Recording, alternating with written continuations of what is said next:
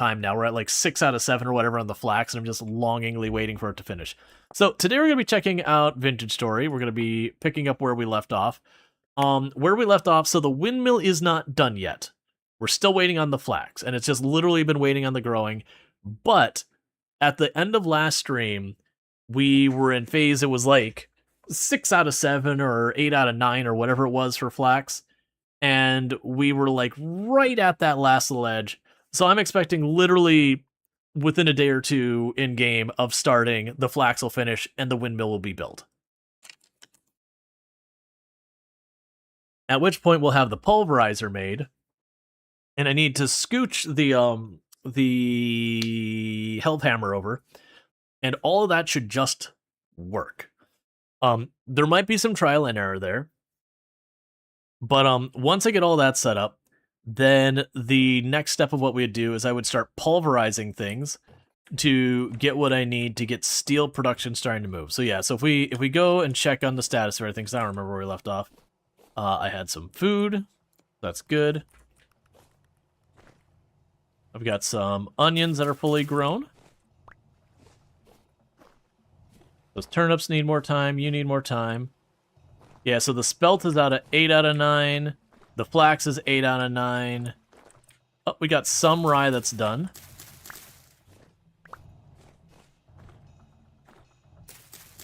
We got some spelt that is done. But you get the idea here. We're at the home stretch on getting the flax. And I believe I have more than enough flax. I'm really hoping I have more than enough flax. I have more than enough flax to complete the windmill sales. Yeah, those are all 8 out of 9. Let's double check this corner here. I'm surprised. Yeah, you got one here that's done. All right. So you can go here. Right now, I'll drop the seeds off. But yeah, so we're getting this all going. Oh, I had another seed right here in my hand. What's your most played game? I would guess it's still probably Path of Exile. I can probably check. I'm pretty sure it's still Path of Exile, though Project Zomboid got relatively close to overtaking it.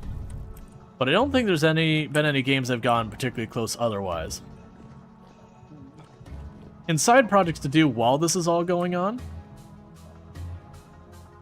Okay, I was able to fit all the onions in there. Is taking our storage down here and expanding it.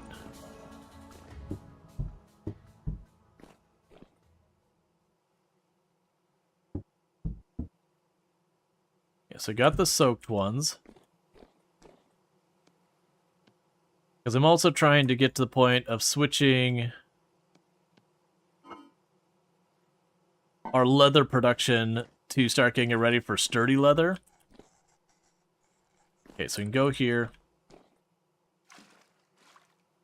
There we go. Yeah, so we got tons and tons of goodies in there. Oh, and we also did get our charcoal pit finally done. So you can see it's just a wall of charcoal down here that I haven't quite cleaned out yet. But we did fill up that entire area, the 11 by 11. It's only like 2 deep or whatever, but 11 by 11 at that. So yeah. Oh yeah, no, that's the thing. If I were to guess what my actual most played game of all time is, it probably is EVE Online, would be my guess. Unfortunately, with the fact that I've had like different accounts here and there over the years and all that, and I haven't played in a hot minute, I have no way to verify that. World of Warcraft is probably also way up there, but I have no way to actually go check those numbers anymore.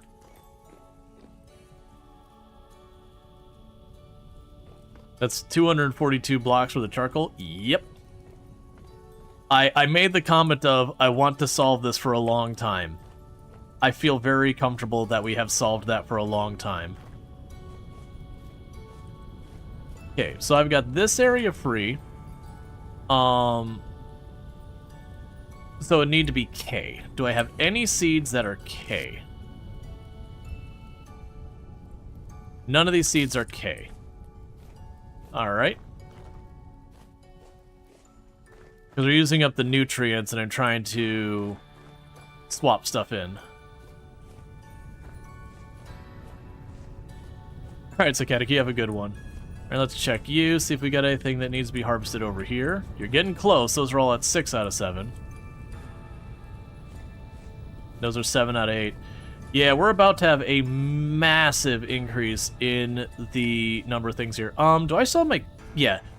Before we get too far into things going on today, because we're waiting on stuff to grow for the main thing, I'm about to get to the point where we're going to suddenly start overwhelming our food storage.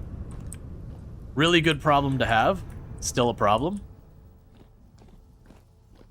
So I have three kilns there. All right. So let's grab a couple of stacks of this.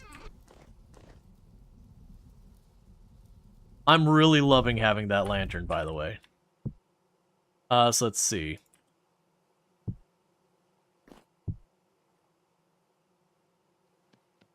Yeah, so what we're going to do here is we're going to quickly get some more storage getting built. And the reason I want to do this is I'm going to be getting all that food in. I'm going to want to make sure to have enough storage to actually do stuff with it. The other thing I need to do is, as I mentioned before, I'm going to want to get a lot of that out from below. So at the moment, so far as pursuing materials, I think we're in relatively good shape. Yeah, no, right by the end of stream, we made our first lantern. That, we did get the beeswax, we made the candles. I can make more, I just have to make plates. I haven't decided what lanterns I'm going to make. That one I made copper just because I already happened to have a copper plate laying around from way at the beginning, where I was like, let me make a lantern, realized I couldn't make the candles, and all that. And also, realistically, I'm probably going to want to go back down into the basement down here where we got the charcoal pit, bring a bunch of dirt and all that, and get back to continuing to get the quartz and fill in the walls. Or I could ignore all that and I could just go someplace else I could see quartz and just start mining more quartz, because we'll need more clear quartz. Because I was surprised to find the lantern. Has to be one of the ones, yeah, like copper lantern. That it required clear quartz specifically. Oh, okay. Oh, I see. Oh, so you have different presentations of it. Yeah, so weirdly, so this one says it only uses clear quartz. But then I also have a copper lantern that only uses the glass pane slabs. And I also have one that can have silver in it, gold, electrum. Yeah. So yeah, so this one has like a slight whitish tint to it and all that, versus if I use the one right process glass. That's not a problem. I have more than enough materials for all that. Yeah, so let's get these made, because that'll give me... Let's actually take a look. Because what I'm going to want to do here, this is going to take me some effort, is we'll probably get rid of the water that's in this room. That's going to go away. We're probably going to take all of these boxes and we're get them out of there. We're going to get these barrels. We're going to get them out of that room. And we're going to start expanding this storage. I do kind of wish... Is this 7x7? I'm pretty sure this is 7x7. Yeah, it is 7x7. I do sort of wish that when I set that up in the first place, I had made... not a layer, but like put a row of the storage vessels and then put like a shelf over and put a layer of the storage vessels. And then I think I could put one more shelf with a layer of storage vessels. So I got like a wall of storage vessels and then put like shelving in the middle of it. I probably don't need to go to that extreme, but you get the ideas. I could make the storage potential utterly obnoxious, versus I think that's only 3 tiles tall. So I could put a layer of the vessels and then some type of shelf to then put another layer. I'd have to see what my options are, because I don't think I can put the jars on top of each other. I should just try that, honestly, because I might literally be able to stick this on the wall like the chests. Probably not, though. I would assume this would need a shelf. We need to see what we can do to make shelves that don't look terrible. But that way all our perishables we can shove down there.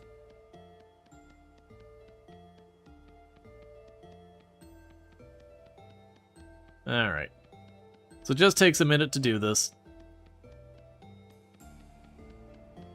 These clay forms take actually a pretty good amount of materials. It takes almost, I think it's just a little over half a stack of clay per vessel.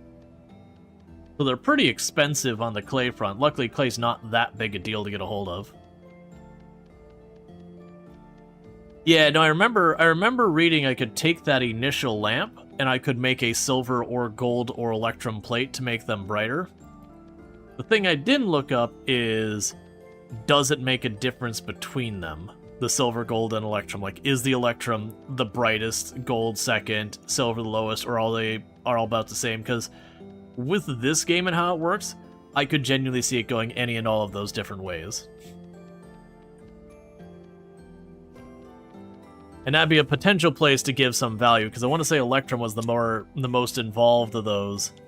Like, it's kind of the end game ingot. And I could see them making it so, like, oh, you can get, like, the super bright lamp, but you gotta get this really pain-in-the-butt material. They're all the same. That's good to know. That's also convenient. Which we actually do have a gold nugget, singular. I think I got it panning.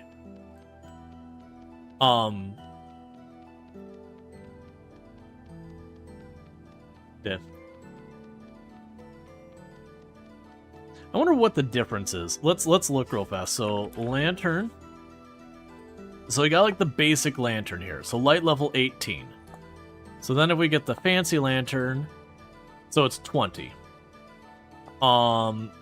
Versus if we were to compare that against the oil lamp, it's 11. So it's almost, just barely, not quite double the brightness for the one at the plate. And it's a little over 1.5. Well, it's just slightly over 1.5 the brightness for the regular lantern. Yeah, no, I figured, yeah, Kraiska's saying there's no difference between the different types of lantern materials, aesthetics. Yeah, no, I figured that much. I figured whether you made it out of copper, bronze, or whatever was purely a cosmetic choice. Yeah, so as you can see, this is going to take me a minute. There's a good chance by the time I'm done making the clay forms and putting them in there to start firing them in the kiln, there's a pretty good chance at that stage the flax might be done. Like, genuinely, I'm expecting literally any day now for that to be done.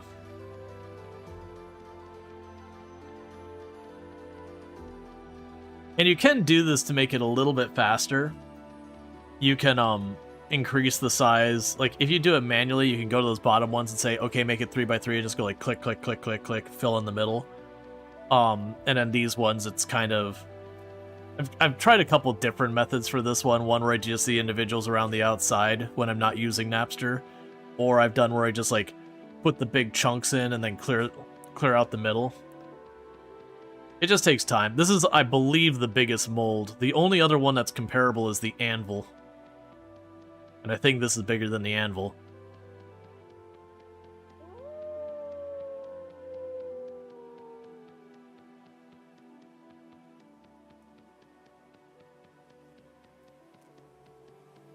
But every time you make one of these, it's another thing with, what, 10 slots of inventory or something like that?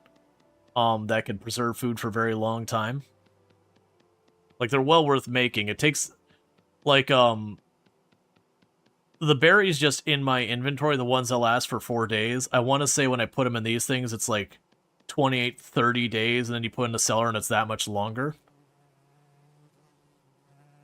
Okay, so I ran out of clay on that one. So between those two, that was a full stack. I think it's also good that I only made 3 of the kilns over here, because I feel like that's about the amount I want to put up with before I'd want to not be just sitting here doing this. So it lets me get tangible progress happening without just feeling like you're spending 2 or 3 in-game days just staring at making clay.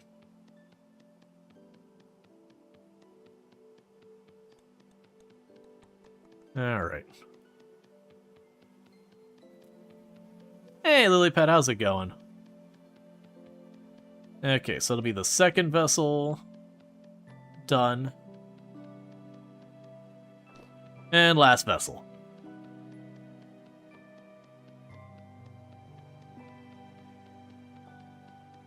You're doing alright. Well, that's not bad.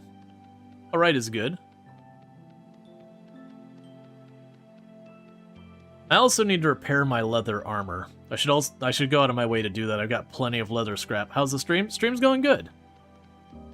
Just getting ourselves a bit more food storage because I'm realizing the vessels I've already got in my storage room are very quickly filling up now that we have, like, proper farming and everything coming in.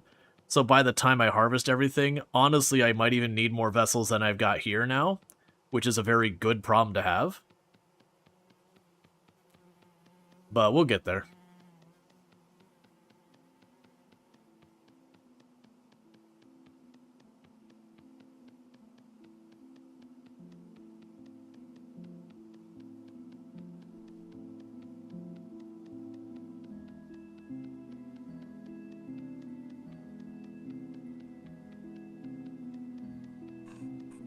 It does make me curious with the big little gear thing. If you're able to use mechanical advantage of gear ratios, like how much the game does or doesn't consider that. Because I just chose to put like a big gear on the bottom because it felt like it'd be the easiest to put other stuff off of. Like it wasn't even considering the gear ratios about it. But what that would mean is currently, by the way we have our setup, I've got a little gear going to a big gear. And for those who don't know the impact of gear ratios, if you go little to big gear, the rotations per minute of the big gear become slower, but the torque becomes higher so far as what force you can put behind it. And then the reverse is also true, that if I take a big gear and I go to a little gear, you end up losing a lot of power, but it goes way faster in the rotation. Do you want that answer? Yeah, just that gear ratios, are they a thing in the game? I assume they are. Like, I would guess they are. It feels like the kind of game they would do that kind of thing, and it's usually pretty easy mathematics, just, especially with only having 2 gear sizes, and all that. So it very well could be that what I've done is I've given my situation where I could have a less power windmill. Yeah, no, the ratio would be fine. It's probably significant considering the size of the gears. The one gear's at least quintuple the size. 5 to 1. I feel pretty good about that. I did not look it up. I was like, just eyeballing it, it's about 5 times the size. Because the little gear, while it does take 1 tile, its visible appearance isn't a full tile. Versus the other one, I think, is only 3 tiles wide? 4, maybe? Probably 3. Thank you for the follow. Welcome to the stream. But yeah, but you have to go by, I think it was circumference you cared about? I used to know the mathematics behind it, but man, that's been 25 years. That was high school. We went into all that about gear ratios and how they impact things and all that. And I definitely remember doing that with Legos and being like, oh, hey, cool gear ratios. Let's take this to an extreme and make this thing go as fast as possible. And they'd have so much resistance on the little gear that you'd break the little plastic shafts on things because it couldn't handle the sheer amount of torque you're trying to put on that little gear. It just didn't want to move. You know, then you go to the other thing where you take something. Like, I remember there was a science center. I couldn't tell I can't remember which one it was. There's one of the science centers we went to, and they do the one where you would use, like, a pulley system to lift a car. So just like, you know, a little kid would be able to lift an entire car by themselves because it would have this really elaborate pulley system that, you know, you're going through, like, 3 or 4 sets of pulleys to just really minimize the weight. But then they also had one where it was basically a screw. And so you'd have this little gear crank, and you'd turn it, and you could lift this big heavy car, but it took absolutely forever. Because the gear ratios had to be fairly extreme to not make it too heavy of a weight for you. Okay, and I've had this scythe on the wall, which its actual purpose is for harvesting things. And this whole time, I've just left it sitting on the wall and never once used it. It's brand new. And we've had it since I got copper first set up. Hey, Code, I'm good. So let's go over here, because I need grass. Well, yeah, no, that's the thing. It was grass cutting and then harvesting crops.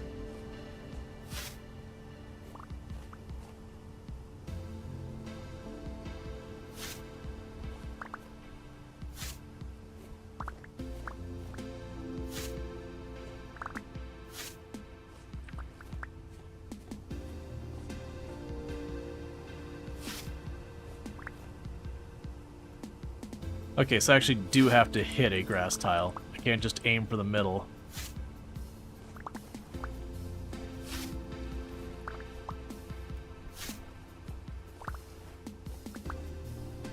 Oh, that's so much better than just standing there with a knife just picking away at them.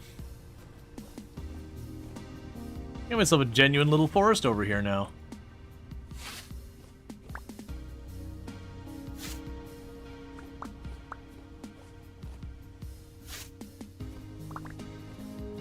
Okay, that'll be good for now there.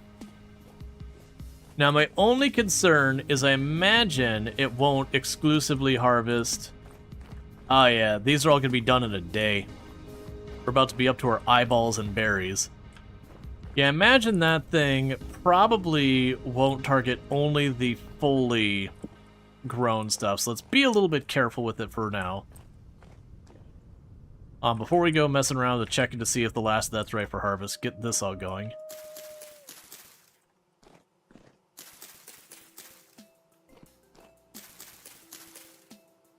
Alright.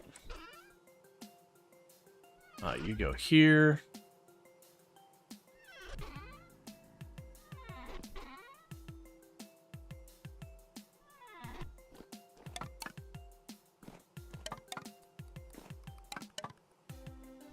Cool.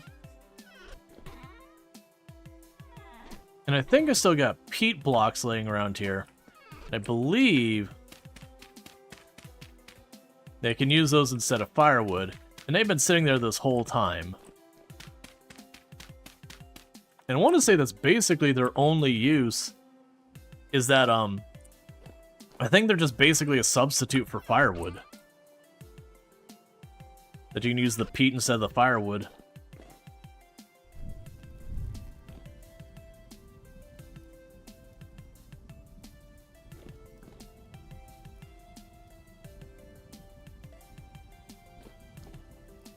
Okay. So that'll give me 3 more of the storage things. Let's go check on the flax again. No, legitimately, I just have a forest over there now. That's fun.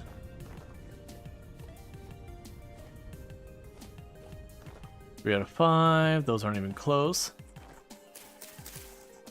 Some more of the spelt has grown. Oh.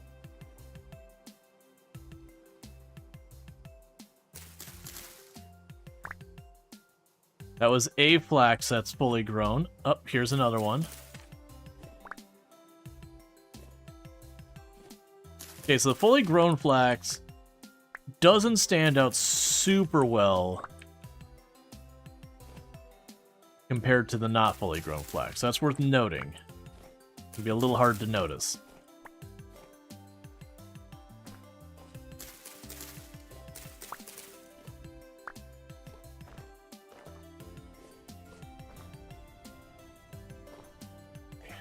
There's one.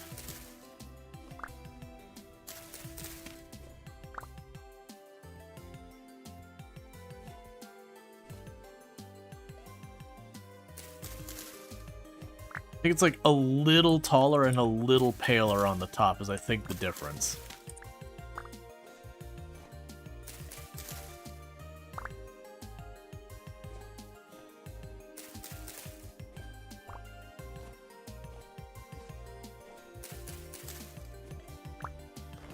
Okay, so we got some of our flax up, not a lot of it.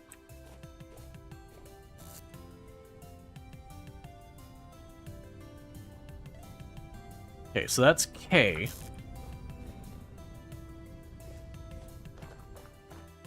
We look at where we've got these that are fully harvested. This one will accept K. Now I'm going to be short 1 flaxseed to fully doing this. But just in case I come up short or need more, that's fine. And there's not one more of these that's harvestable. Come on, give me one more. Let me have missed just one.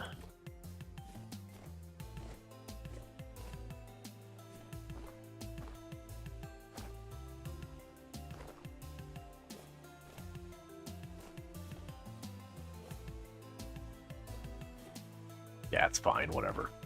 Okay. So you can use K or P. Oh, actually, no, you still have got crop in there. Yeah, so none of the other ones are clear. Cool. Before we get into actually processing all these things and using them for stuff, let's double check, make sure we don't have anything over here that's ready. Oh. There's some onions that are done.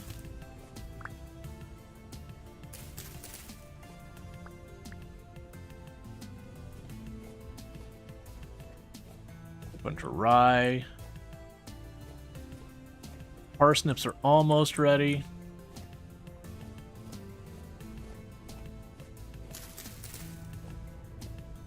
Okay. I got to mention that. I'm sorry. That's a rough one. Slightly darker tips. Okay, like it looked to me like they were a little bit brighter. Okay, that's good news here. We can go down here real fast. Yeah, no, age is a very cruel mistress.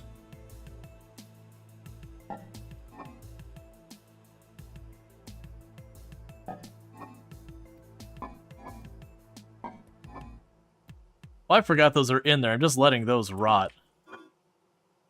Put the flour in there, I guess.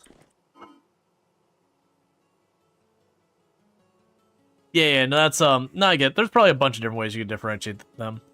Okay, so I've got the problem now that this one is full. That one's basically full.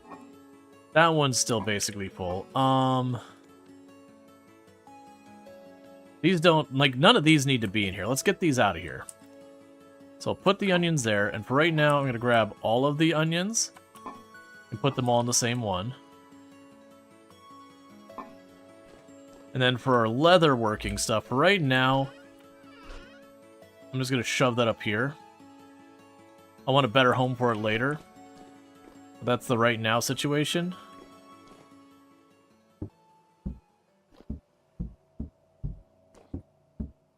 Oh. I don't know I have completed leather in a water barrel, but I did. Okay.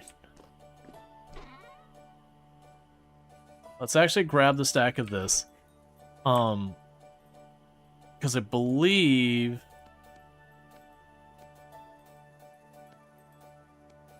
Ah, I see.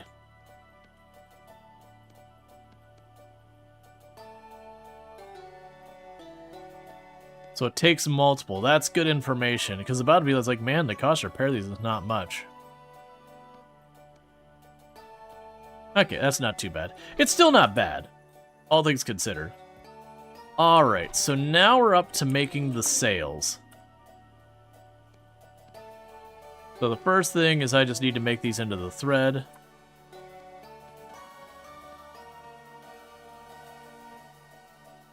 Alright, so with this we can make the fabric, and with the fabric we can make the sails. So each sail is 4. And it makes 4. Oh, so I don't really only need 4. Is that really? They're that cheap? It feels like it shouldn't be that cheap.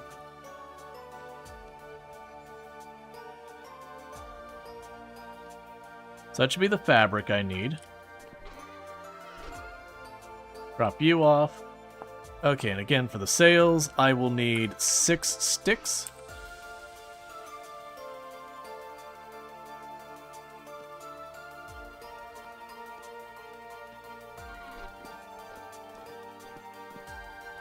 It's time. We've waited 10,000 years, but it's time. And it's time for everything to go wrong. Because I don't know what I'm doing, and we're gonna figure out.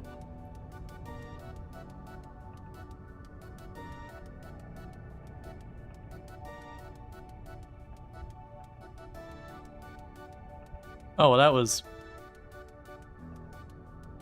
Sales power output 20 kilonewtons.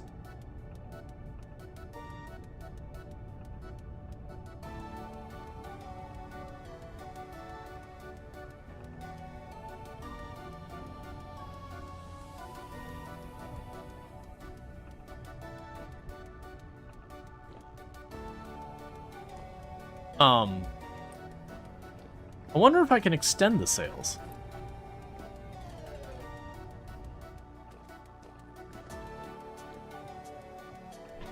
Oh yeah, gotcha. That was the thing when I was looking, I was like, it's a very, very small set, so... That gives me another set of sails.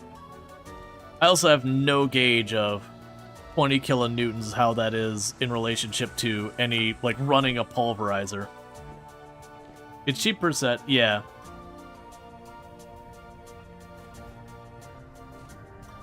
Now, with the gear ratios I have here, I should be benefiting from torque.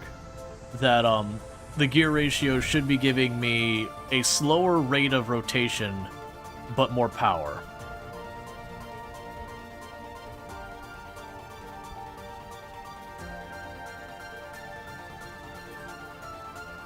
Okay. So I've kicked it up to 40 kilonewtons.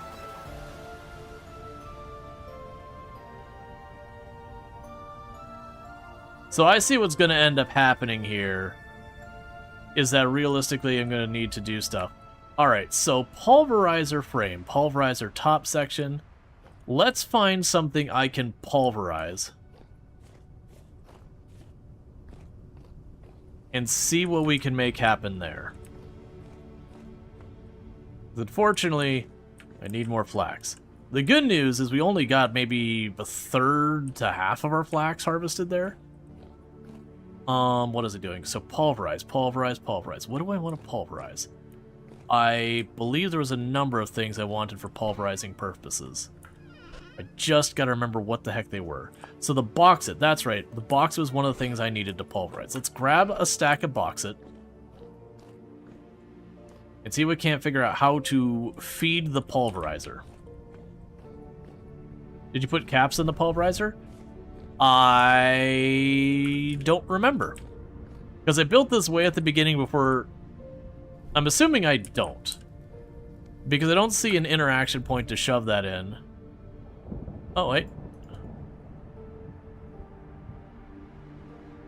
I was able to put that in there. Okay. So, yeah, alright. So apparently we need the caps.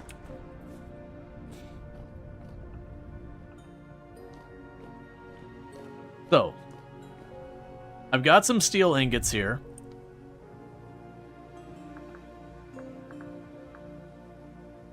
Yeah, pulverizer, frame, toggle, and pounder. We've got all those. And interestingly enough, it doesn't mention the cap. Okay. So they need a toggle, 2 pounders, and caps. I'm assuming...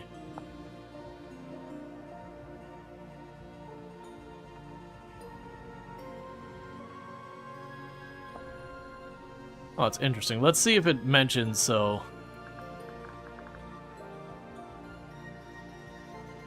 Okay, so we can make a steel or an iron pounder, so that's tier 3, that's tier 4. Yeah, so let's make the iron ones. And so that'll be smithing, so grab our hammer. I don't know how many ingots this is going to take.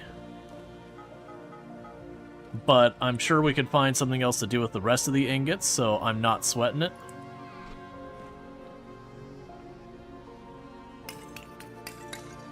Yeah, no, I figured that as much, is that when they had the tiers, I'm like, okay, certain materials can only be broken thing, and that's what I imagine the better steel furnace and all that's going to boil down to, is that I will need the better pounder caps and all that to do that.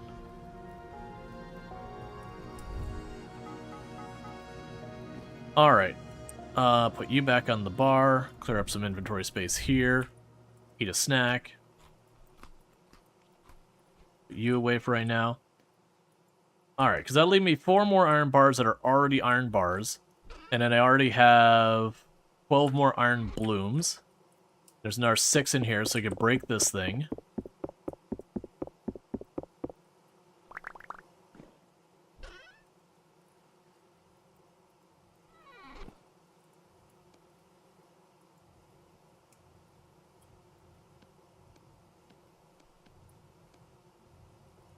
Make ourselves another iron bloom.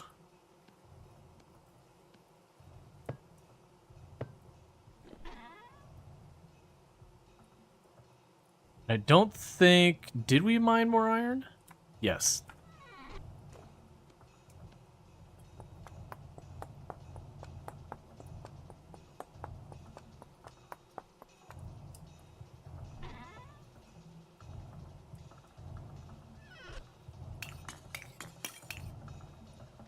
Hey, Doom, how's it going?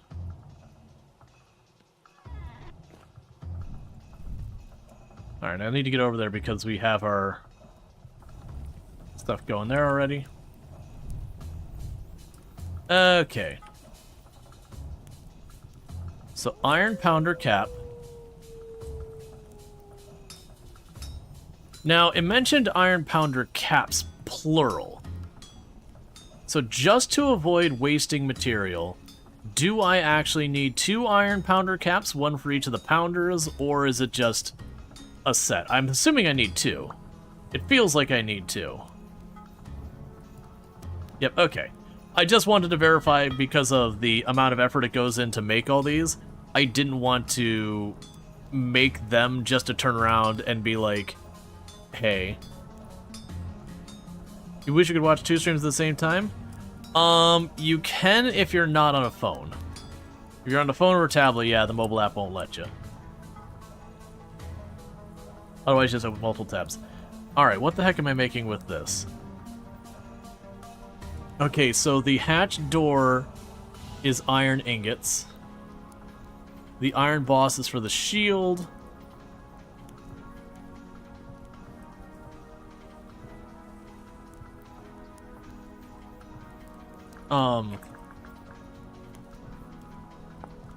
Yeah, the kiln door 3.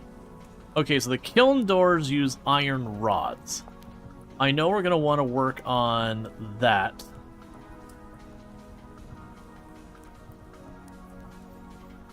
So iron rods.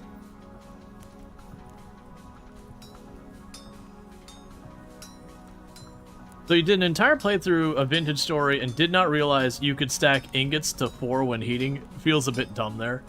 Oh, that makes sense. Like that kind of stuff happens. Let's also, you know, we can go ahead and make another iron rod.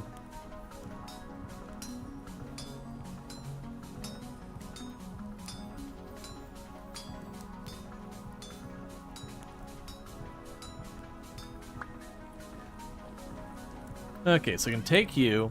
Right now, I'll toss the iron rods, smoldering hot in there. And we've got our scorching hot pounder caps.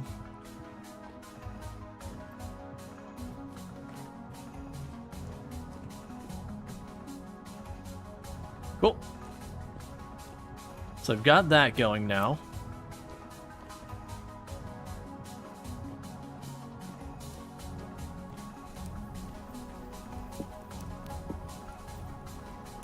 Alright, so we're doing good there. We'll want to make more food. Before we get settled in, let's get that going. So you can grab 5 carrots, 5 onions,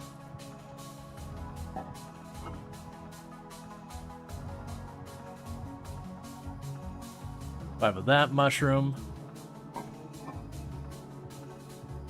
Wait. Oh, that was a turnip, not an onion. Okay, so grab a bunch of that stuff. Make yourself some dinner. Alright.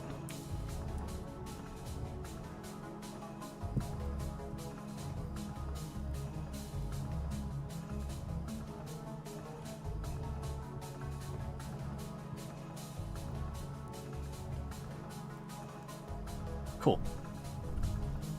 I also appreciate that we got the candles going. I also think it's a nice touch that once you use one of the cooking pots of the candles, it's like no good anymore. I also just realized I did the 5 thing I was doing earlier when I can put 6 in there. It's fine. Alright, so that'll cook for a minute. So yeah, it's looking like I don't have enough power to make this work. The other curiosity... Alright. So I can't easily get that going. It'll be curious to see how much I can feed it. That might be one of those cases where I can add a hopper to feed it in slowly. I don't know. This is all learning experience. But yeah, we'll probably get probably be able to take a hopper to feed in a whole stack or whatever. Let's go look at the steel and which materials I actually genuinely need. So, oh right, wasn't it weird? Yeah, for some reason when I add the L, it doesn't like it. So steel making, that requires this. We need to be able to make mortar, and mortar is made with quicklime, so that's not a big issue. And just sand. Yeah, it looks like just pretty much any sand is good. And the refactory brick. So bauxite and quartz are gonna need to be crushed. I thought bauxite was one of the earlier ones. So in the meantime, we're still getting the whole windmill powered up more.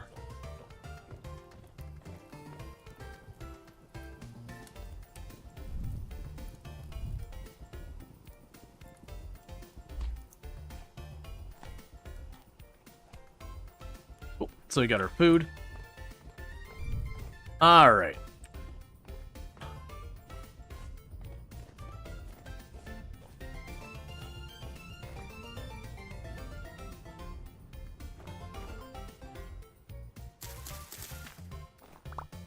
Cool, and that's the last one I needed to plant all that, so that's good news. Those have a while to go, those have a while to go. There's 2 more spelt grown.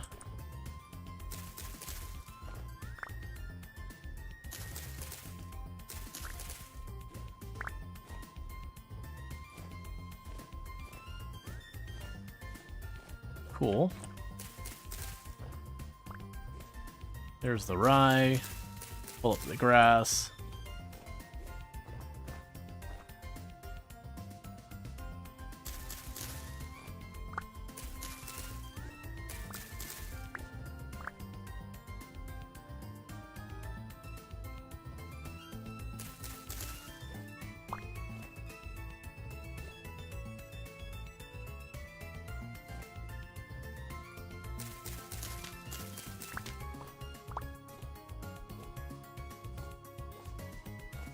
Okay.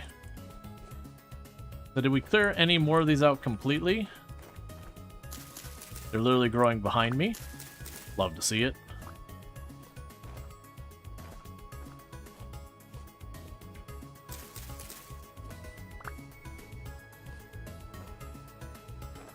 Yeah, so you're getting really close to these all being done. Cool. So with that, we'll go and drop the seeds off again. I can pop over here before we go too far.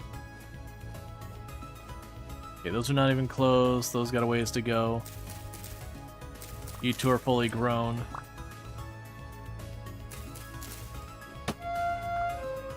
What? What? Where? Huh? Oh, okay, I see. I didn't hear the enemy at all. I'm just like, where am I taking damage from?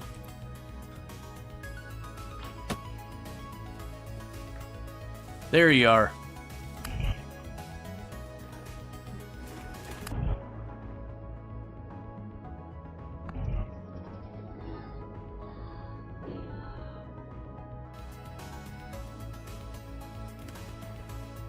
Yeah, there's an underground area still not fully enclosed over here that I need to deal with.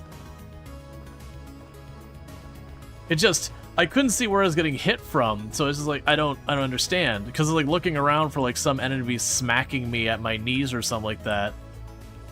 It wasn't until I saw the arrow that missed me and hit the wall I actually figured out what the heck was going on.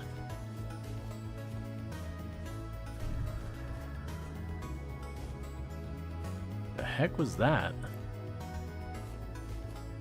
It's probably fine. If I don't look at the problem, it can't hurt me.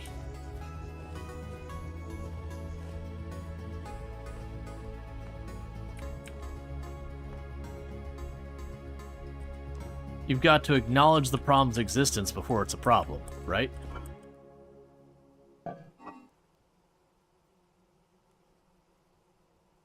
Okay, so you're full.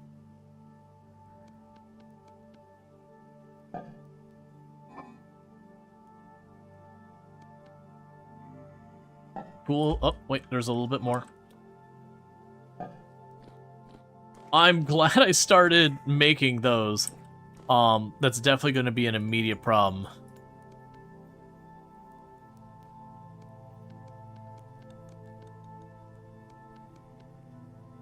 Is there enough for one more? Was this one, I think I had the thread and all that in. Oh, yeah, there is.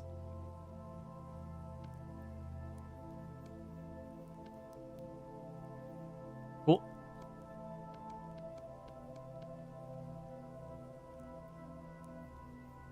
So 1, 2, 3, 4.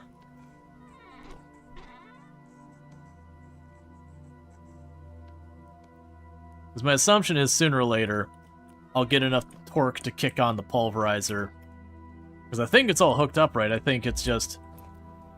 I don't have enough torque behind is my guess of what's happening right now. Unless I have to, like, hit the toggle or something. Nope, that took that out.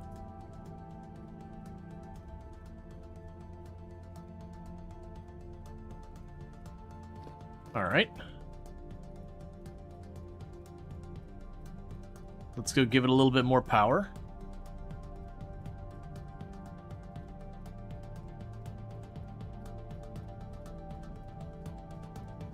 Yeah, so you've got 60 kilonewtons worth of strength. That gear is all hooked up. We go down here. This should have mechanical advantage where... Oh, wait, am I going the wrong way around with this? I think I'm going the wrong way around with this. Break the axle and replace it. Let's see, okay. So, this would be a 1-to-1 gear ratio. No, it's big to little gear. No, actually, that is big to little gear. That would make it turn much faster, but at a much, much, much worse power. So I actually think I need to make the gear ratio the other way around. That I put the big gear on here and the little gear on there, so that way the gear spins really, really fast down here, causing this gear to spin really, really slowly, but at a much higher torque. Or what's probably easier to do in this case is it'd probably be easier to make these a 1-to-1 down here and put the big gear up there.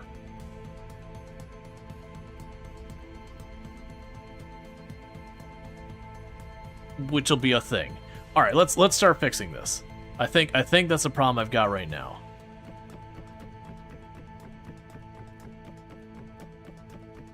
Because I think I've got it set up for speed, not for strength. Yeah, so you see the moment I took the gear off, it's super happy.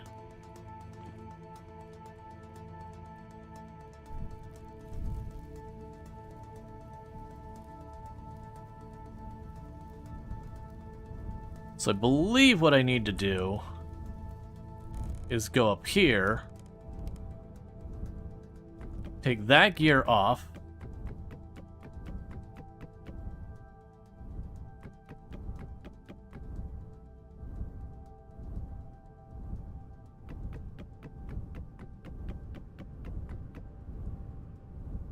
so I'm worried if I take this off, it won't work anymore.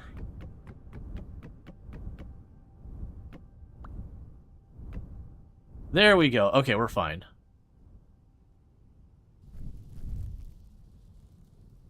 Now, where did your other gear piece go?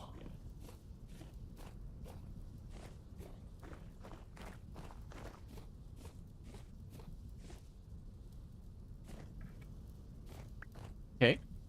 And so now what I need to do is take you off here.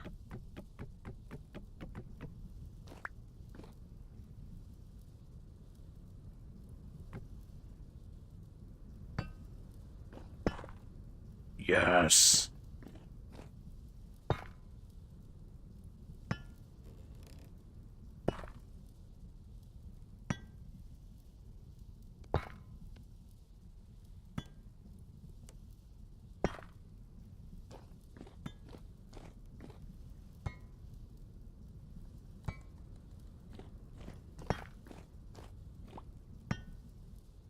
Alright, so that's not very fast.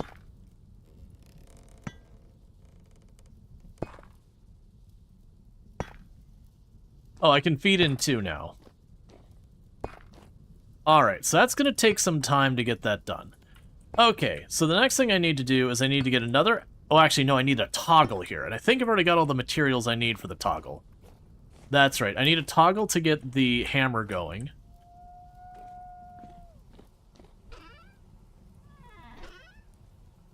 And pretty much this time, how would you rate the game? I very much enjoyed it. I think it is quite excellent. Basically, if you played Minecraft and you said, but what if it had a lot more going for it? You're basically at that. Alright, so you were... I will need a log. Oh, I don't have animal fat. That's right, I ran out of animal fat. Okay, so unfortunately we're going into nighttime. Tomorrow, an animal must be murdered. A sacrifice must be made.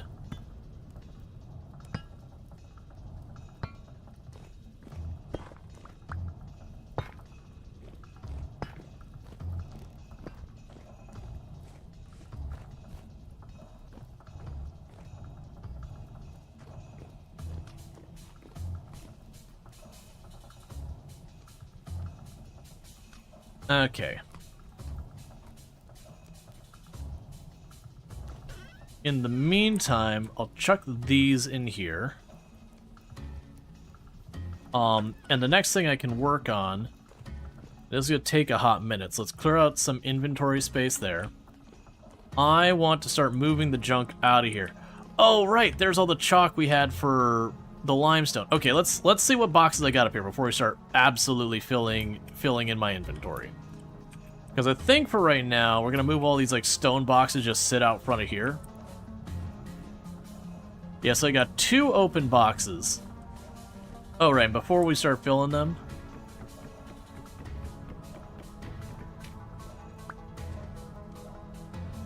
craft them to be open, because I actually find that to be way more interesting.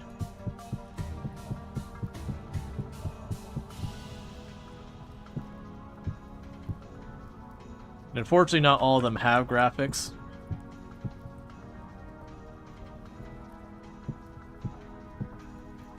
Or them being full. But for the ones that do have it, where you can just chuck stuff in there, and it has whatever appeal it has.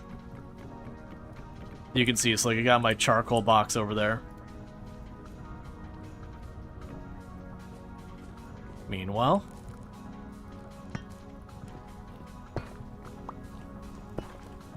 want to keep that going for the time being.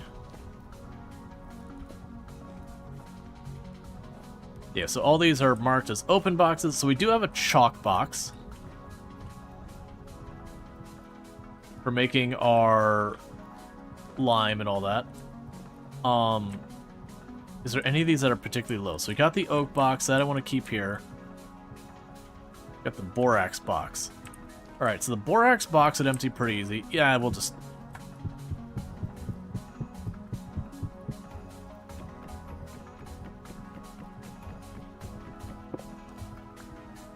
And what we're doing right now is I'm changing my storage around.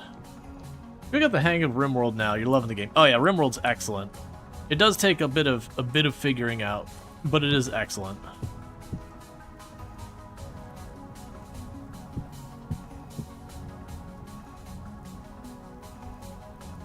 Okay, so that's full.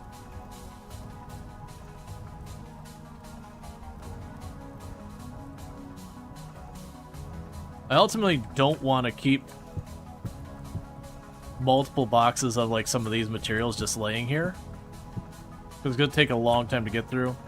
But we did pull all that up mining the iron anyways.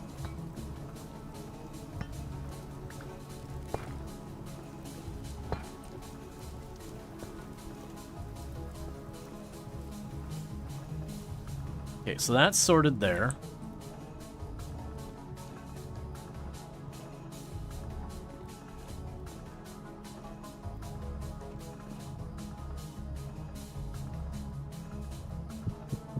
Grab the stone next.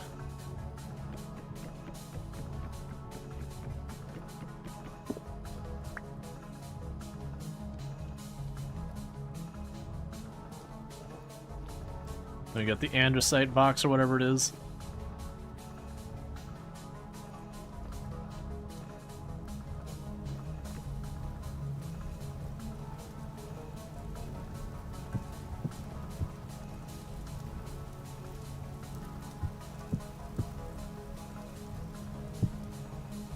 Alright. It'll be good to have all this crap out of here.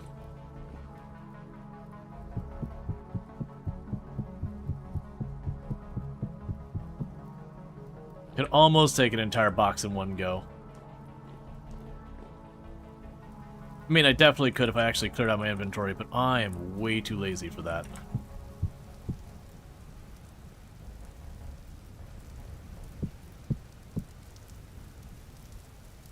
I still think another nice quality of life would be for when you're emptying your inventory kind of thing to a crate. I'd have a button to effectively be like, hey, empty all of the same material in here. So like the andesite I'm putting in there. When I walk up to a crate, have another modifier, maybe alt or something, that just takes it all out. Because I see remove... It said remove all items, but it's not...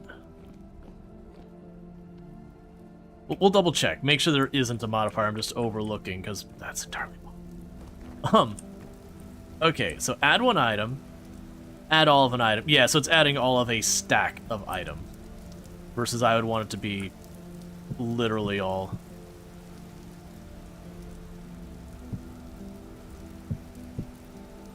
So like kind of like in a lot of these games, like the stack nearby functionality, that kind of thing. So that once you got your stuff sorted, you don't have to baby it.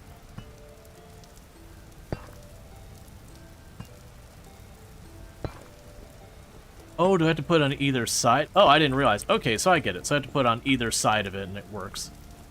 Alright, so let's go for the next box.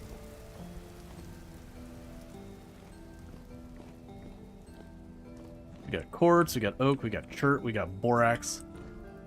Let's go for the quart chunks, because those will also need to be processed. Because I want to process those into the powder for making the bricks. So I'm assuming I could probably get to the tier 2 blocks for the kiln and all that. I'm not going to go out of my way for a bunch of that stuff. Okay, so put all the fancier materials over here.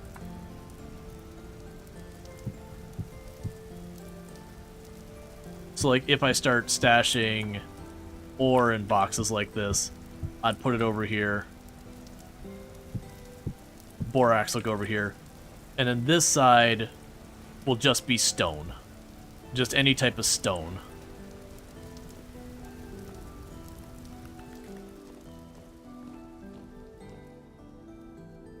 Okay, so that's the oak. I don't know where I'm putting that quite yet, so we'll grab this. I can also envision we could put where I'm doing all that, put the leather working over there somewhere as well. I'm not going to make that an immediate priority, though. Right now, I'm just trying to expand that area down there. Because, like I said, the leather working, I'm still going to do some of it, but I'm kind of going to be pursuing the sturdy leather stuff. Let's drop you here for right now.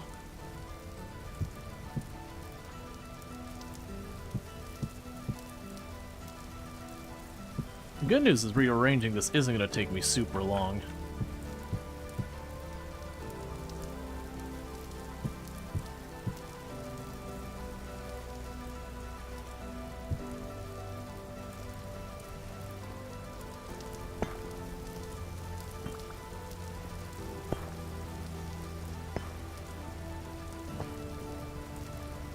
Alright.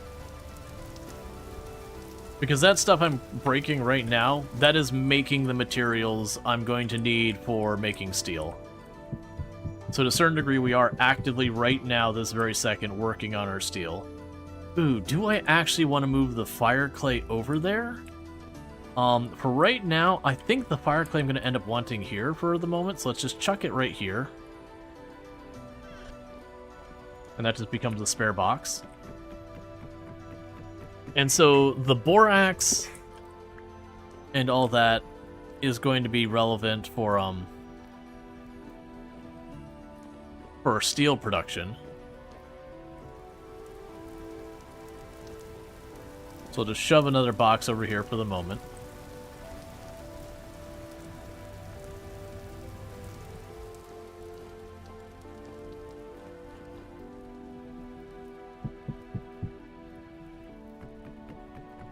Okay.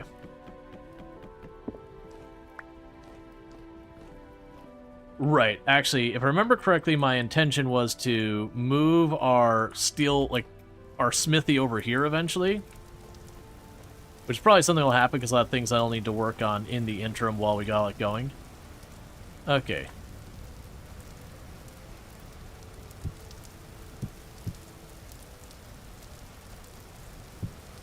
Got a box of the borax.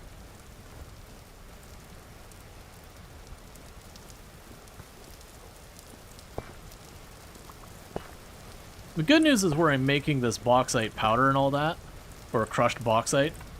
I don't think that's something I'm going to need a tremendous amount of, because I'll end up making the structure, and it, from what I understood, it wears out over time.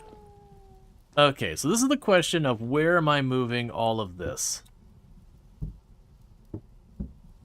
Because that's been our leather working this whole time, and we've been starting to move that out of here. I don't really have a home for it. Because... oh good, these are done.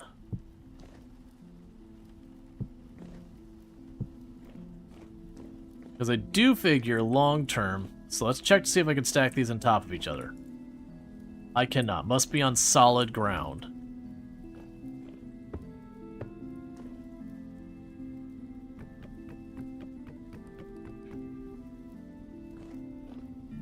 Okay, for just for a minute. Let's get that upstairs.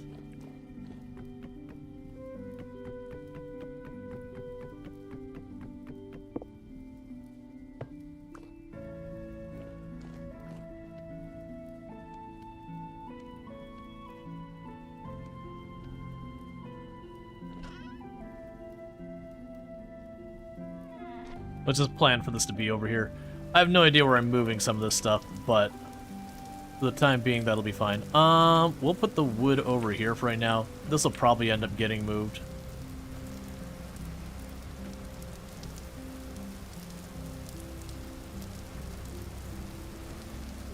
That's an interesting choice for graphic, for this being the, a thing of oak.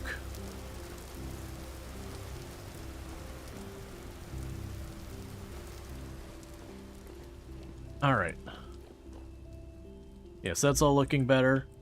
The barrels I'll want to consolidate, move. We'll get rid of the water pool there as I need more space.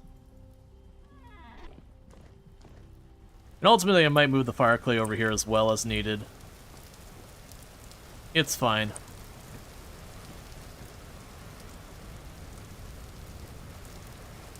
I should also check how much of this I reasonably need. Okay, so steel making, I am going to need refractory brick gratings. So that's going to be 6 to make 3. So I'm going to need 2 rounds of that. And each one of you takes just 1. So it's gonna be a hot minute. We're gonna need to make a lot of this. I also should check to see the upgraded materials one, what that'll cost us. It's also daytime. Yeah, so it's going into daytime, so let's, I don't even remember where I put the box. Yeah, so drop that there, drop this here for right now. Actually, I'll put in the correct container so I can find it later. Okay, so I'm not going to just hover over that, because I need to go find an animal to give me fat, so I can make a toggle. So I think we're good on all this. We'll take a quick peek over here at the crops again, because I want to make sure those are going. But we're gonna go ahead and take a go at the animals, see if we can't find anything to hunt. So now those are ready. Alright, so you're good here, so we could take P or K fertilizer there.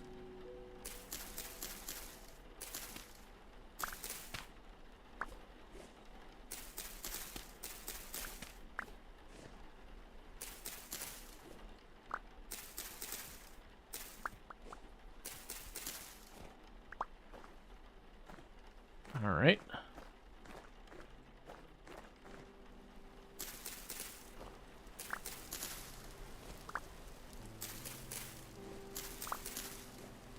And I'm imagining, just based on the time that's gone by, we probably can only get about 2 harvests out of a field segment per season. You know, maybe more with like the better soil or whatever.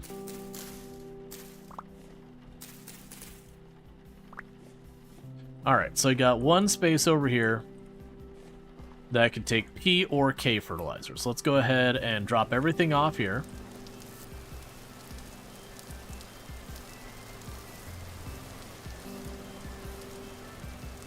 So onions are P, flax is K. Right now I'm going to keep the flax going.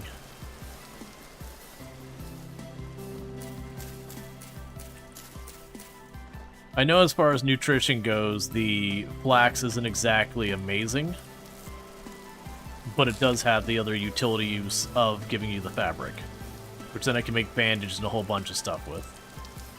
Okay, those are almost ready to go. Those are almost ready to go. Those are almost ready to go. Those are almost ready to go. Okay, got a lot of stuff that's almost ready for harvest. Okay, good news. So yeah, so we got 3 more stacks of food and a bunch more fabric. So I can continue to build up that windmill, because I'm sure we'll need more. Sir? No. Bad.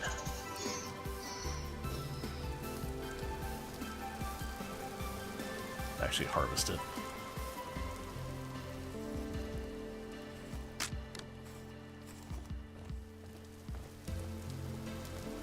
Okay.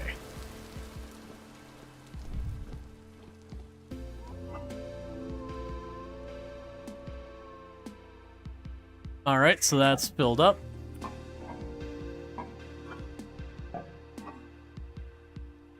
I guess we start a second one. Alright.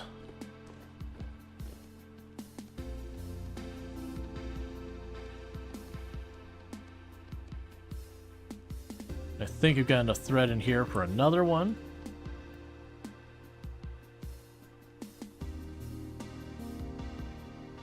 Cool.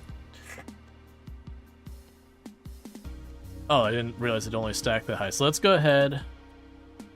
We've got a ton of that. We're going to go ahead and drop that because I'm at that point where we're probably going to not want to make all of them.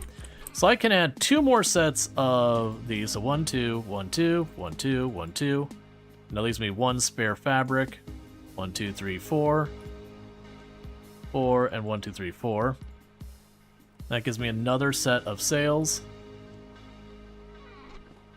I'll drop the fabric off here for right now, because I'm sure I'll want it later. And with that, we'll have the maximum size stuff we can have on our windmill. It's still pretty early morning, so we should be good.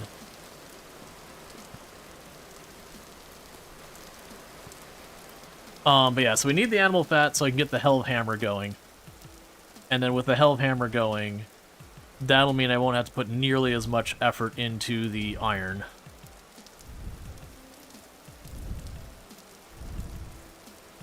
A 100 kilonewtons.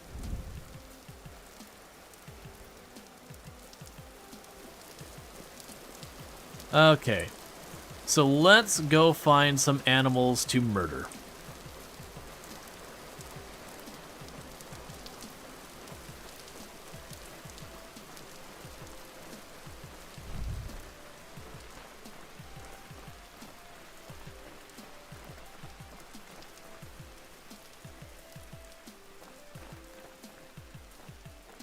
It does amuse me greatly that I've got my own, like, little forest there now from just all the seeds you've collected and doing all that.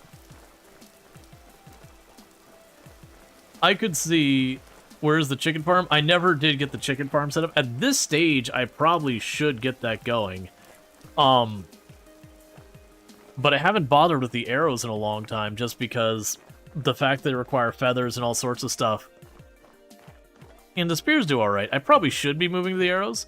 It's just genuinely when I put all the time into making that recurve bow, only at the last step to realize I'm not allowed to make the recurve bow because I didn't choose a certain trait at the beginning. It just kind of really, you know, I just kind of put the effort in. It's like, well, never mind. And now I'm just dealing with the spears.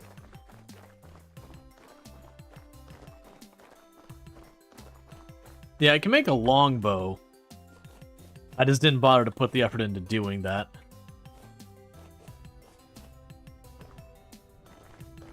Alright. So we're not here looking for resin or anything else. We are looking for things to stick with spears. So rather than cutting into the woods like we've been doing, because we haven't been seeing very many animals up there, I'm going to keep going farther north.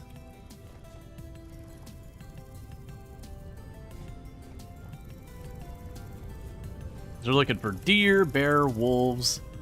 I'll even, you know, take a go at a rabbit just because there's an off chance maybe I could get something from it. You can turn on the classic exclusive. Yeah, I probably should. I just haven't bothered. Like at this stage, I don't want to, you know, put the effort in. Because I literally have everything I need to make the recurve bow. But then it's one of those things that I gotta go drag the chickens back, set up everything I need to take care of them and all that. And like the only motivation I have to do that is really for the feathers. Like meat-wise, I kind of see that as just extra steps to get rot, because I've got plenty of food happening and all that already. There's something over there alive. So right here.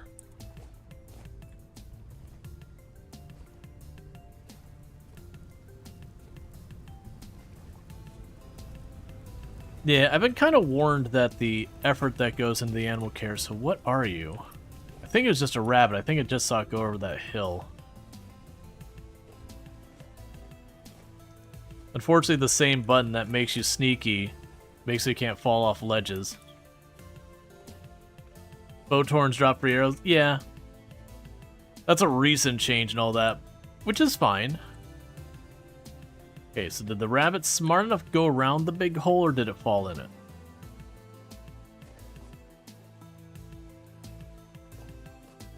Oh, there you are.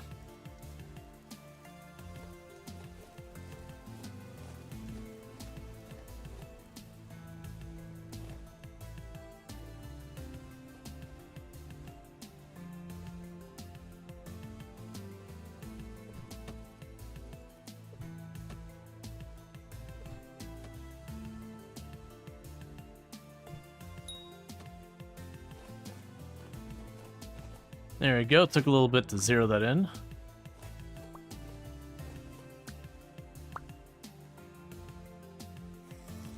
Alright. Yeah, but no, like even with the bow torns I've got, we have not gotten very much out of them. Did I get injured by the bones of the rabbit falling down into the water? Okay, game.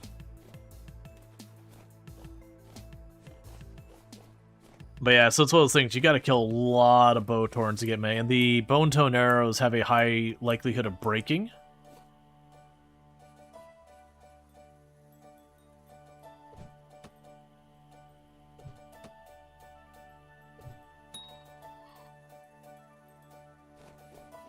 Let's grab those first.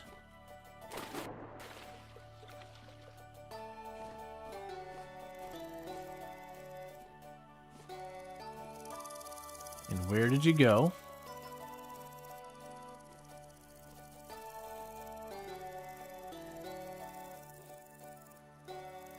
Okay, you're way over there. And there's more than one of you.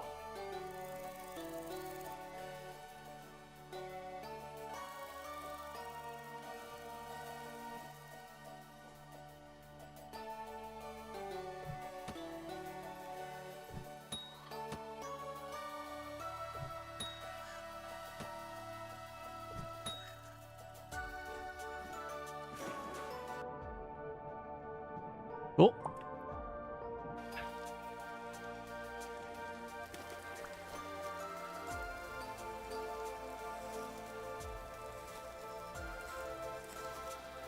And everything's lightweight. Like, literally not even giving me meat. Bingo shop, yeah, like, once I get a little while to, like, kind of zero it in, I get pretty solid reliability on those throws. But it usually takes me just a little bit to get that where it needs to be. Sadly, none of these are giving me the thing we're out here for. We're out here for fat. Okay, am I missing one, or did I break one? Because some of those spears are getting kind of low on durability. I think I broke one. That's fine.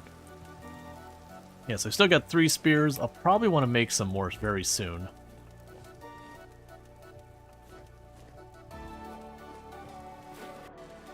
I need bigger animals. Raccoons aren't that fat? No, it's got a stat on it that says, like, is this particular animal, like, low weight or whatever?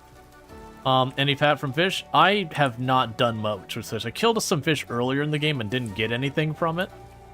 So I stopped bothering.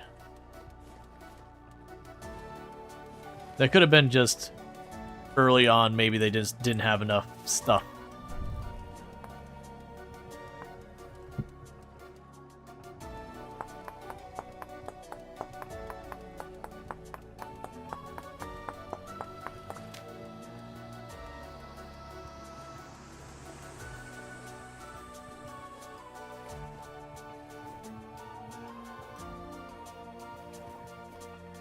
Are you what I think you are?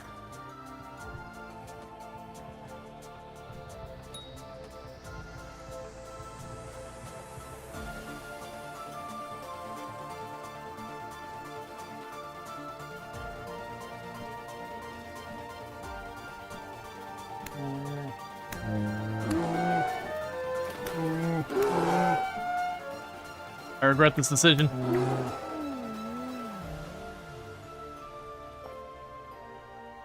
Yep.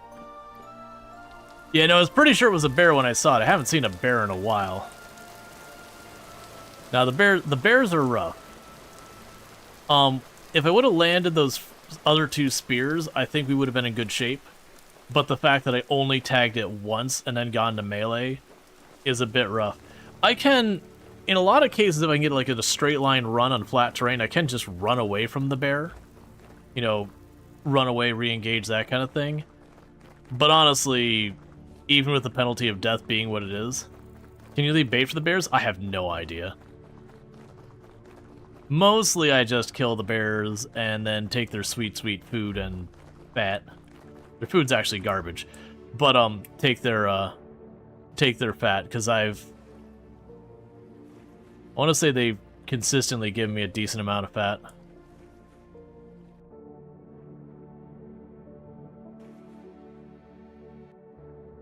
Alright. Yeah, so I botched 2 of those throws. That would have been a lot more damage into that bear before I had to fight up close. They do take a decent number of hits to take down. Which is funny, with my leather armor, it basically only affords me 1 extra hit from the bear. The bear's hit like a truck. I see the berry bushes, I'll worry about those later. My stuff will despawn if I take too long. So I don't want to get distracted.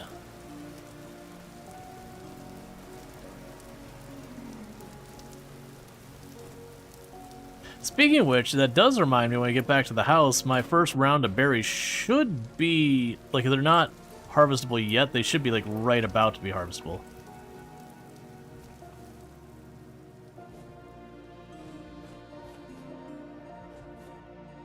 Okay, there's the bear.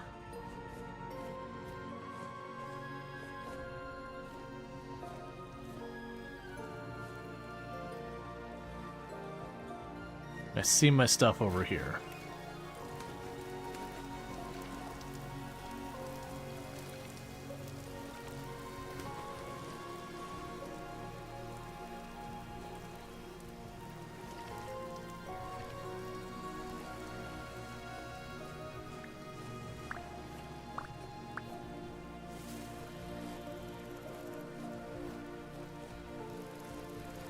Alright. No, I'm missing stuff.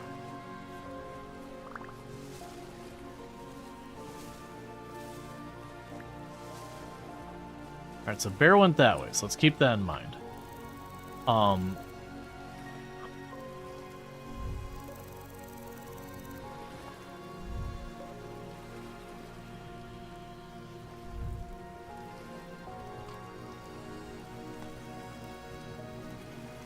Eat some food. Eat some more food. Give me a stick, please.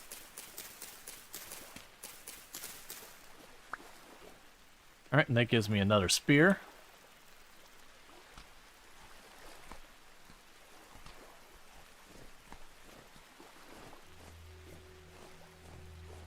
Well, obviously, Strider, you don't want to get hit by it. The thing is, like, a lot of the animals in this game will kind of keep up with you, just try and run away from them.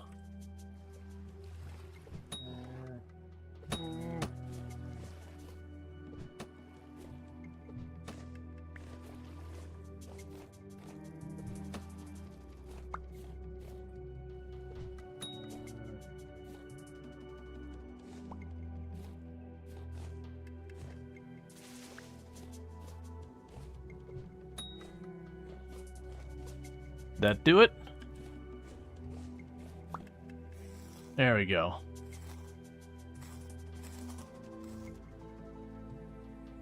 Yeah, give me that fat. That's what we were here for. And I think you only needed the one fat, too.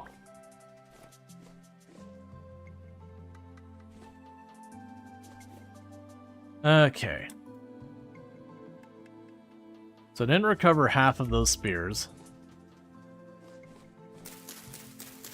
Because I was kind of just blindly throwing them through the trees.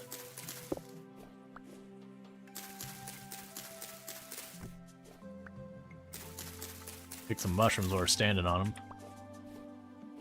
Even though I really don't need the mushrooms either.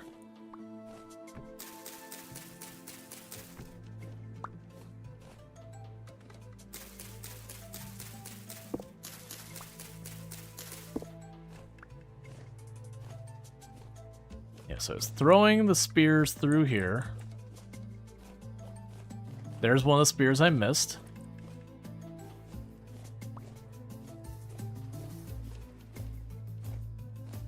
Okay, so let's see. 1, 2, 3. Honestly, that might be what's left, because you look at a lot of these, they only have like one throw left in them.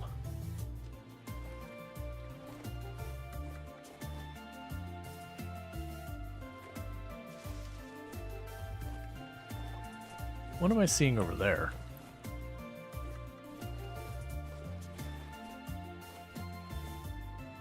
What are you up? Oh, you're a ruin. Because that's another thing we were going to check, is going and digging up one of these ruins. I'm not going to do that right this second, though. The getting the pulverize or the Hellhammer set up, I think, is the higher priority for right now. Because that should make my handling of iron way less of a colossal pain in the butt.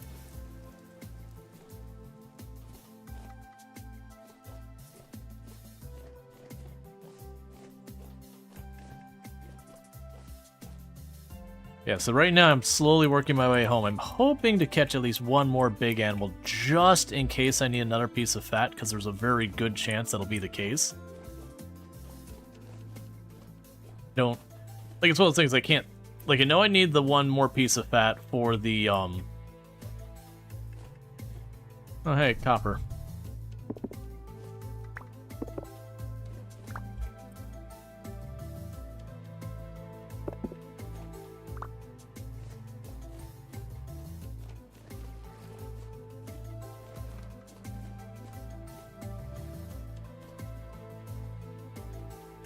All right.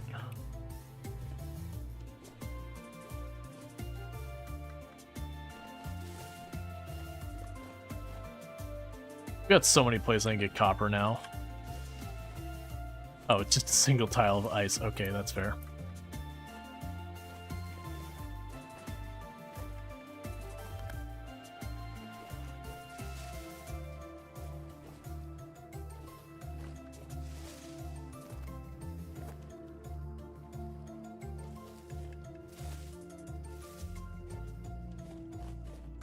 Alright.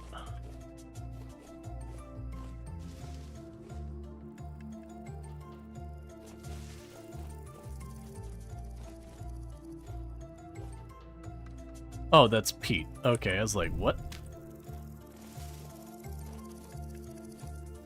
I didn't recognize the soil for a minute. Okay, so it's just a hole in the ground. Let's not go that way.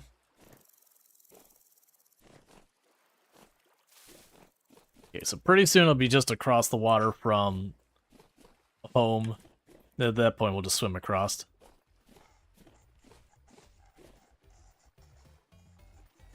Okay, we're in here hearing trippy things over there. Love to hear it.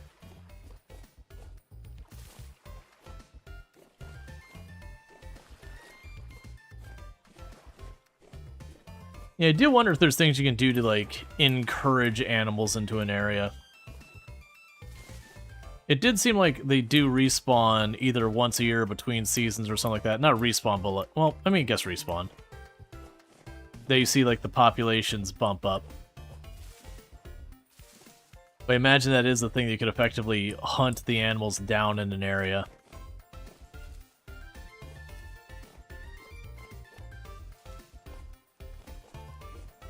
Making it so it's kind of hard to survive in one place, just hunting.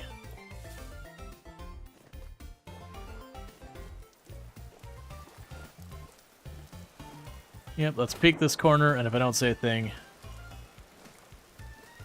Alright, let's head down. Yeah, because that's kind of the reason I haven't been hunting so much these days, is I'm having just real tough time locating things to hunt.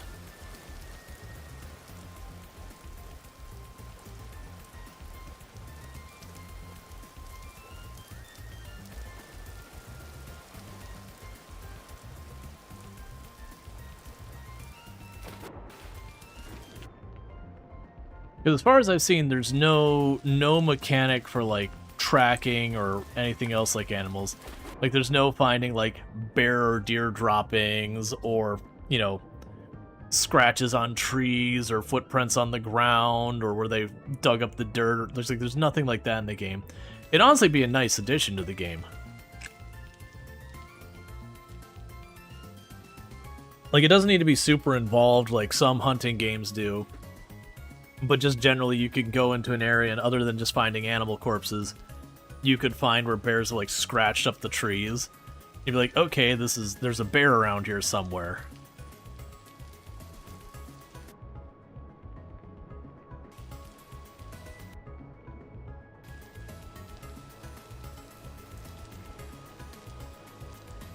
Alright.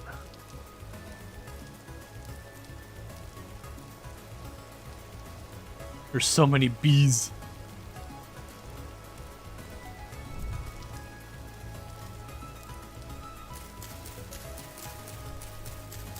And really quick while I see that these are up. Because I need to keep these going. To keep replacing the beehive so I can keep getting my honey and wax and all these things.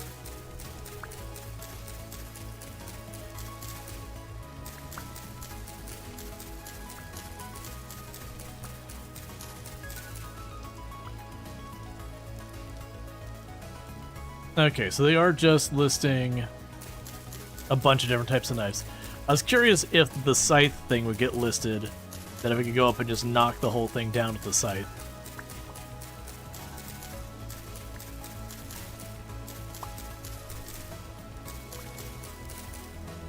You can't imagine that Nomad would be very practical? No, because unfortunately, you're not going to probably be doing any meaningful amount of metalworking while living nomadically in this game.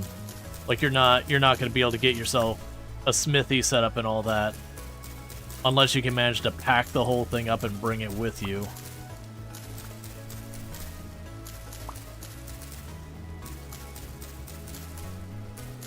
So it's a 3x3? Yeah, no, I just haven't seen the icon show up for things we can break it with. I can probably try it the next time. Right now, I'm already standing here, so we'll get it done. But yeah, no, if it works on this, that'd be great, because then I won't put into rows, I'll just bunch them.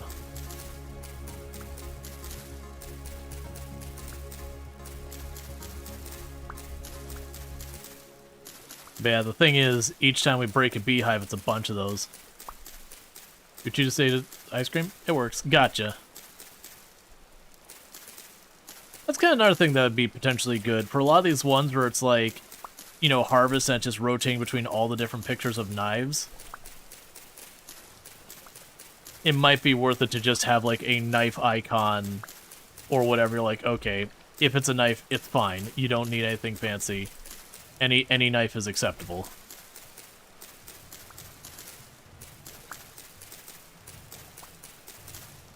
I'm gonna break this.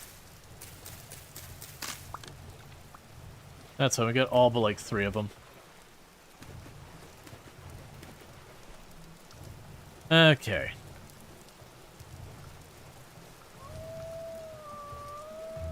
So those will be getting ripe soon.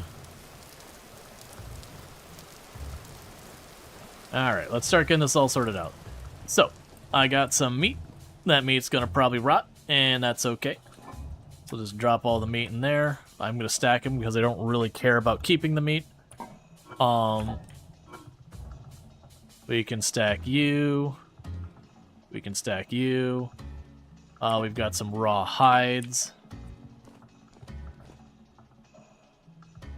Right now, I'll take those raw hides. We'll chuck them in there. The moment I'll chuck that one in there because I'll need more time.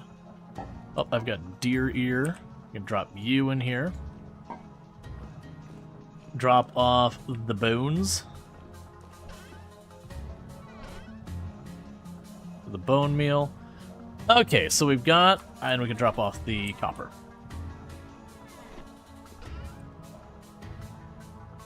Okay, so now I should have what I need to make another axle, which is the thing I needed for making the toggle, which is the thing I needed for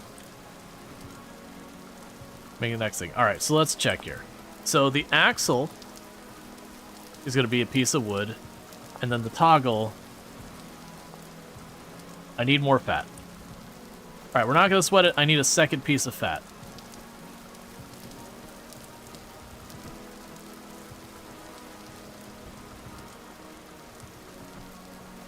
I need 2 fat. 1 for the axle, 1 for the toggle. That's fine. For right now, I'll chuck you in there. We can eat this.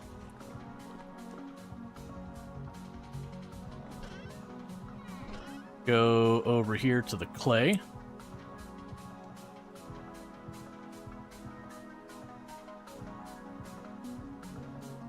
Get ourselves some more beehives. Drop you off, and I don't have any more beehives just sitting in here, right? That's fine. Okay, so now let's go get ourselves stung by a bunch of bees. Oh, I didn't drop the clay off. Hang on.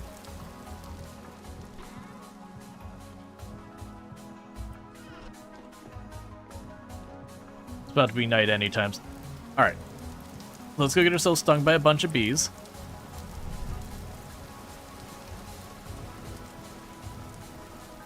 Because I could do the thing that lets me avoid the bees hurting me. But that takes effort I don't feel like putting into this.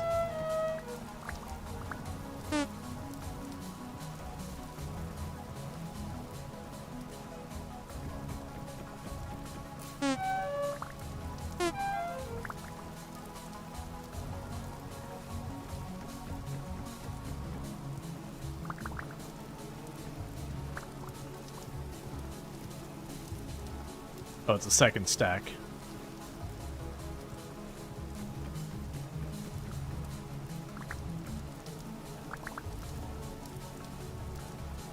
Okay, just making sure I got a populated one here. Yeah.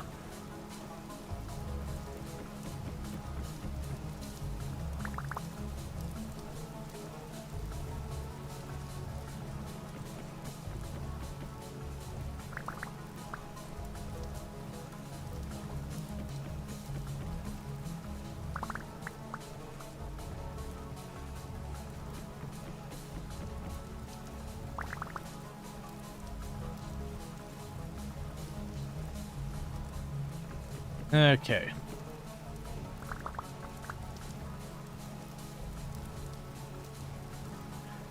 So we got 1, 2, 3, 4, 5, 6 of those that we broke.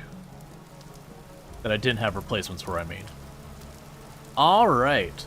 So with this...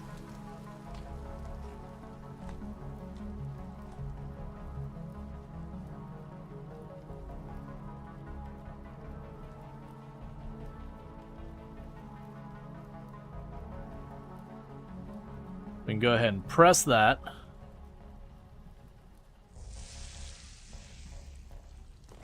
To leave that doing its thing. We will want to grab the reeds I've got here. Grabbing our stack of clay.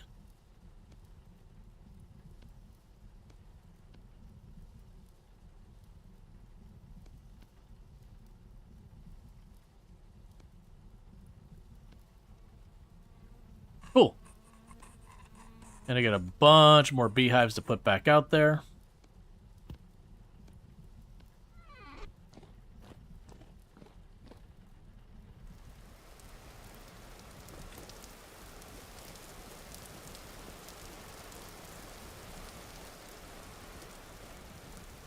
Okay, so the first 2 rows are fully replaced.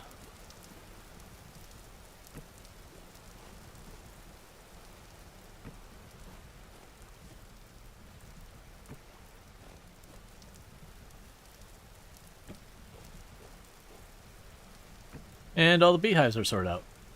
Yeah, so I got a bunch of these cherry and pear trees and all that are coming up close to being ready.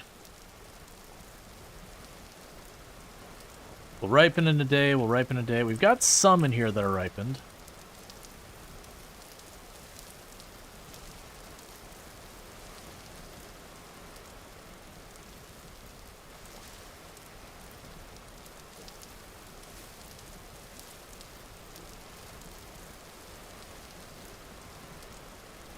All right.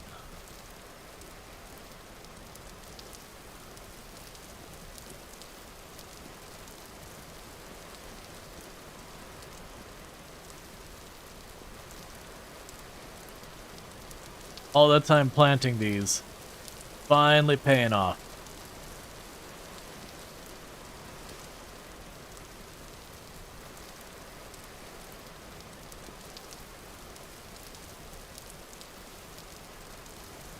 Okay.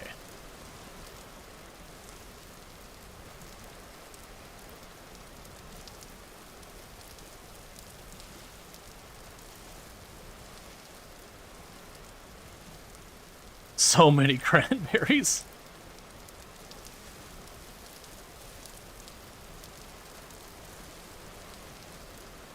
Drop all that in my inventory because I don't want to accidentally eat them.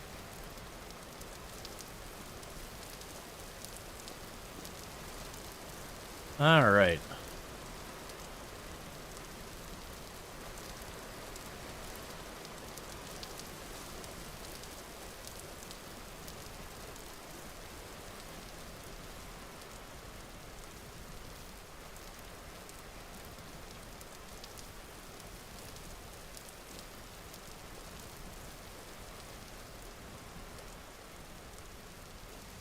I will come back to that in a second. That row...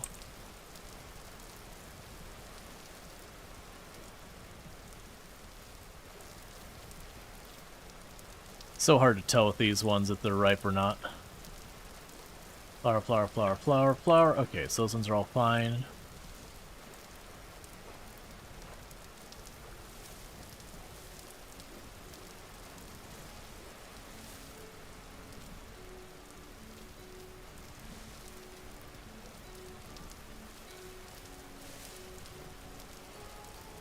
Yeah, we already harvested those.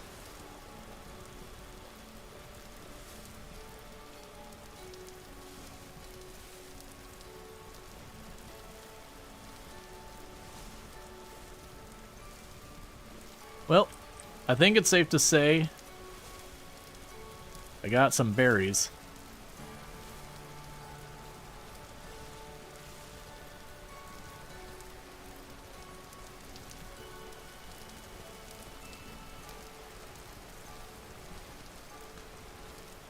Oh wait, don't eat those.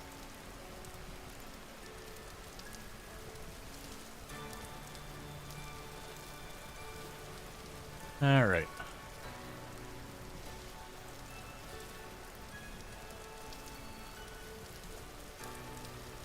I honestly kind of wish I kept them on one height. It'd just be easier to see what I'm doing. I realize this really consolidates the space a lot, which is a very fair reason to do it this way. It's just kind of hard to see. Or, if not that, instead of one space between it, give two spaces in between the rows to make it a little bit easier to see.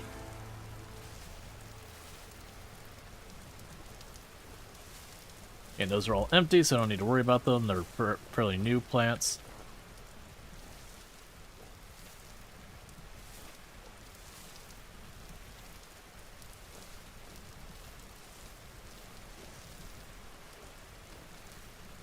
Did I miss one over here? I did. Or it just ripened.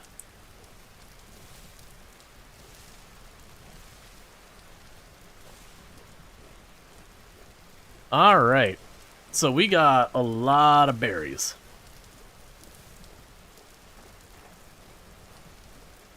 Yeah, no, I think if you're going to stack it too high, add an extra row in between. If you're not going to stack it too high, don't have the extra row. You can go without the extra row in between. So we'll drop that in there. We are starting to have our poisonous mushrooms rotting, so that's good news. So I will need to grab the honey. I'm going to chuck it down here. And grab the bucket. And I'm going to put it down here. Maybe. There we go. I need to... undo this. Got a bunch of honeycomb. Love to see it. I'll deal with that later. Okay, so which of these do I have the most of? The cranberries. Alright. Actually, cranberries last the longest. So that'll make about... Okay, so that's 10 liters worth of cranberries, which is one full bucket.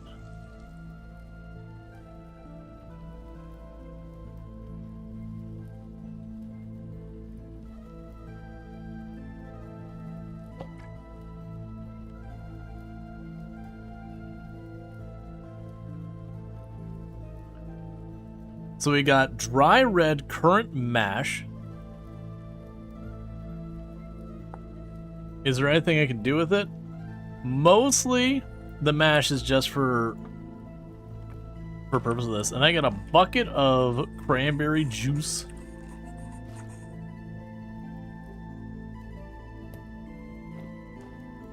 Yeah, food for animals, right. The problem is I don't have animals.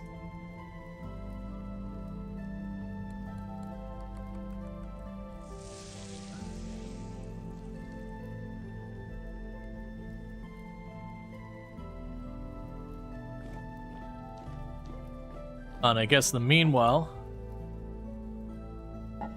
yeah, even in the cellar, the cranberry mash does not last long. That'll probably just become a bunch of rot for us.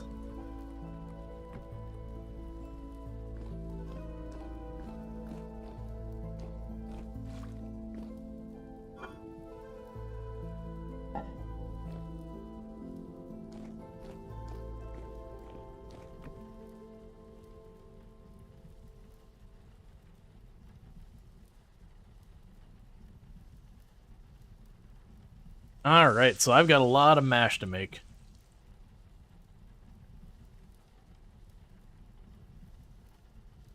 But meanwhile,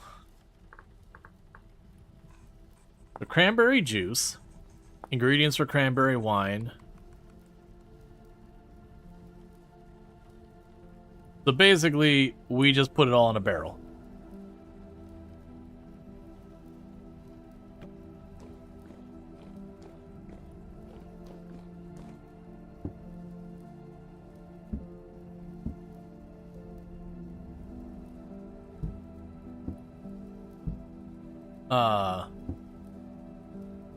Why can I not put you in there? 20 liters of cranberry currant juice. We'll turn it to 20 liters of cranberry wine after sealing. But why can I not... Oh, did I... Oh, I didn't realize I did a different type of berry. That's my bad.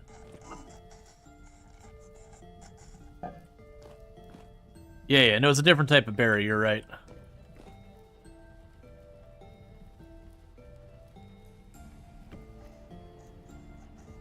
Alright.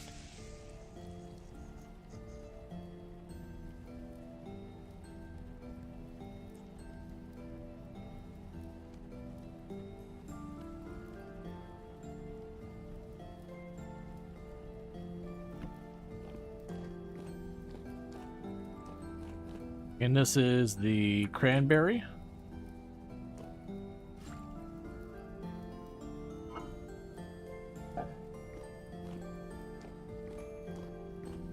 Honestly, without the animals, I think this just became my main source of rot. Because I feel like this is ultimately going to make a decent amount of rot. We only harvested about half of what berries we're probably going to get for the year out of that one area.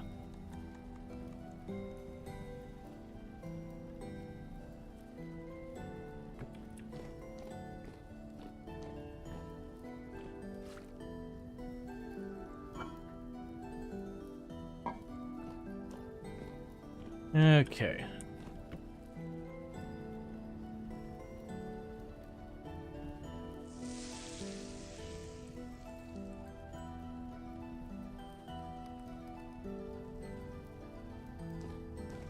Meanwhile, I can drop off the clay.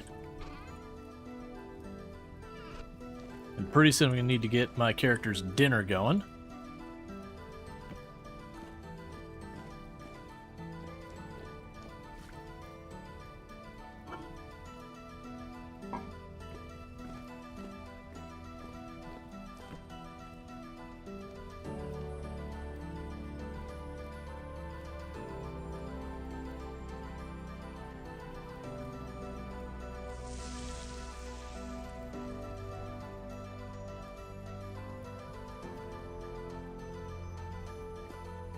Okay, we can go down here.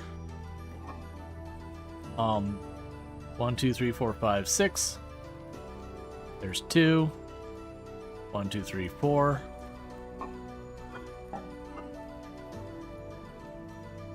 One, 2, 3, 4, 5, 6. 1, 2, 3, 4, 5, 6.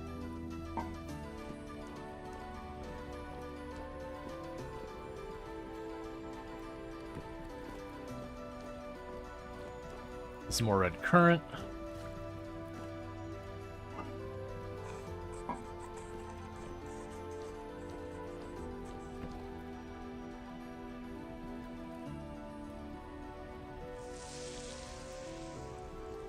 Yeah, it makes me wonder, for using this for animal feed, the only problem is they have such a short shelf life.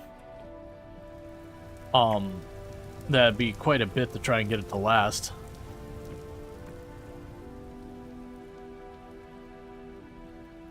Okay, drop all you in.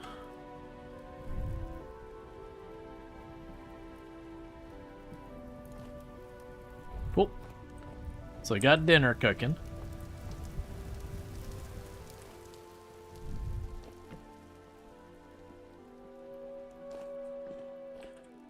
You are red currant.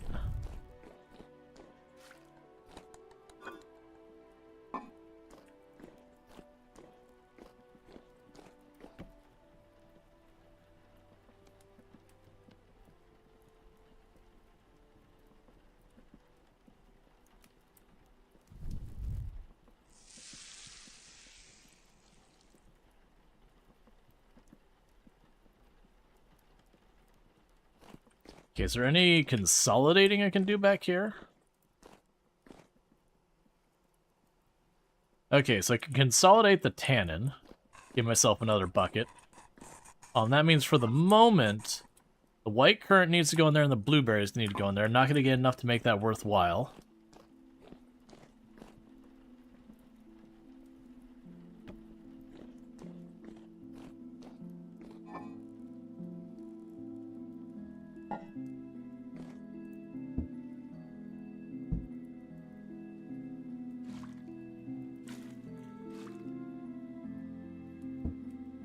Okay, so seal that. We're making our cranberry wine.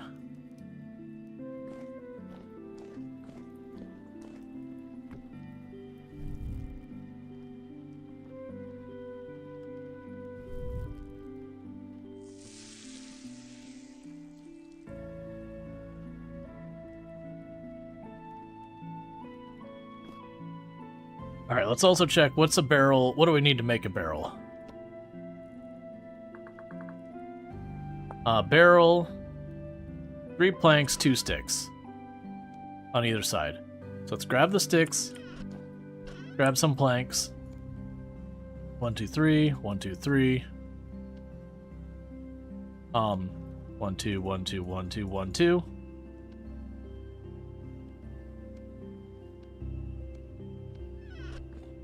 Okay.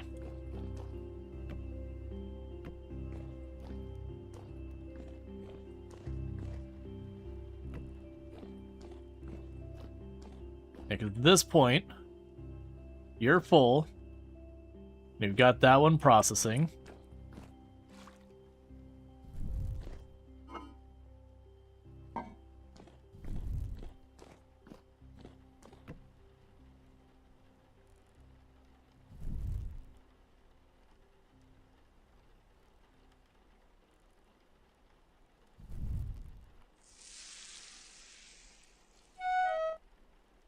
Oh, it's fine. It's just a little starvation. Such a drama queen. So, like, I'm actively starving to death. Me, me, me, me, me.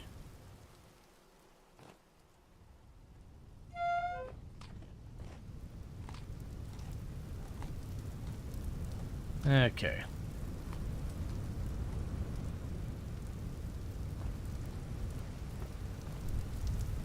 Then go down here.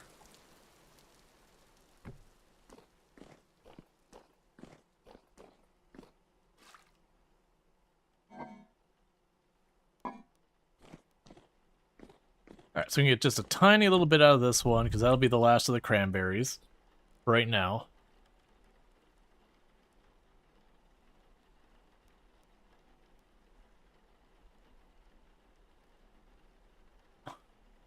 Oh.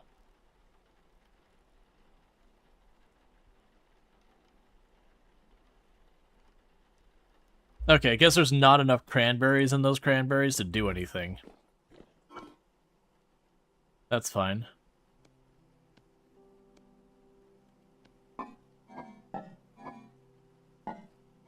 Grab you. Toss you over here. Oh, wrong one. Toss you over there.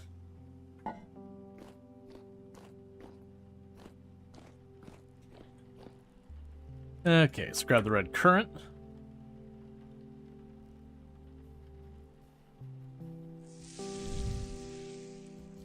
Alright. By the time I get all this mashed, it'll be time to go back upstairs to grab the next round. Which, again, kind of good problems to have, because this is all edible.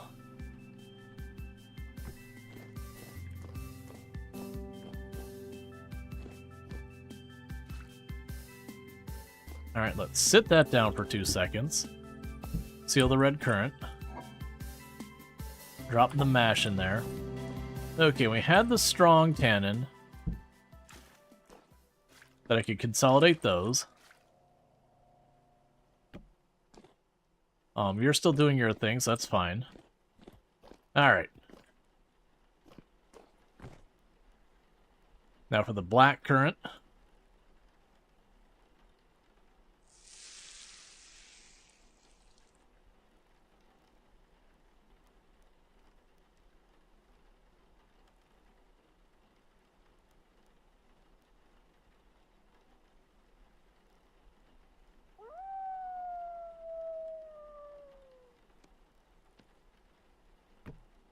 Okay.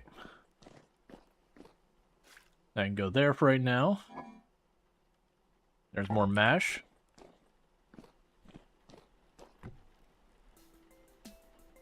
Fortunately, it only takes a little time. Like, it takes 2 rounds of this for a full stack of each berry. It's just I have such a ridiculous berry field.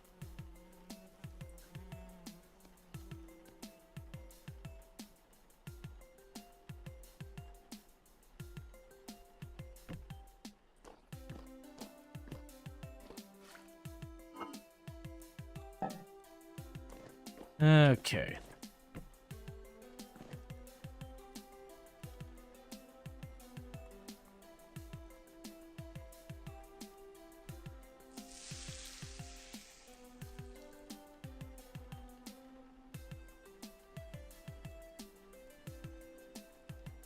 Yep, no, and we got a ridiculous amount of it, too.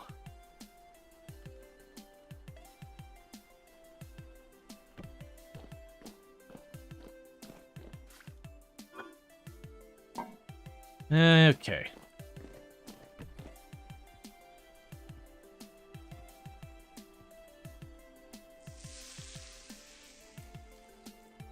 And I'm not going to seal up the barrels that I can't fill right this second. We'll go for more. And then if I get to the point with some of them that I'm not realistically going to get a barrel nearly full, we'll just make that into juice and then drink it as juice.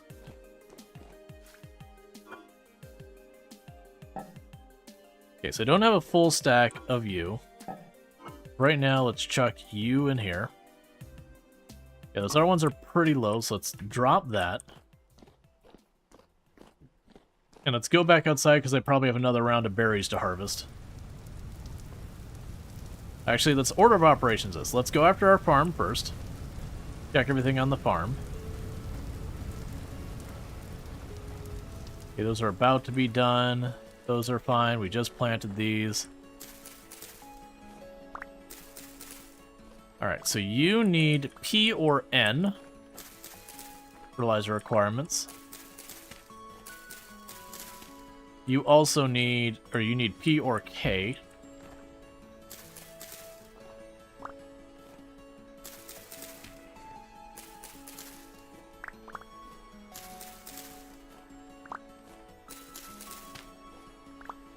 Alright, what we'll do here,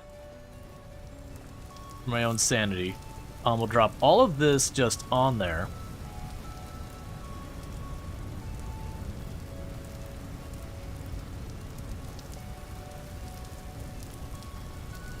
I'll start with all the ones that actually have a decent amount. Okay, so first area that is fully cleared. So I need 16 of a seed, and it can be P or N.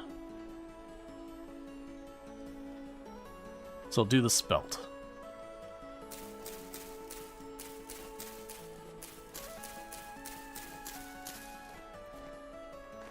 Okay, and you can be P or K.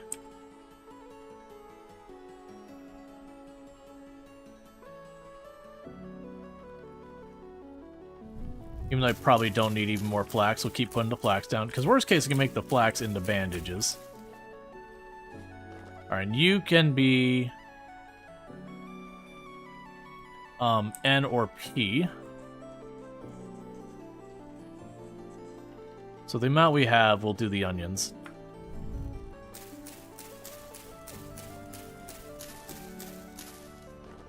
Just keep them going, because worst case, even if they just become rot, it just means we get to make better soil down the road. Oh, I didn't still had enough seeds. Okay, that's fine. We'll drop off the seeds we got here. We'll check in our crop over here. Those are getting close to ready, but they're not quite there. Close to ready, but they're not quite there. Luckily, we got other crops over here to harvest.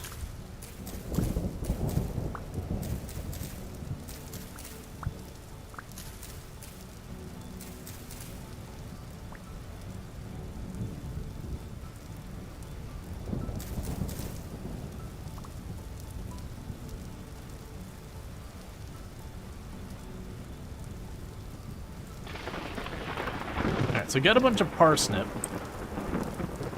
It's not really what we were looking for. That's okay. We can toss those in there until we have another area open. So no areas open. They don't have stuff planted. Cool. So let's drop off the parsnip and these grains and all that stuff.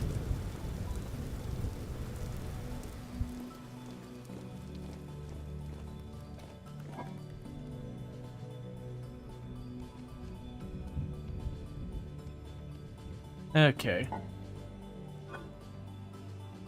Got more grains going over here because it's getting full. Same there. Let's go grab the stuff here. For right now, I'm just going to do that to consolidate a little bit. Drop it in there for right now. Okay. Let's go check out here.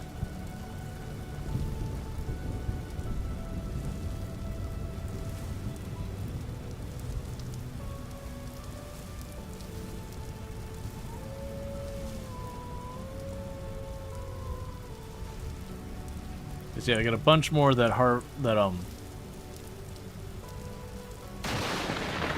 became harvestable between hand. All right.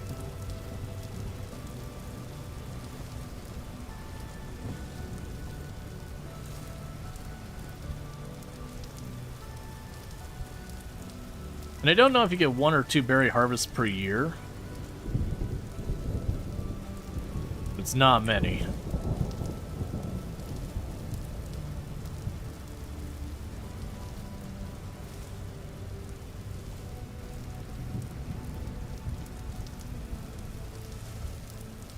Okay.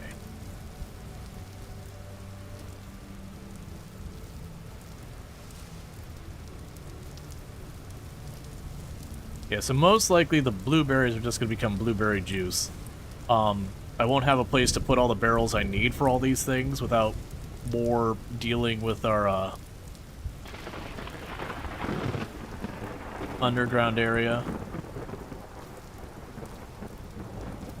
And then there just won't be enough to make it worth dedicating a barrel to them.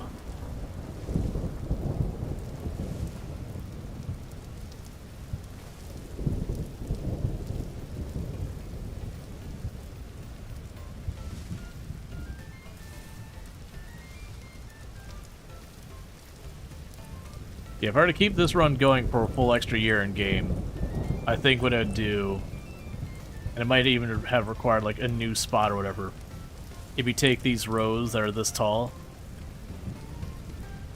and like separate them out.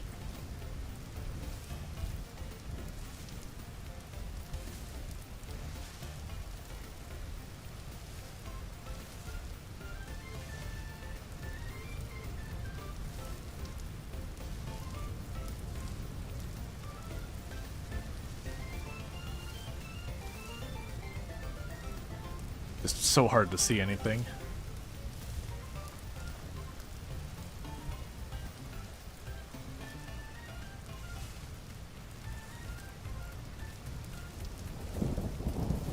Alright, drop all those off.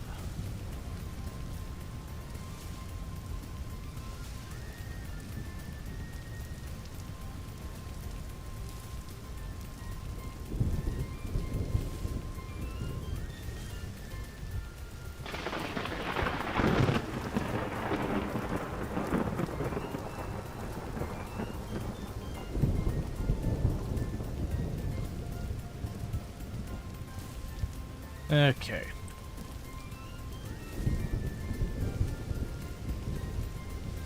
I can also see, instead of making them big rows, make them into kind of quads where you have like a block of 2x2, 2x2x2, and then skip a little ways and do another one. Alright. Okay, so that's most of the fruit we're gonna get this year from that. These have a while longer till the tree fruit ripen. Okay, so with that, let's grab the bucket again. And get back to what we're doing. Oh, we should also probably grab the 1 unit of mash that I didn't have enough materials for stuff.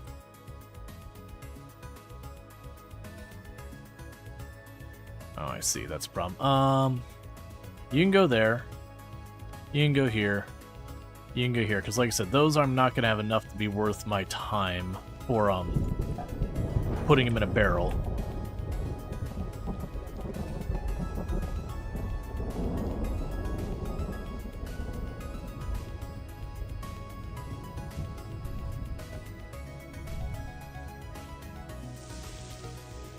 Okay.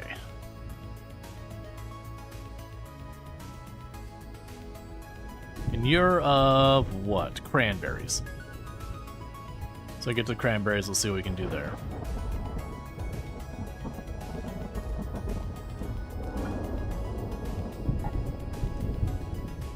You were red currant. That's cranberries. I already got one of those filled with red currant. Gotta figure out what I'm doing with these, or probably just make more barrels.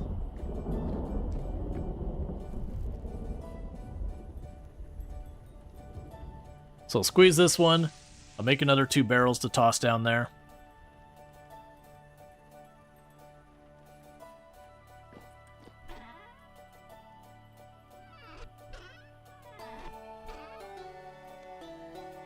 So 1, 2, 3, 4.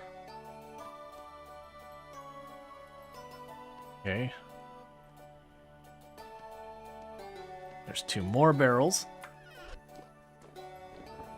Hey, Elizabeth. Yeah, no, I'm having a good night. We're a proper vineyard now.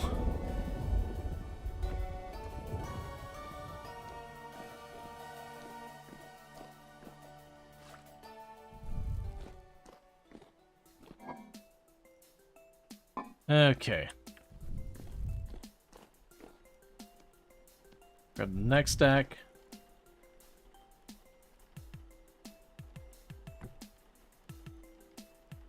And more than likely, like, we'll have some more berries there. This will probably be the last we end up worrying about tossing in the barrels, just because at this stage I'm not going to be getting full buckets of stuff out of each one. Like, once I finish these stacks we've got, because we'll have incomplete stacks. Really pressed fruit, not much appetizing look, but some animals might still eat this. Come on. Why wouldn't we eat this? It's a survival situation. If there's nutrition in it, you know, still make it happen.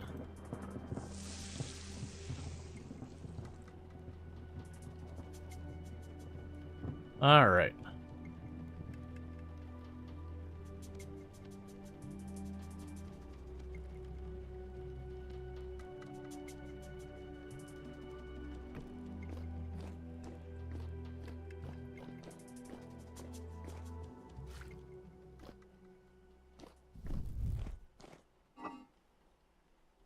There's so many chunks of mash.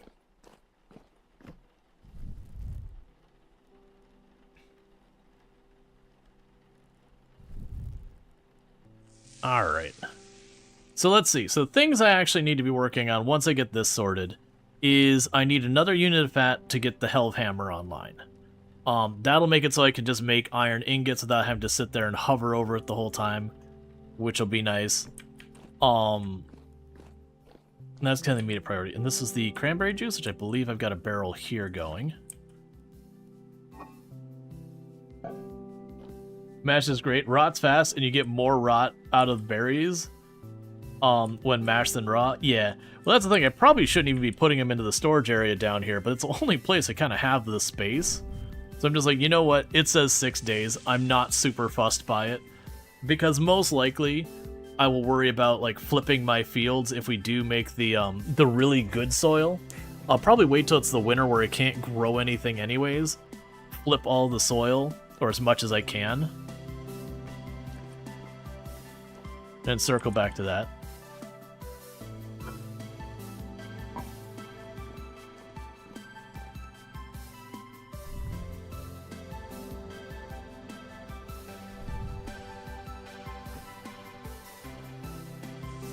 Let's see, you could feed animals to mashed animals, but you have so many turnips. Yeah.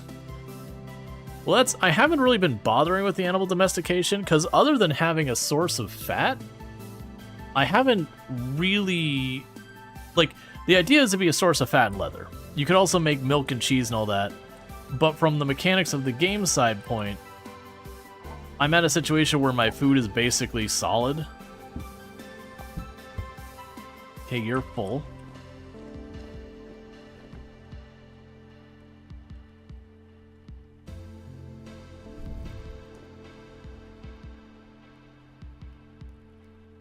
Okay.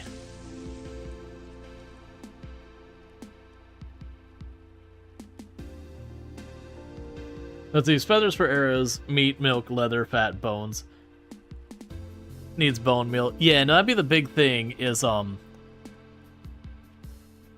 the bone meal and all that, but it feels like I won't need that much.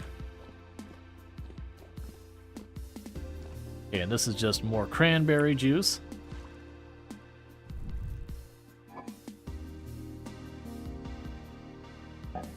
And this will be the last of the cranberries for now.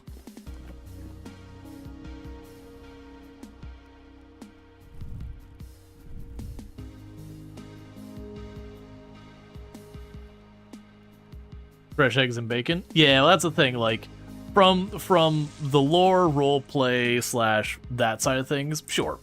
Just things to do side of things, absolutely makes sense.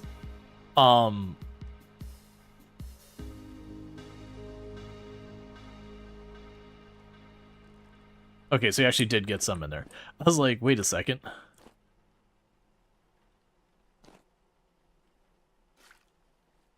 All right.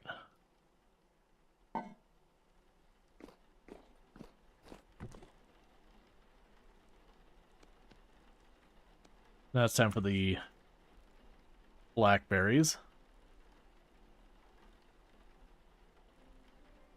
Or not blackberries, blackcurrant.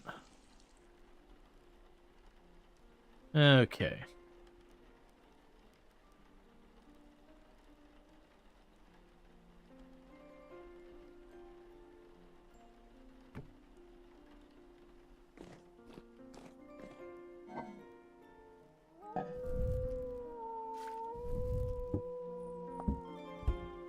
So getting that going.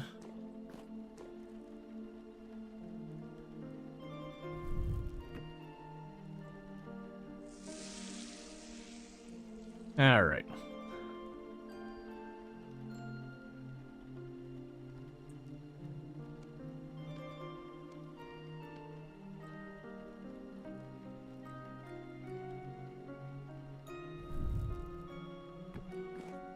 Cool. And this is more blackcurrant.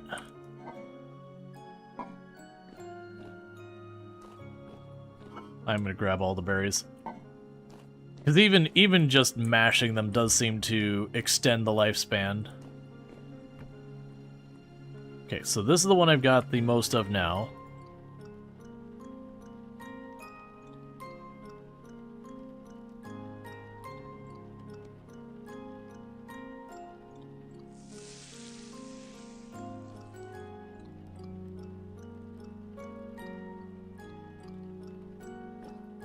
And I'll make more barrels because I can.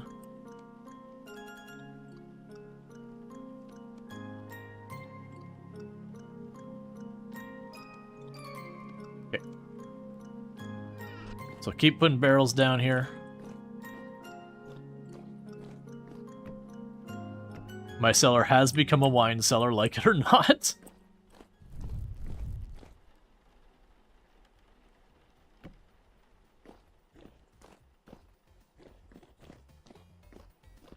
Alright, so we got the white currant there.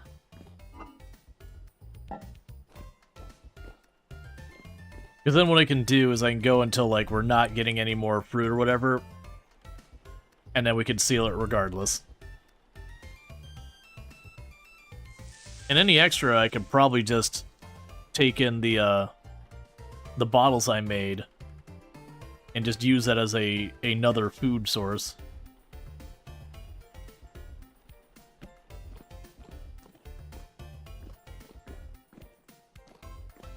There's all the white currant. Drop you off. Next contestant is the blueberries.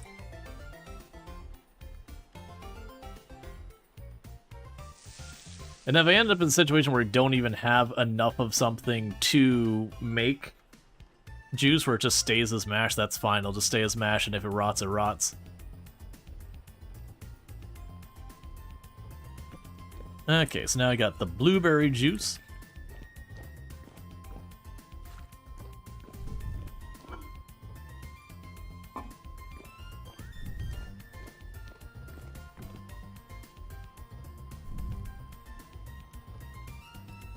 There's more black currant.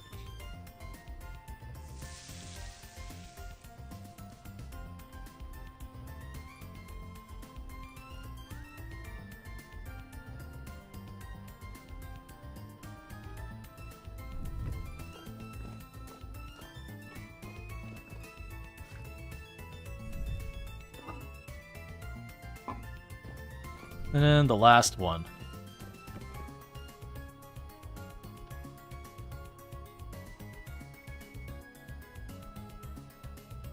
That's more red current.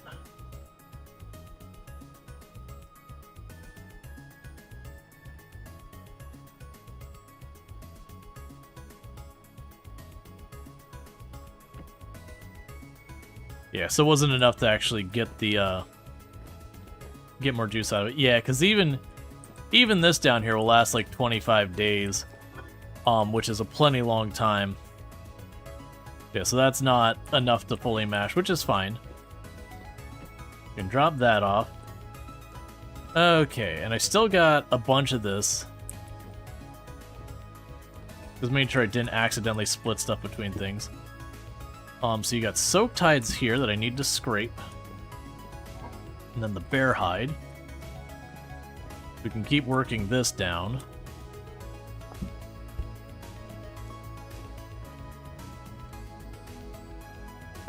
Okay, so for these soak tides, I'm making the scrape tide. And the scrape tide can become... Man, what was the process for going the other way with it? Was it like didn't even soak it? Was that... Let's grab a rawhide. So let's look at a rawhide large. We can do salted, oil, or soaked. For soaked, we can use lime water diluted. I can use that to make scraped. Right, okay, so I go to scraped, and then scraped can go either way. Cool, that's fine. So scrape the hides. That's not a knife. That's why it's not working. I apparently do not have a knife that's not damaged. Alright, let's go make ourselves a knife real fast. I definitely should be getting at the point of making metal tools again. Because I had a really nice bronze knife I used for a very long time. I haven't stopped to make another knife. I'm just having to come back here and replace the knife every so often.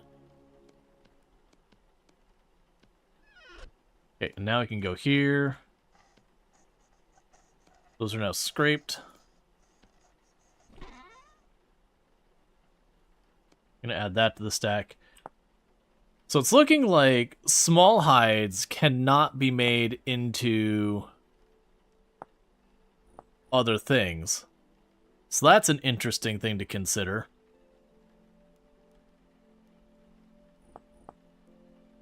The small hides can kind of only become leather, so I'm going to leave it like that, because I also see it can become parchment or anything else if we were to get to the point of trying to go for the glider.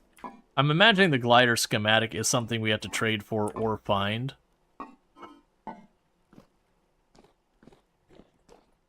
Meanwhile, I also noticed you are here.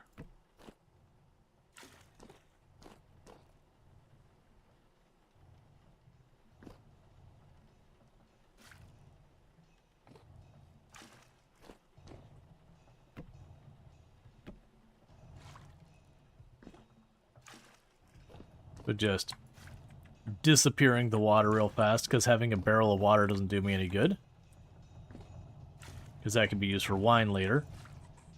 Nope, nope, don't do that.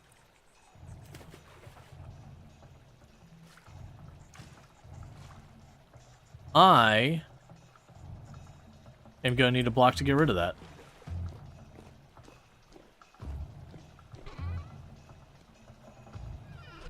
Because I believe if I just chuck this...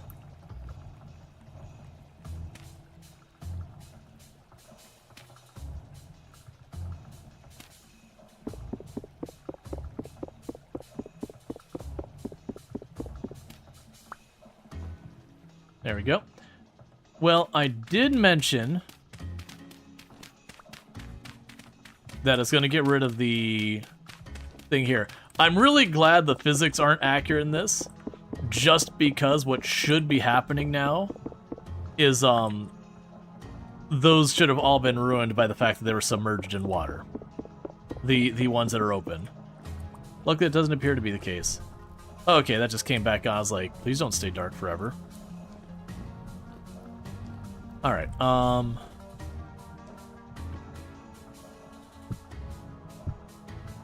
There we go. Cool. So it looks like we got all that squared away. Let's go ahead and put this stuff away for right now.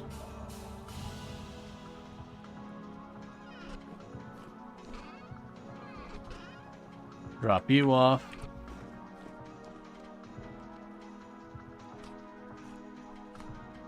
I'm hoping when we go up top it'll be daytime so I can hunt immediately. Going to nighttime? Yeah, it's going to nighttime. Alright, so we'll have to wait a minute to hunt. We're almost at the point of needing more food.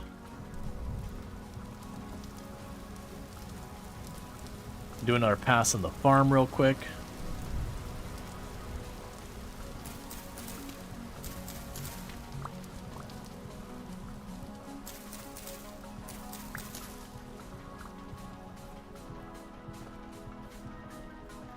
Okay, none of those are near ready.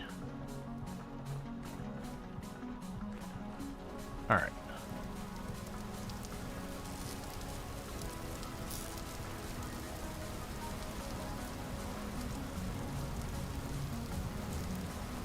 Those are getting really close to done.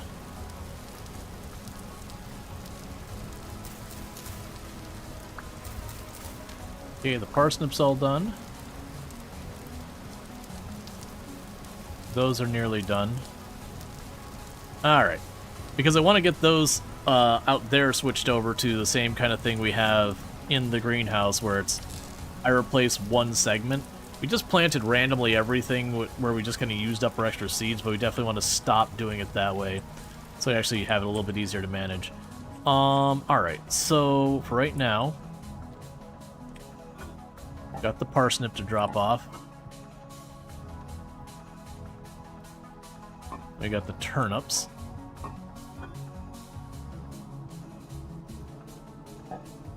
Okay, so I can work on pulverizing some of the quartz, because I'll need that for the steel production.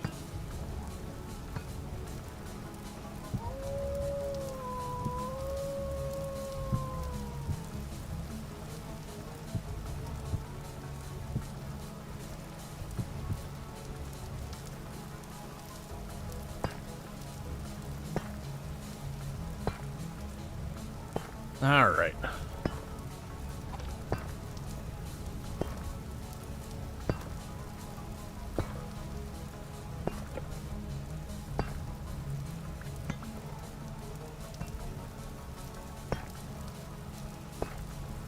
So meanwhile, while that's going on, let's grab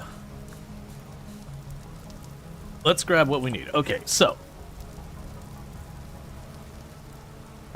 those are only used in Run Refined Factory Brick 3 or 2. So it's so it's the limonite. Oh, if we get the limonite, that would be tier 3. So yeah, we'd need the olivine, bauxite, and quartz. I believe for the first tier,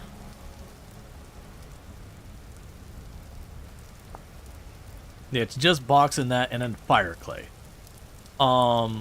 So I should have the fire clay around here somewhere as well. Oh no, I put the fire clay in here. Okay. The big thing I don't know with a lot of this is how much of a difference it's worth, whether it's worth pursuing the better ones. Because I can make... You definitely make the olivine going. I've literally got a place where I've hit it mining that I just got to go and collect it.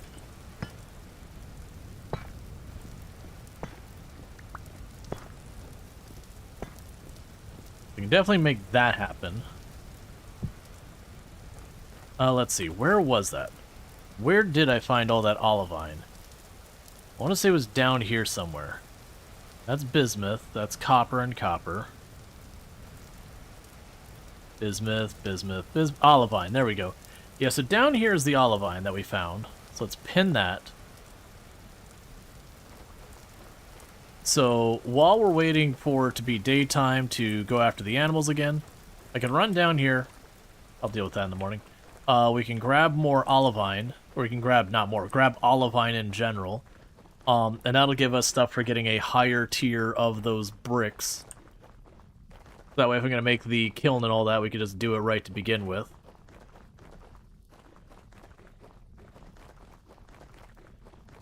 Oh, I should have brought that with me. It's fine. So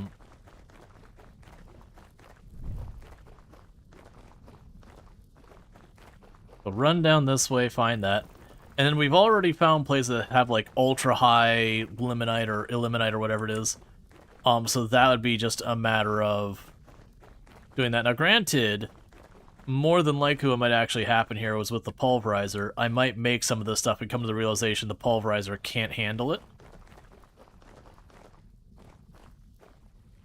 Because, you know, it's one of those things that we're aware that you get, like, better pulverizer heads to do all sorts of stuff. And I could certainly see where for the, Eliminate whatever it's called, that I would be required to have the steel ones.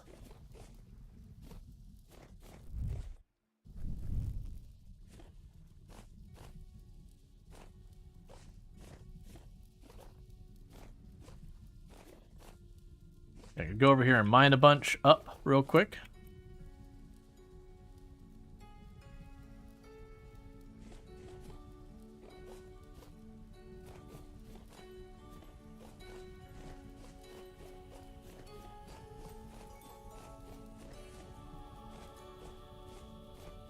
Alright.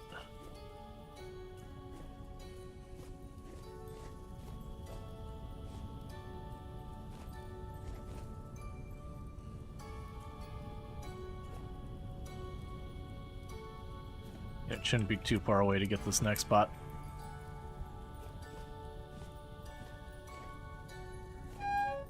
Because yeah, at this stage, I believe I know where to, like, to make all the materials. Except the stuff that uses gold and silver, I haven't pursued gold or silver at any point. Which would be nice for upgrading our lamps to, well, lamp, I have singular. Literally all I have to do to get more lamps is to just make more plates. It's just not been the priority. It is one of those things I imagine that I probably should be at the stage here where instead of carrying around a torch, carry around a lamp.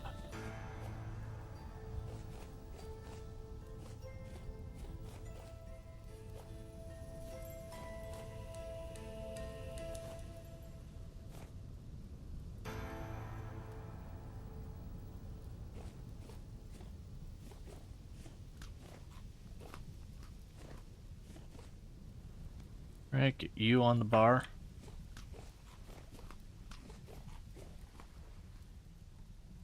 Shouldn't be too much farther.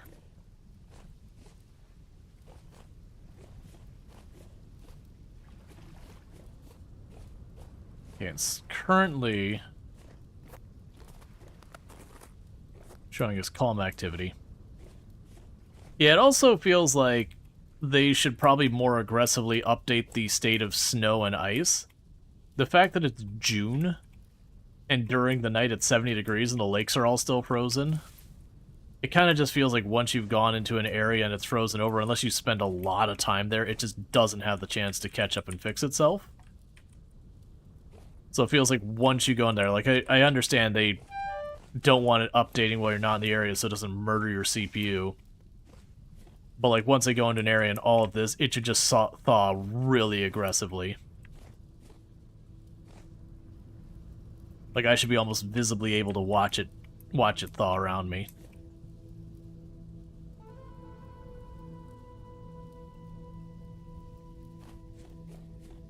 Okay.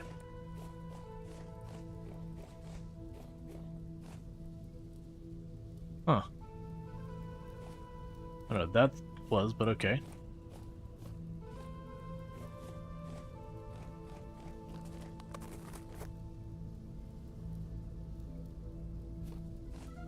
Much farther is it to there?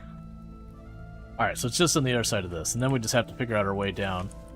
Like I said, I'm pretty sure where I had the pickaxe, I'm pretty sure I, like, literally dig through it, or I may have gone out of my way to circumvent it or whatever.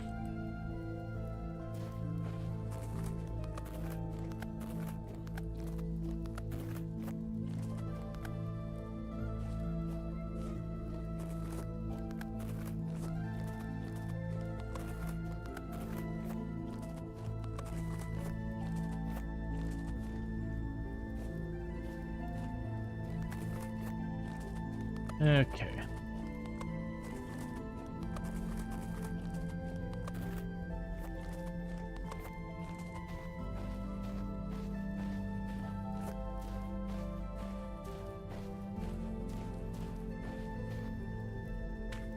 Yeah, so there's some more fire clay. We've got a bunch of spots we found fire clay at this stage. And I did see that the when you're steel smelting and the kiln and all that, the grates wear out. I didn't check. Did the walls also do that? We can go to fire clay. Let's see.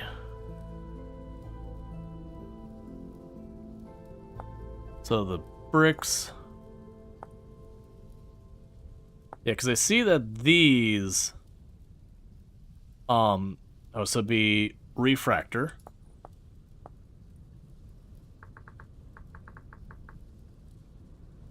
Yeah, because they had the refractory bricks, and I did see that there was like a damaged. Gotcha. So even the walls will gradually become damaged and broken and need to be replaced. Because I did see like the grating. They mentioned, hey, the gratings will become damaged in use. Well, actually, no. The walls aren't saying they'll get damaged in use either way. But you get the idea. Is it does say that they will get damaged as you use them over time.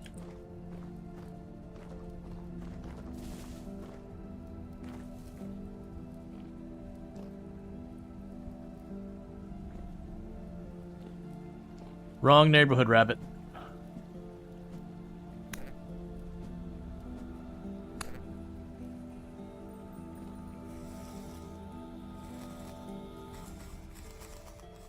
Come on, fat. Nope.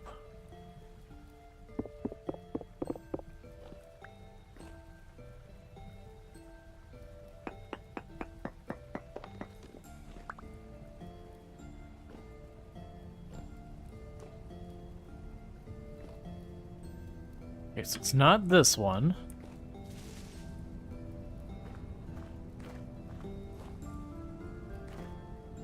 Somewhere around here.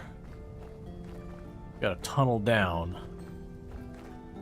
We haven't been here in ages, so I do not remember for the life of me where it is.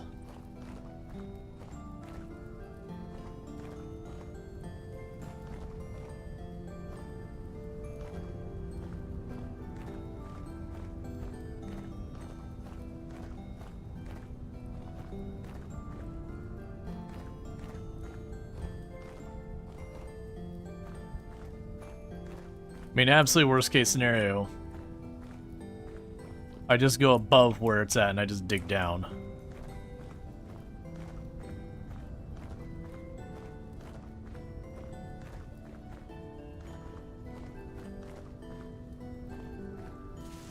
Alright, so where is the olivine itself? Yeah, so the olivine is here. It's this mark. So I'm just going to go above it. I'm going to start carving a tunnel down to it. But right above the mark. I did not bring a shovel. Excellent.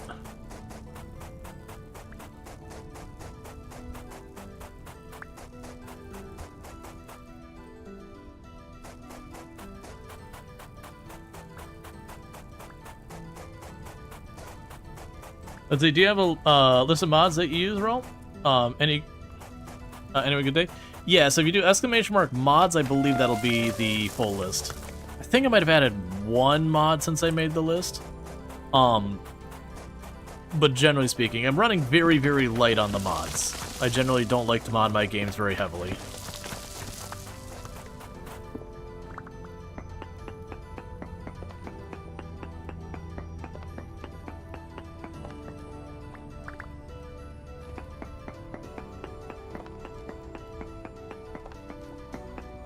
Okay, make a mess. Okay, and that should be the last I have to worry about the gravel. Yeah, so the command exclamation mark mods will give you the mod list. It's mostly, I have a thing that automatically marks the map when I hit a resource. So if I go up to some bismuthite or whatever, I give it a smack, it'll just mark that.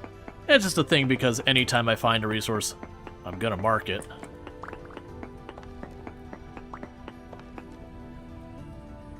Cracked Peridot.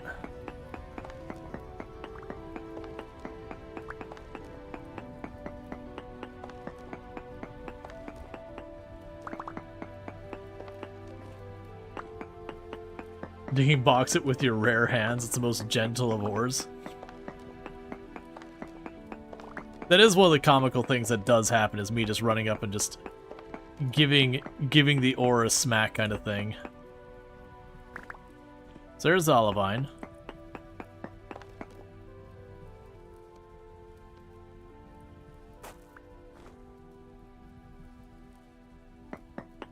Okay.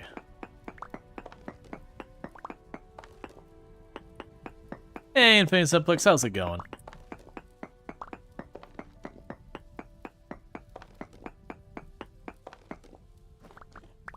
Alright, so see we got some Olivine up this high. Actually, we'll go down to the site.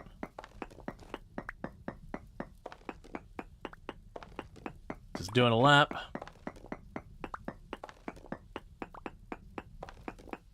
Now, I don't think I need to grab too much of this, because very genuinely, I gotta pulverize it all, whatever I am going to use.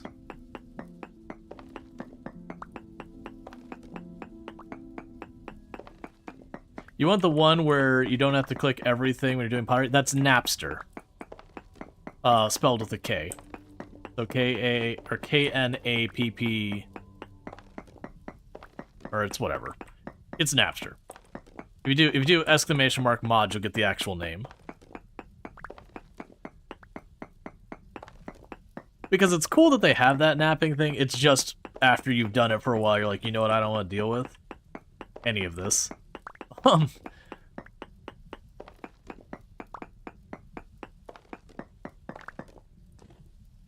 Yeah, it's fine. Gotcha, and there's where I had my previous tunnel.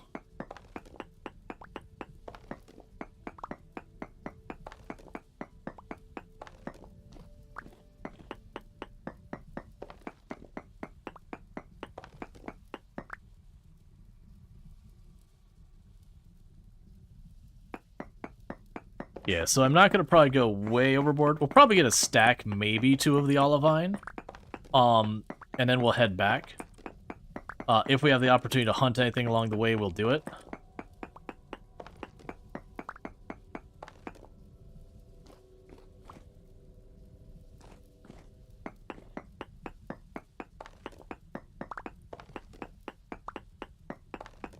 Ooh, yeah, and we don't want to stay down here with very high activity either. So grab the goodies we can.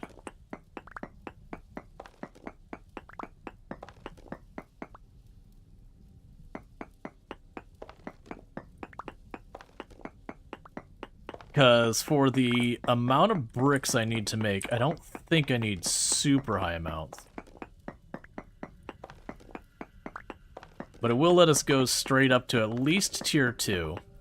The tier 3 is the one I think is going to be the problem, is with the pulverizer, I'm guessing I won't be able to, what is eliminate or whatever. Eliminate. I don't know how to pronounce it. I think that's supposed to be like titanium ore or something like that, is if I remember correctly. But that's fine. I think the idea is you can make your tier 1 refractory and use that. It works to make steel, but it's not great. And then, you know, you can work your way up to the tier 3, and the tier 3 one, you know, works way better.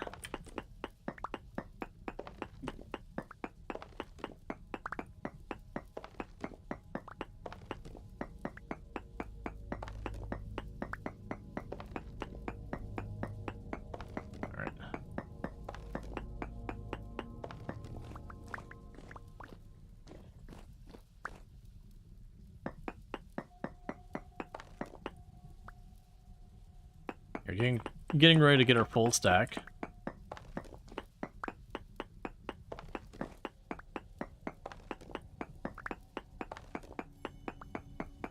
Yeah, I'm gonna go on the assumption that the Eliminate, whatever it is, requires the steel pounders. So I'm just not even gonna bother going for it right now. We'll work with what we got. Get our tier 2 thing set up. And you know, tier 3 could be a chase thing.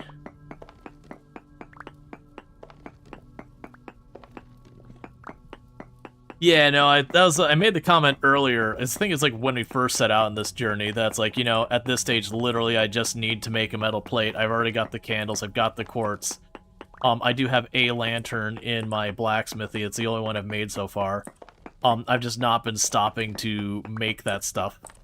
But I probably should because I could have a much better light down here.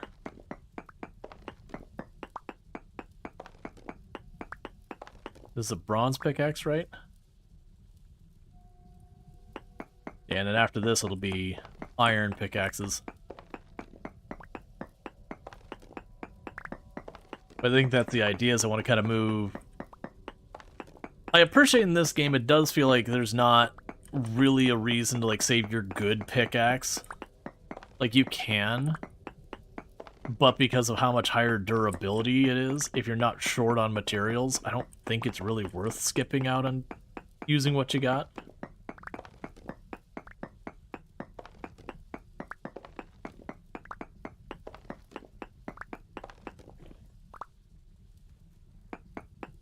Okay.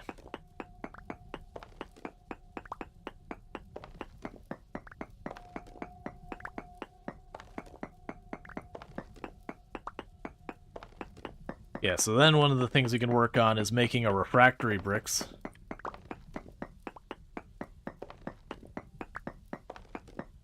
And get those going, because that's what steel's going to require.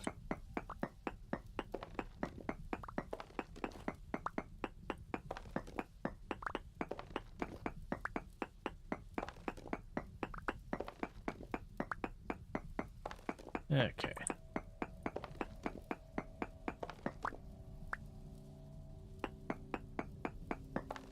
So we're pretty close to breaking this pickaxe, which is, I think, when we're going to call it so far as being down here.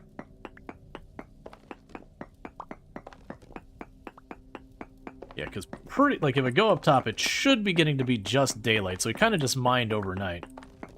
But since you wondered about the pronunciation, it's pronounced ilmenite. And olivine.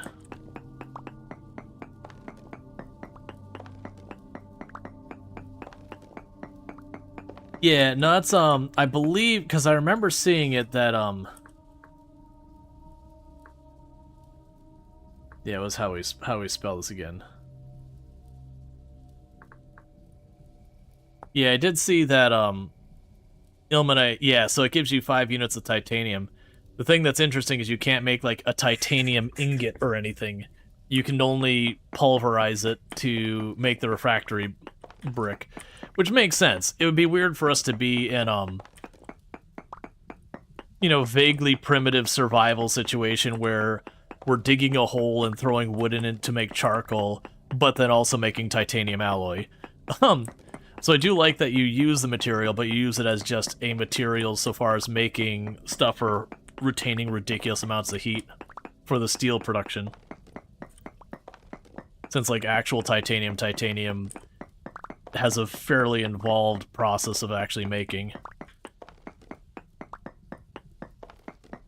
And, like, I'm glad we can't just, like, make straight up aluminum. Like, extrude aluminum or something like that, because, again, for the survival level of... It's one of those things that when you get into some of these survival games, and, you know, you're like, upgrading your equipment, and they're like, okay, well, now you have, like, titanium equipment or adamantium equipment or whatever, and you kind of scratch your head and you're like, I hate to be the one to tell you, you're not going to a stone furnace and hucking a fistful of titanium in there and coming out with anything you can do. Like, that's not how it works. Titanium's, like, a pain in the butt to work with. And just produce in general.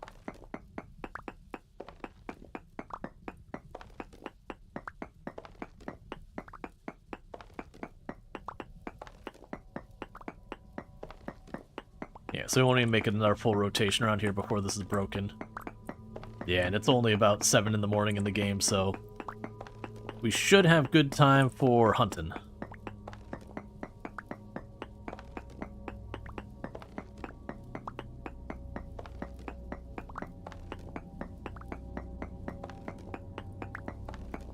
Alright.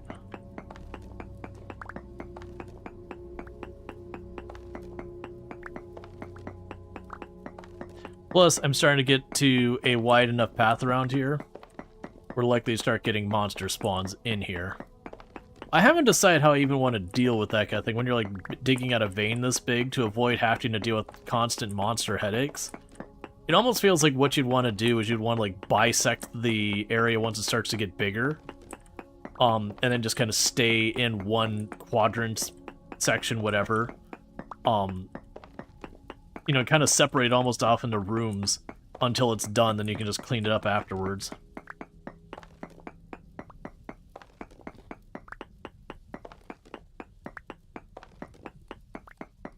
It could also just genuinely be a thing that if I took the time to drop a bunch of lights down here, it'd be fine. So, like, go into the place with a stack of, like, 8 or 9 lanterns and spread them out in the space as I go through the process.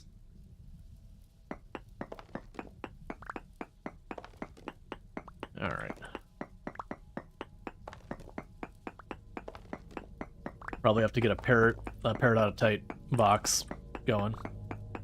It's basically what I do, dry stone fences with the excess stone and place a bunch of torches to block off areas I don't need. Yeah, no, I was starting to do that when we were mining the iron, I believe it was, where I got like a proper really big area.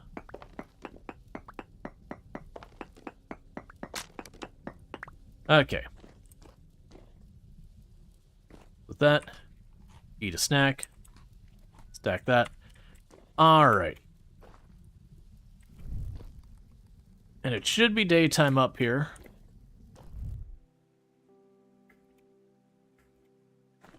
Alright, so before we head back, I've got a forest down there. We haven't been down this way in a long time. Let's see if we can't find Bambi and fill it full of spears. So we can get that last piece of fat I need to get the Helve Hammer up.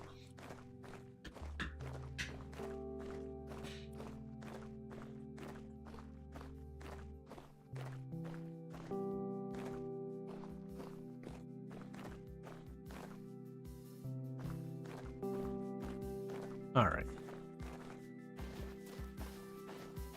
Yeah, because probably won't see any animals out in this part. Oh wait, no, I want to probably go east. Yeah, over there. So I want to go east. Yeah, let's go see if we can't get to these woods, find either like deer or wolves. I can do a bear. Oh, we got a nice big open area like this. I can probably make it work. Hit it with a couple spears, run away real quick. Circle back, go for another round kind of thing.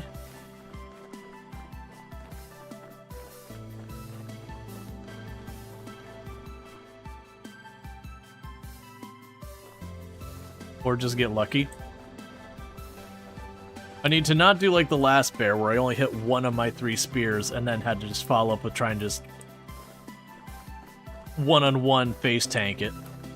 Well, it's not face tank, you try and...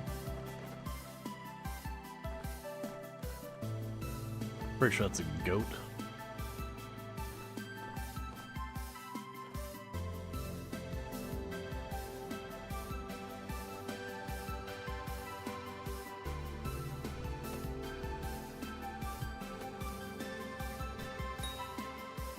Oh.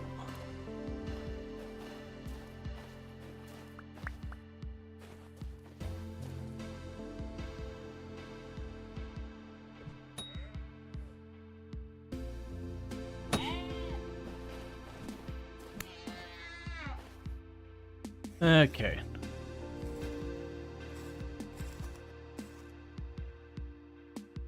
There's the fat we needed. Okay.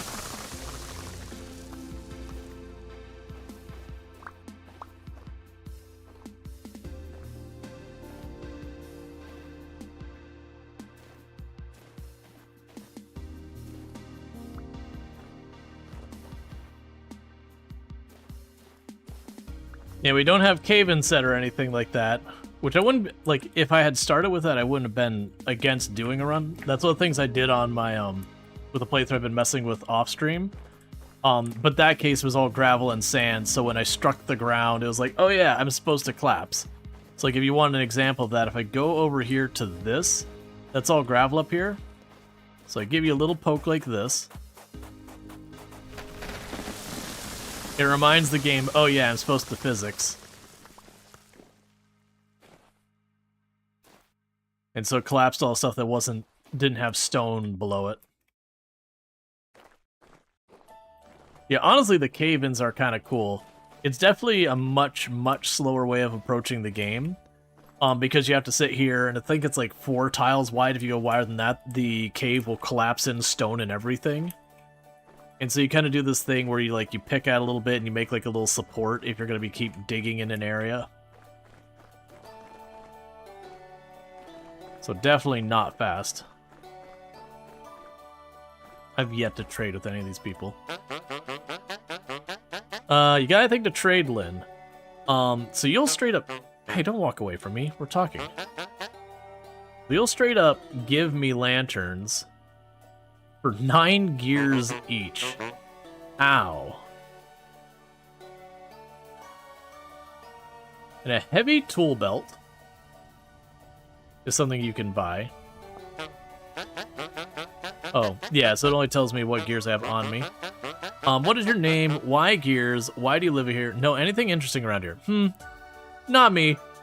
Best find yourself a treasure hunter. They're always sticking in their nose in dangerous places. I might know where you can find one if you have some spare gears. No thanks. I don't have much to spare. Yeah, so I'll have to check to see if we have one of those traders. Because people mentioned there's a whole story to the game. And that's probably how you get it. You probably find the treasure hunter and the treasure hunters. There's a thing over there. And then you go do the thing, would be my guess.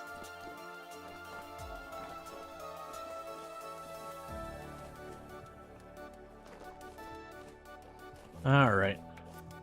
I actually wonder, can I see? So you're a furniture trader.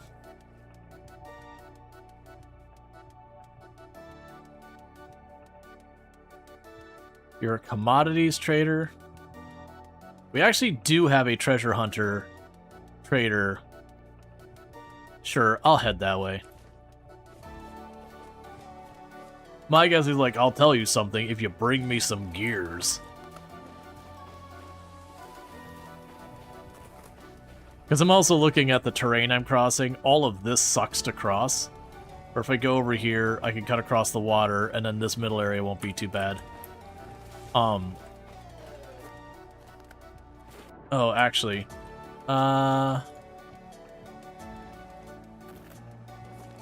Yeah, that's probably fine. I'll probably find some berries or something along the way. Nothing for free? Nope. But at least then we might be able to learn what we've got going on. Yep, and there's where I mentioned we'll probably find berries along the way. Normally I'd take the bushes too, but inventory space is already getting kind of dodgy.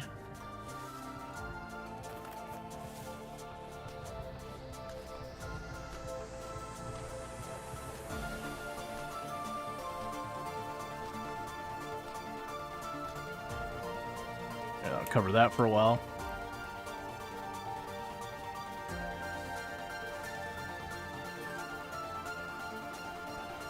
Because I suspect we might run the situation where I'll get the thing set up for making steel, and I'll just have to, like, walk away while the thing just sits there and does its magic.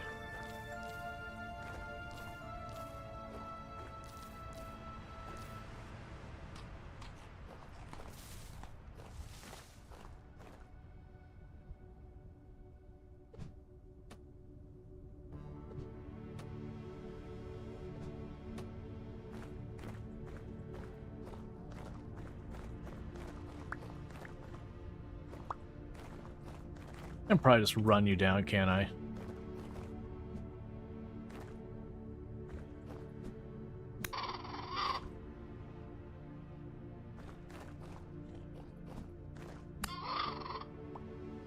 Oh, you had a nice little berry for me. Thanks, buddy.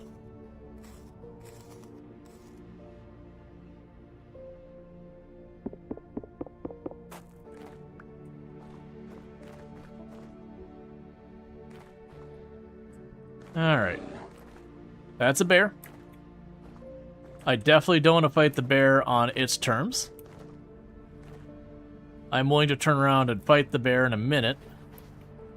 I just don't want it to be a situation where I'm having to melee the bear the entire time. Okay. It does look like I lost the bear.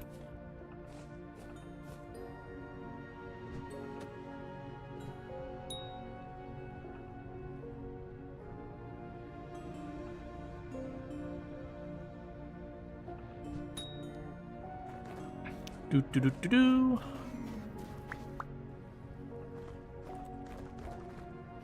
Give myself a little bit more space.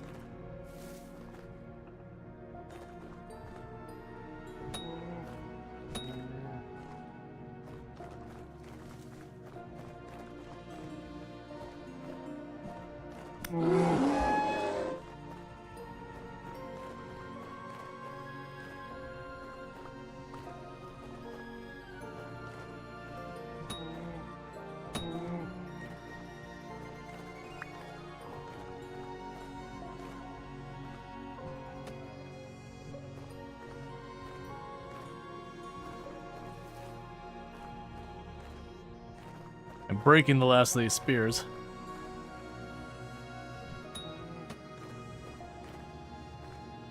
Okay.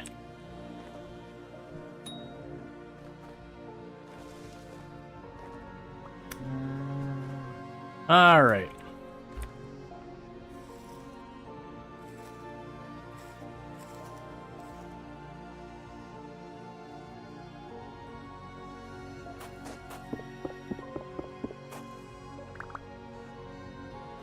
Cool. So we got ourselves a bear. I did lose one of my spears over here, but honestly, trading a stone spear for a bear is very, very much in my best interest. So the question is, where did I throw that spear? Like, if I see it easily, sure.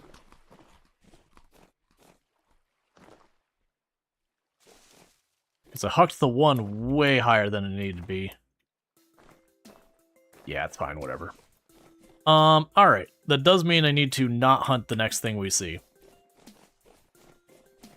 Because I'm down to, what is it, one spear? Yeah, one spear. Because we broke one spear, and then I think I lost one spear.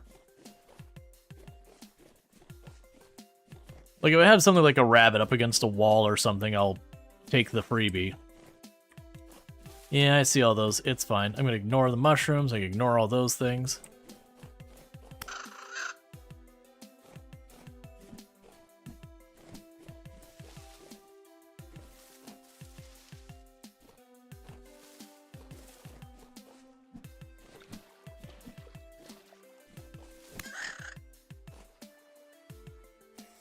Okay.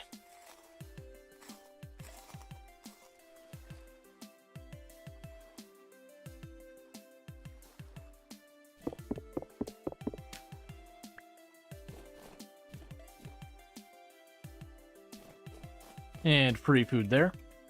Alright. Yeah, and that's the thing, like, we got all sorts of grains and all that down here, which would be nice to grab, but honestly, I'm just trying to book it across here. See what the dialogue on the treasure hunter is. If they're going to charge me money, that is what it is. I'll have to come back. Let's actually pin that. I can actually find my way to it without having to constantly pull up the map again. Okay. And also...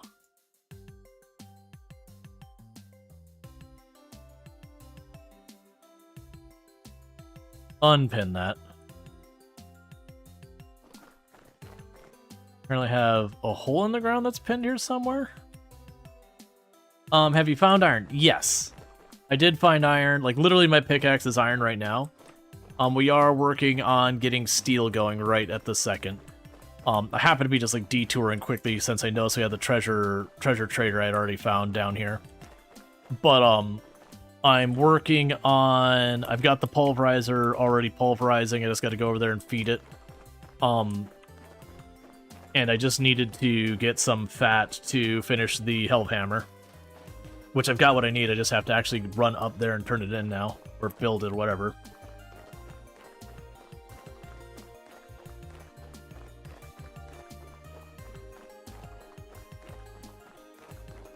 But I figure chasing this down is worth it, because I don't know how long the story... Hey, Resin.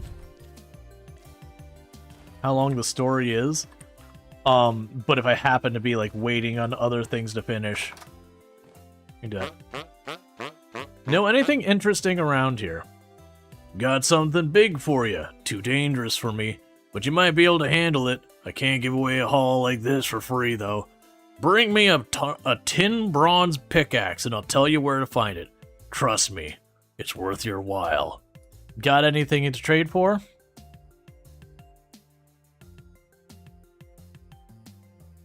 None that I care about too much.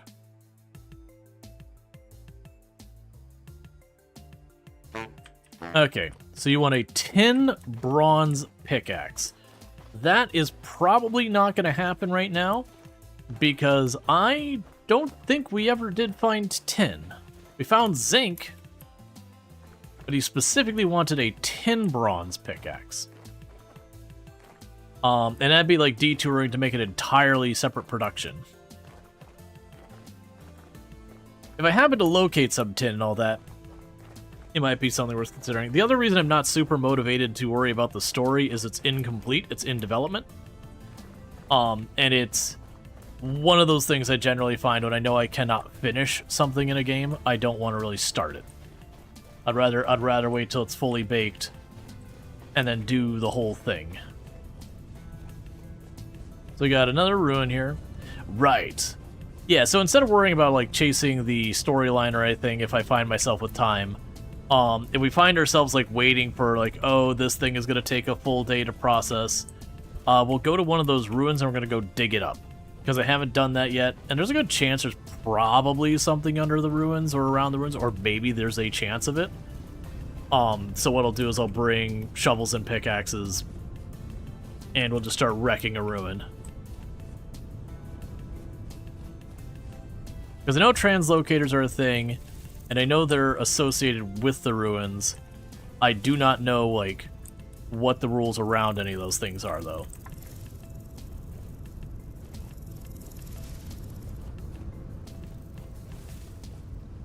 I'm under the impression the translocators, the entire gimmick behind them.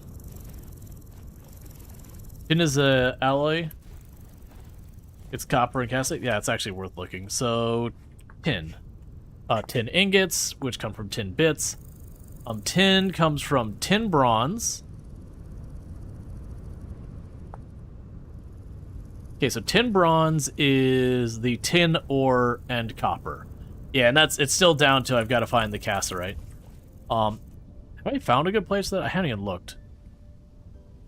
Yes, I haven't found a good place for that. I do happen to have right among these ruins is a decent place for tin. So that might be a two birds, one stone kind of situation where what I can do is the next time I have something that I'm stuck just waiting on, we beeline over there, we dig up the ruins, and then maybe we happen to find tin while we're down there.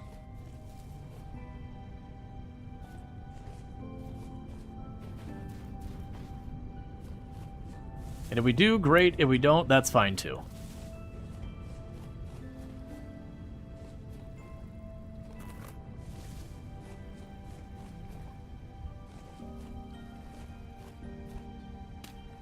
Alright, got some blue clay, so just mark that on my map. It's just one of those pain points in progression. It's usually difficult as heck to find. Well, yeah, and that's the thing. Instead of tin, I found bismuthite and the zinc. And for me, it was zinc that was the pain point. The bismuthite I've actually had like zero problems finding, but that tin took some doing. Or not tin, the zinc. Granted, I found an area that's got more zinc for me now. It happens to be, like, right directly under my iron. And it looks like there's a pretty good amount down there, so that's pretty good.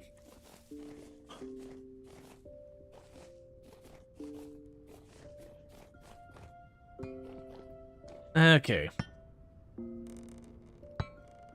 Make a start. Get those there. Let's see. Charcoal, quartz, borax, oak. And for right now...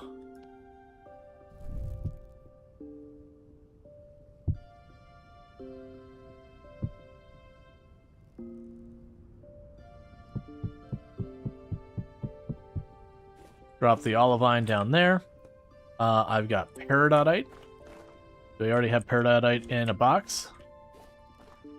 It does not appear to be so.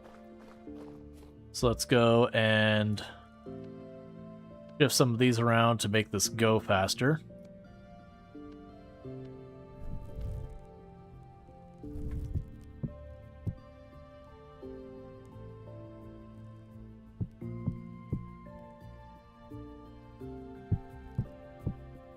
Cool.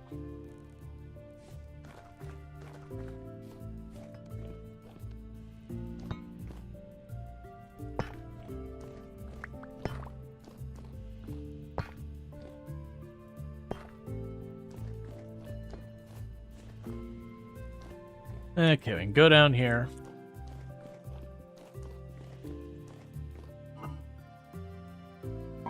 All right.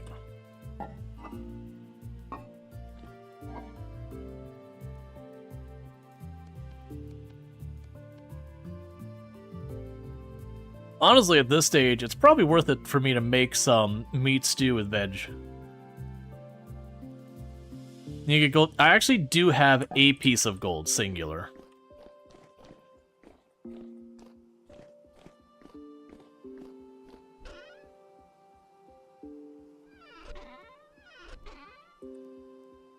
So drop all that off here. Drop the horn in there. You should go in here.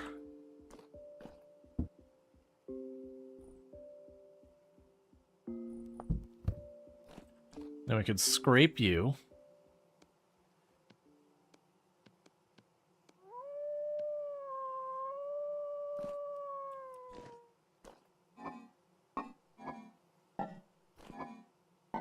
Did I not have one? Okay. We'll keep the rest of those in there for processing.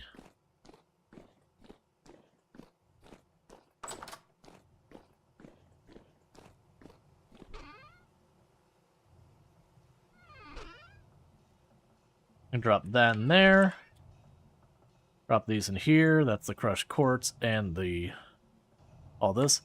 So I want those. You can go up here. There's crushed quartz. There's the rest of the fat. I'll need the resin. Alright, so what do I need for this? But first, bear with me, chat. I need to use the restroom real fast, so I'm going to quickly do that, and I'll be back in just a minute. And thank you again for tuning in, and I'll be right back.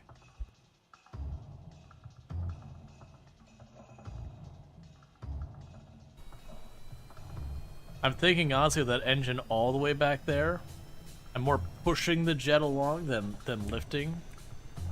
Come on, just a little up, just a little up. Yeah, that's the problem. We've got two... I'm basically... Okay. Revert to space hangar. Alright, so let's see. So the weight is a bit farther back than we wanted, I think. In production as much as we can. Because that, it's not going to directly get the insects going farther, but it'll help me unlock the next things I need to make the insects go farther.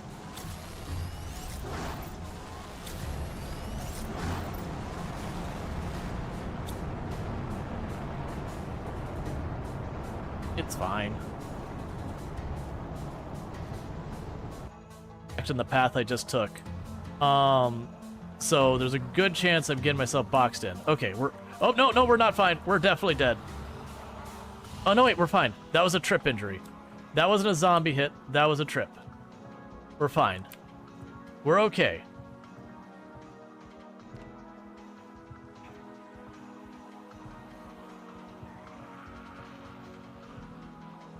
And the good news is my left arm, not my right, because your right arm is your weapon arm. There's no left-handed people in Project Zomboid. So pretty much what we're looking for is we're looking for large bodies of water to just check the bottom to see if there's chests in the bottom. Now, down says I do have the metal detector, because we've seen a lot of the nymph that drops it. The catch is life crystals get priority.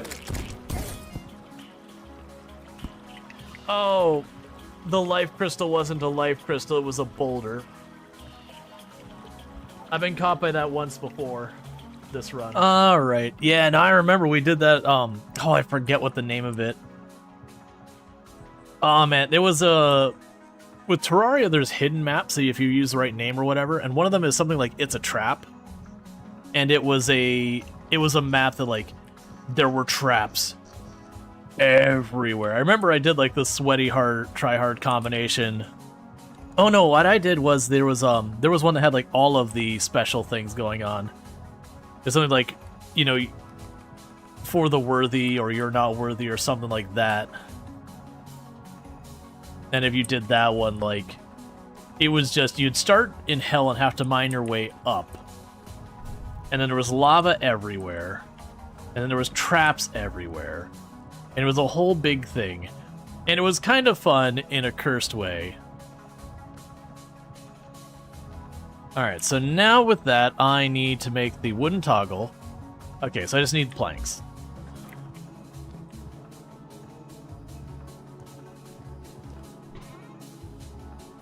So here. Grab the wooden toggle.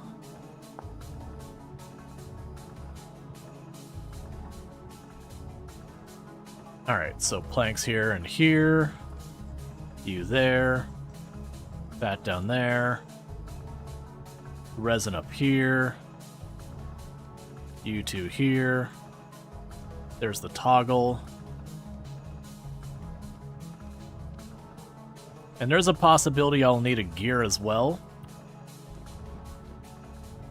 If I do, I should have everything I need to make the gear happen. So my hope is... that turned the right way.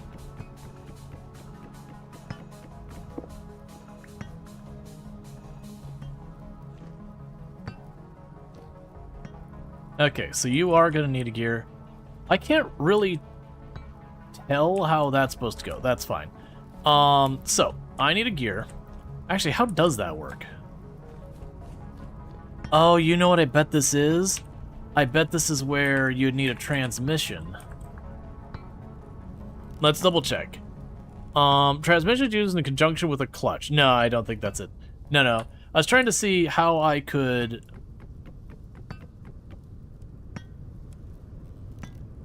Toggle goes under the arm. Oh, I see how this works. Right. So what happens is you've got this back here. Yeah. And then this goes here. Right. And so what happens is, as that rotates, it pushes it up and it falls, and it pushes up and it falls. The thing we need to do is get another little gear. And with the little gear, we can do that. Also, you can only attach one small gear to a small gear.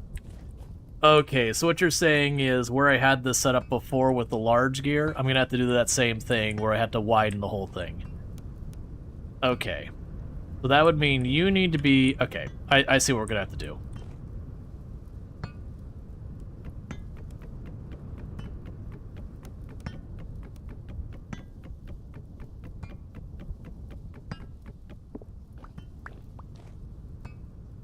So I can put you here, you here, and you there. I'll need to start working on the large gear, which is going to require more resin. Now, the good news is, like, we know where resin is, and it's been long enough since we've grabbed it, it should be, like, fully refreshed.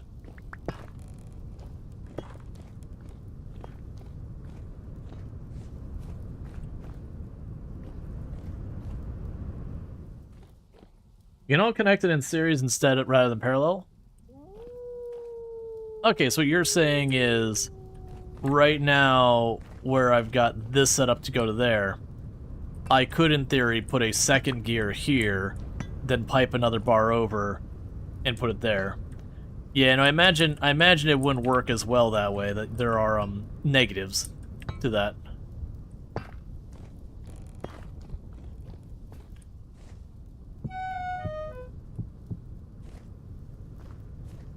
It's fine, I'll eat.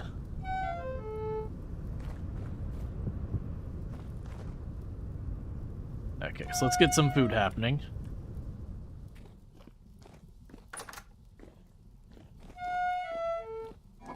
Okay. So, 1, 2, 3, 4, 5, 6. 1, 2, 3, 4, 5, 6.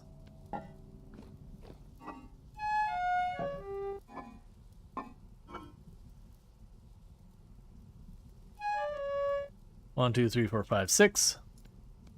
1, 2, 3, 4, 5, 6. No, you go to the opposite side of the hill. You go to the opposite. Oh, I see what you're saying. Yeah, either way, that's going to require some finagling. So regardless, the room has to get bigger. That's one key. I just already have soup laying here. Or not. Or is a graphic glitch. That's weird. No, there was more soup laying there. That's fine. Drop you in.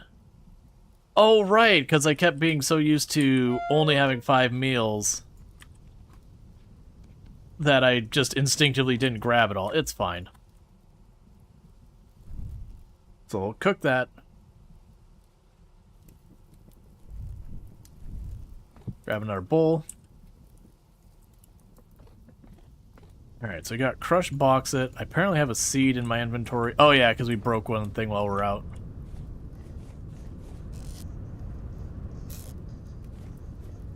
Okay.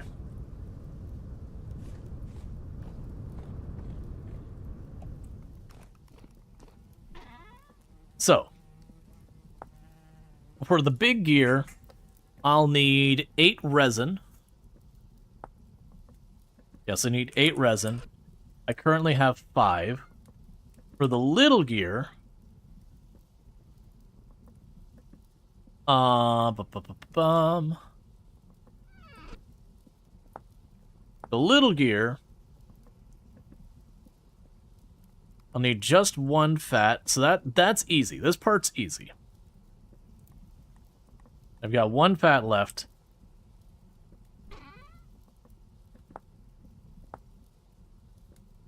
Okay. Yeah, so I only need 1 fat to do the full hookup I need. So that's good news. I am short resin by 5 for the full setup. That's not too bad of a thing to overcome. And drop you here, and I just realized I got honeycomb up there and down here, so let's clean that up. I've also got the berries. For right now, I'm going to just chuck those on down here. Keep them fresh for a bit longer.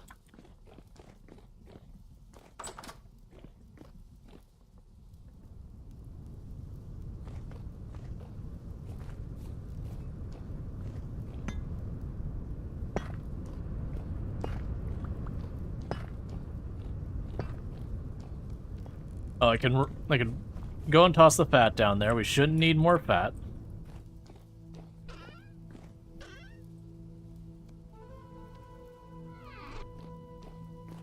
Okay, so we'll have to make a journey to the woods, grab the resin. Not a big issue. I've got like 12 places I know where there's resin in there. They should all be due for pickup.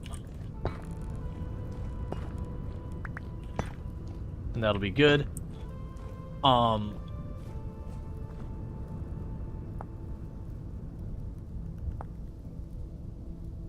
Yeah, so we craft that with fire clay. Let me go and get those started. So I'll clear out my inventory a little bit.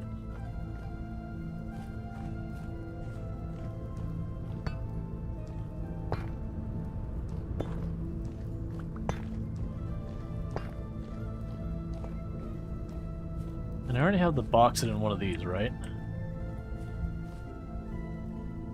No.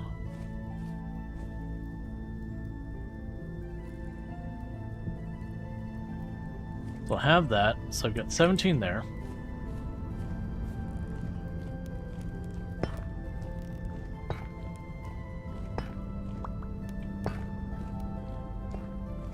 Okay, so I need 5 more quartz.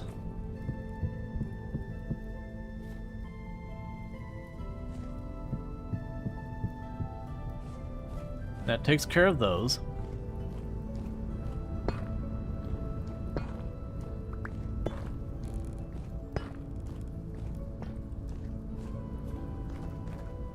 Because then what I'll do is I'll make a bunch of those bricks to start trying to get that process started.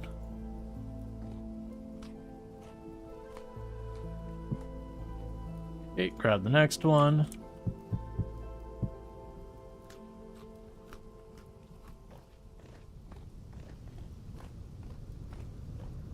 We could get rid of the planks and stuff out of my inventory before we start running around out there.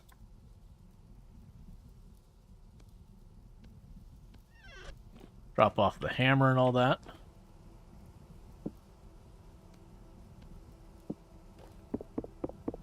Okay. We got the bloomery to pick up and do its thing.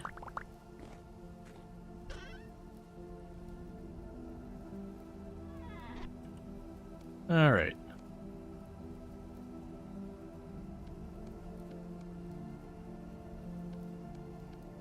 And the bloomery will be definitely something that'll be worth down the road making several. At the moment, I'm just kind of like, doing it as we can.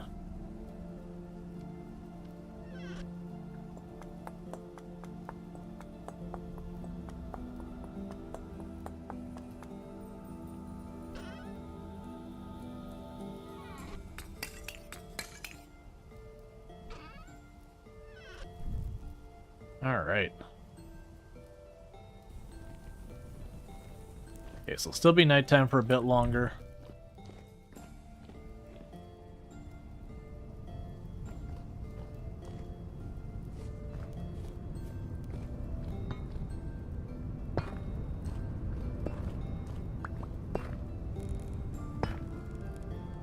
Alright, so in theory I go like this.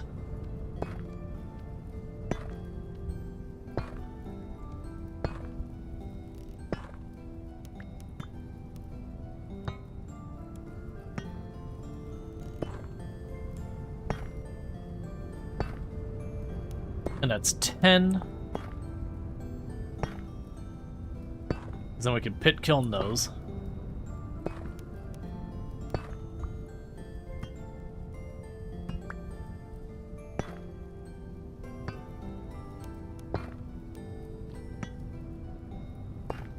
Something's not right there. So we got 2 in there. No, that's right.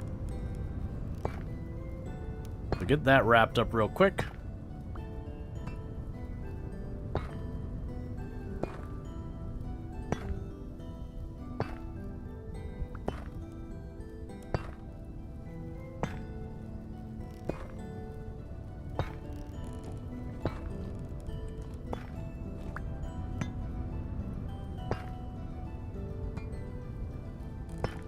I'm wondering if it's resetting the timer when I do those. That's fine. Alright, and that'll give me enough to make the last of our factory bricks. And I'm going to see how many I can stack in one spot, get the pit kiln going. Because then I gotta figure out how much, because we also have to make the mortar, which is going to be lime. Okay, so with this, let's actually see if it matters which order they're in. Okay, so it doesn't actually care which ones are where. Just that I've got the appropriate materials. Cool. So I've got our level 2 refractory bricks.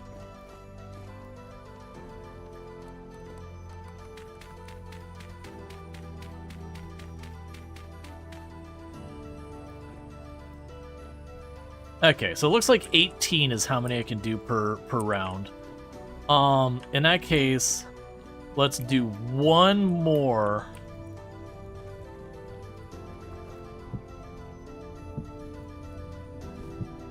Oh, that's not the right one. As I actually pull those out versus putting them in.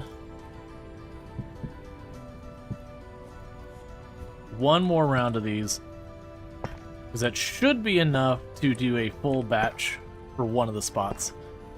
Yeah, so it looks like this is just going to take time to process these, which then you could potentially build like multiple pulverizer frames and just go down the line and do it. Now granted, it could be that as I do that, it hurts the effectiveness of the whole thing a little bit more and a little bit more.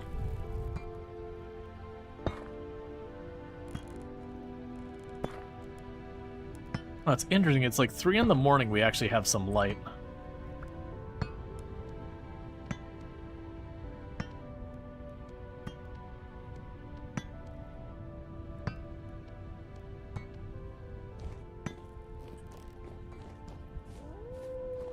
It's weird.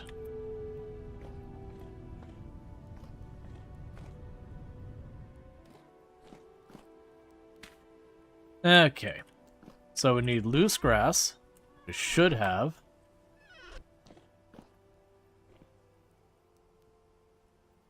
You can only fire up to 12 at once.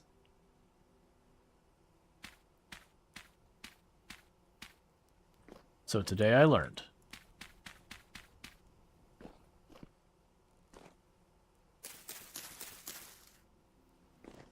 Okay, so take you, drop you off, grab the sticks.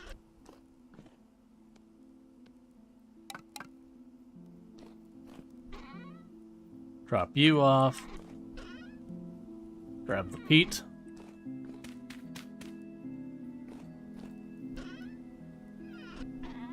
And with that, that'll be my first refractory bricks.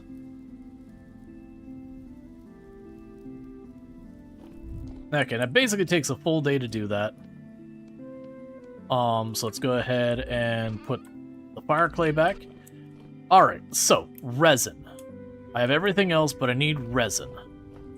And I should have plenty of resin we can grab out over this way. But first, let's keep up with the farm.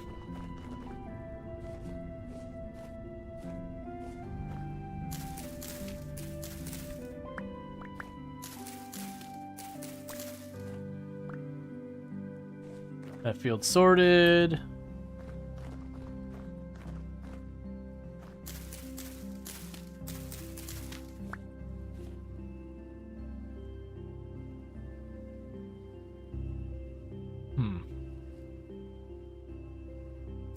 I'm just gonna pull it up. Oh, I pulled it up and I didn't get anything for it. Alright, that's lesson learned. It's fine. With how many successes we've had, losing one is not an issue. Okay. So let's drop this off. And that as well. Run over here, pull up whatever needs to be pulled up here. So we're starting to get the spelt done here. The rye is starting to get fully grown here.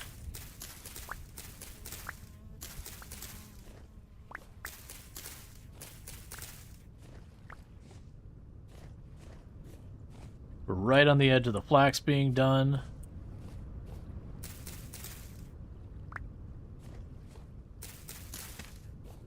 Got a couple of turnips ready.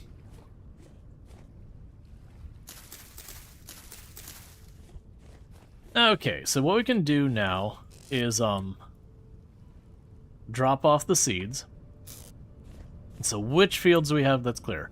You can take one that's P or K.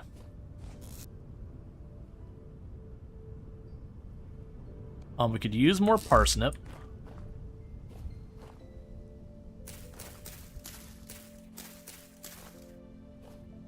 That takes care of that. Those are all done. What about you? And you can take N or P. And if you're wondering what I'm talking about, way up at the middle there, it might be hard to see. It says nutrients levels. And you'll see N is at 33.8, whereas P and K are at 50. And that just has to do with, like, different plants have different nutrients. In real life, you need a blend of soil that has different things. You're not just gonna go and grab something that... Well, looks like I'm planting flax is what's going on here. Like, you'll have stuff, because it's, what was it, potassium... It's nitrogen, potassium, and phosphate, I believe, were the things you're looking at. So, like, in real life, yeah, stuff does use it, like leafy greens, I want to say were very high nitrogen requirements, generally, broadly speaking. A lot of your fruit, I want to say, was potassium was usually, like, kind of the big thing, and that's very big generalizations, they do vary wildly.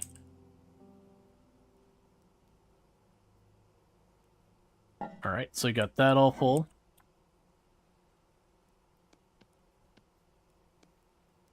We got more turnips to drop off.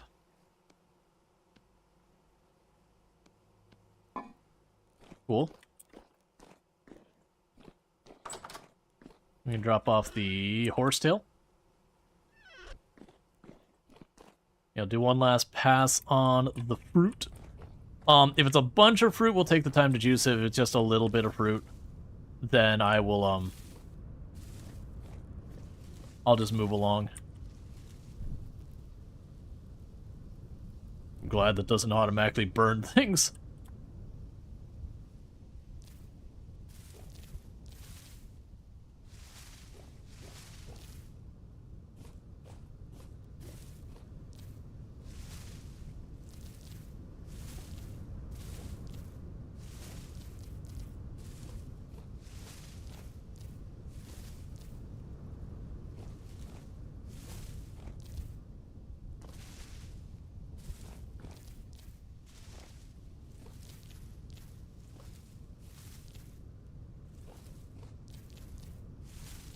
So an okay amount of cranberries. We did get just over a stack. And at this stage, there's none flowering anymore. Yeah, so we got all the cranberries for this harvest. There's going to be no more cranberries.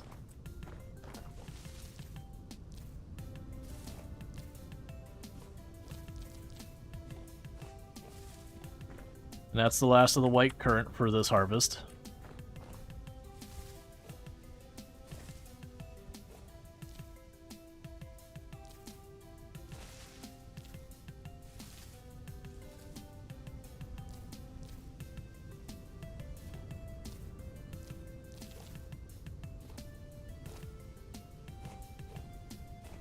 I definitely find the black currant really hard to see.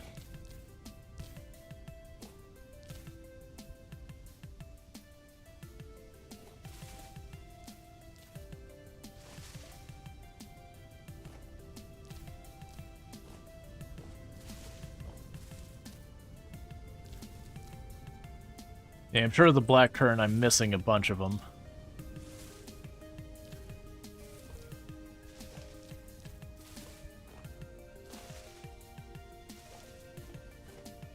Doing one last pass, see if I spot any ones I've obviously missed. Okay. Yeah, it's looking like that's it for the season. Granted, like I said, it might be one of those things that in a year I might get 2 harvests, 1 harvest. I actually don't know.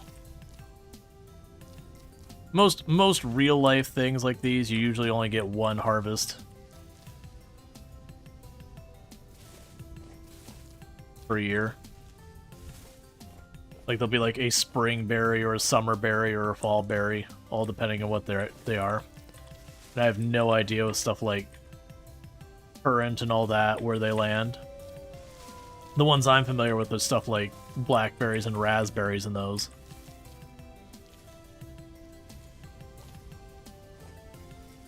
But thus far, I haven't seen them in the game, which does kind of surprise me, because those are ones that are just kind of a common choice. Okay, so what I'm going to do is, even though that is a decent amount, I'm not going to worry about juicing them right now. I'm just going to chuck them in the box back here on the bottom. And what we could do then is I'm going to chuck them in this. It's going to have to be multiple boxes. It's fine. And then what we could do is when we're stuck here at night with nothing better to do, I could juice them. Alright. That's because we still got plenty of daylight. We finished with the farm. The produce on the trees should be nowhere near ready yet, so I don't have to worry about that.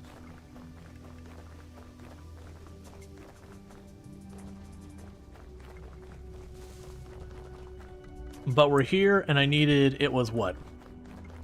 A total of 9 resin, and I have 4. So I need 5 more resin, and that should let me make the big gear. And the little gear. And so with all that, did I need that many? It's fine, we'll just grab what resin we can. And with all that, I should be able to get the Helve Hammer going, because with that, I should be able to, I don't know exactly how it works. We're gonna figure it out and don't spoil it. My assumption of what I'll do is I'll put like a bloom underneath the Helve Hammer, and I'll just keep slapping the ground again and again until it turns into like an iron ingot. And then if I leave an ingot under there, it'll keep smacking it again and again until it becomes a plate.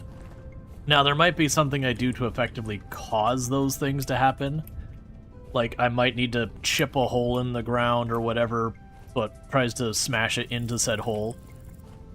We'll figure it out. I'm going to start by just tossing a random thing underneath it. Oh, good, death cap. Honestly, you know what? I've been collecting those to make rot, but it takes those so long to rot. I'm not going to sweat it.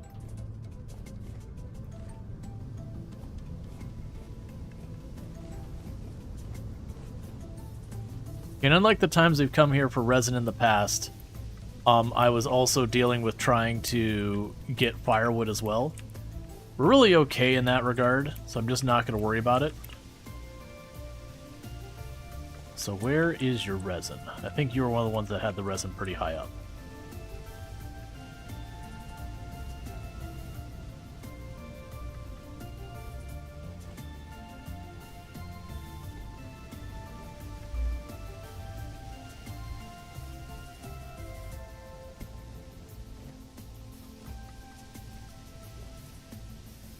Where was the resin on this?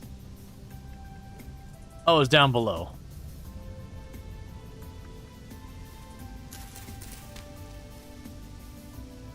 Cool. Let's just move on to the next one. I could see if you're doing like a forever map where you keep building and building, eventually just kind of making a path between the resin trees. Have like your resin highway or whatever you want to go with.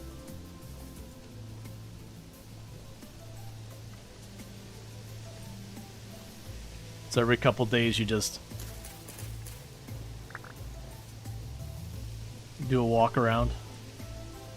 So where is the resin on this one? There we go. Okay, so we got that one.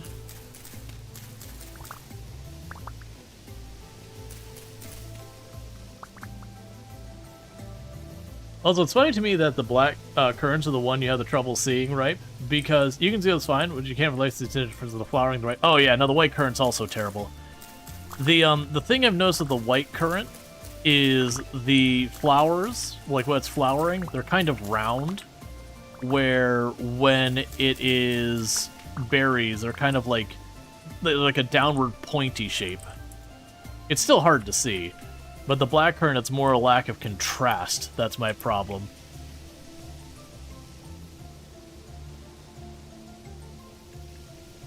I mentioned earlier, I think genuinely if I just space it out one more tile wider between the rows, it'd be way easier and I wouldn't have a problem.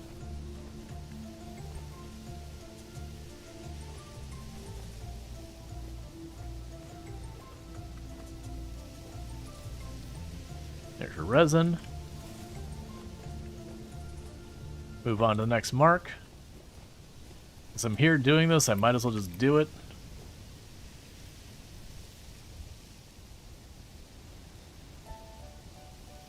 There, I got your resin.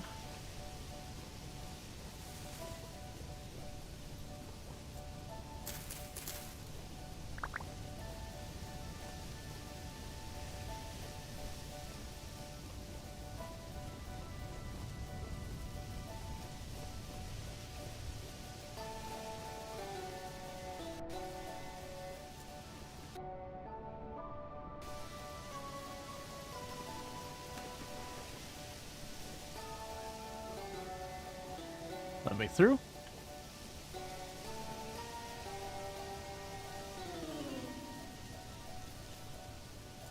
There's your resin.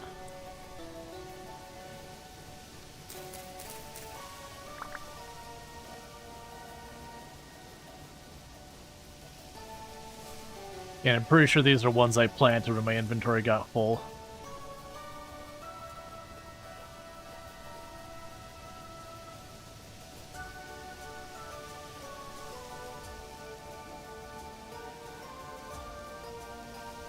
Okay.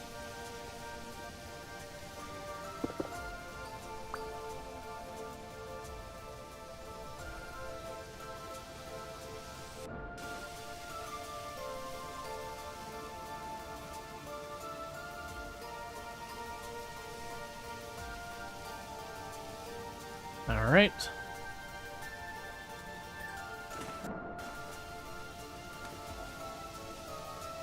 Now, at the path I'm taking, if there are wolves or bears in here, we are zigzagging through the entire place.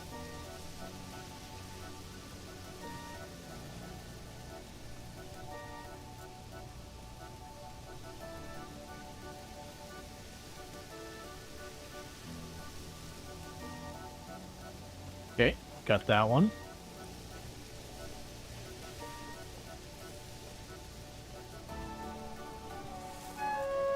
Ow. Breaking my knees. Okay.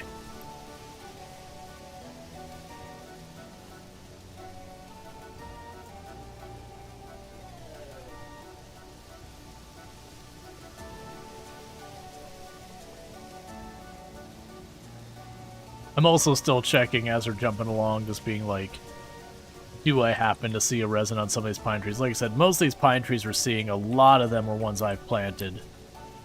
That as my inventory got full, I just fucked them on the ground and called it a day. I'm not sure that was the tree I had marked. Maybe it was. That's fine. Then I got these two, and I got one dot way to the west.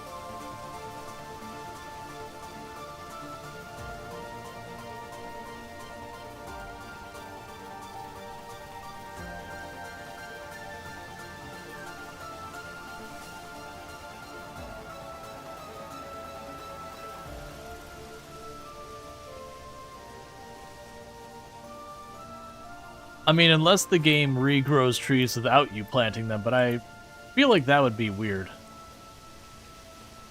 A temporal storm is approaching.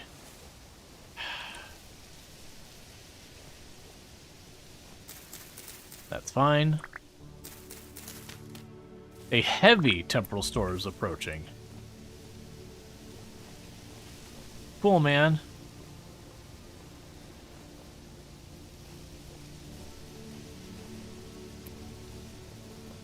So that means is we're going to be getting home.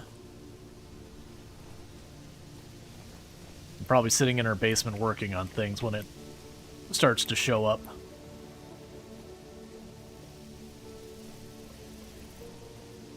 Cool.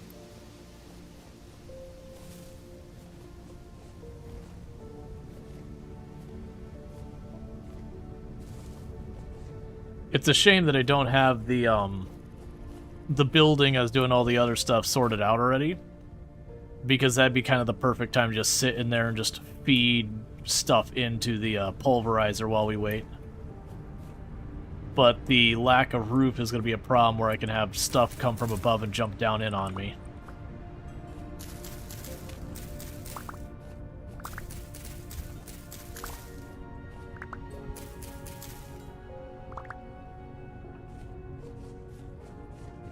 On the plus side, I did mention needing to juice all that stuff. That could be what we work on during the storm, is just go back and forth between those two rooms. Bringing in buckets of juice and put them in the barrels. Since I'm going to be stuck with that anyways. Usually I've noticed from when it warns me that there's a storm coming, it's usually like the next in-game day, like once morning starts, that actually arrives. And so far, it seems like it wraps up by like mid-afternoon. Like early to mid-afternoon is when it seems to wrap up. Now granted, I don't know how much variance they have. It could be one of those things that they can vary wildly, and so like maybe you have one that takes up a full day, maybe you have one that's just very brief. I haven't tinkered around with enough to get a feel for that.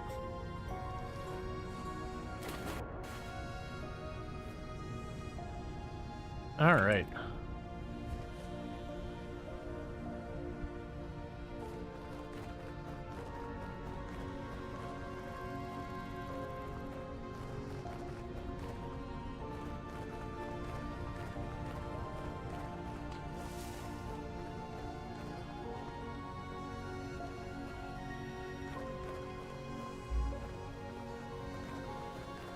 And we've got our own woods we've planted.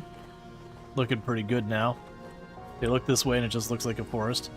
Let's also take 2 seconds. Clear out any of these that didn't make it.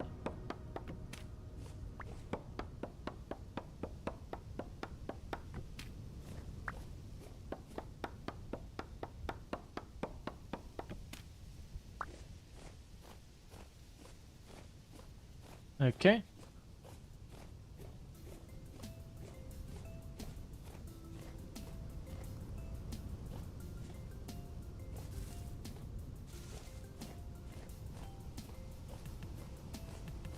Yeah, so it looks like there's only a couple that hadn't made it. And a lot of these are still in progress.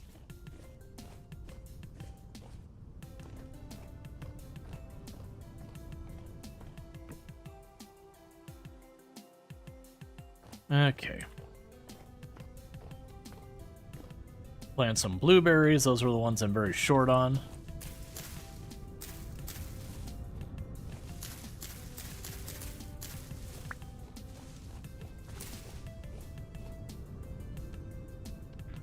And then the cranberries, I probably shouldn't be bothering with at this point because I've got so much.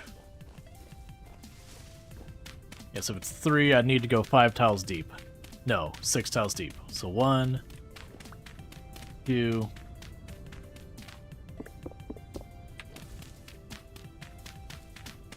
Yeah, because it's 3 rows, and 6 would be 18, 5 would be 15.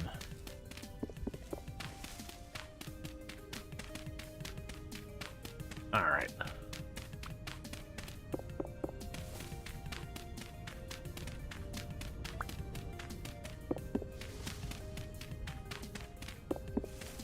Honestly, I like it going to the stone earlier,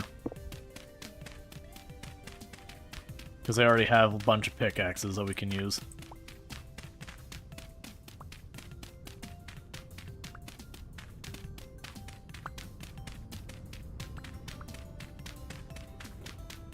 Alright.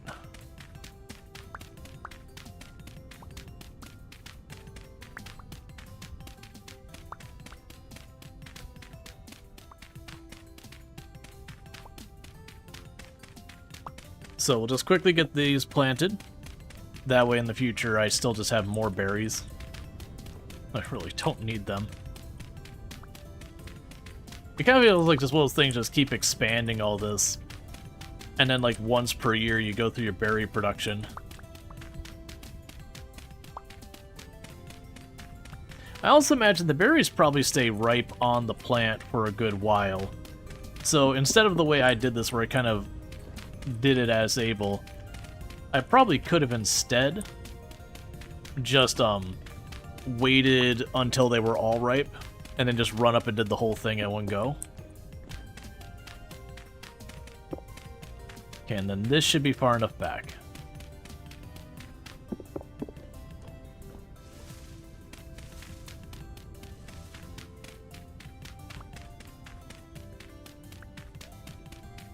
go ahead and get all this sorted out.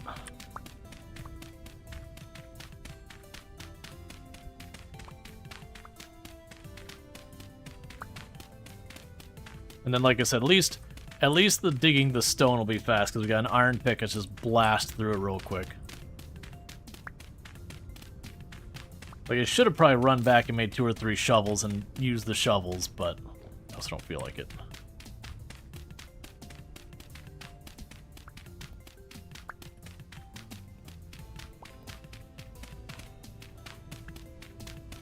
Alright. And this will also give me a lot of dirt that I can use for more stone paths or whatever else.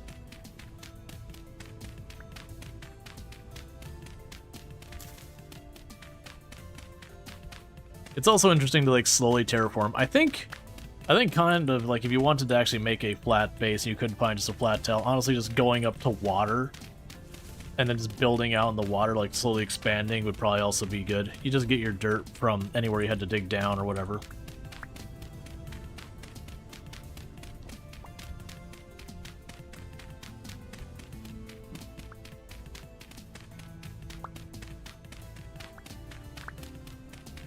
Looks like only 2 more rows after this one. And they'll give us a bunch more. I believe we have chert underneath us. Oh no, 3 rows. No, 4 rows. Sigh.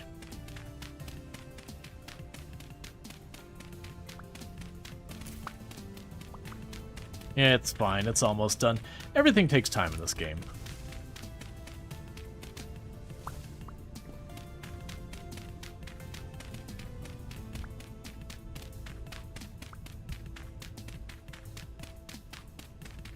But yeah, it's almost like right now I feel like I kind of primarily want to just go up to the blueberry bushes if I happen to see them. Just because for whatever reason the white currant and the blueberries seem to be the ones that you just don't see as much.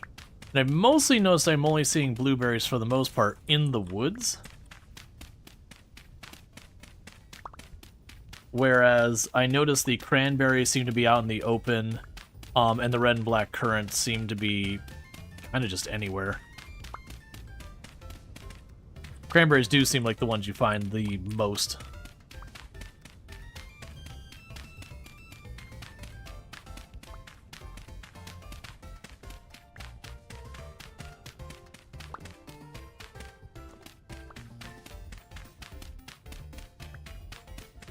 You can't double stack these berries? Not the cranberries, no.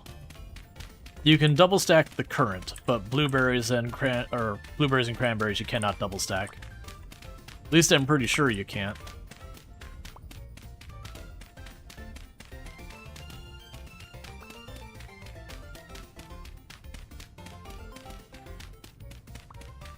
I can try here in just a second.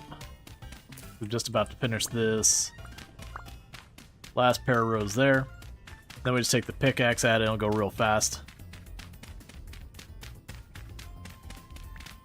Because we can double stack, then that'd make my life easier. I could pick up a ton and we'd have a lot of space to catch up with.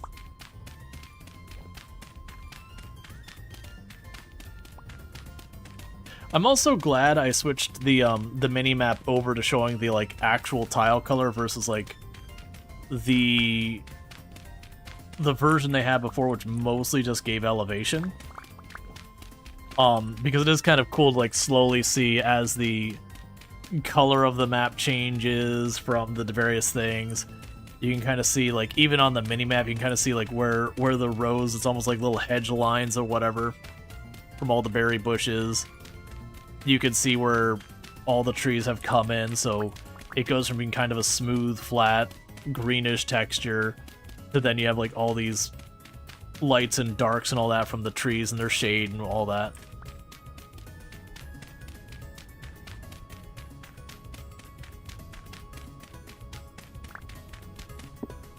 Alright, so with that, let's blast through this real quick.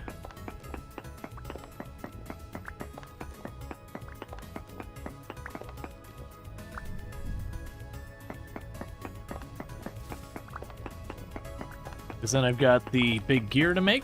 I have all the materials. And then the little gear. And with that, I should be able to get the Helve Hammer and all that online.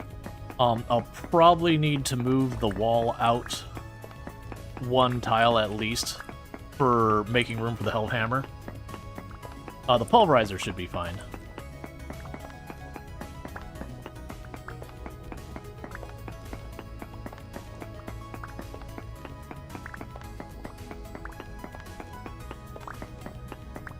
I also feel like what I'd want to do long run between the berry bushes and all that is lay down a bunch of path so the grass can't grow in and get tall and all that.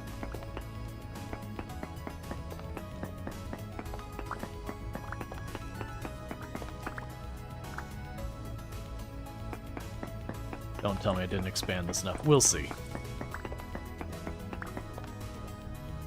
Oh, okay. I haven't gotten through the whole thing. I was just sitting there, I was like, wait a second, don't tell me I didn't dig that far enough. Right, it's fine.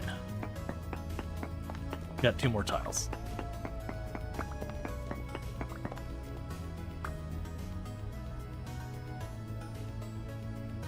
Okay, so it still says the heavy storm is approaching, not that it's imminent. Because we'll probably see it mentioned imminent very soon. And that's when I gotta scurry indoors.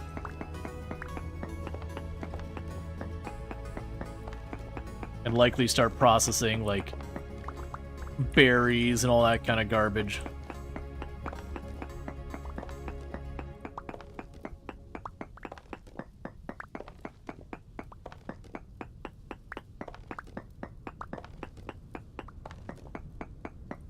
Yep. That's the reason I'm not running out doing more, is with the storm coming. I'm just like, alright, let's just hang out nearby base so when the storm gets here I can scurry inside, do all that stuff.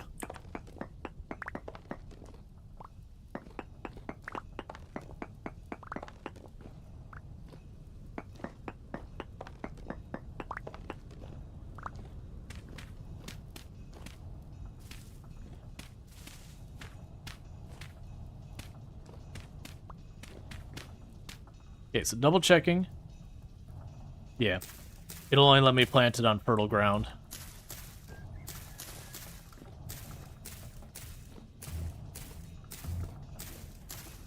Okay, so I went 1 tile farther than I had to, but that's fine. Cool. So we got all that. Let's double check to see what it says for the... We'll ripen in 17 days, we'll ripen in 13 days. Yeah, so we'll have fruit soon there. So we got chert.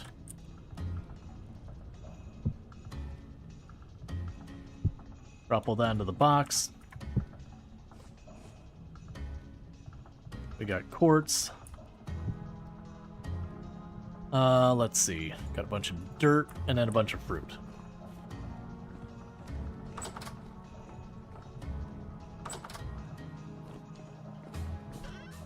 Let's drop off the dirt.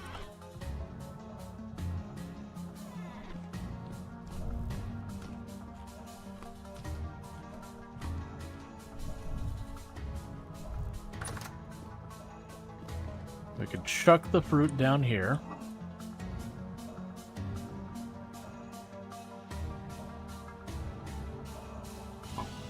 Okay.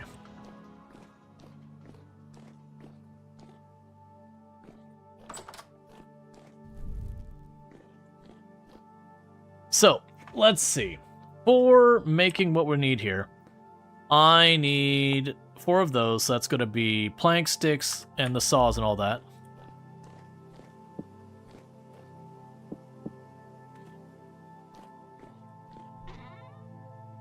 So let's grab a stack of planks. Storm is imminent. Alright, make sure our doors are all closed. We'll scurry over to this area. Alright, so big gear. Then grab you.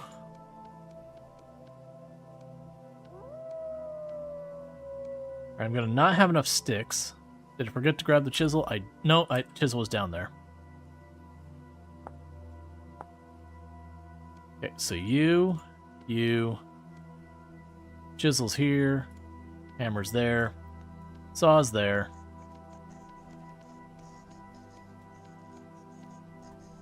And I don't have enough sticks. Making sure I didn't overlook any, because it's very possible. Alright, so I have to go out and get more sticks. Right now I'm going to be lazy. I'm going to chuck all of these tools right here.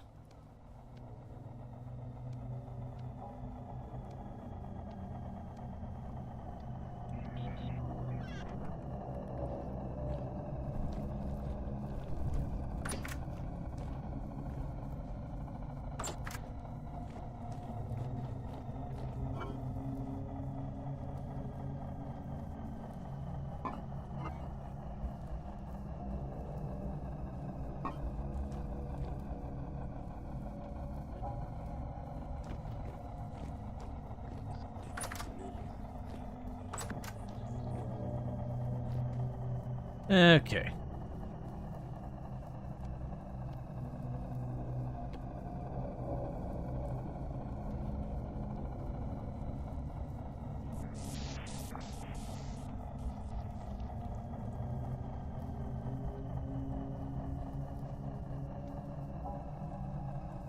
And that is red currant.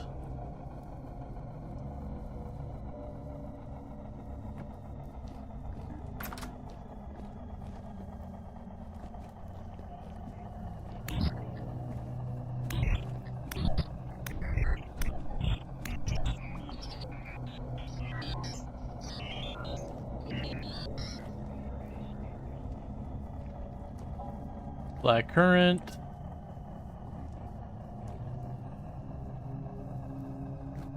Do I not have one of these? That's... Oh, wait.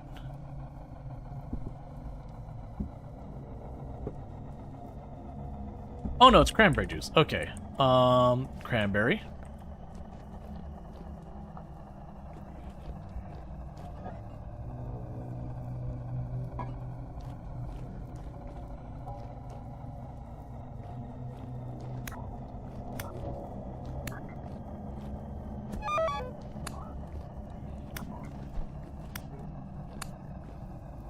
Yeah, you especially want to be outside, because right now, these things hit, like, super hard.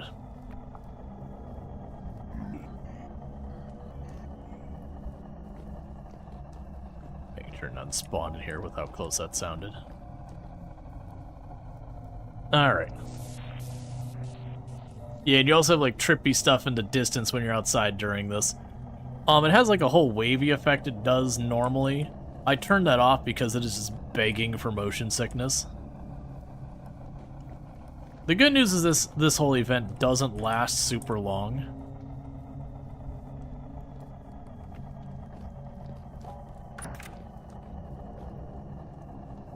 Oh, so I'm gonna need more barrels. One moment.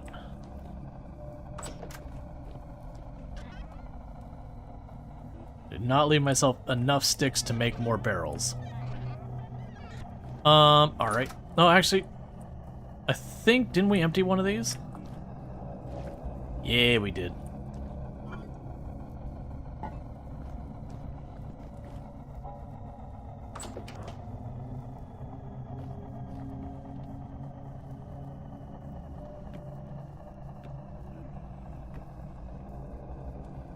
Okay, we can grab the next stack.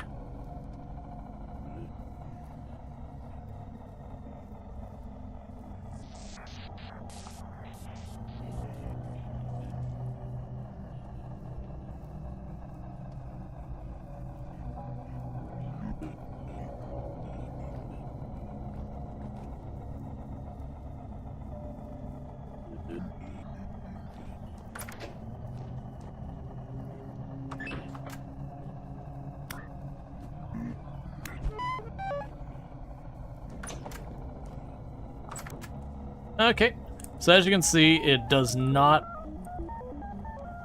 respect normal spawning rules. As that thing spawned on top of me, inside the room I was in, it was like 2 tiles ahead of me.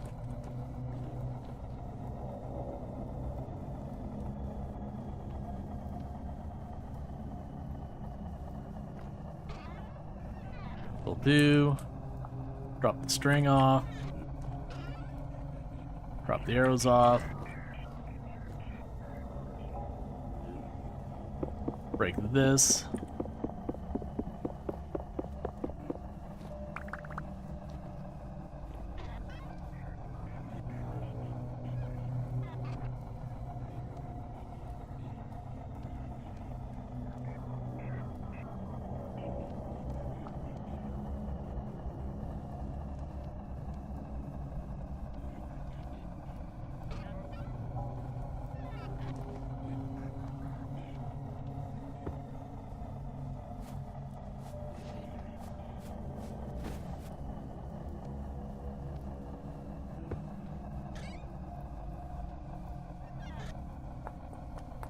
Keep making her iron.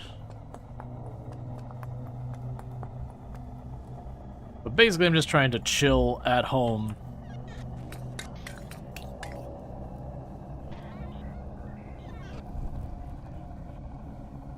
And do whatever I can to be productive in the meantime.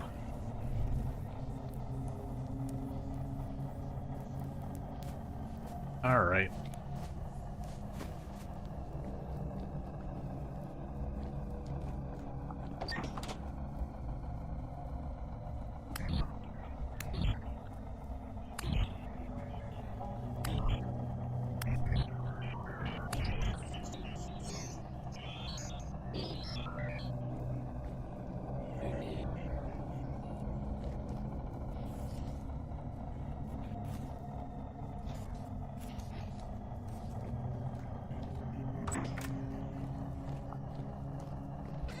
Okay, drop more of the string off.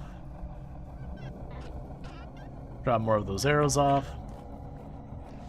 Keep bandaging because that one down there hit me for almost all my health through my leather armor.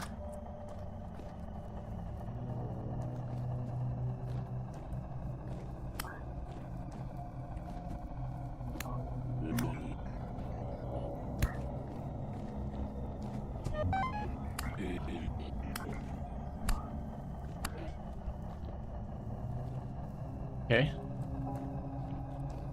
Let's close that door now so I don't get stuff sneaking up on me. Okay, now that's more cranberry juice. There we go.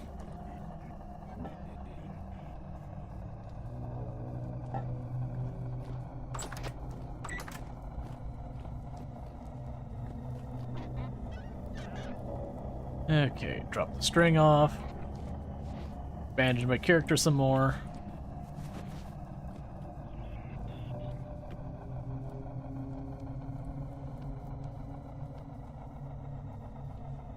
And keep making our juice in the meantime.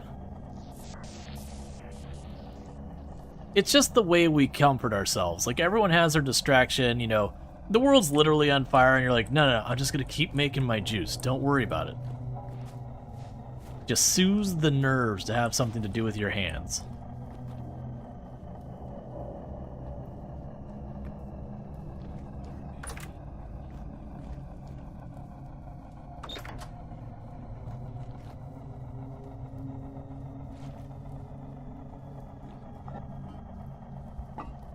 All right.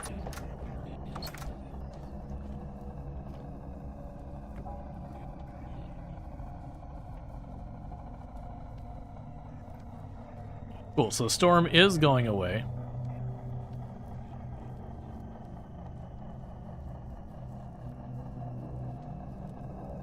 And that's a really good thing that the Storm is going away, because I'm out of sticks, so I can't make more barrels. So this whole making the fruit juice is going to come to a pretty quick end when my barrels are full.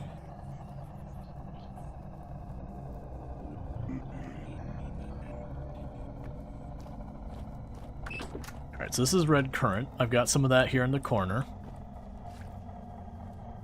And speaking of full barrels, that one's full.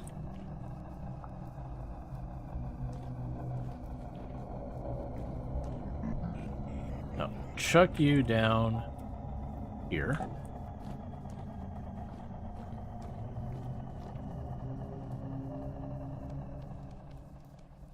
Okay.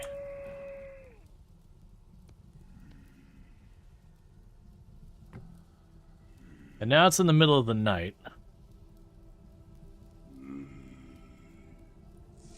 So let things sort themselves out for a minute upstairs. From all the awful things that are clearly inside my house upstairs.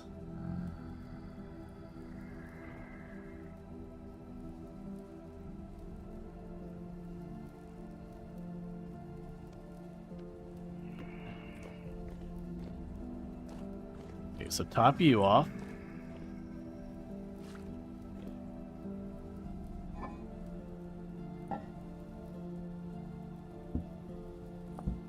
Seal that barrel. We can work on the other ones here.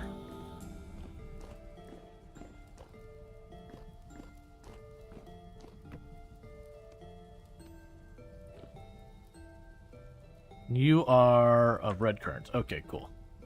So we can make alcohol? Yes, we are technically making wine right now because I am making fruit juice, sealing it into barrels, and then it is going to last. Now, I don't know what the implications of a lot of this are. Are we going to get it like completely wasted in a whole bunch of stuff? No idea. But it makes it last longer, so sure, why not?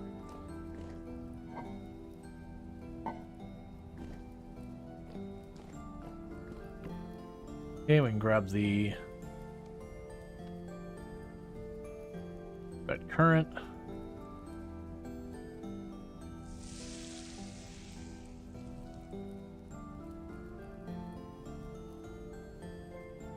Like getting your entire nutrition just through wine.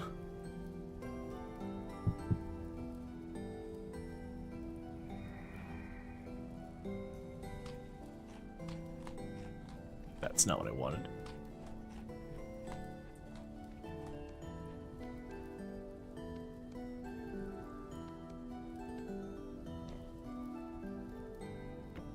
Okay. The black currant, blueberry, this.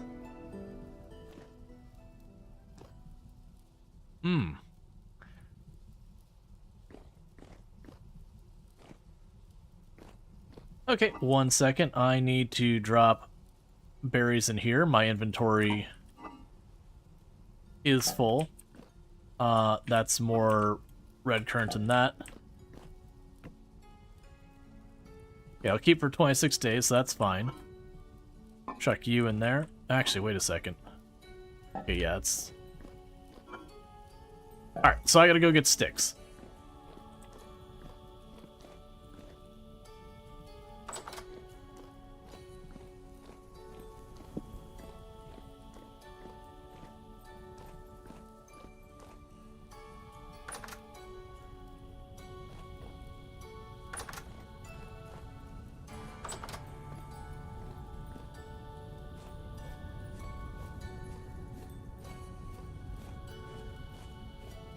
So let's go get ourselves a stack of sticks, because I need those for a couple of things.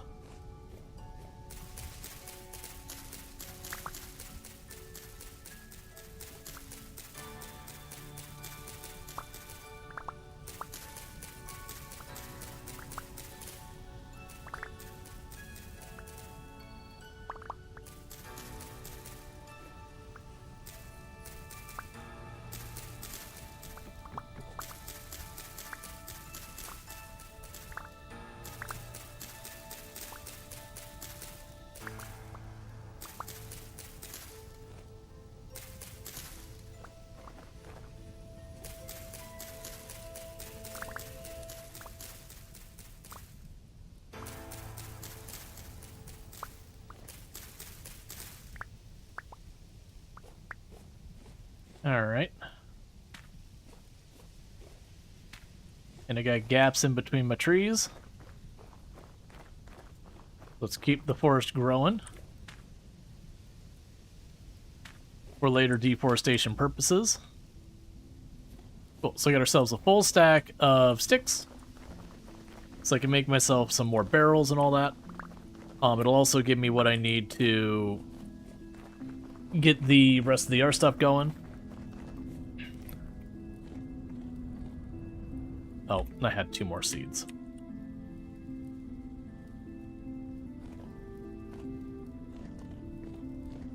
Okay.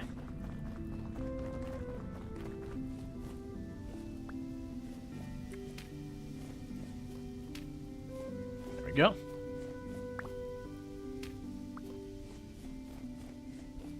Cool, so let's go see about making those like 2 more barrels or whatever it is. I'm going to need to seal all this juice up real quick.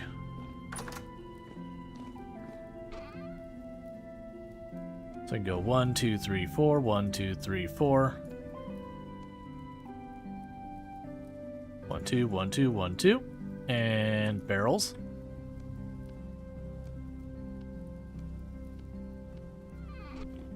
Toss you back up on the wall.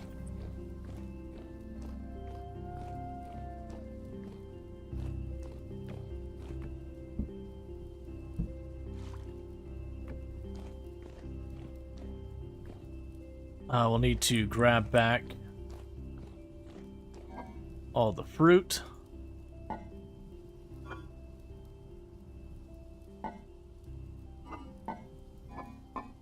Cool.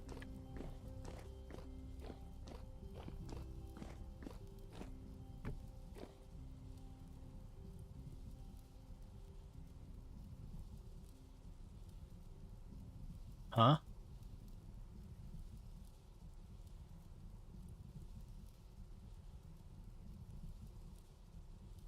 All right.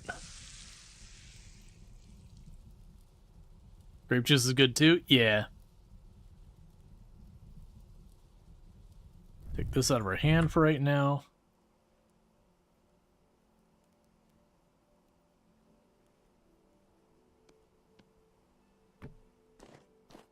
Okay.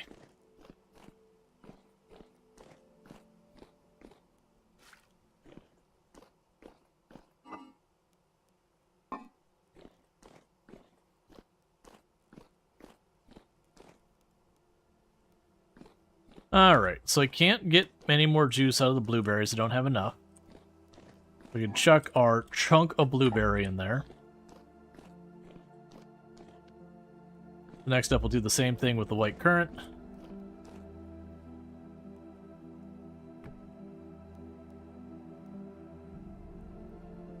And just keep combining everything.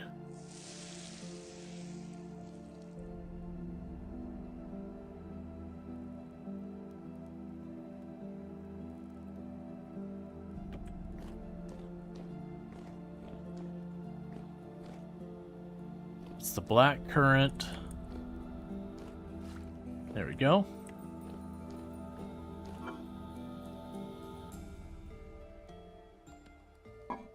They don't mind stacking them because we're letting that all rot.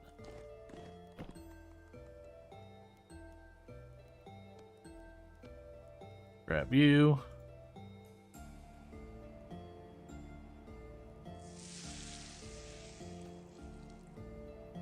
And it's not too much longer till it's going to be daytime again. And then we can get that big gear in place and the Hellhammer. And it does look like I got my first round of bricks made.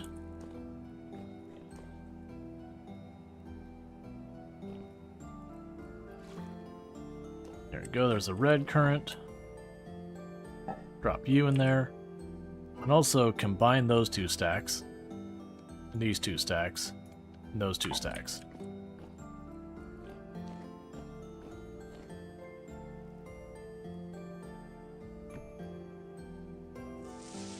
So much wine.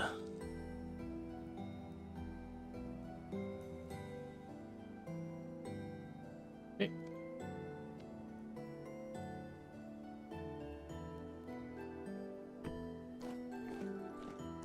That's the red currant again.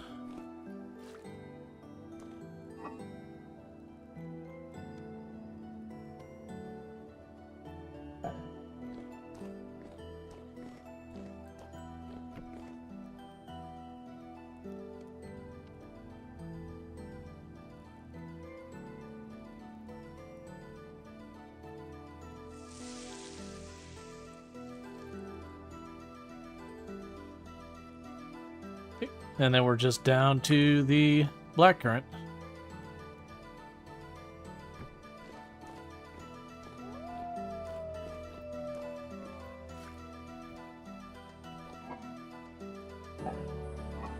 Oh, not stacking, please.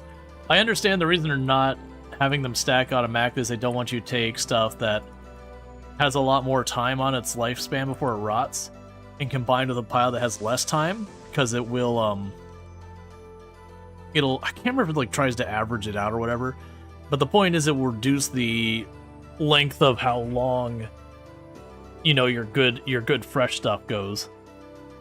That way you can't, like, cheese it where you have, you know, your full stack of stuff that's about to get dodgy and then just, you know, bump up its lifespan by just dropping a stack of stuff on it. Or dropping, like, one more in there. Because games have had that kind of abuse in them forever where you can kind of reset the stack. Even though you can do that with the torches, where you can take the torches when they're not quite burned out, just take them off the wall, put them back on the wall, and it refreshes it entirely.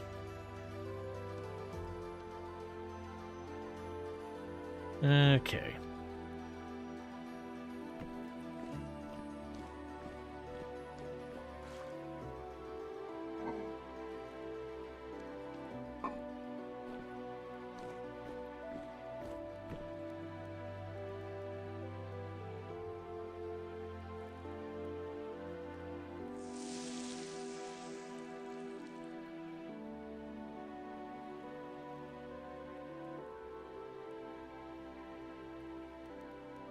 It'll get one more round of these.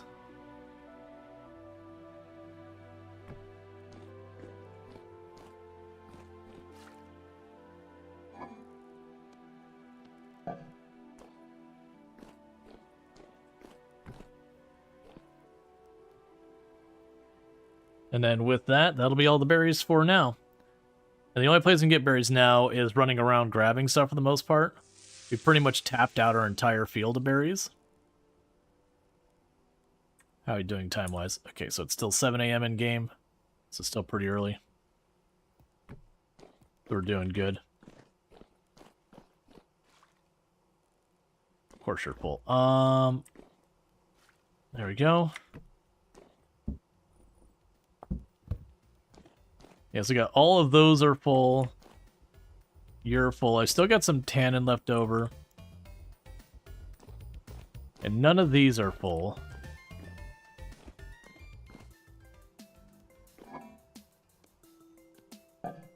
Alright. So, let's go back to what we were doing before all that went down. So I need you, you, you, you, you, and you. We can go here.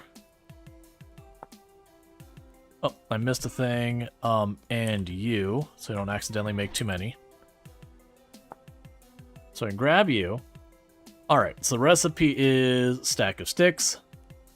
Split that out there. Resin, hammer, pickaxe, saw. Okay, so we got those made. For the big gear. Alright, now I got the big gear. I will need the spare shaft I've got here.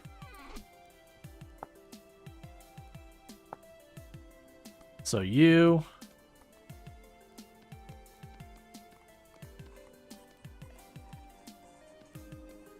There's the big gear there.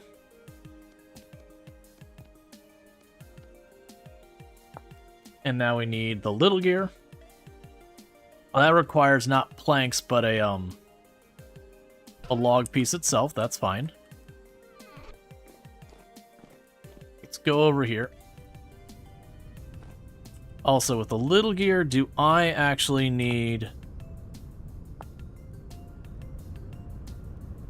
No. I was checking to see if I needed an axle on that one as well. So go over here, grab an oak log. That should be what I need for you. So little gear's recipe, so you... I don't have the fat on me. We should have the fat down below.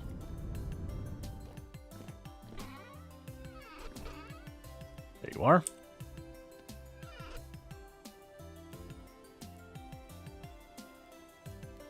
Okay. So little gear, that's not the little gear, that's the break little gear. Alright, so log, bat, chisel, hammer, saw, sticks, and resin.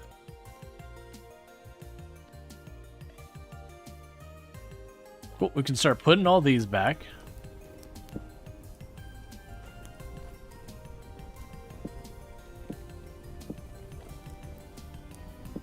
We need a new pick and a new saw and all that soon.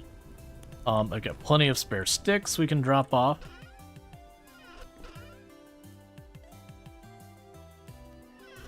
Okay, so I gotta go and move some stuff around here, but that should be everything I need to get all you hooked up.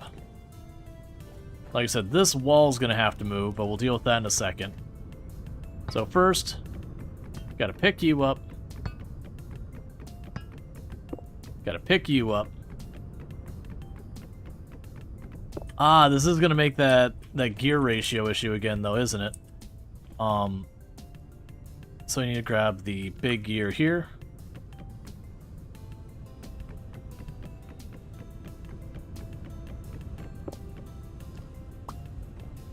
We'll see how it goes.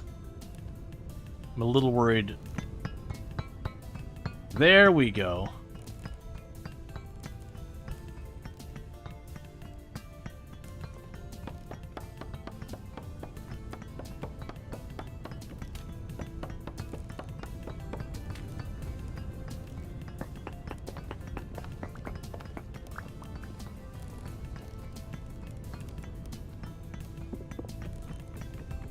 Alright. Get this whole thing moved.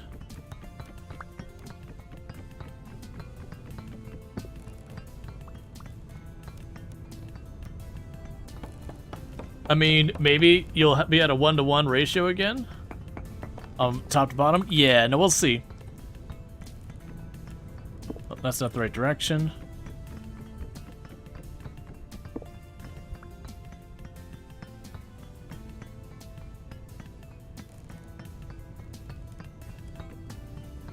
That's not right, I need the toggle here. Oh wait, did it even need to move? I don't think that needs to move. What am I doing? My mind is still on where I thought the toggle had to go next to everything.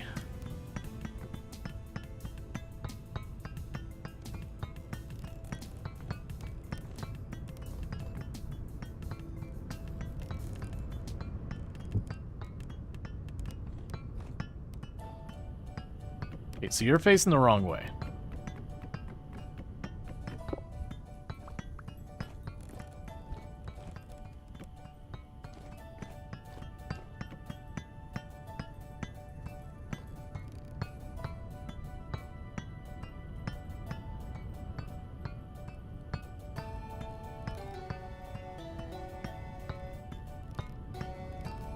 Now, the previous big gear is up there. What am I doing wrong here? Because it should be right, because it should go up. Wrong way still?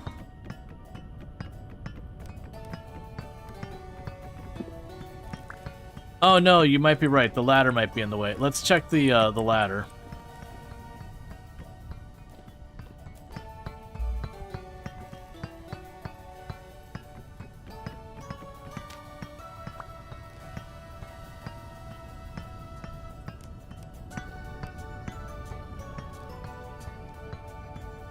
Yeah, so when I started tearing down this wall, I didn't actually need to do that.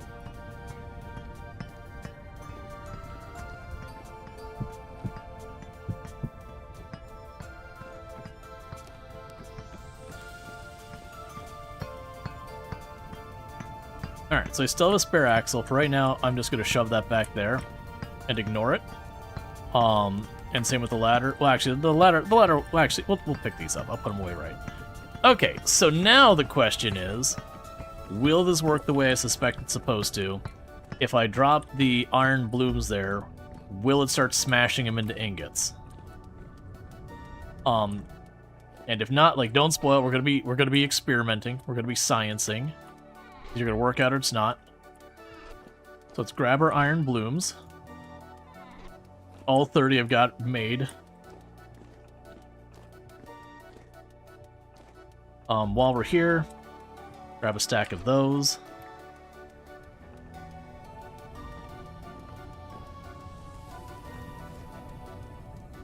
Grab a stack of that.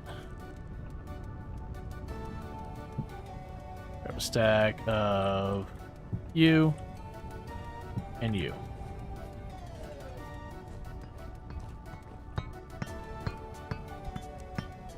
I wonder if I could turn the whole thing around. I kind of don't want to deal with it in that regard.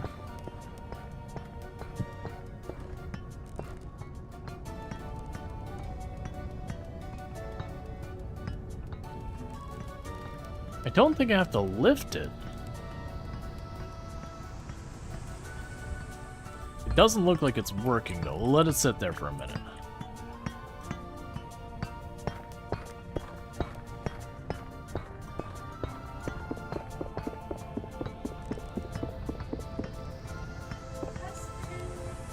What?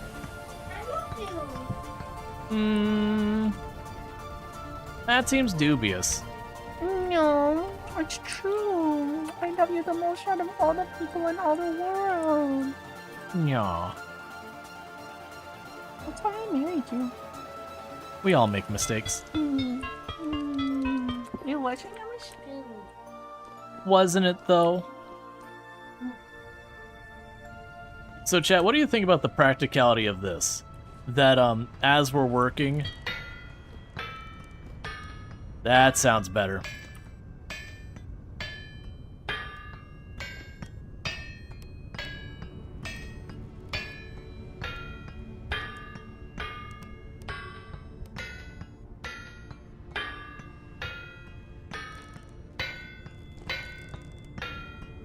Yeah, that as we're working, we would, just carry the anvil up and down stairs. Are you actually doing the job? I can't really tell.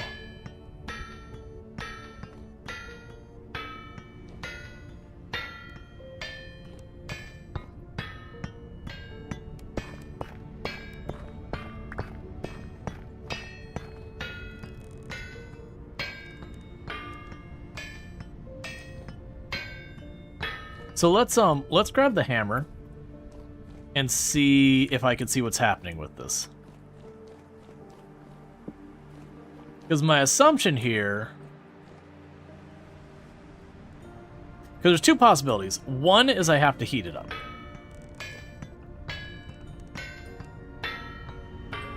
Yeah, that's kind of what I was curious about, is would I need to heat it up and all that. Alright, so it looks like we're moving our smithy up here. I mentioned that was going to be a thing that we're probably going to need to do at some stage.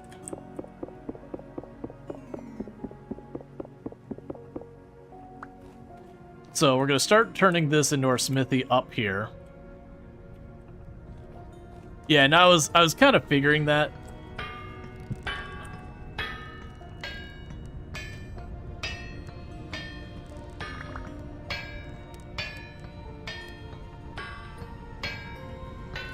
Partially worked iron bloom. Okay. I mean, it does say it's being worked. Alright, before I put more effort on this, I want to pull this thing up and I want to turn it around.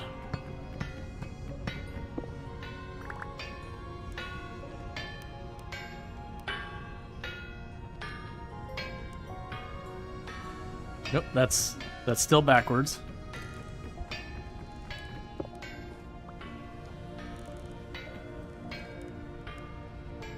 Okay.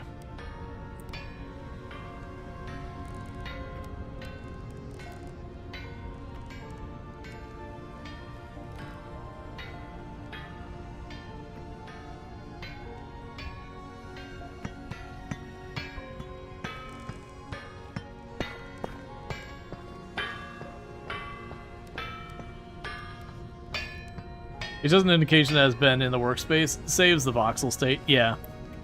That's fine. Alright, so the next thing we're going to do is... I'm going to go up to here. I'm going to grab the charcoal out of there. I'm going to smash our bloomery.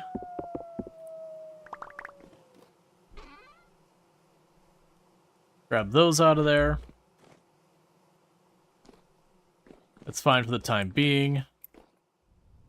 Oh, I'm going to need...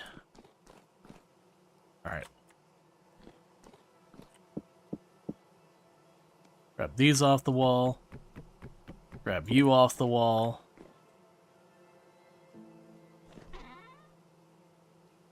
I'll definitely need to do way more with that. That's fine. There's going to be some back and forth while I'm working on all this.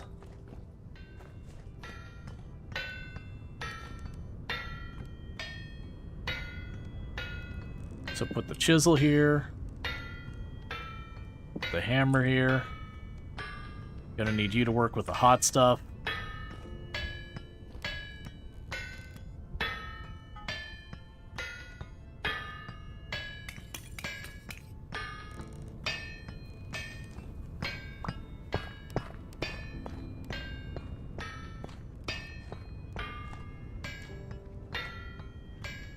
Hey, look, chat. I just got a factory job.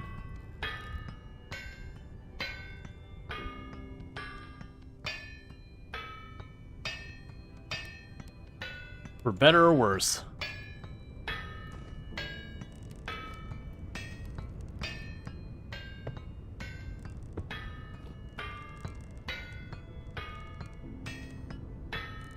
Since you're already moving things around, you might be a good time to mess with trying to automate some of that stuff. You mean the potential of putting a hopper and everything? Yeah, I have no idea how any of the automation would work in here.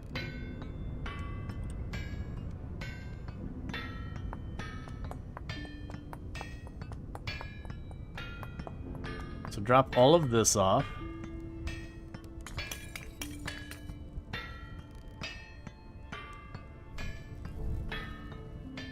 Keep this going.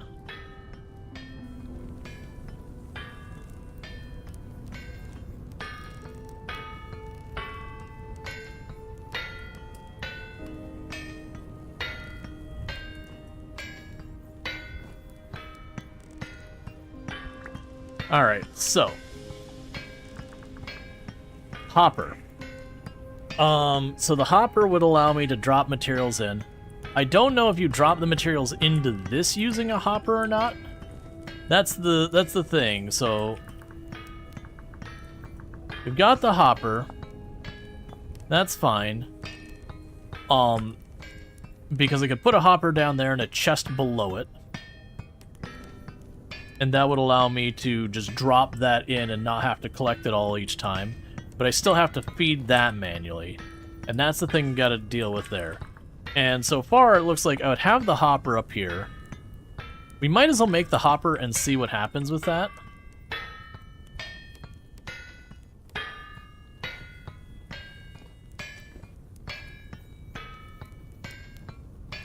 So while we're waiting, might as well keep it producing.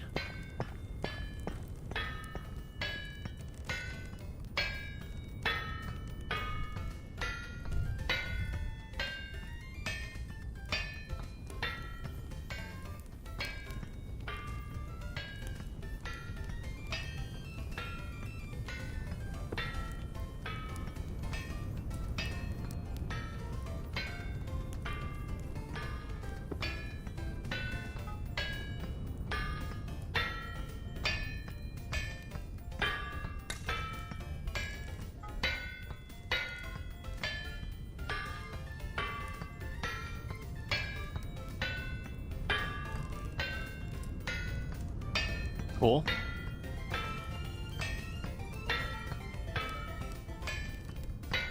What I was saying I'm probably gonna want to do is get the get like a copper bar, toss it in here, and see if we can't get the hopper. And see if I put the hopper up here, if I could just chuck a bunch in there, and it'll slowly feed through kind of thing. Yeah, so that's going to take a minute. So let's go down here and grab a stack of copper bars.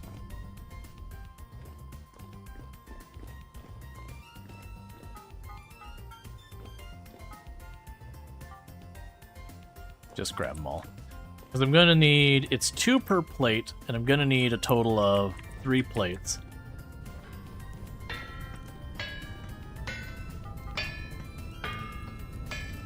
Oh, you're not done.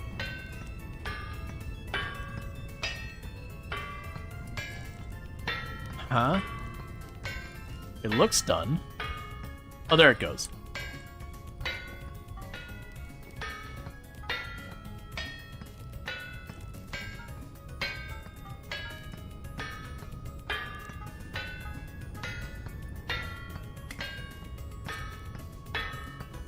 Man, we are gonna go through a lot of charcoal. Luckily, I have a lot of charcoal downstairs. Right, so...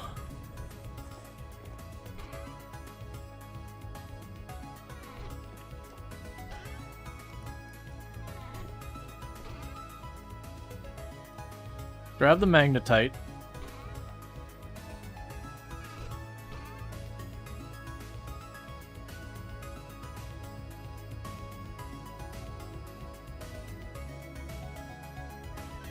Cool. You'll get the next bloomery going.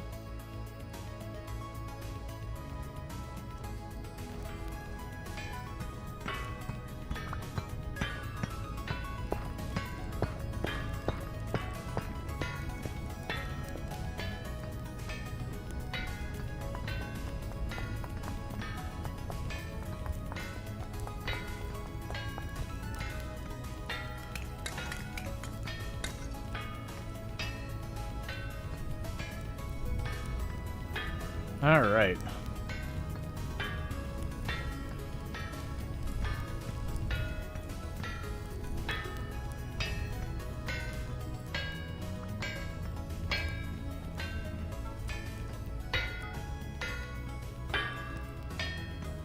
Plate.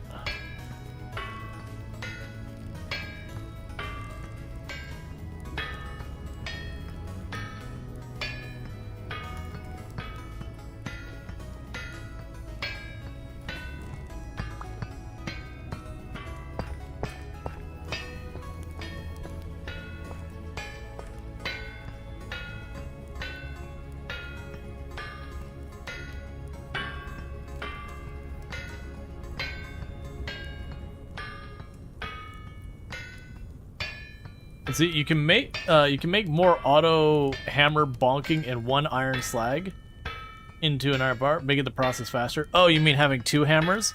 I don't think so, because it is just one hammer hitting one spot. I could have like two anvils, each with their own hammer, that kind of thing going.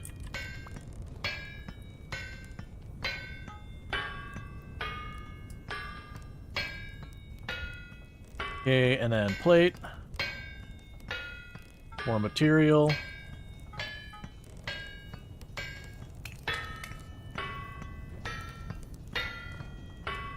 Okay, so I'll give me my second plate.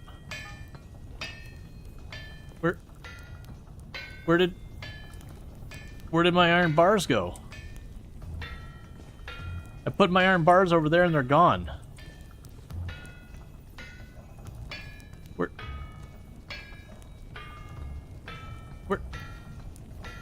Why would they... It's not raining or anything. They couldn't have exploded. Oh, weird. They're just invisible. Okay.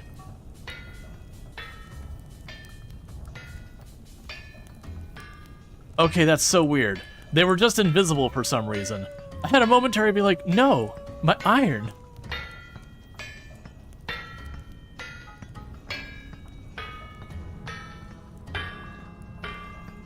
Actually, I picked those up, so those are going to take a minute to heat up.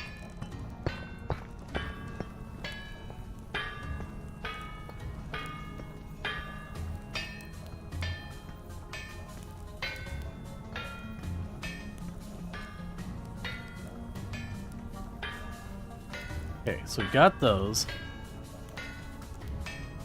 So copper, bronze. Yeah, weirdly they're invisible.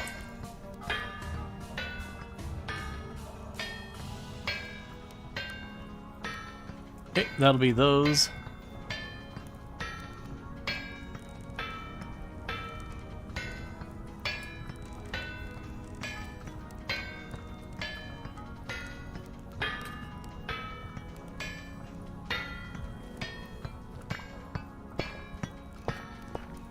Okay, once I get that plate, we'll have a hopper.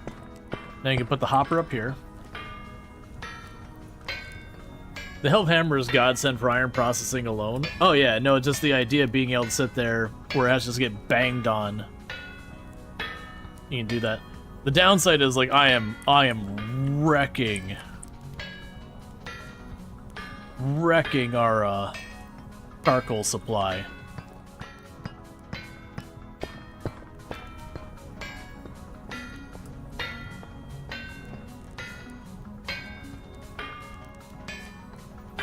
Yeah, it's still heating up.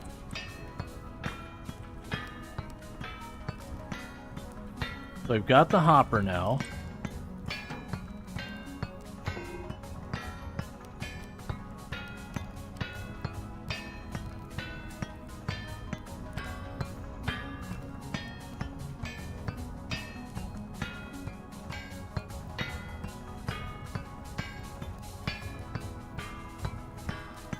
So that's not working. I was really hoping that would work.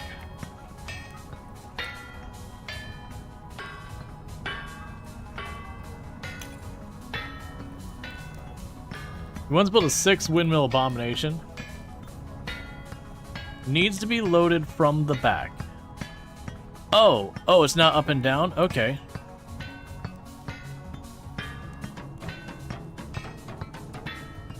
Because that's something I would not have guessed. So, loaded from the back.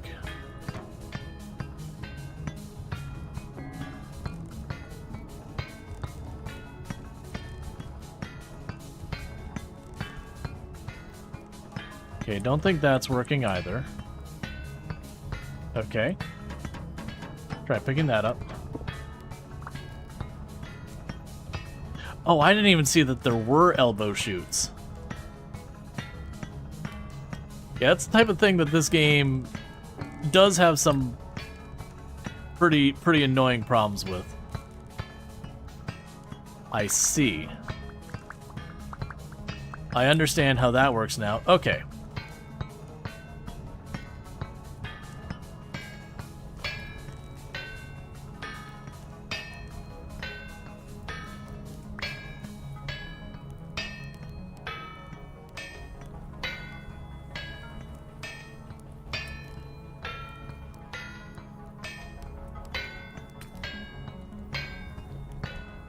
Alright, so elbow shoot.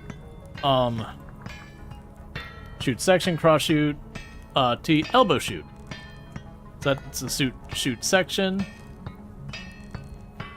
Smithing. I have a feeling I can't just...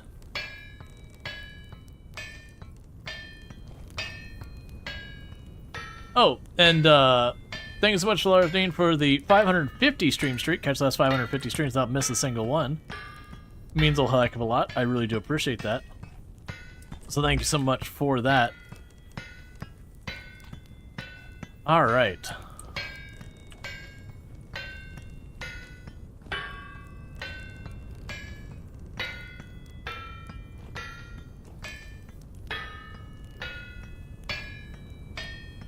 Hey, Allison, thank you so much for the 1,000 biddies. I do apologize about the lack of the alert sounds, and I do apologize if I've been missing anyone's alerts. I had backup software give me some grief, and I still have all my files, but it's one of those things that, unfortunately, just like, I have to wait till after stream to sort things out. Well, the current system just came online. Like, this is brand new to our run.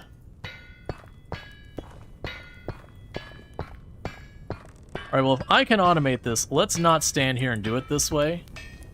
So let's go over here. Drop you off.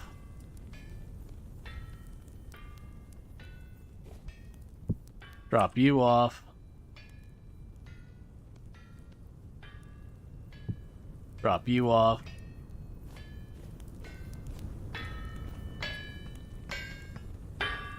Yeah, no, I gotcha. Yeah, okay, I see what you're saying. No, don't.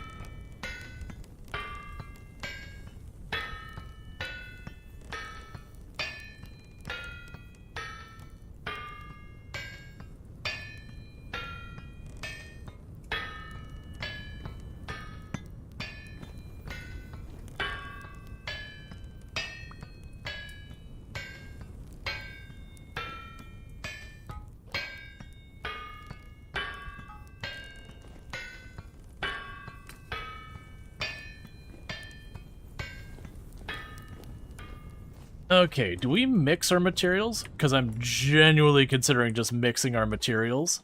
What I mean by that... Let's grab you.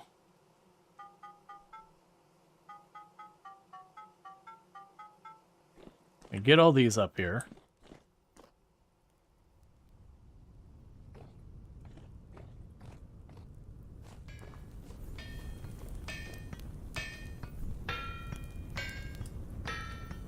Okay, so right now, I'll chuck you there for a minute.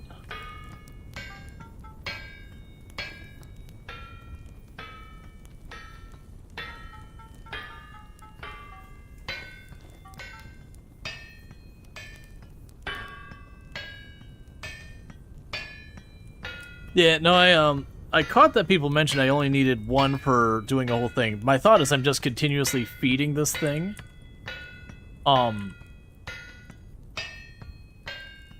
So I didn't see it as, like, I'm losing material on it. I figured the fuel just lasted longer that way.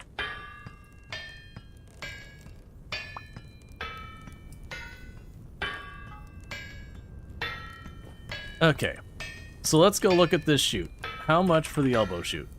We need a chute section. Right, I can't see.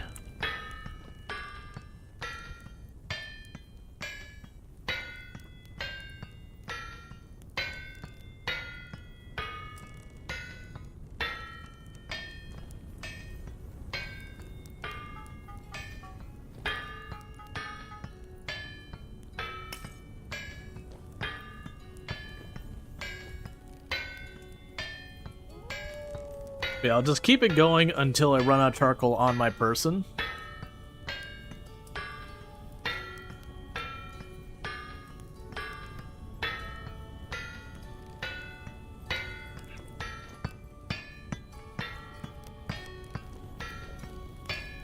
It does make me curious, if you just kept adding more and more power to this thing, like how many of these hammers could you keep going at once? Like, would you have it where you're just running back and forth, just loading and unloading?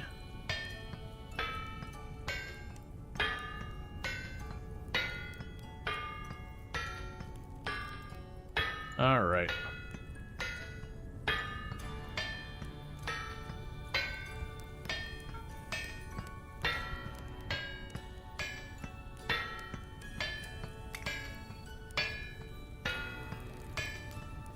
Charcoal is generally the bottleneck when you start getting into steel. Finding a coal seam can cut down it significantly, but you're still going through so much.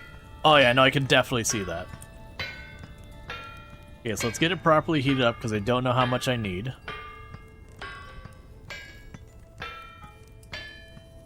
Okay, are you able to do... Oh, no, that's not what I want.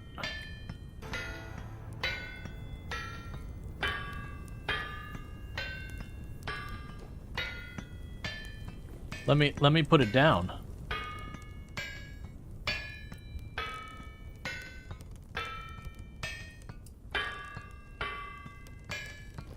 I don't think it'll do it. That's fine. While it's busy doing that,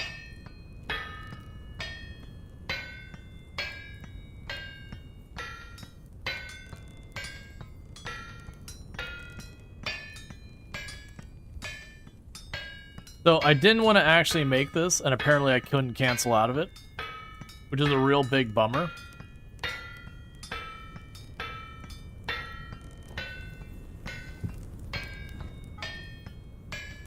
Let's try this again. Okay. I want the chute. Is there no chute thing here that I can do? Huh. Well, in that case, I don't want to waste these materials on the things I don't need. Let's grab these and shove them back in the ground. Oh, you can only make them out of copper? Gotcha. That's the kind of thing I wish the game was a bit better about doing. Well, I don't even know what I'm doing with this thing now. You go live in the corner for the rest of existence.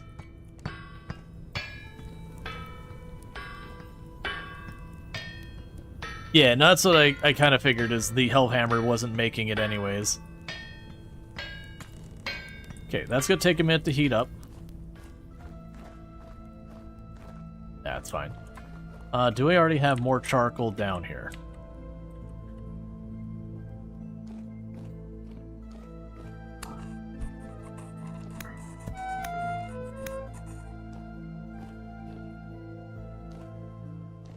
So charcoal, we definitely have more charcoal down there, but do I already have some pulled up? It does not appear to be so. Okay, so we'll finish up what we got going on in there. We have tons of charcoal to dig out from the basement.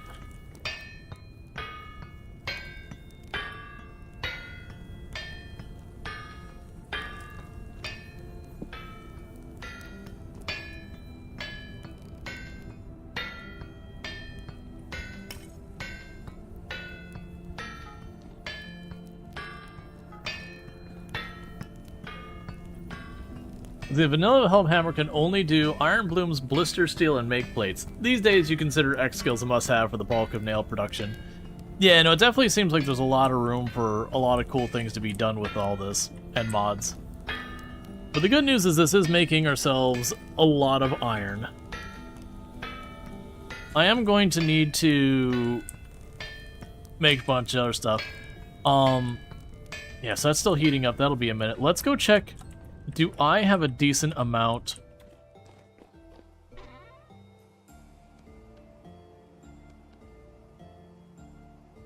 Ooh, how many? So it's 20. I think that's 5 iron plates or copper plates. So we go like that. They pop over like this. Yeah, that'd be 5 copper ingots.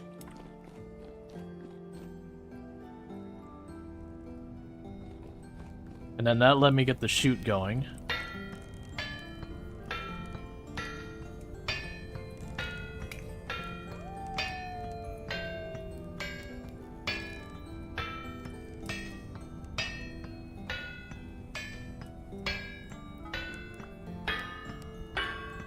Oh, wait, not that. You. You go on the floor. You go in there. Alright. So we're getting pretty close to the point where I'm going to be out of charcoal. I've got the basement, like, super duper full.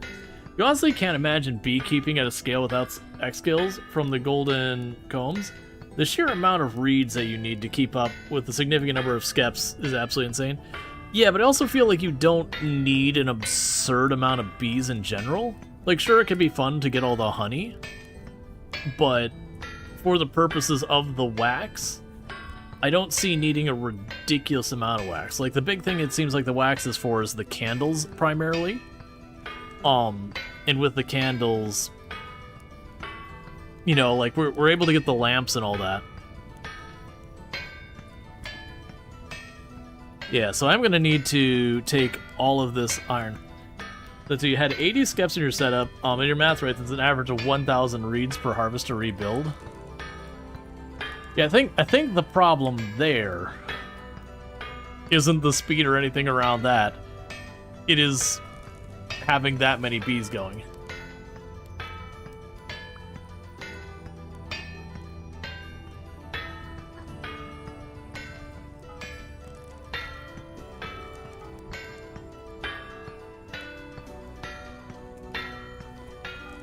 Okay. Oh, you were using a lot of honey. We needed it. What all do you use honey for? Let's see. Honey is used for food. Yeah, that's a thing. And mead. And you can make distilled mead. And then I can make that into aqua vita, whatever. You can make it into apple brandy. Huh? Oh no. Aqua... I have no what aqua vita is. Jam is about the only way in vanilla to preserve fruit long term. Gotcha. I didn't...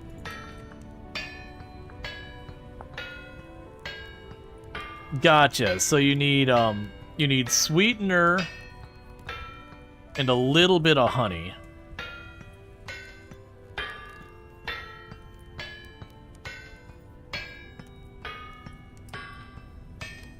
Okay, and this is about to be out of coal.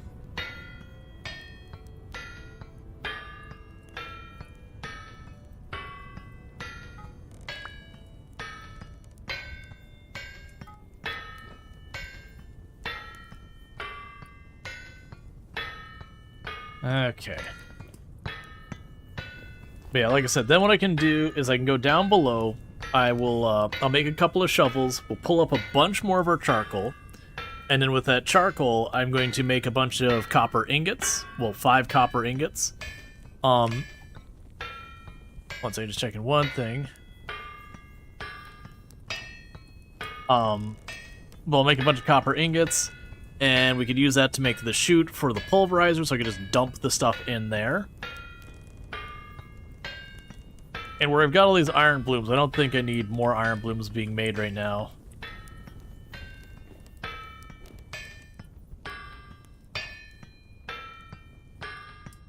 Okay, so you're about done.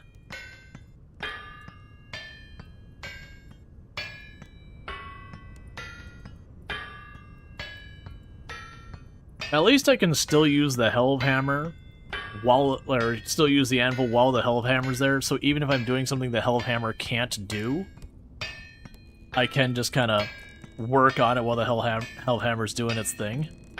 I do kind of like that they do have this, like, whole automation setup going on here.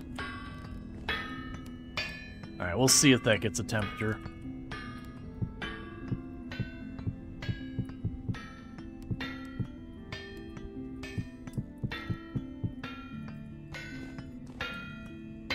Yeah, it's going to be a moment, so let's run downstairs. For right now, I'm going to chuck you in there, because what's slowly going to happen is I'm slowly going to run this thing out of materials. We can drop the resin. I won't need that. We can grab some of these sticks. Let's grab the whole stack. Let me grab...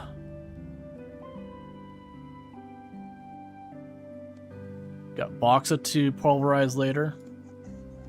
Yeah, you can grab these for napping. Get back up there to try and make sure we're doing that.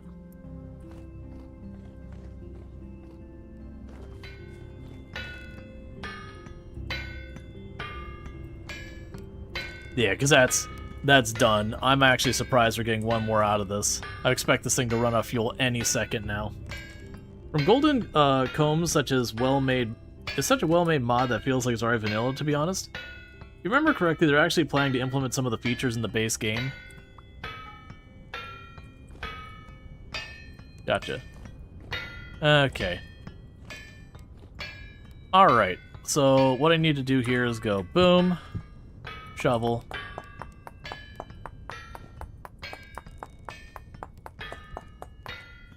boom, shovel,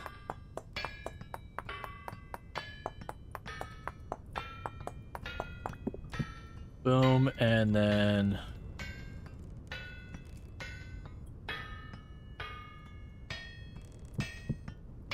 Oh, I apparently can't use 2 different stones. You're a machine? Okay.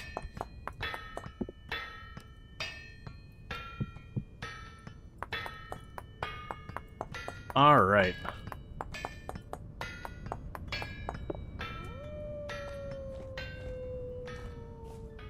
A cog machine.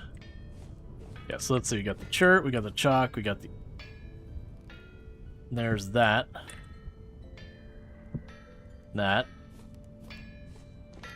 You love hearing the clang sound? I was actually worried, I'm like, you know what, I bet you that sound gets pretty grating after a while. Like, right now it's kind of just fun for a sound. Okay, and with that, we can put you down. That means you can go on the wall. Oh, I do have the bauxite here. Well, let's put that in its box. And we got the fire clay to put away.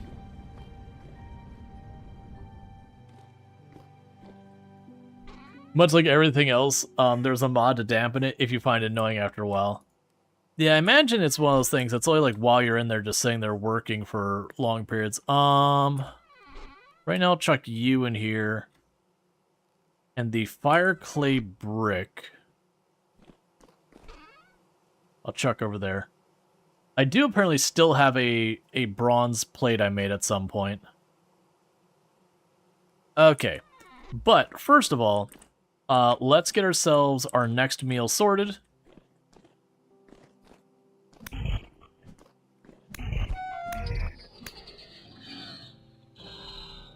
Yeah, so when...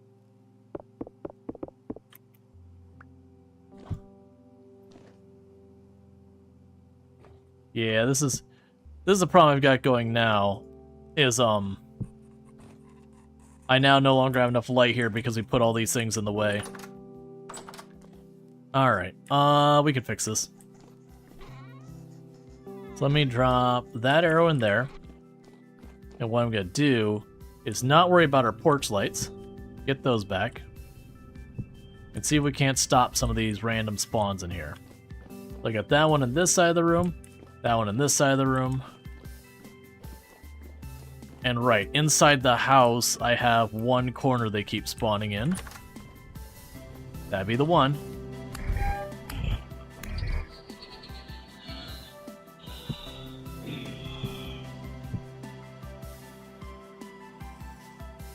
Alright.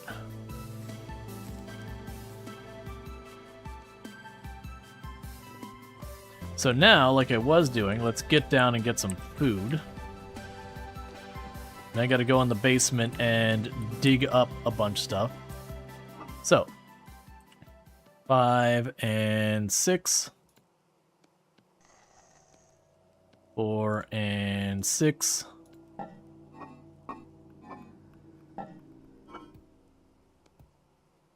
And 6 and 6. Drop off another one of those.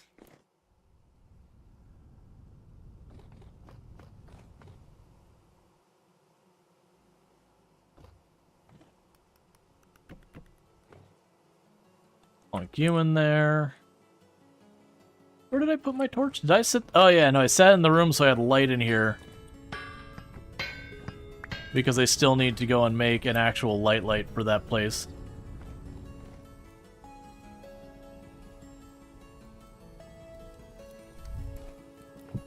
Honestly, grab that and I'm going to toss it in here.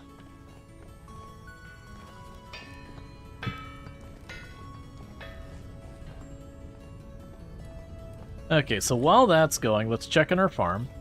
Then so we get the food, we go down below and deal with that. So you're all good. You got a ways to go. You're close to done. You're close. No, you all got a ways to go. You got a ways to go.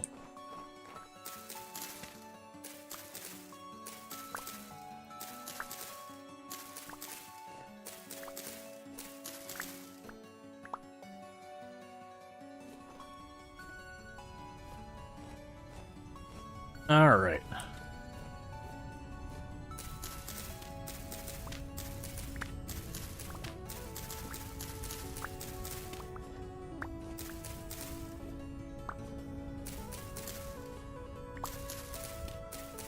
Yeah, so it's like we got our harvest here.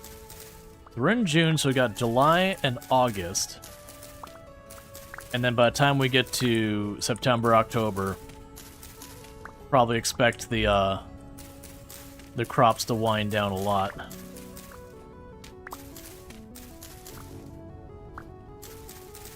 So I might do one more round of crops out here and see how it goes.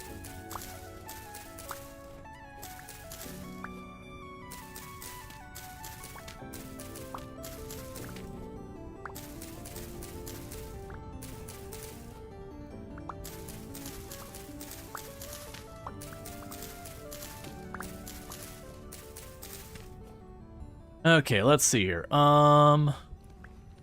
Right now I can move those down there. That frees up some space. Okay, we have a very full inventory. Can move you over.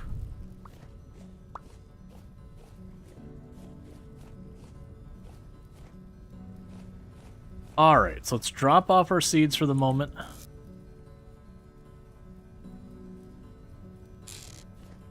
And go and get all of this stuff into storage. We're not going to bother converting this into fabric and all that right now. So we can drop you in there.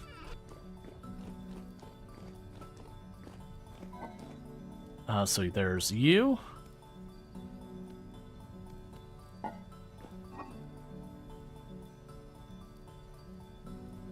That spelt? Okay, so you get the spelt topped off. Those are all full stacks, every single one of them. There's the parsnip.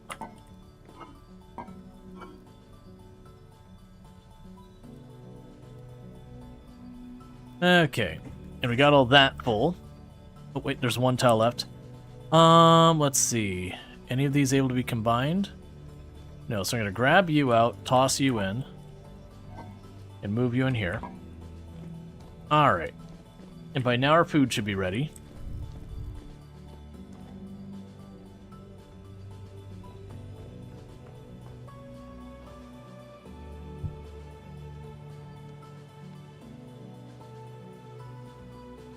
Cool.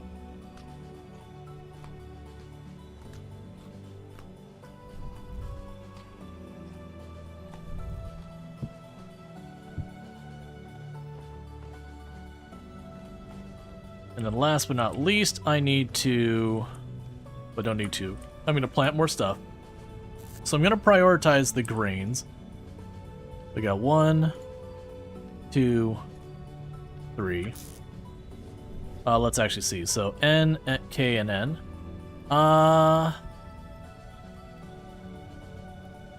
Prioritize the spelt. N, K, and E. Alright. So I've got this spot. We should be planting K here.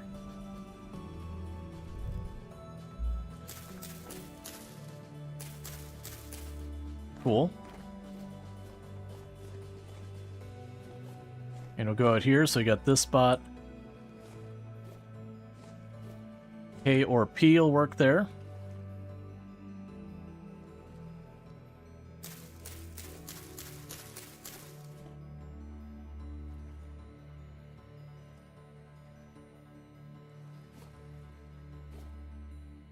Alright, K is the only one that works on all those tiles.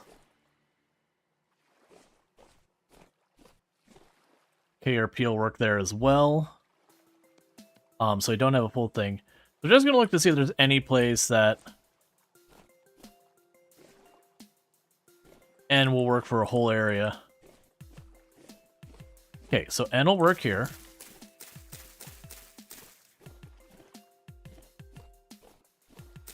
N will work here.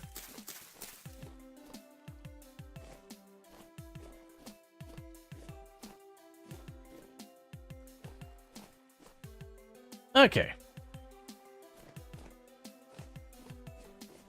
So we replanted what we could there. Let's drop all that off. So you can also take N.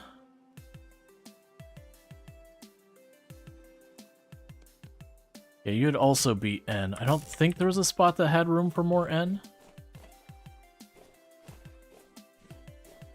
Yeah, not non-meaningful amounts. That's fine. So you can just keep that all going. We're not going to worry about trying to use every single spot. Cool. So we've got all that sorted.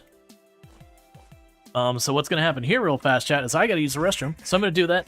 Then we're going to dig up a whole bunch of charcoal, and we're going to get the chute made so that we can start making our refractory bricks. So that I can hopefully go from the refractory bricks to getting steel production online, and we'll get it all going. All right, we'll be back in a couple minutes, and thank you again for tuning in.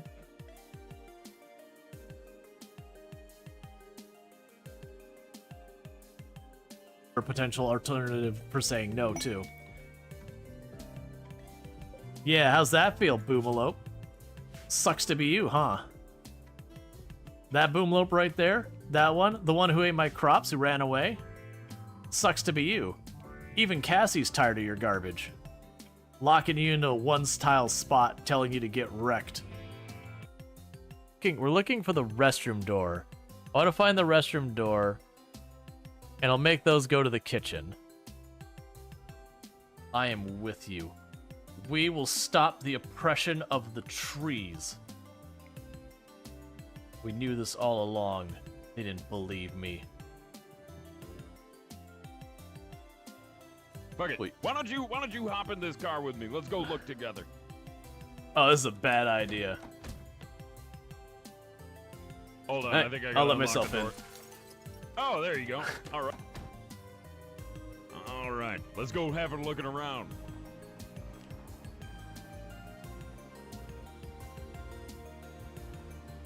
Ooh, this car is kind of fucked. Hold on. Hold on, it keeps pulling.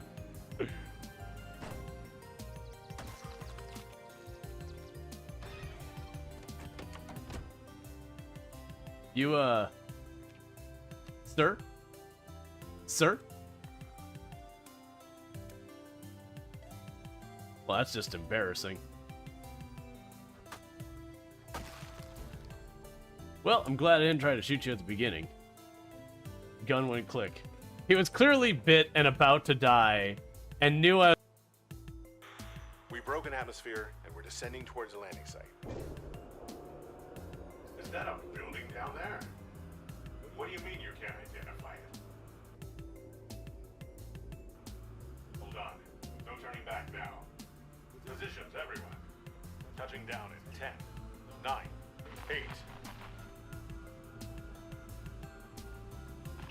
It's coming from the building? Change course. Set thrusters to full.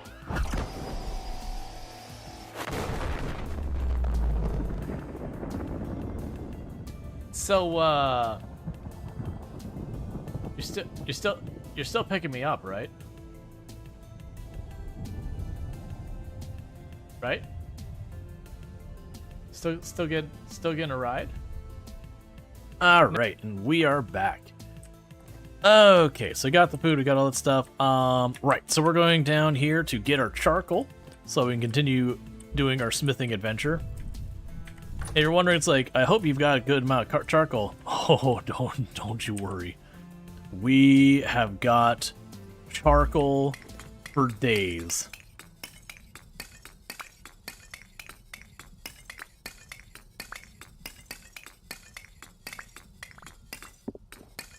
It is a full 11 by 11. It isn't 11 deep, but it is 11 by 11 in all the other, width and length. So we have got charcoal.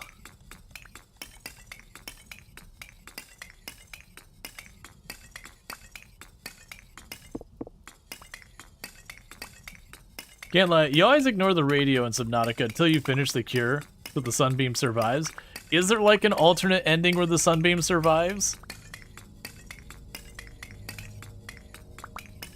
Because it felt very scripted that you're supposed to follow those things to discover it. I imagine it is the thing that if you knew the game well enough, you could just go to the... Well, no, because I thought there was some of the recipes were locked behind the different pods.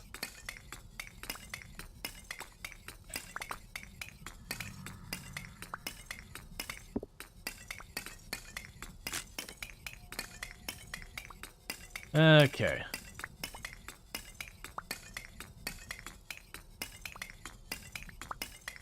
Yeah, so they put all that effort into getting all of that charcoal, or all that firewood. We'll have several stacks of charcoal. Now the real pain point is gonna be if we do go through all our charcoal here, refilling this thing is not an insignificant task.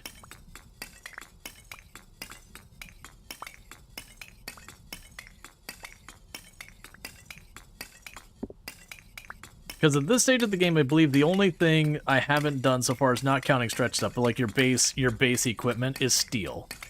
And my understanding with the steel is it's going to come down to I need to make the iron anvil because I already they have it and we haven't used it, so that's what it's for. I need to make the refractory bricks, which I've already got several of them made, the tier 2s. So we'll want to keep making that kind of stuff. So yeah, after the radio message about them coming to pick you up, if you've cured yourself, turned off the weapon. They'll send another message about not being able to find a landing site, but they're told Altera you're there, so hang on. They'll figure out some way to get you home. Gotcha, interesting. So it doesn't change like the entire rest of the ending of the game or anything. It just kind of is like a flavor text for like a different dialogue. That's cool. I'm glad that they actually took the time to include that. But yeah, so like I need to get the refractory bricks made. And then I need to build the I'm gonna need to build the words are hard chat. I'm gonna need to build like the actual room for doing it. Now, the thing I've got to figure out is the cementation room. Like, this description of how you construct it is terrible. Also, so you want me to make that... Okay, so that's not too bad. What about the lids? That's actually not that bad. So I'm going to have to go to the andesite and do the whole thing where you dig around a box to then get the actual cube itself. Which shouldn't be too bad.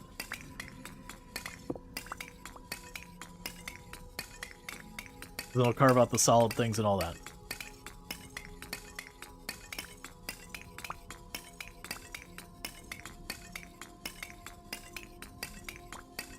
I am hoping the steel tools are substantially better than the other ones for the amount of effort that goes into them. Husband, Wifey, I love you. I love you more. No, but I love you. Aw. And that's what's most important, is how much you are loved. Yeah. Bring in some. You sleep well and all that.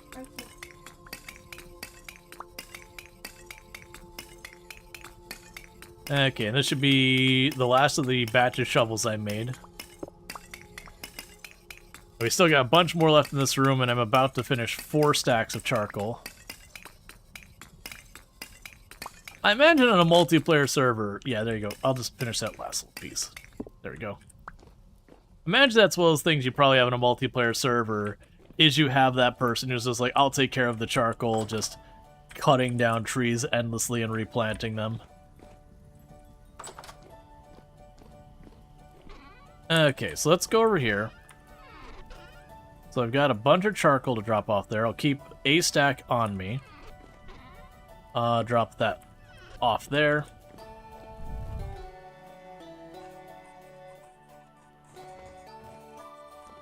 So, right. So what I need to do is I need to make the copper ingots for making the chute.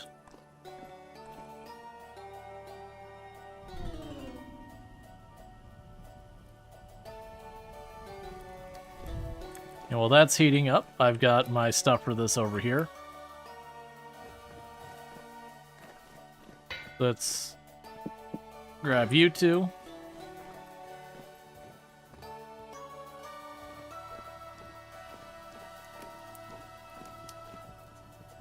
Alright. Yeah, I just have more stuff to move over there. I still have, like, all these. Yeah, so right now I'm going to make the ingots.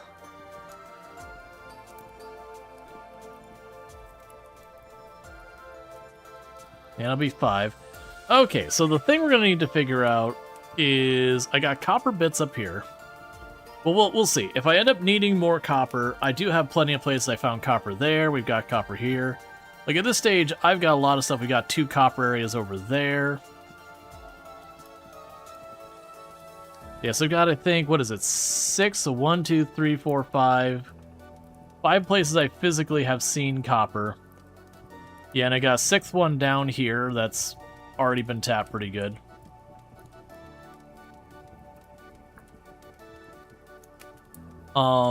If we wanted to do the adventure thing, I'd have to go that way. I'm not focused on that. I want to get the steel going.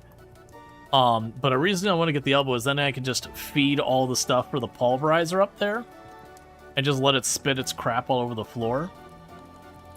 while I'm in the area, I don't want to run away and leave it doing that, just out of fear of what happens. Like, will it just despawn over a while? Because I imagine it eventually would. Which, I mean, I guess the idea behind that is then I put another hopper under thing. Did you find a good copper vein? Oh yeah, but I've already hit that pretty good. Yeah, so I think it'd be, you know, hopper, elbow, pulverizer, hopper, chest.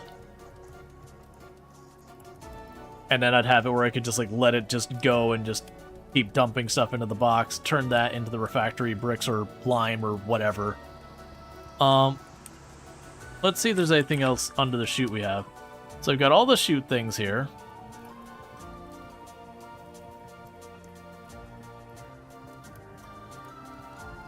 Yeah, so I think realistically... Oh, wait, what was that? An Archimedes screw with a port. An Archimedes screw. And the Archimedes screw is what pulls things up. But it's interesting that an Archimedes screw with a port. My assumption of how that would work then is I would have, like, the output of the pulverizer. The hopper would be down one tile, an elbow, an Archimedes with a port, an Archimedes, and then the chest up top kind of thing.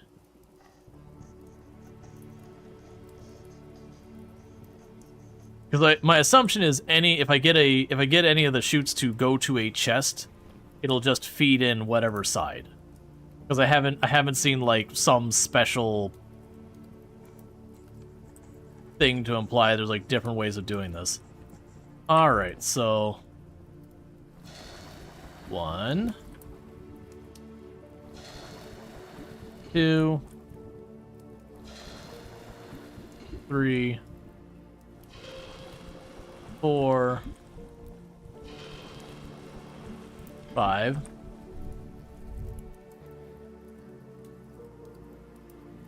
Honestly, at this point, grab that, break up that fire, grab the other crucibles while we're here.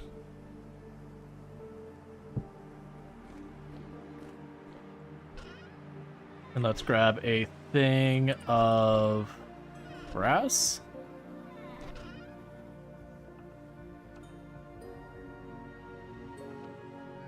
And then 5 units of firewood.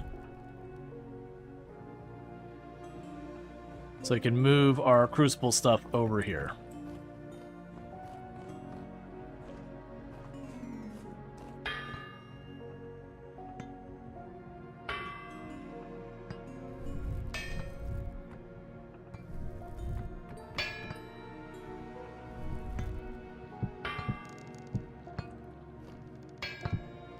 Don't worry about more later.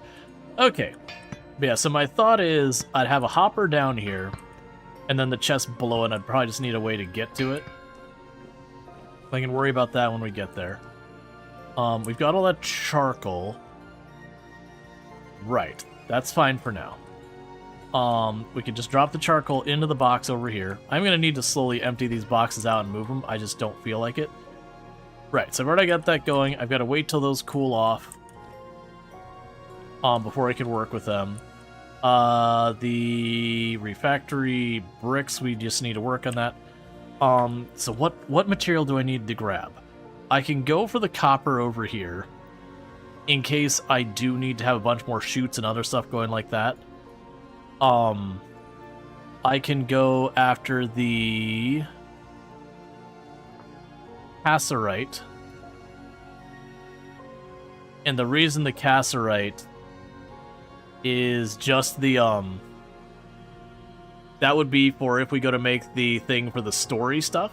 I'm not too worried about that, especially since I don't have a good spot for it. I've got decent up here in these ruins, and that'd be digging in those ruins for any type of goodie. But that's what the treasure hunter wanted a tin bronze, I believe, pick.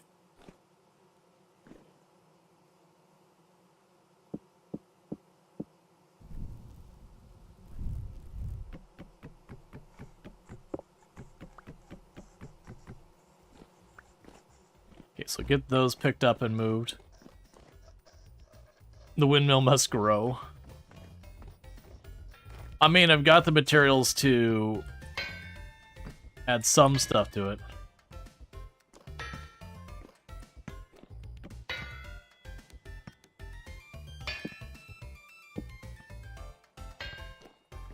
The butcher knife should probably be in here. I don't have any animals, but if I do, that's where I'd want the tools. And for right now, put you up there. Shovel down there. The shears up here. Alright. We can go down here, grab some stone.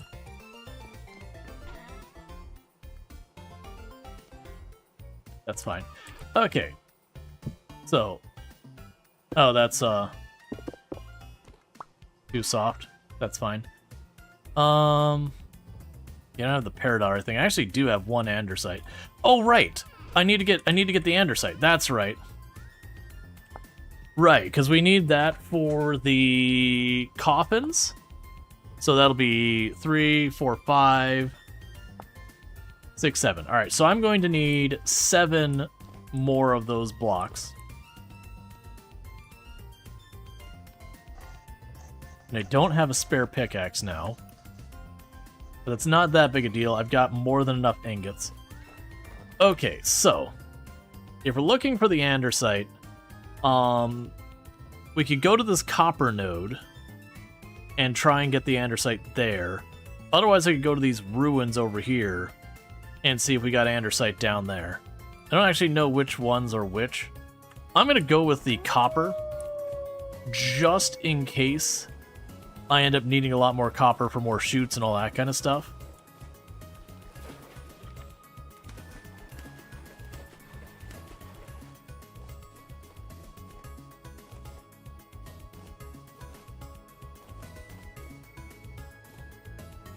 In our place. Another place with quartz underneath. And you were... Yeah, you're on these, like, chain of islands over there. Okay.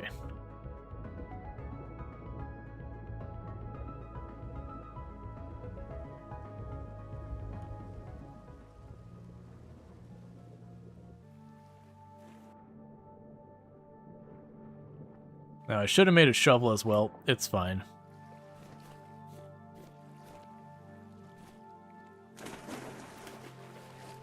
Yeah, because we found native copper over here.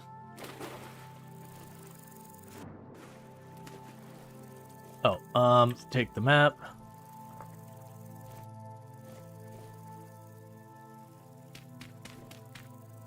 Let's actually make sure, like, right over it.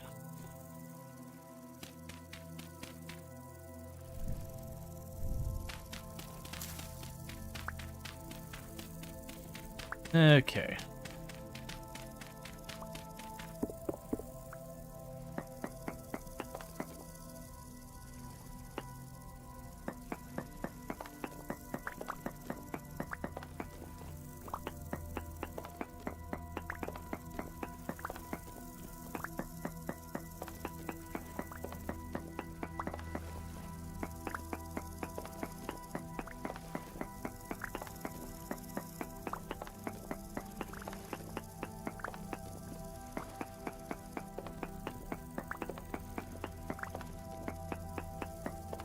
I assume it wouldn't be super deep.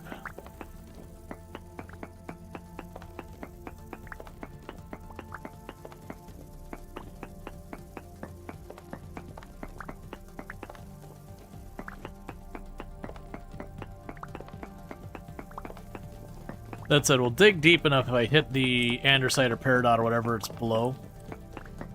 I'll just start going through and doing the survey stuff.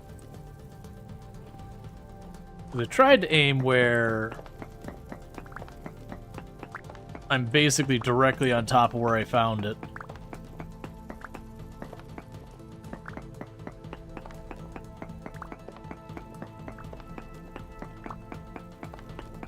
But it's possible I missed.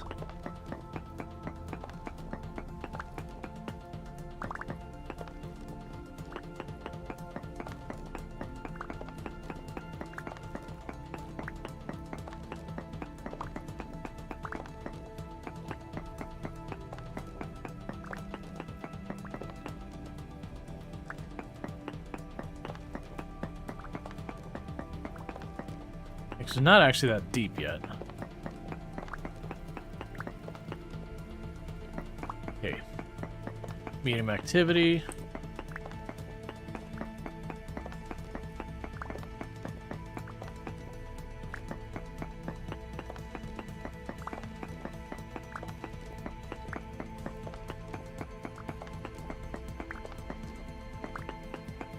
I'm honestly surprised I haven't hit the point of... Cool, so andesite. Alright, so... I need to get actual andesite block. So we can do something a little bit of a chore.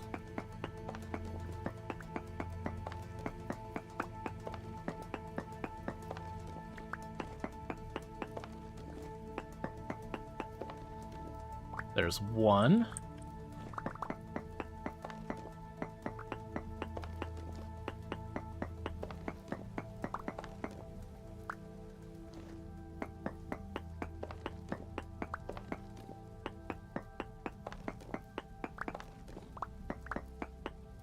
Actually, let's do in the middle spot.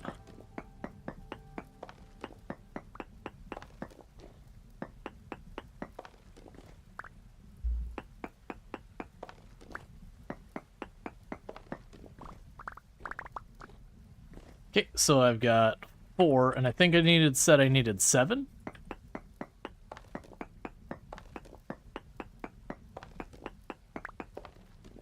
I'm gonna grab extras just in case, because it's not like it's exactly out of my way.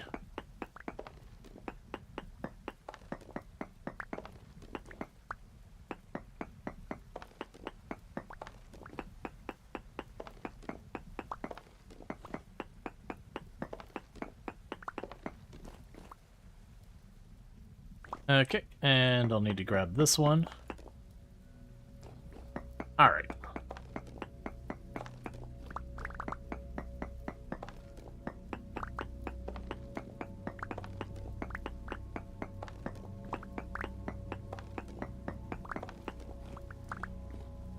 Okay.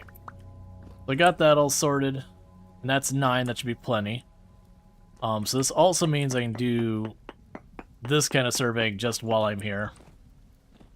Because it happens to be the exact distance I need between these.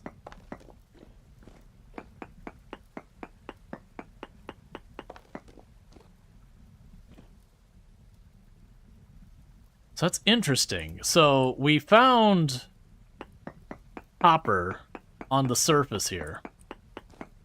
It's also saying there's minuscule amounts of it here. So small amounts of olivine.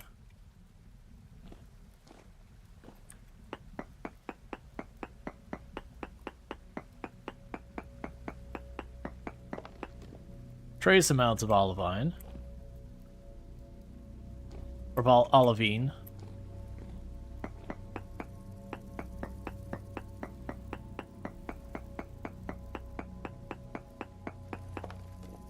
Small amounts of native copper.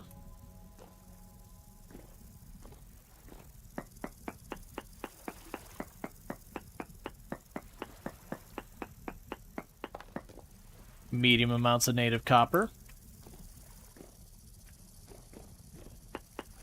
Okay, so now I got some trial and error to figure out where this is at. So still medium amounts. So let's get this sorted. We know it's not directly below us.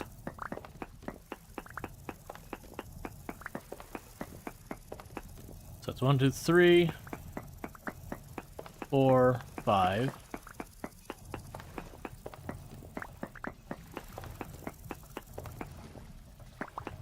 Do we still detect a decent amount?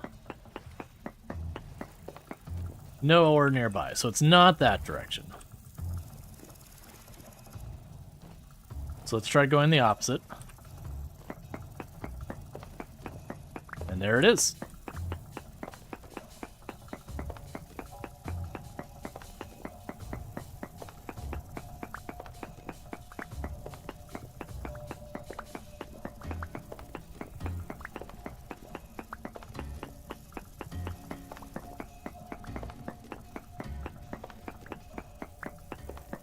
So I go ahead and mine up as much of the copper as we can real quick.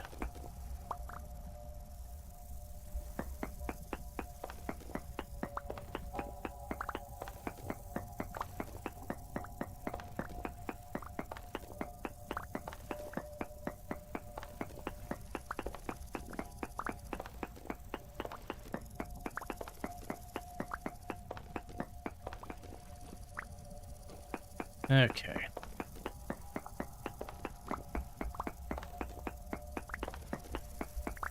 Now, that said, this might not be that big of a node compared to what we've seen before, but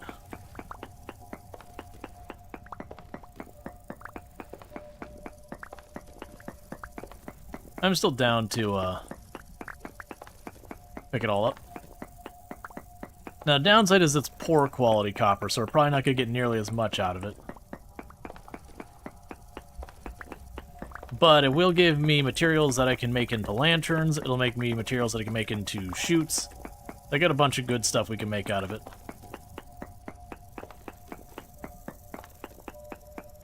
At least it didn't take as much this time. Yeah, I mean, I'm definitely, since the very first node I was looking for, we've definitely gone way better at it. The only one that caused me a lot of grief was when I was going after the iron. The iron took me a hot minute to locate.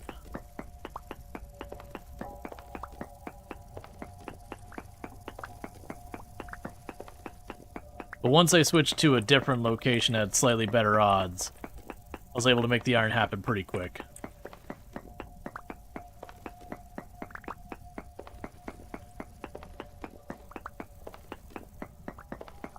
And I'm going slightly wide on all these. I just found a lot of times I could find potentially way more material if I just go kind of at the diagonals of just various ores.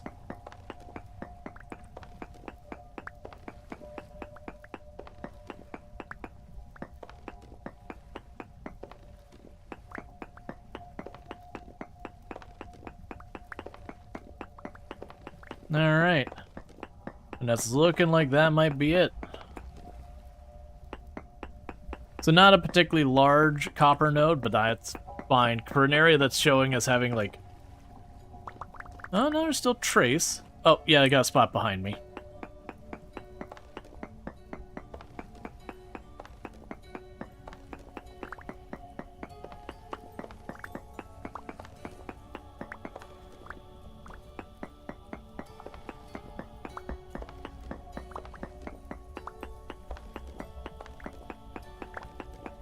Okay.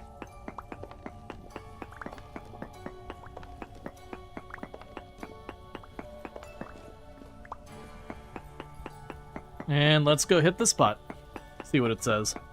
Probably gonna be no ore nearby. No ore nearby. So we have fully tapped this thing. Got all the copper it had to offer out of here.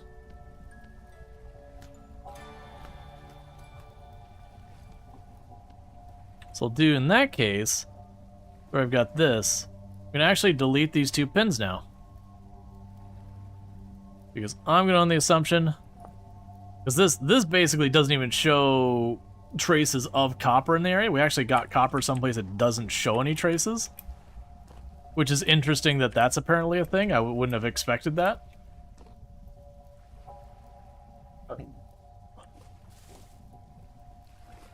I guess it doesn't technically reach 0% even in areas that aren't marked as having it. It's just probably super duper small percentage.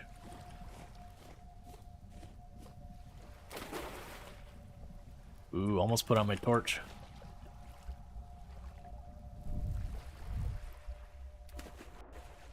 That's fine, we'll just swim across her like right here.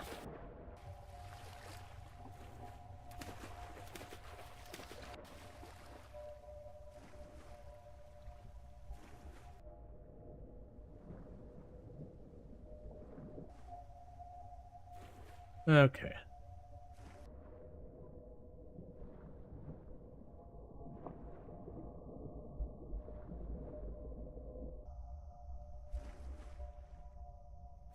Because we're going to work our way around here.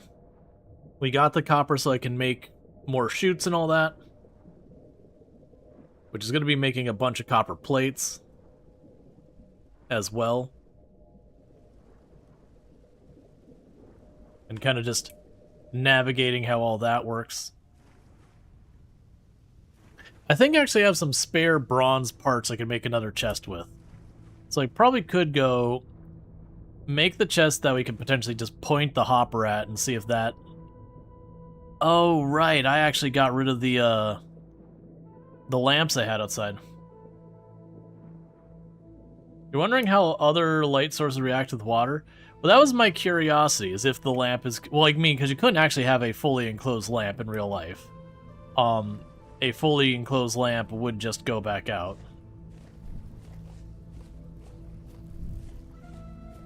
Because it wouldn't have oxygen.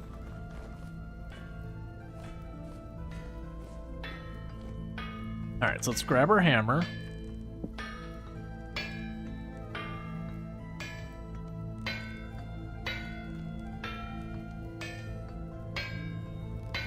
That wasn't a particularly amazing amount of copper. That's okay. So that's chert.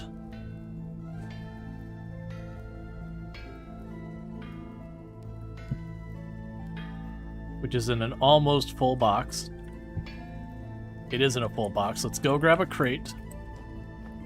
Or go make a crate from what we got material-wise downstairs. Let's see. A crate is a saw and a bunch of planks.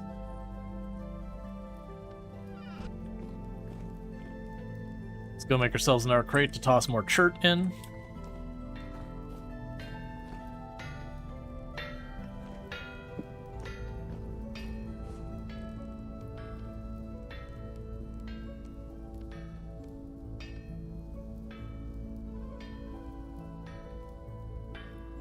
And we'll make an open top crate.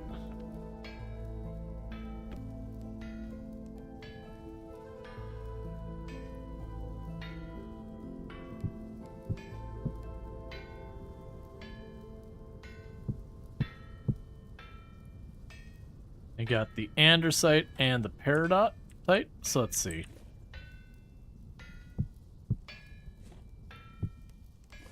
There we go. Cool, so I've got the stone I need for this. So that is the chisel and the hammer.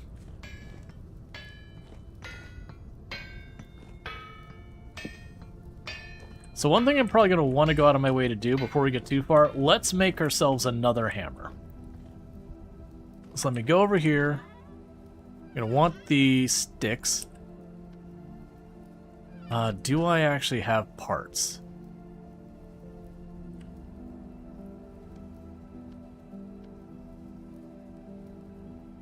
Yeah, so I could drop those off. Thought for sure I had... Those aren't the parts we're looking for. Those metal parts you obtain from breaking things. Thank you to follow.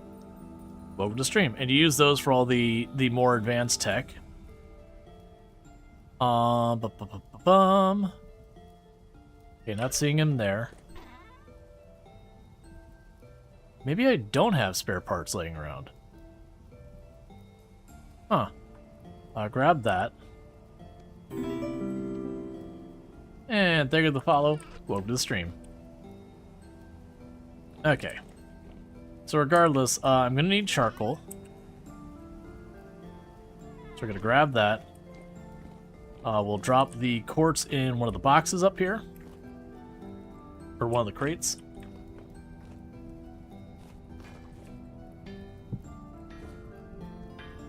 Okay.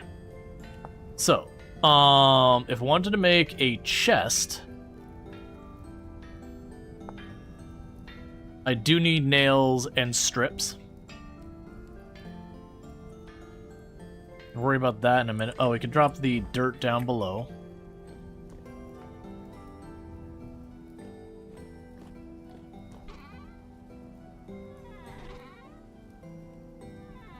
Let's see. I also got that. Let's see. Powdered borax. Where did I put that?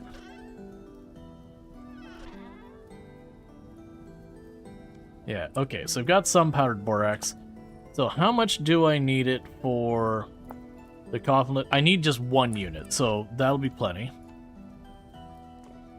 Alright, so with that, I got a little bit of work to do.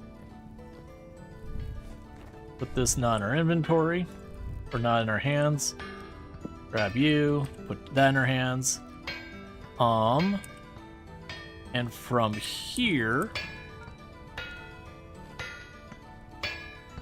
that'd be for a hammer.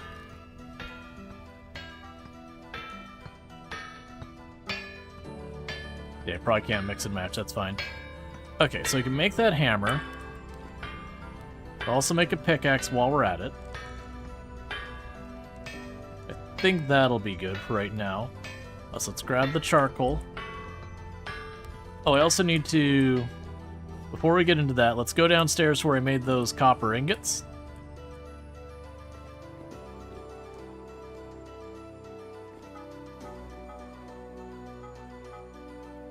I'll definitely want to get those up here for making more ingots later. Because we're in this process of, like, moving our blacksmith into this space. Okay, so first, let's make sure we're good for future-proofing.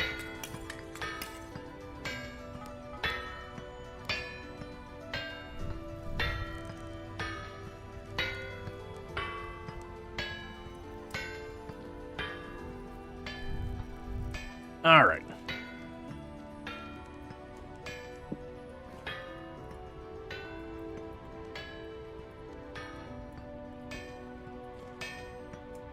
So we're going to make these, and like I said, we're going to make a hammerhead for one and a pickaxe for the other. That way I've got extra stuff ready to rock and roll.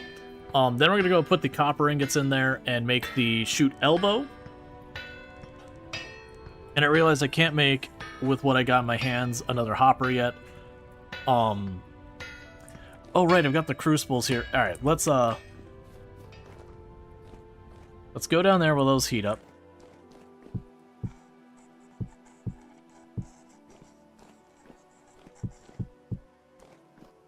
Okay. I don't really have a place to put all these, but we're gonna figure it out as we go. Oh, one thing I'm realizing that's a problem is that's still exposed. If it starts raining here, which it rains a lot, I have the risk of a lot of bad things happening. So I do need to get this enclosed, preferably sooner rather than later. This is gonna be a terrible idea. I think I know how I'm doing this.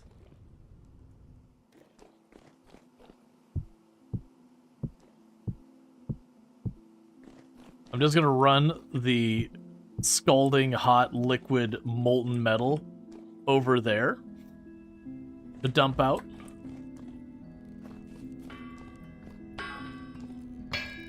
Okay, so you are gonna be a hammerhead.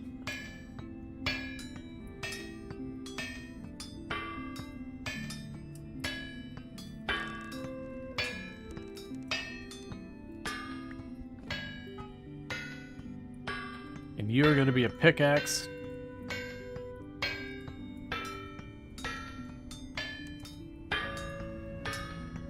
And then we're going to get those copper ingots on there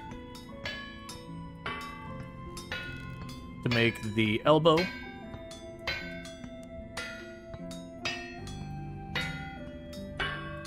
And I'm going to have to make more of those for the hopper.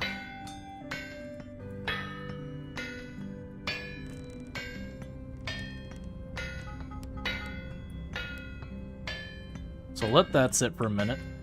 In the meantime, you go here. You're out of there. You're in.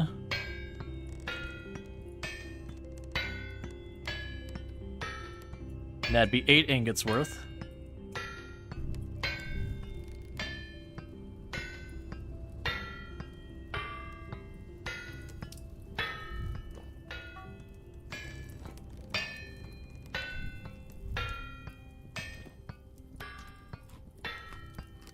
Okay.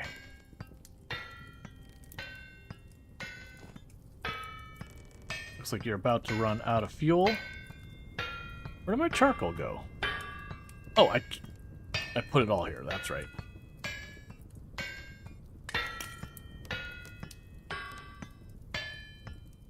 Okay. So I need to make these into a elbow. And then if we have more after that, I'm going to make them into a hopper.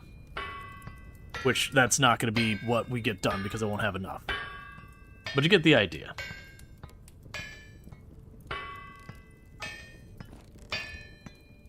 Okay. So, shoot section. I don't remember how many of those I need.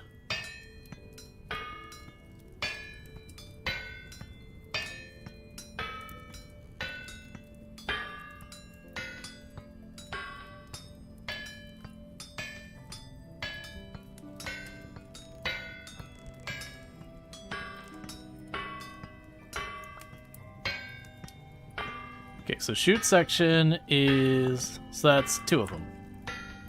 Alright. Shoot section. And then the last 2 can become another plate.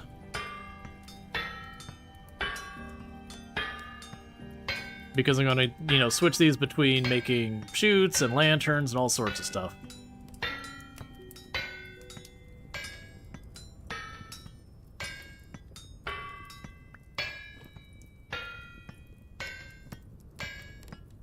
Actually, that's a question. What is my lantern downstairs? I'm pretty sure it's a copper lantern. Let's look real fast. Yeah. So make the other 2 into a plate.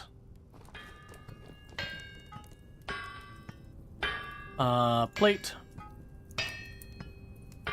So that can take care of that. You're quickly getting close to heated up.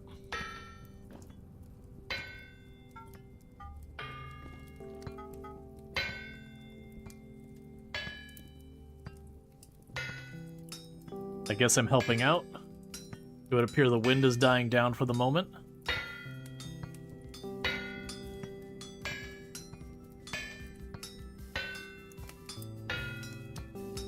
There goes the wind.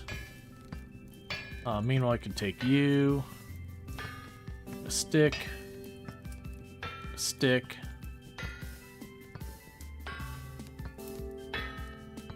There's the elbow piece.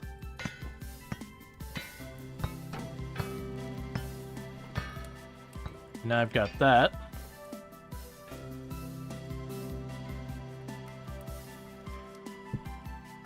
Grab a stack of olivine.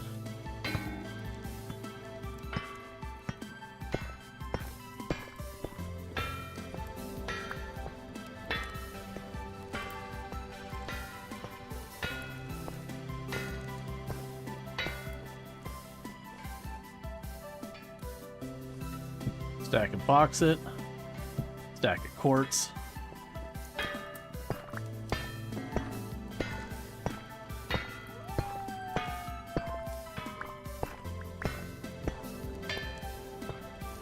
Okay. Yeah, because then the chute is 3. I don't have enough for that yet. I'm pretty close to ready.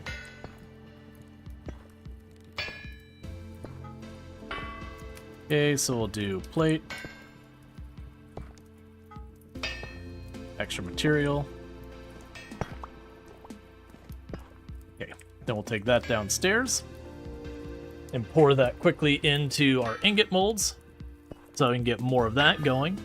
Because then what we'll be able to do is get the hopper. And like I said, I'm thinking my plan is to put the hopper here and see if I shove a chest directly underneath there, if it will feed into the chest.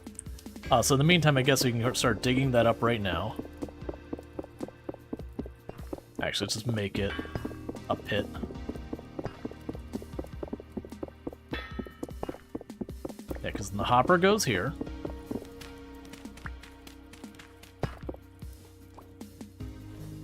And then the chest would go there.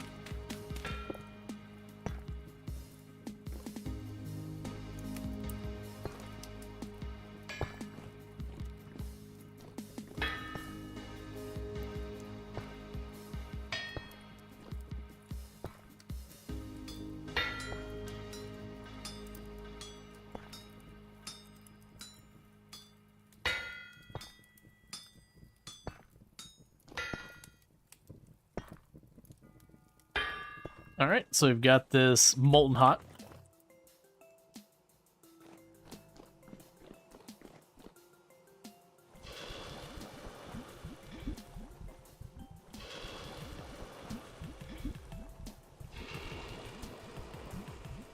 Okay.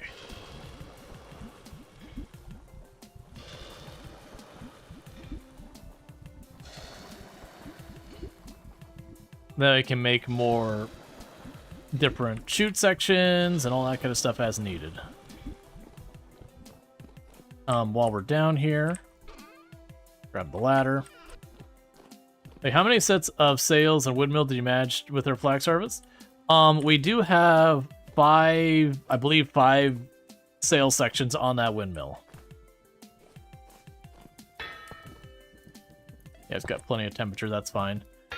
You're still cooling off. Okay, so let's go over here.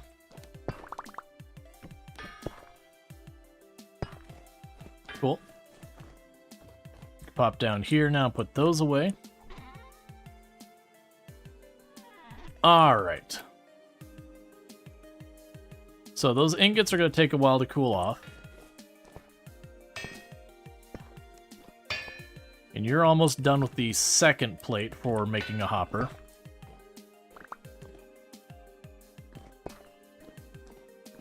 In the meantime, we can run over here.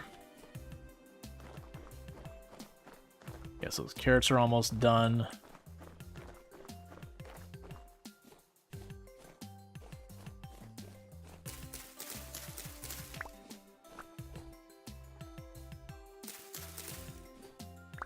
Actually, pulled one of them up early.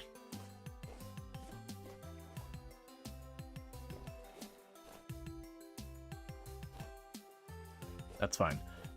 Okay, so we can drop you in here, because, like, we don't have a lot of extra seeds right now. Like, they're mostly tied up. It also feels like even though some of the crops I'm getting them to the max amount, some of them I do feel like I'm getting the seeds from, and other ones I don't. It could be that I'm just not remembering how many seeds I started off with, which is probably the most likely thing. Yeah, so those are all going to take a little while to cool off. Let's see. Cool, so I got you. Let's grab my chisel. Let's get away from that so I don't have to listen to it bang for a long time. Okay, so for making the coffin, I need 3 with a chisel in the middle and then a hammer. So chisel, boom, boom, boom, boom, boom, boom, and the hammer, 1, 2. All right, so for the lid, I need you here and you there. So there's the lids that it would need for my steel production. So that's done. For the moment, I can put you away, take the spare hammer, put that away, take this and put it away. Oh, you know what? Did I have one of these with charcoal in it? Is that what I'm not remembering? I do. That's what was going on, is I actually have a crate full of charcoal. So I went down as like, oh no, I'm, out of charcoal. I was wrong. I had tons of charcoal. I just had already put in a box. We were sitting on over 100 extra charcoal. That's the reason I was confused, is like, I just got a bunch. Okay. So I still have one more Anderson block or whatever, andesite, whatever.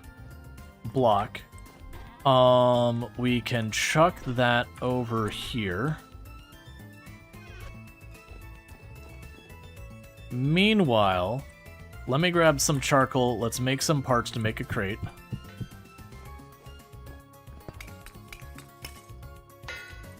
One, 2, 3, 4.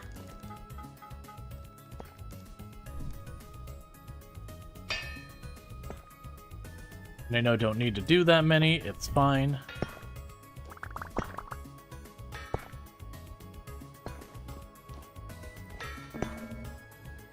Okay, once you finish with all that, there should be chalk here. Do the chalk next.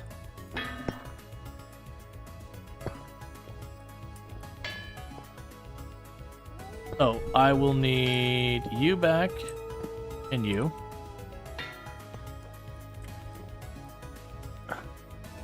Wind, I need you to pick up the pace.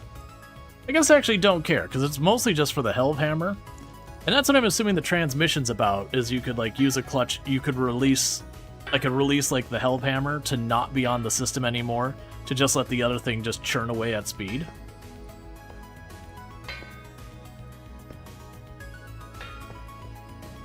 Basically, so I could engage or disengage things as needed.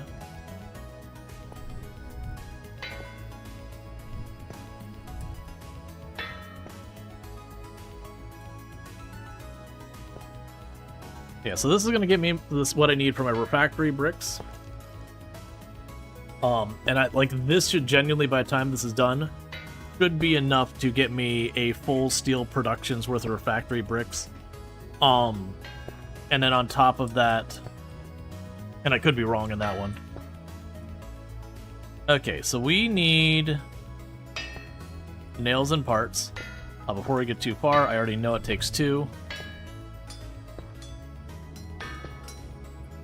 So that should give us enough nails and parts to make boxes and all that for what we're looking at.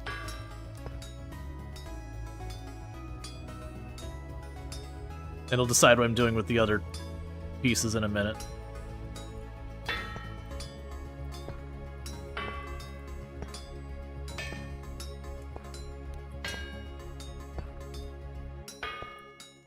Okay.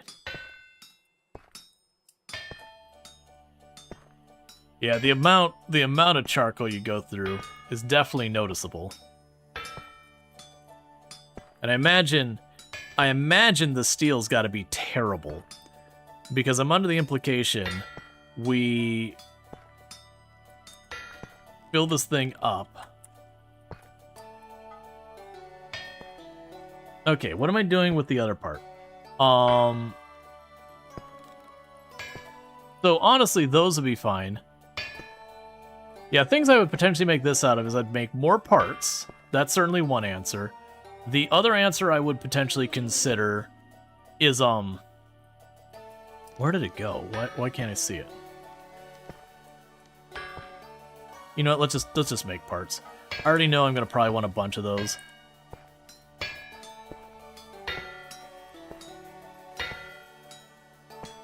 Because they're used for a lot of things.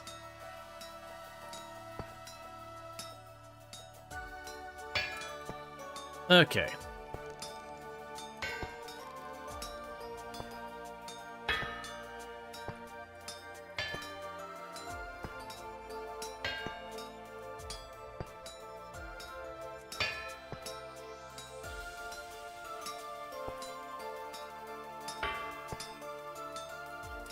So that'll get us our parts. That'll let me make the chest down below.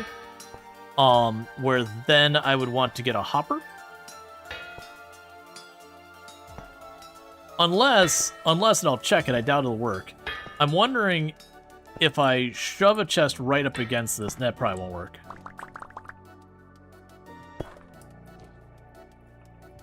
Okay, so we've got all the crushed olivite. So I would need more copper. We do have the copper ingots cooling off downstairs. Let's see how close they're ready to be workable.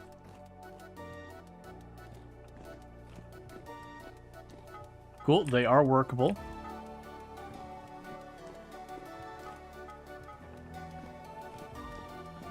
So then with this, I can make another copper plate.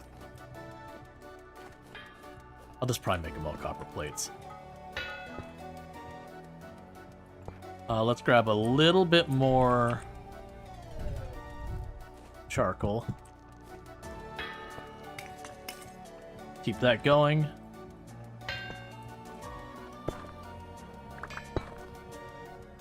Yeah, because then I can fill that thing up and walk away.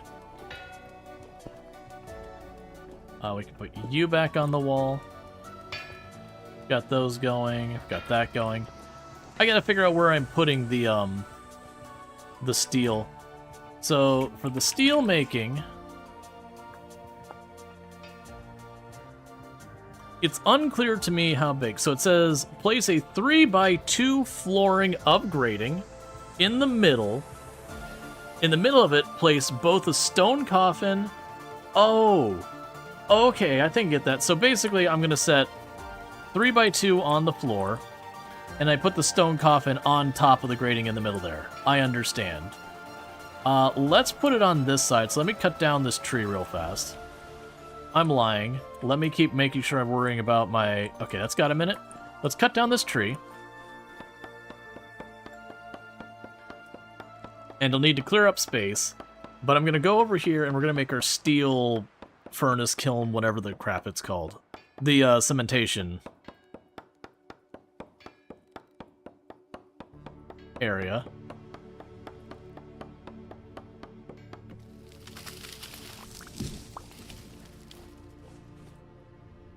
Now, one of the caveats we're going to run into with that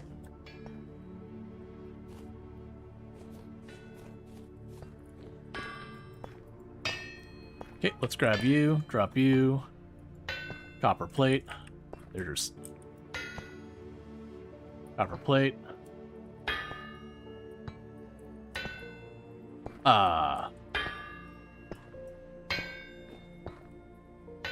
Let me...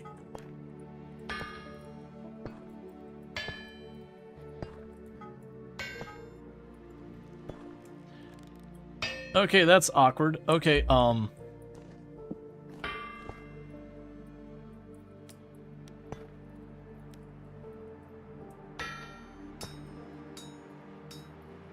needs to be the base next time. Yeah, no, the thing was I accidentally grabbed it and I forgot to crouch, so it actually triggered it twice. It's not an in-game war, it's a partially done plate. Yeah, and that's the thing. So I want to quickly get that sorted while I still have these things heated up in my inventory. Otherwise, I'd just be letting the Hellhammer take its sweet time doing it. Because I'm worried about the one in my inventory getting too cold. So put you away. So grab you. Put you down. Put you on top. Cool. Alright. So.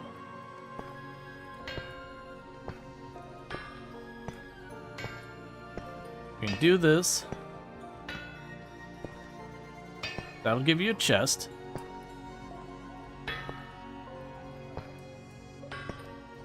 And this will give me a hopper. So the plan here, plunk you there, plunk you here.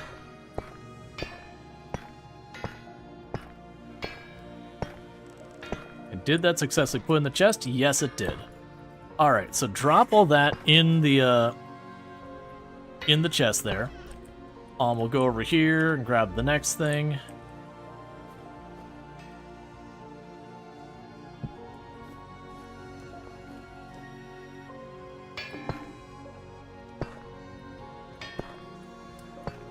Cool. So it's just working away at that. You're doing your thing. Alright.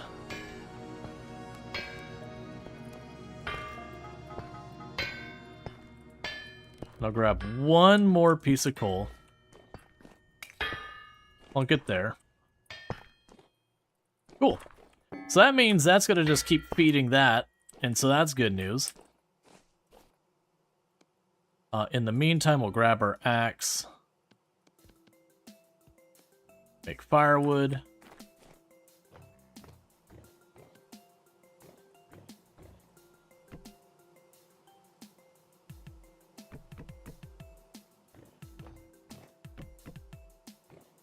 And pile it up there. Okay, I'm going to need more food and to drop things off.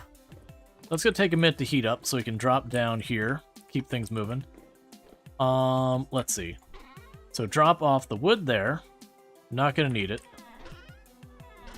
Drop off the dirt here for now. Drop off the brick here for now.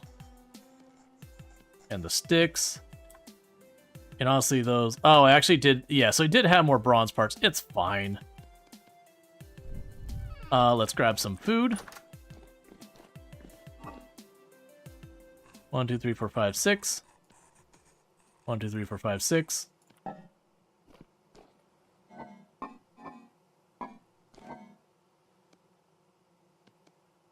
Six and 1, 2, 3, 4, 5, 6.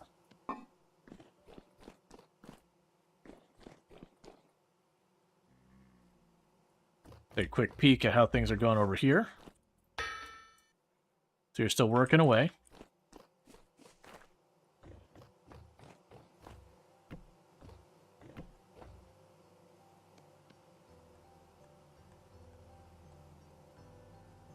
Get that all in there.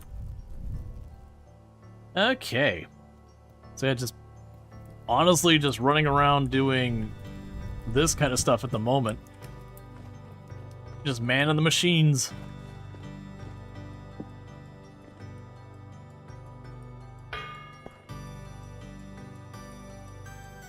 Alright, I'm gonna get involved.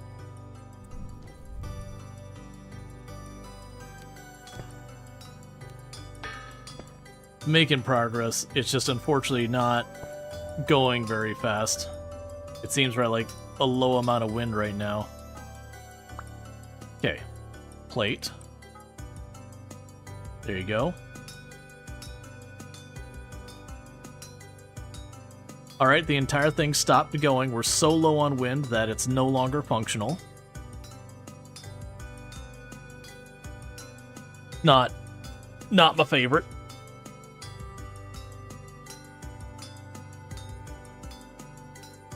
But one thing I'm going to do is... I don't know how many more of these plates we're going to want, but let me go ahead and get some lanterns going.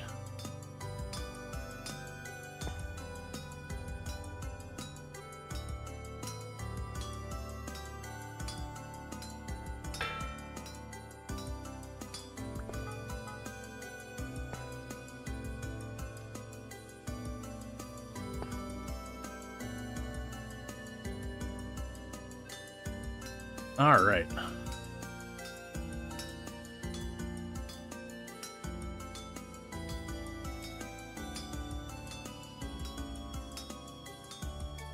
Now, I could definitely see a whole thing where you just keep adding more and more. I genuinely imagine what you could do here is where I've got the big sail up there.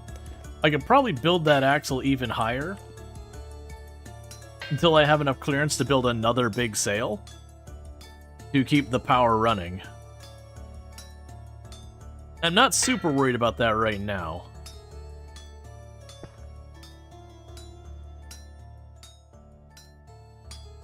That said, the Hellhammer going that slow is a big bummer.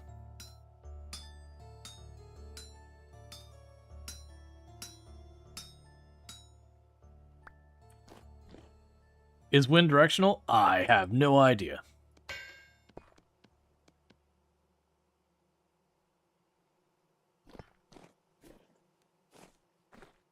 Oh, one to face each way? Oh, I see what you're saying. Yeah, I don't think I have the materials to make that, but if I do end up with extra fat and everything, I could certainly see working out with that. Alright, so meanwhile, let's go ahead and put you back up here. And to keep things running for here, since I don't have the stuff for a transmission yet,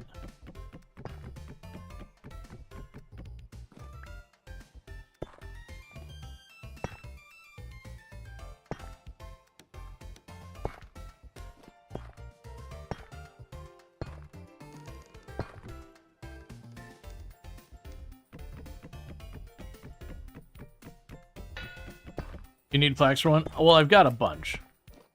So I was kind of hoping to do...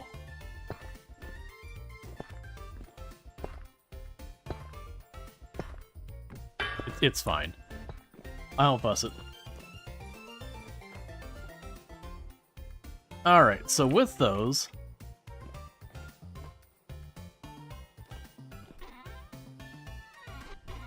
I've got the glass...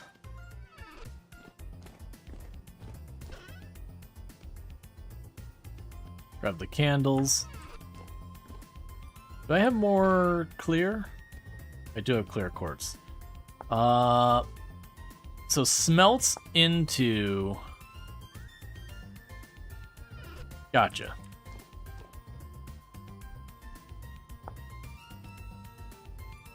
Yeah, so it smelts into that. Gotcha, so it's 2 clear quartz and some sticks, that's right.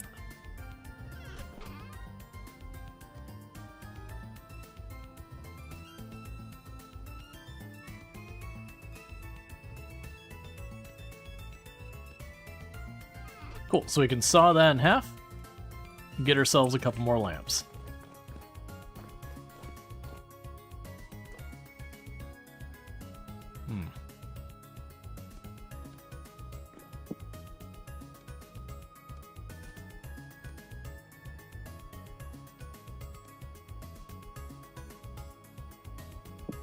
Why do I feel like it already had some of that around as well?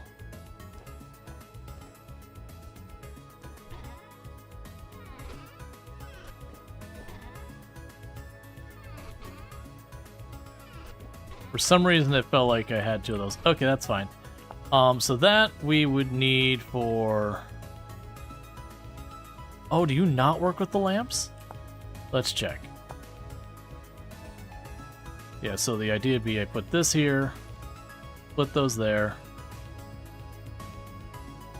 I think the quartz glass doesn't count for glass for purposes of the lamp. Let's see. The lantern. So we got where we got clear quartz just on the side, which I could have done at the beginning hadn't I smelt that. We've got this one, which is plain glass. You think for lanterns you use clear quartz directly, not glass maybe? Yeah, no, so I wasted those materials. That's fine. That would be clear quartz plus other stuff. Alright, so regardless, I've got enough for 3 lamps. I'll chuck this in here for right now and that in there because that doesn't work. And I can get more clear quartz. That's not a problem.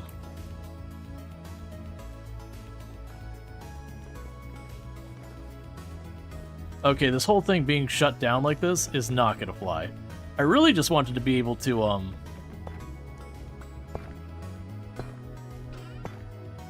Here, you can just go in that box. Okay. And you're still too hot for me to carry without that. Oh, Sun Redeemed to hydrate and stretch? Yeah. Sorry, normally I have sounds that play so I can notice it, but all my sounds and backgrounds and all that kind of stuff is broken right now because backup software decided to be a jerk. Like, I didn't lose any files or anything like that, but they're just not available to OBS when I started stream, so I have to wait for it to do all the data moving, and I don't want to delay the stream. Well, I mean, it would have been like no stream today, which today's a bonus day anyways. Alright. So what I can do, we haven't done this in a while, is if I go down below my base, I actually have a giant quartz vein down there that we've been picking at.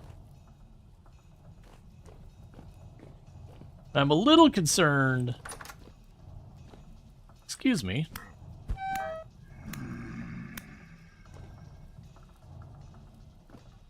So I'm a little concerned... Oh, which ways did I have it?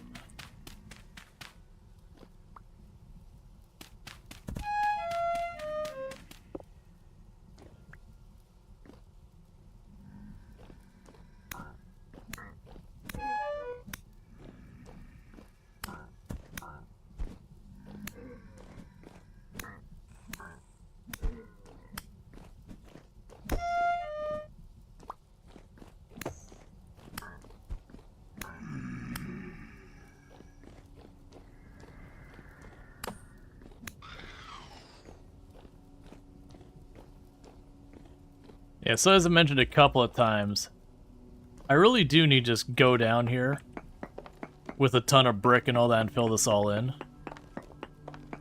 I just don't want to because it's a lot of work. You're fairly used to watching me on YouTube? Yeah, no, it's all good. So we're hoping for here is clear quartz.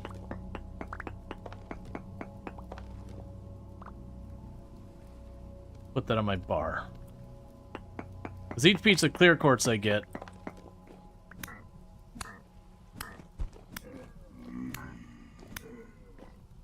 the more material I get, or more lanterns and stuff I can get.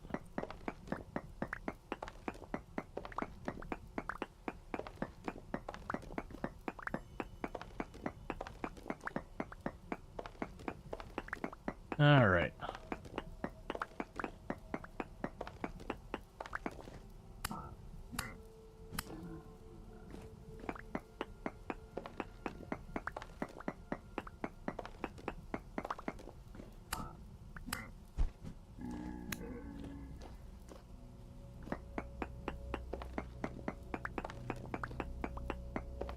Yeah, if we get 2 more clear quartz, that'll be enough for all 3 lanterns I can make right now. Are you running a lot of extra mods? No, I run very, very light mods-wise. I prefer to play my games mostly unmodded.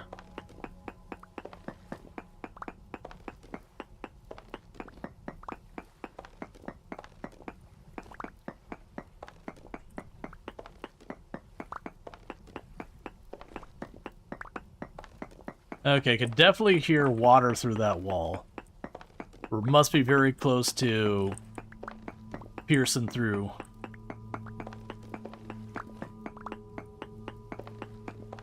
You started watching with your last Coral Island playthrough? Oh yeah. No, I definitely want to revisit Coral Island. My plan right now with Coral Island for revisiting is I do think I'm going to revisit it when they have the update that involves the kids. I believe that's 1.3. Cool, that'll be good. Not stay here longer than I need to. I'm just gonna have to keep fighting stuff again. I don't want to. There we go.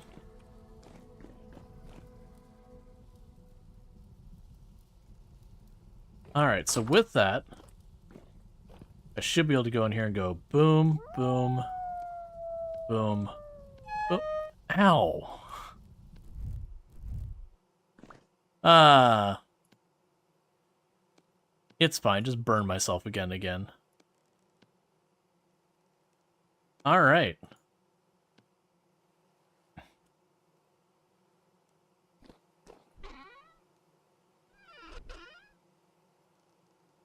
So drop off the clear quartz in here.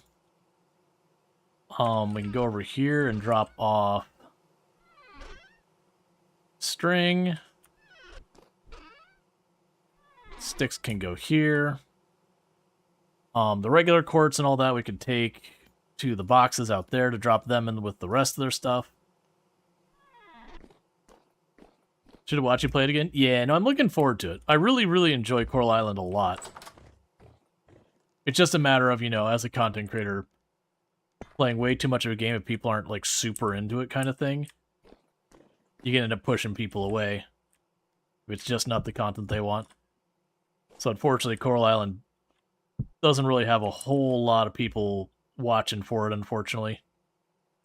Be nice if it did. Okay. So in this case, let's get you a proper light.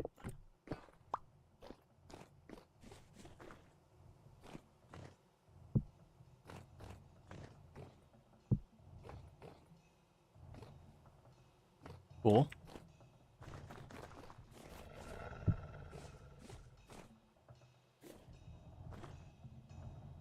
Where's the wolf? Oh, I didn't want to put away all the lamps. Hang on. Give me this lamp back.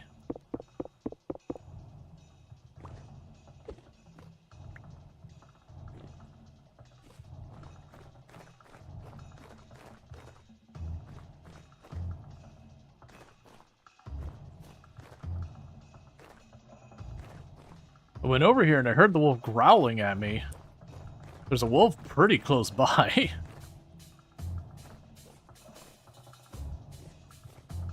You think you're good because you're explaining what you're doing as you do it? Yeah, no, I do that with all the games I play. Alright, so one thing we wanted to test. If I dip into the water, the lantern light stays on.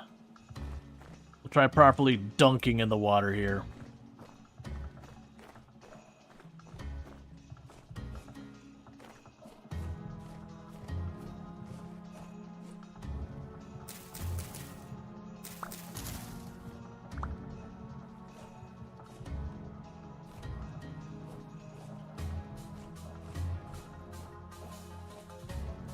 Alright, does it work? Oh yeah, submersible light.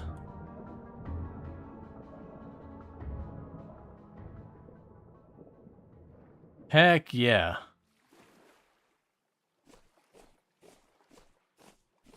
Love to see it.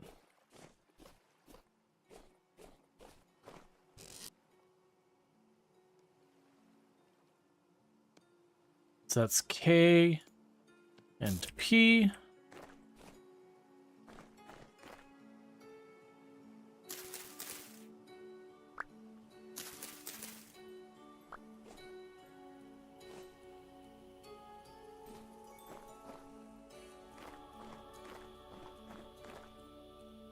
Yeah, so I've got 8 of these.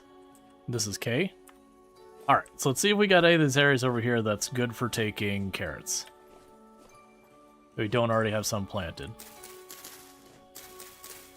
Okay, so you can take K. And that's P. So plant those there. And I got another set of 8 that can take K or P.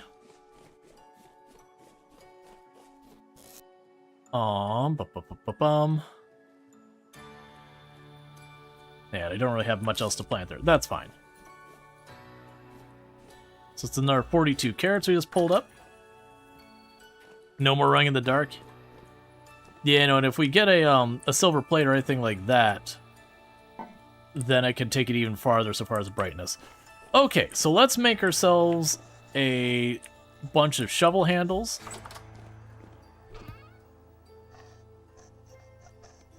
Or a bunch of shovels. And get this area over here sorted. Then I need to get the refractory bricks going. Because that's what this is doing right now. Unfortunately, right now it's going real painfully slowly. The good news... Why did you spit out the quartz block here?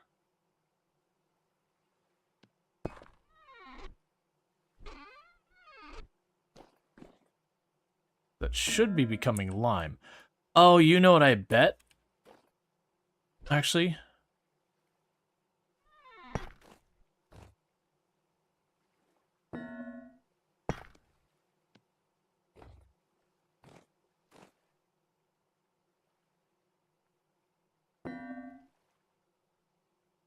I think it's just going super slow. Because it could be that it needs to go through a churn instead. The refractory? Is that to make coke? Oh, no. Yeah, and like right now there's not enough wind to keep it going, yes.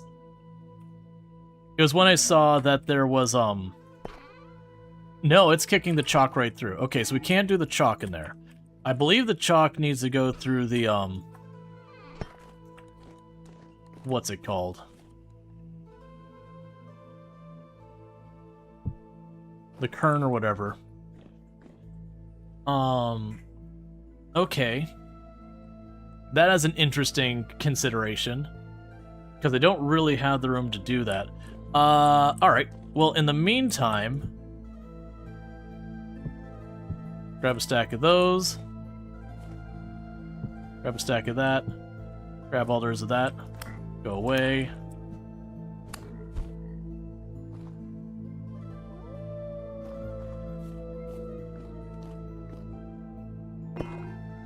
So keep that hooked up to keep producing.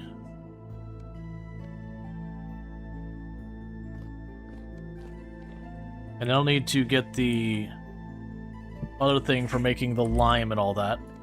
Okay, so I've got the various stuff here. So let's go grab our fire clay.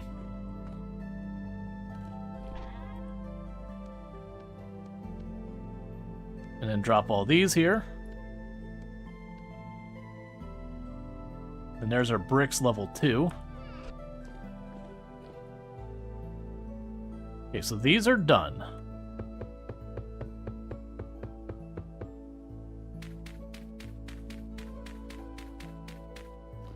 Oh, too many?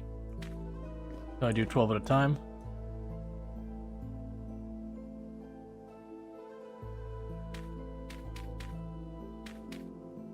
Oh, I'm putting down the wrong brick. No, that's right. You're the unfired.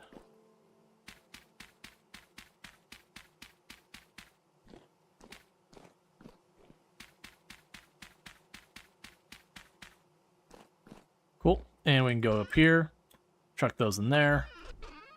I'm going to need more grass, I'm sure.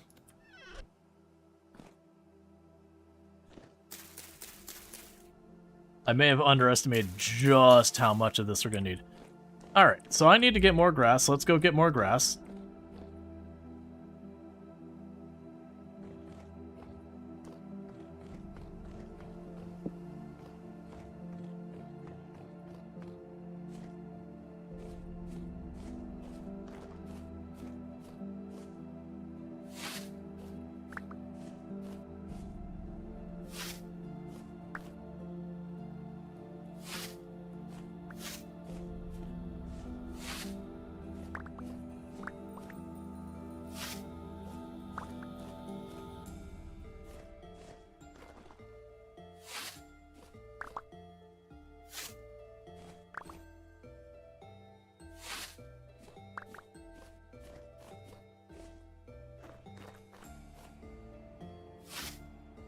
Okay.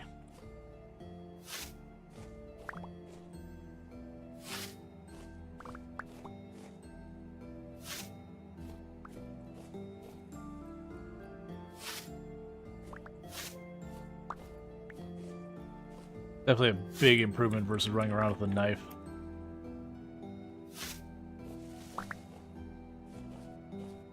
Alright, so let's get back over here. Put the scythe thing away. And get those bricks being made.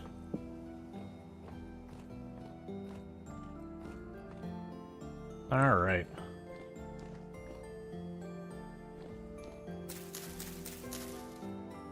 Cool. So I can take you. Chuck you in here, I believe. Let's go check on our sticks. Which I'm failing to find. Okay, so I got the sticks on me.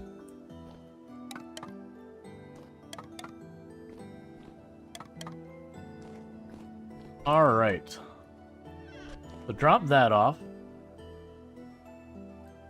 And I've got peat we dug up earlier over here. Okay, and that'll be 36 more.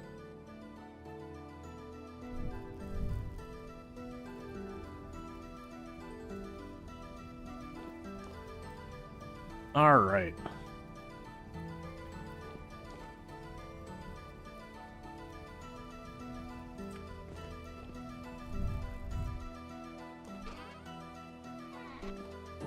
So, for these to be made into anything, so I can make the kiln door, the refractory bricks, and the vents.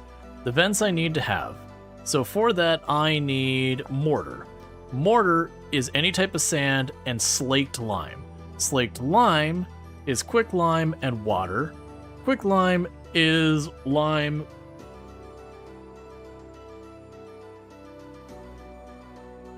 Yeah, created by cooking, smelting, roasting lime. Okay.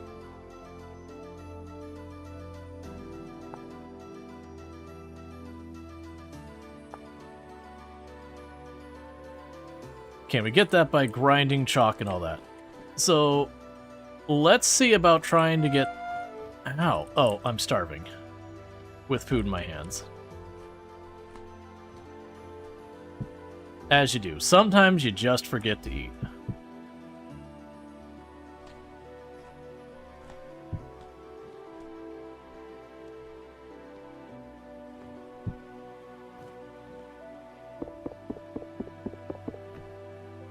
All right.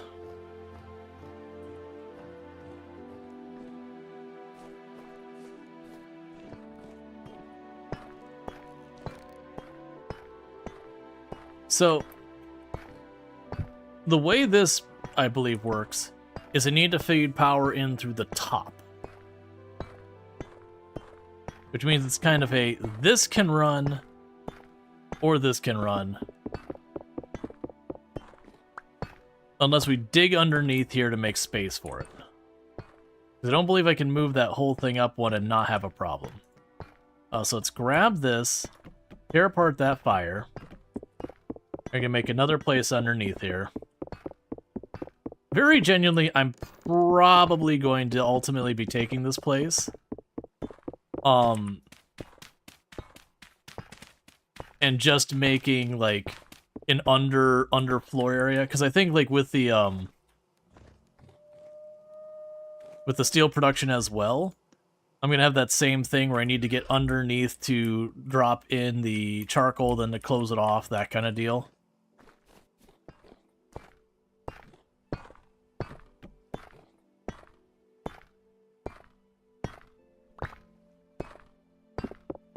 All right.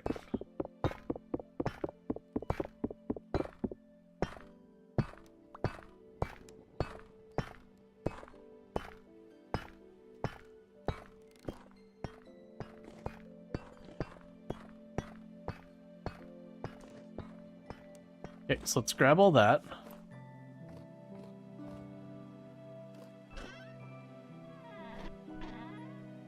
Drop you here.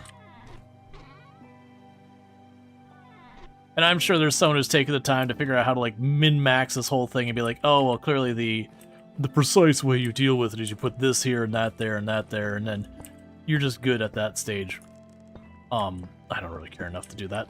Let's see. So I can drop you there for right now. Alright, so we got all that.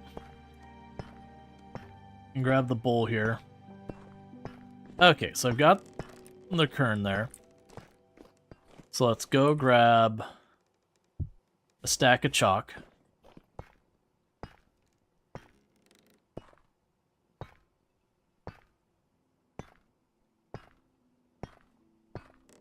Yeah, when ground turns into lime. Okay, so I've got the same idea here.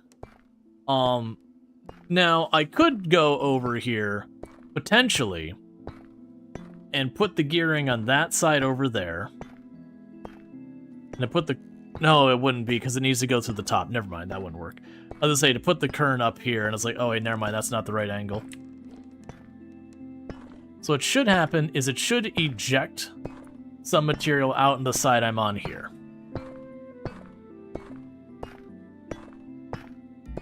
That does make me wonder, if I were to make another hopper, and just put the hopper on the floor here, so it falls into the hopper does have 4 tiles of storage, and being unable to dump stuff out the bottom, I do think that would potentially give that stuff. I also wonder if it'll keep it in its inventory. Oh wait, I think it does keep it in its inventory till it's full. Wait and see. Does it stay here or does it dump out? You're right there, man. You're right there.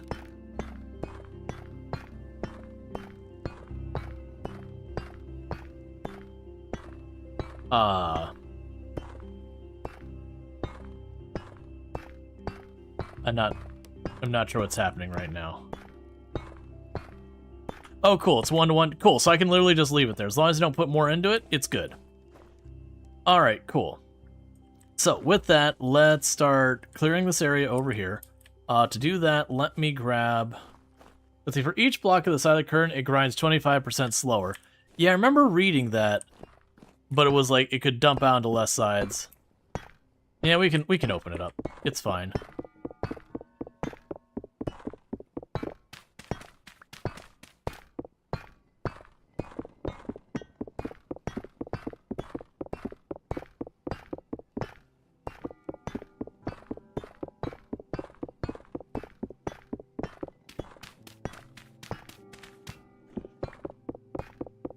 Alright.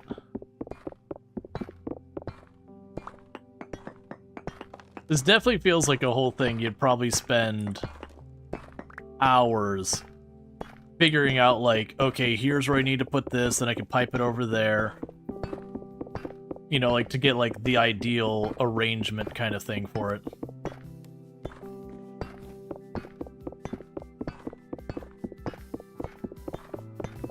Like I said, I'm kind of envisioning I'm going to need to get underneath the steel production.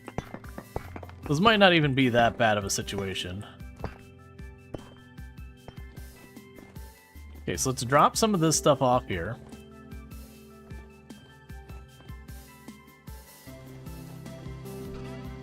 Drop you off. Drop you off. Alright. Oh, and I've got the church blocks.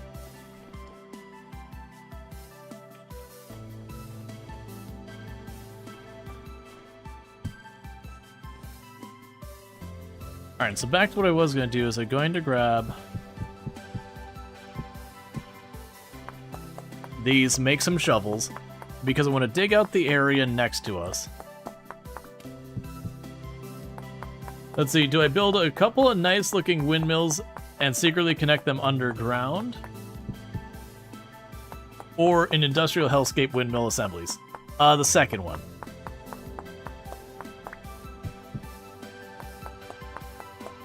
Oh, that was presented as a question. Yeah, no, there's a clear answer. Alright, so let's grab some sticks, make our shovels, get to work on the next thing.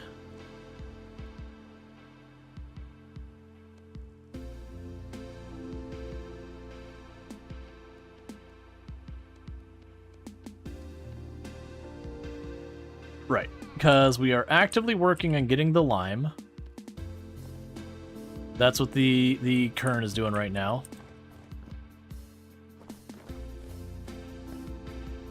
Okay, so let's give ourselves some room. I don't know how much room we're going to need for this.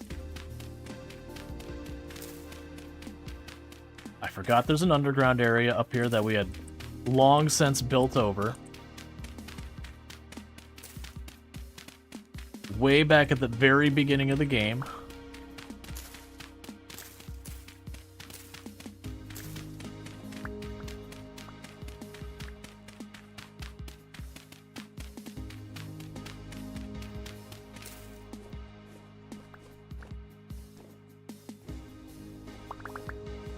Because I built here thinking it's like, oh, this will be a cool place to be able to get underneath here. It'll be good.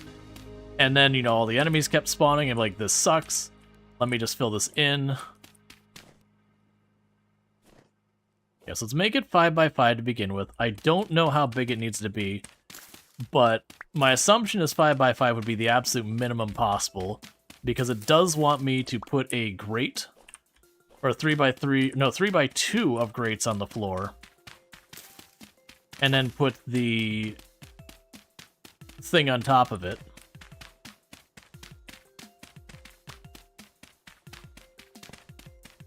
Because I didn't need nearly as many shovels as I made. That's fine. I am sure I will need many more shovels in my future. Okay, so we've got that. So it wants me to make a 3x2 for the grids. Then we'll need to go underneath it to put the charcoal below it. So my choices are, one is I can put the under area that's accessible and then build up, or I can make the entire building, you know, level, which is I think what I'm gonna do, and then I would have a tunnel to get underneath it.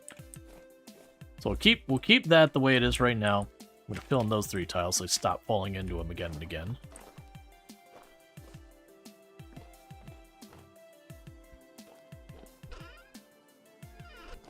Alright, drop you off.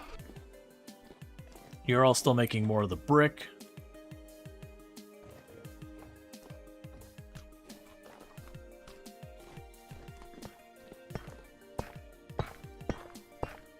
Okay, so that's going to take a while.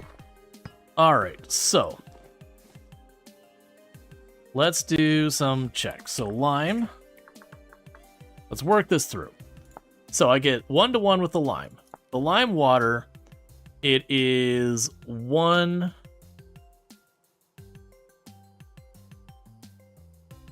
So I cook that into quick lime water. Let's figure this out from the other end. So D, mortar, and mortar requires either slaked. It looks like it's just slaked lime as the only option. We need slaked lime, and we get slaked lime from quick lime. And quicklime we get from cooking or smelting lime. We lose 1 per each. And it does seem like I would need to have 50 units of that for a full barrel.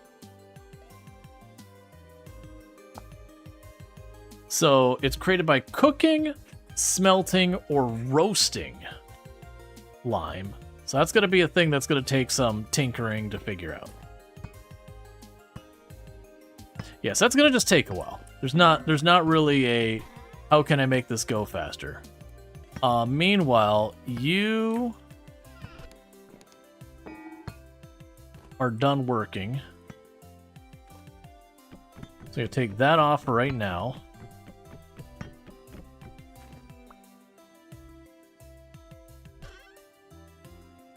I drop you in there, and that should speed up that, since I've taken more systems off of it. I believe what I should be doing right now is I am going to need bauxite, and we're out of bauxite so far as that going.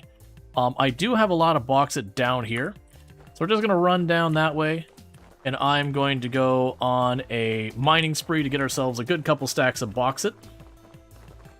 That way we can keep making the clay bricks, because I don't know how many I'm needing. Actually, we can check some of that. Here, we can check it this way. Because for the solid block... Okay, so it's 8 per 2, so 4 each. It's going to be a lot. That's the answer we need at the end. We don't even need to dig farther. It's going to be a lot. That's the only part that matters. So I had a quarry here where I was pulling up bauxite brick. And even though I don't really need to go down to the quarry, there's not really a relevant reason to do that. Versus like anywhere else. I'm going to go there. Because I've already got a quarry. And continuing to dig that down thing. Let's see, and the bricks get damaged, so afterwards we'll need more. Yeah, that's what I noticed, is that I will have to keep making those. It gives me something to work on while we're waiting and all that. Yeah, so where I've got that pickaxe icon down there. Yeah, this is my quarry I was working on.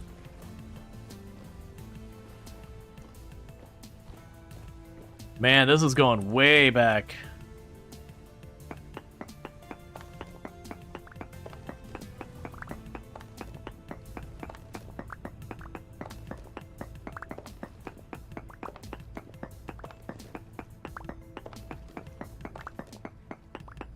Haven't been here in a hot minute.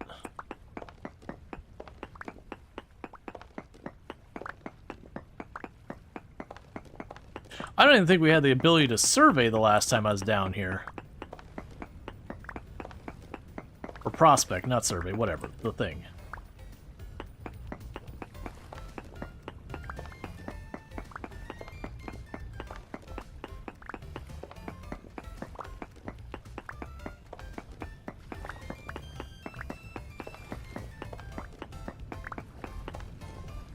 Because I don't need a ton, but let's get a couple of stacks of this.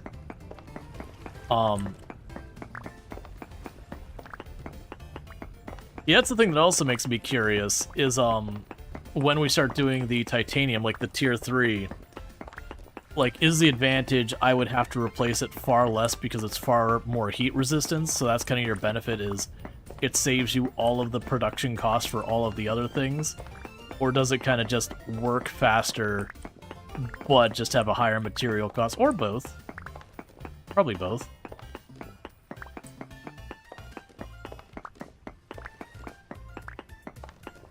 Alright.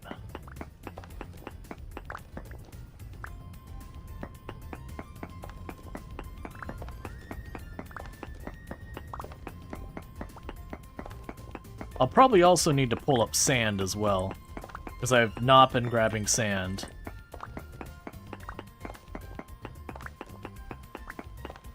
So we'll check, because there was something, is either the mortar or something that required sand. And it seemed to be like any kind of sand, but I didn't check very thoroughly.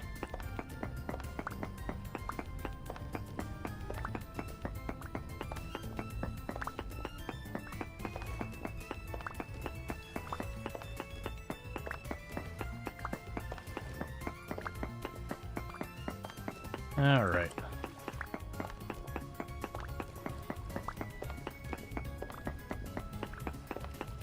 But yeah, so this is where we were actually pulling up all the brick that we made our basement out of. A lot of that came from here. That is just running over here, mining it up for the purposes of getting that basement done.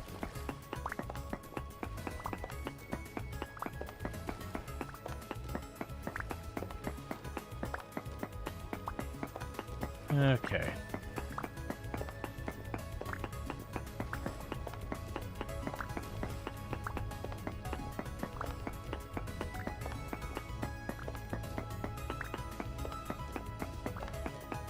Gonna probably get to this wall, and I think that'll be plenty of the bauxite blocks for right now. Yeah, I got like 5 stacks. That's way more than I've got of the olivine. Okay, let's not pull up that sand for pretty straightforward reasons.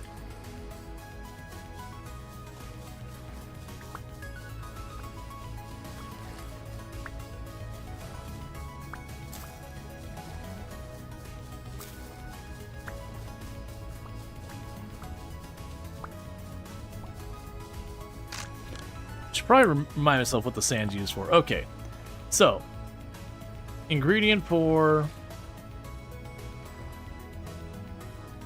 Oh, maybe it's not that one. Let's see. So, mortar, chalk sand, chert sand, conglomerate sand, limestone sand, claystone sand.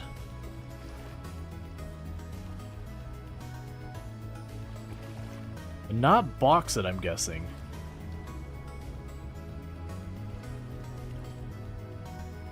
Yeah, so no, it looks... Okay, yeah, so it's looking like it, bauxite sand might not actually be acceptable, because I'm not seeing the mortar down there. Okay, so bauxite sand is a dud for this. I want to keep that. I don't want to throw it away. So let's see. So we don't have a place to get the limestone sand really easy. We should have, the conglomerate. Let's see what sand we have. I'm pretty sure conglomerate, we had that to the north.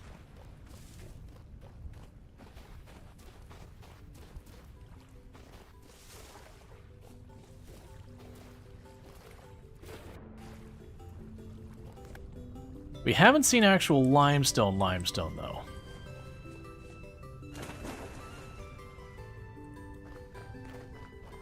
We did see chalk, and I don't genuinely remember where. I'm pretty sure I marked it though.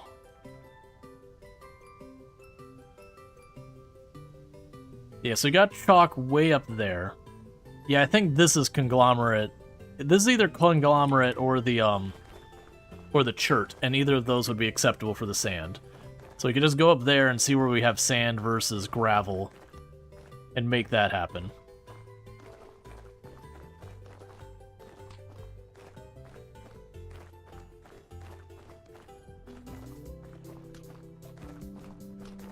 Because I'm going to need that to make the mortar.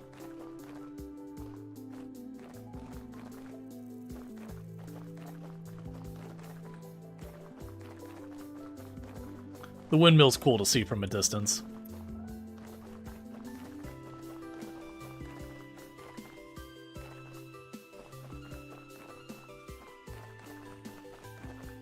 Now, meanwhile, let's move these around for just a second.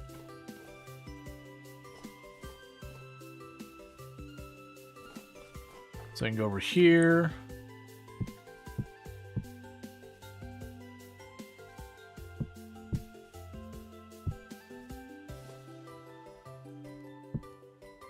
Oh, not that.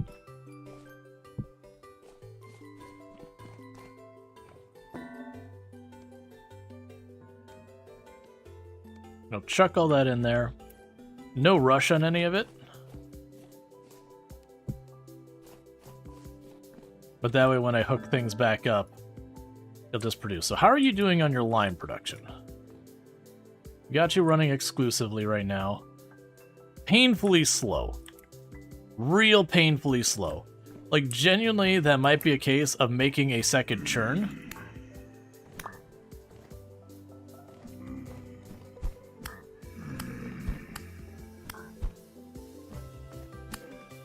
so that I can manually assist.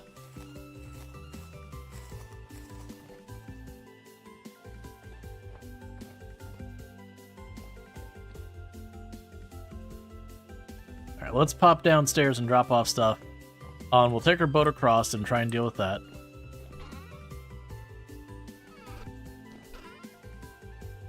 Yeah, so we've got that. So we got some conglomerate sand, not a lot.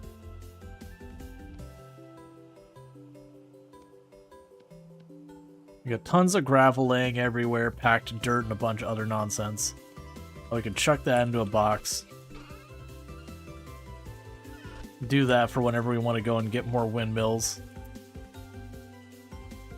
My only thing holding off more windmills is I believe I need more fat to get everything hooked up with the axles and all that, and I just don't feel like dealing with it.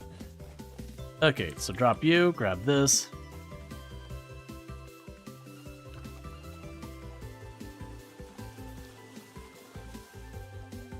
Okay, so it should be right over here. That it was over there, those hills in the distance. It was somewhere around there that we got our very first copper. And I want to say that was conglomerate over there. That apparently conglomerate sand is acceptable. So we're going to try and get ourselves a stack of conglomerate sand. And then meanwhile, we got the thing making lime. If we still need lime, then I might make another CERN churn, whatever it is. And we're having that one run on the windmill. I might manually run the other one to just try and keep it moving.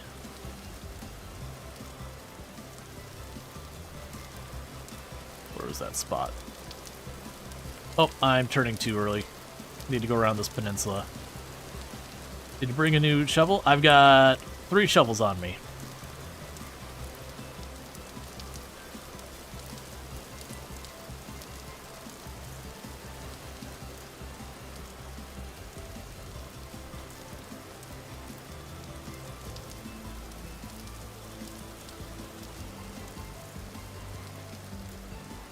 Church sand. I believe church sand is acceptable.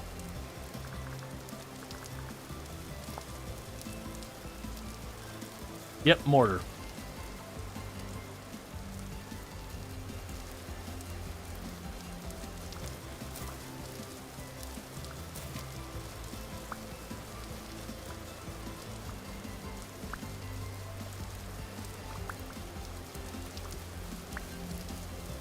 Rip an ecosystem.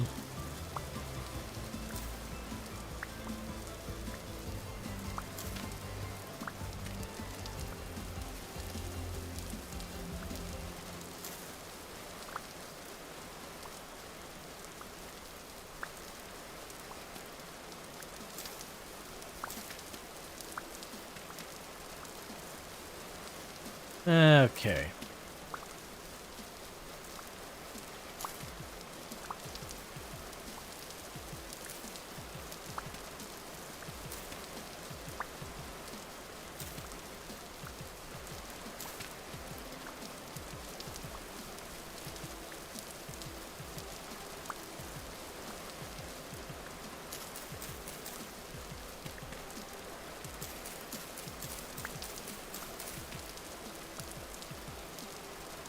Cool, we got that whole spot. And we'll start with 1 stack.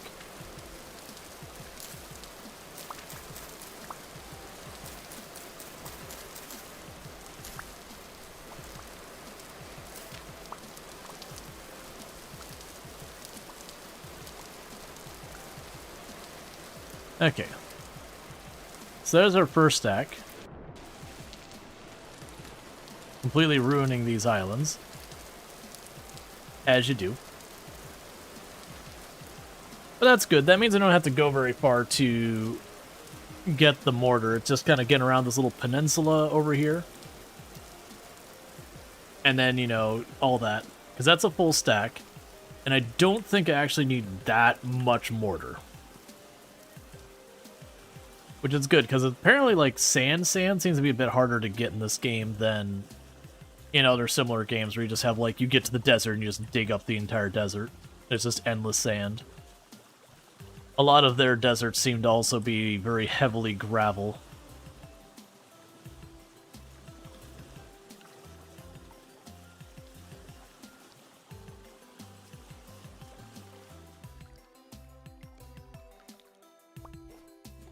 Oh, wait.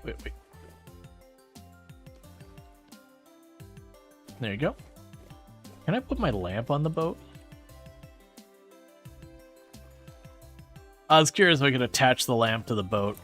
I didn't see any prompt for it, but that would have been nice. Okay, so let's pop down here. Those are still burning away. Okay, there's our full stack of chert sand. We've got our coffin and all that. Get a food on the bar. I've also got a bunch of reeds. We'll drop the reeds off while we're here. I lose track of this stuff every other time I'm here. That was the wrong direction. Did you not get cattail roots while digging them up? No, because I didn't use the knife. I dug up the dirt underneath them. I'm not super worried about it. I got a ton of it at this stage. Okay, so we've got 13. So let's see how far we can go with this. Because I have no context of what's involved. So, I need to make quicklime. So quicklime requires me to cook or smelt it. So what I'm going to do is I'm going to try cooking it. I've already got my contaminated cooking pot here.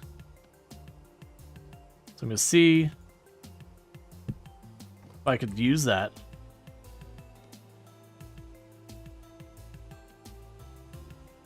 No matching recipe. Okay. So it's not how we cook it. Let's take the cooking pot, put that back on the floor. Let's try cooking it directly. Quicklime. Cool. So that'll create 6 quicklime.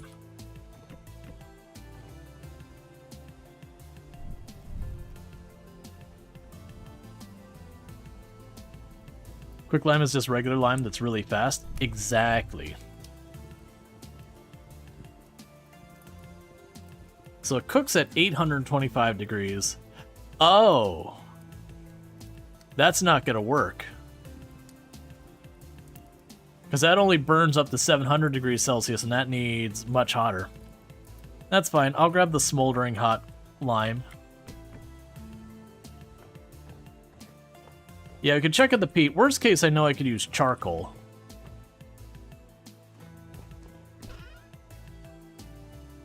Yep, peat gets just high enough. Gotcha.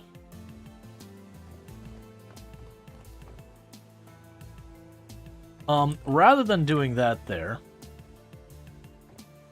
let's grab the dry grass, a couple of wood,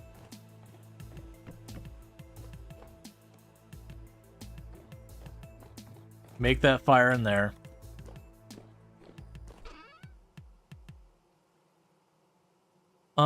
Let's see here. Looking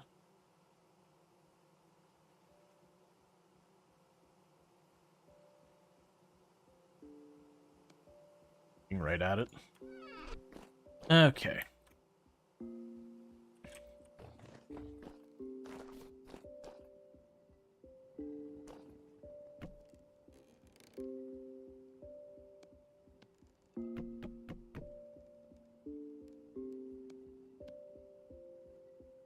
So I already know that the firewood won't get hot enough, but I'm going to let it sit there and burn, and I'll swap it out for the peat.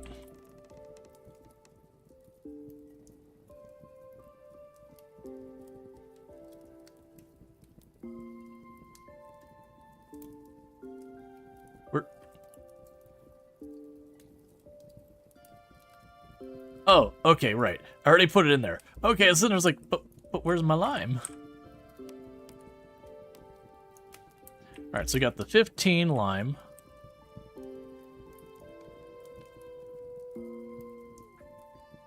Okay. Meanwhile, while I got all that going,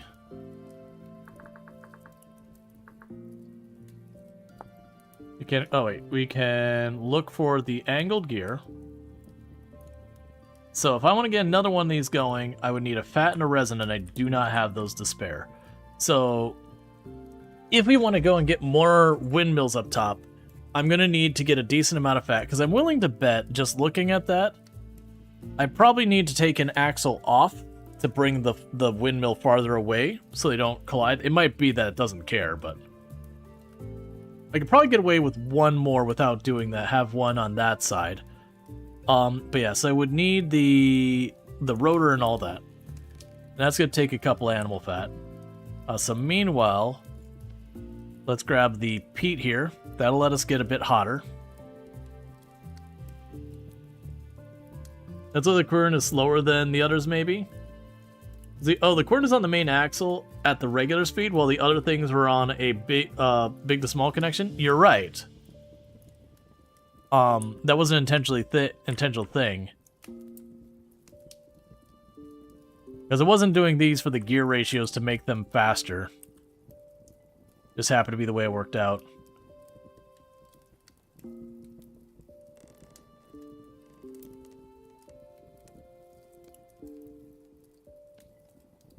Okay, so it does seem to, the lime does seem to cook fast once you get it to temperature. That's good to know. That does mean I'll probably end up wanting to dig up some peat, but we'll see. Like, I don't really have a context of, like, for building this, am I going to need tons and tons and tons of lime, or not really that much? So let's go do it one at a time. Alright, so that's going to take a little while. Then grab all that. We'll grab some fire clay.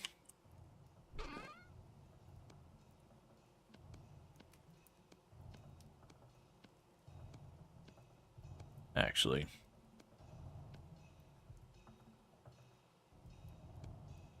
Cool.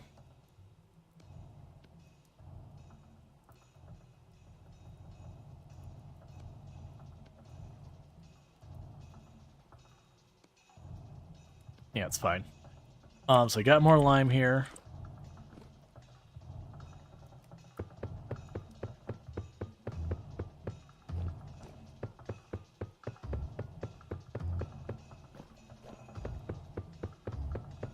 All right. Get our unfired bricks.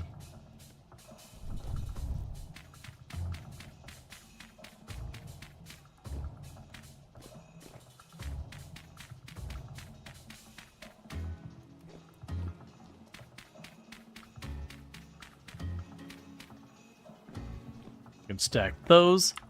Then I will need the dried grass again.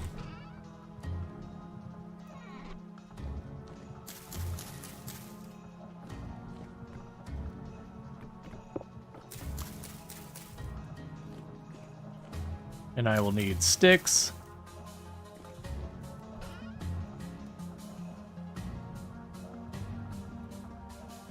Which I'm going to need more of again.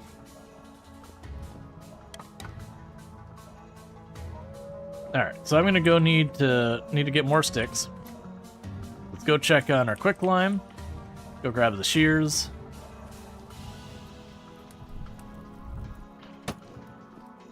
Where?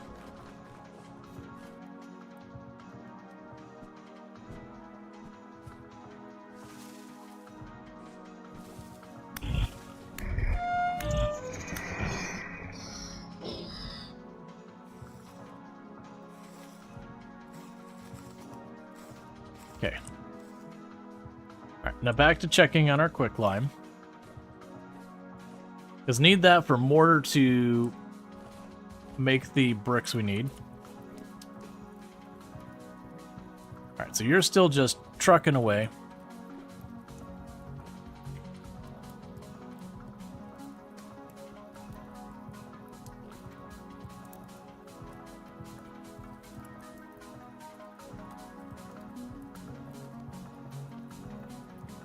Cool. So it's still heating up some more. Alright. So that's going to be 4 more quicklime. That's just going to take time.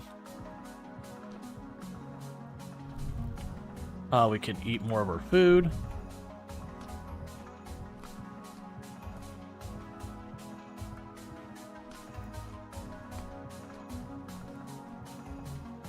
Let's go grab our shears.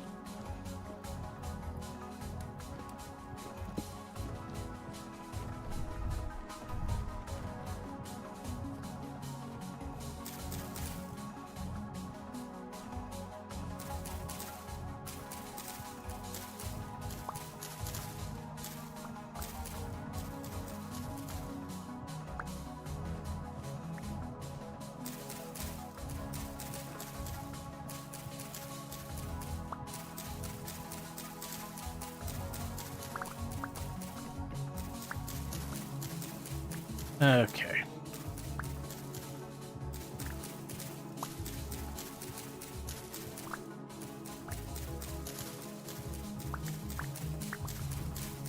So it seems like the oaks are really good for lots and lots of sticks.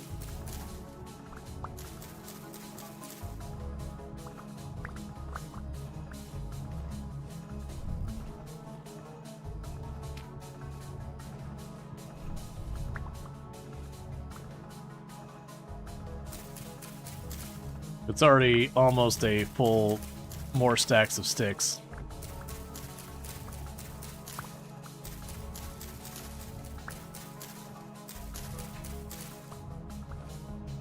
Cool, so I got a full stack of sticks. Let's do a little run around, make sure we grab what fell.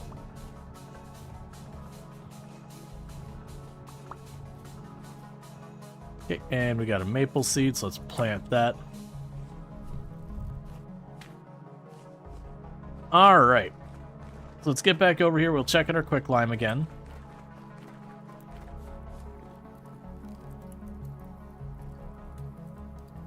Just trying to make sure I'm not wasting material.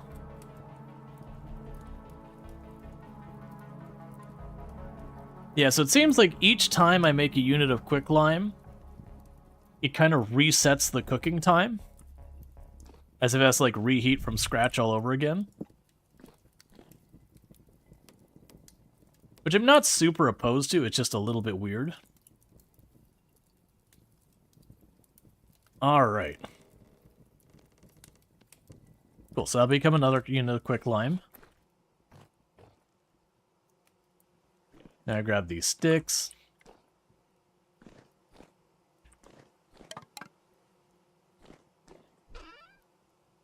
Drop them off. Sorry about that. I wonder if smelting is faster. Well, that's the thing. The smelting, the way I'm doing that, is the same process you smelt. I would just be using a different material underneath. It is possible that if I was using charcoal instead, and it cooks at a much higher temperature, that it'd be potentially faster as well. Okay, there's another one going. Let's see, what the heck was I doing? So I got our quicklime going. Right, I needed firewood. So let's get down here.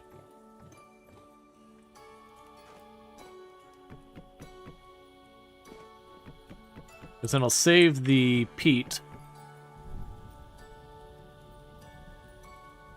Don't you wish your coffee was hot like you? It'll save the peat for actually doing the quicklime.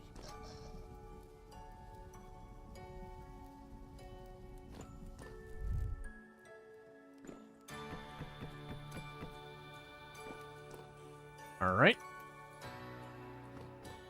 So the quicklime should be about done for what I can do right now. So let's grab the rest of the peat, save that. Grab the quicklime.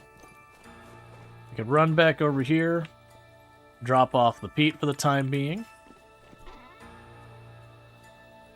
Okay, so, quicklime. So, quicklime I can make into slaked lime, and slaked lime is what I need for mortar. So for every 4 units of quicklime, I need 1 liter of water. So if I got 1 more unit of quicklime, then I'd have a nice round number to at least get that going. So we're going to go for the 1 more unit of quicklime, and then see how far that gets us with the mortar.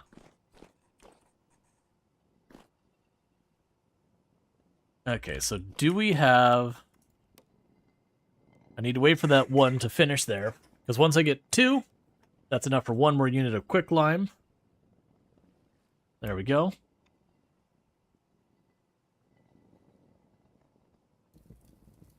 Cool.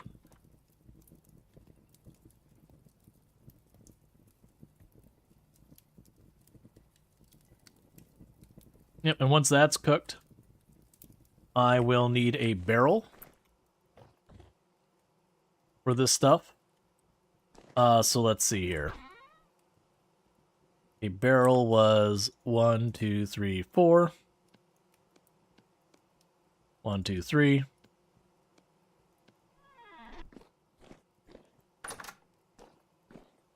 Right now it'll go there. And grab you. They no longer have water stored down there.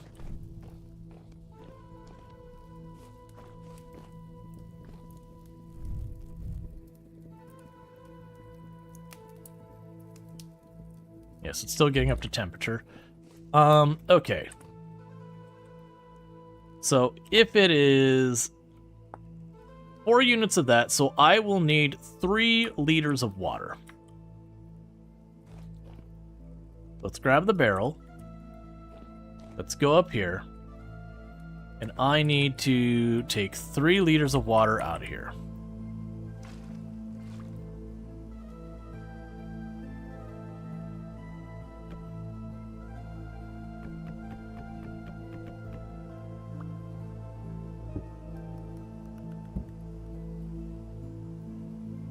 Put a single portion in the container. Take a single portion from the container. 1, 2, 3.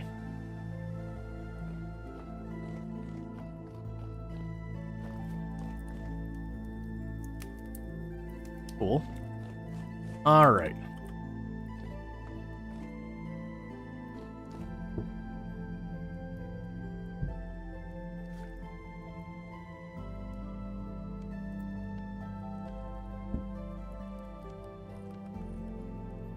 $12 liters of slaked lime. Okay, so I now have slaked lime. We have lime, quick lime, slaked lime. And for mortar, I need to mix in a barrel. So for every liter of that, I'm going to need... So I'll need 12 liters of sand. Or 12 units of sand, not liters. So 1, 2, 3, 4, 5, 6, 7, 8, 9, 10, 11, 12.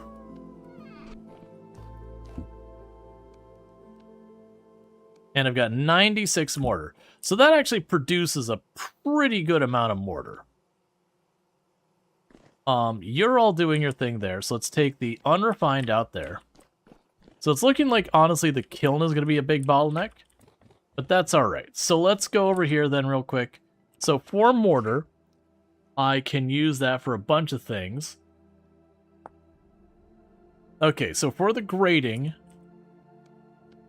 I need 6 tiles of grating. So there's our 6 tiles of grating. So let's double check what this tells us. So steel making. Alright, you will also need 6 refractory brick grating. And a solid or windowed iron door. Okay. Building a cementation furnace requires around 65 blocks of refractory bricks, which is a lot. Okay. So we cleared a spot over here. So we're going to start by having this on the bottom, because there's going to be an area underneath that we are going to pack fuel.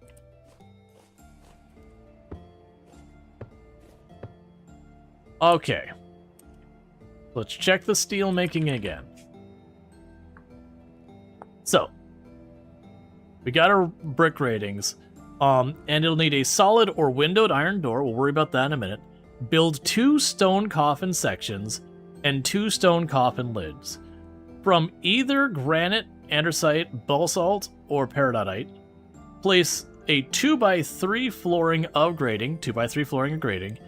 Click on the coffin to see an outline showing where you have to place... Oh. Okay, so it says what I need to do now is put you here. Oh, I have to deal with rotation.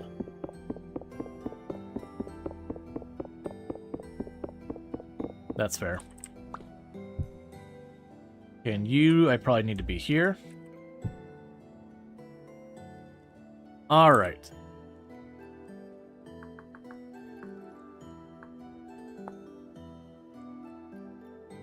Let's see. Da-da-da-da. Create a large container. Control right-click on the stone coffin.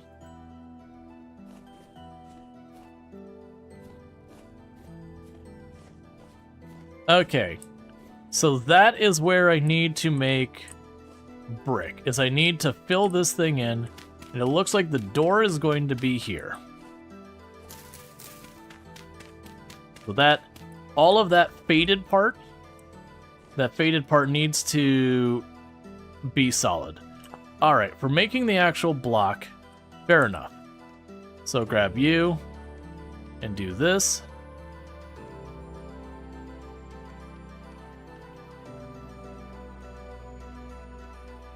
So all of that got me 8 blocks. Dear goodness. It's a little hard to make out which ones are supposed to be brick and which one aren't.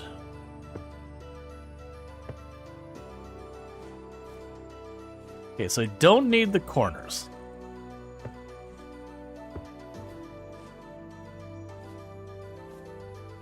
Yeah, so some of the hollow thing, it's a little hard to make out.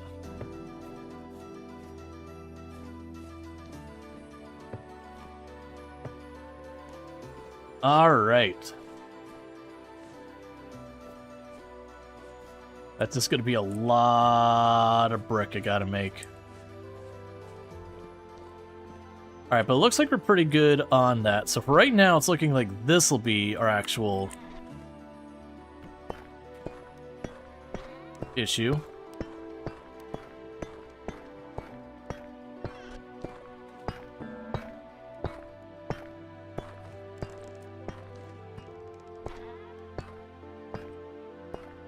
Alright, so let's drop this up. So the good news is it doesn't look like I need that much quicklime. And we can take our time getting the quicklime. So that's good news. The bad news is it looks like I'm going to need a lot more of the olivine. The good news is I already know where to find it. I'm so tired of you spawning inside my buildings.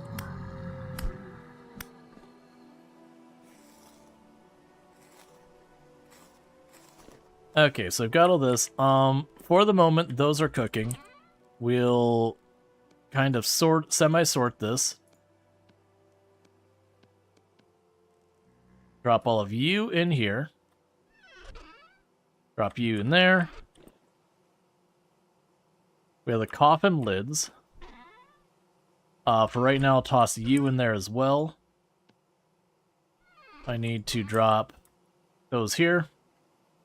Okay, so I don't have a lot of tools for mining going right now, but that's okay. Let's go for the olivine, whatever it is, which is down here. Let's grab food though before we go, because otherwise I'll just get there and then I'll need to come back for food.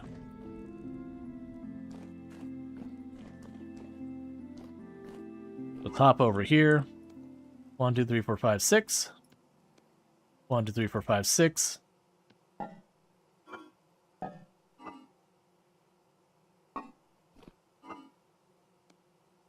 One, two, three, four, five, 6.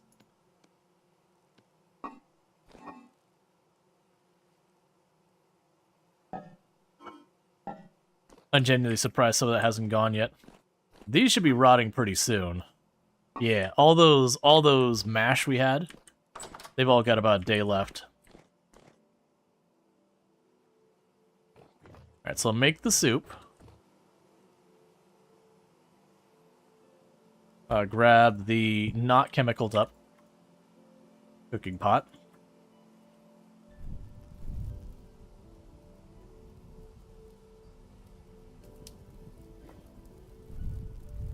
Alright, while that's cooking, I'm just gonna let it cook. I'm gonna take 2 seconds. I'm gonna use the restroom real fast, and I'll be right back. But thank you again for tuning in. I'll be back in just a minute.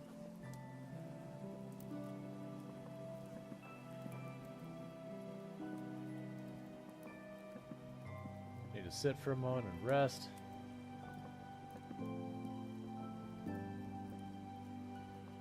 the backpack, do some exercises. I was saying is going to get curious late game is when I get to the point that our passive maxed out. There's going to be a lot of times where it's like, well, what do I do now? Like, we can't keep fighting. It's too late, too dark to do that safely. I guess we just stand by our 10 and fast forward.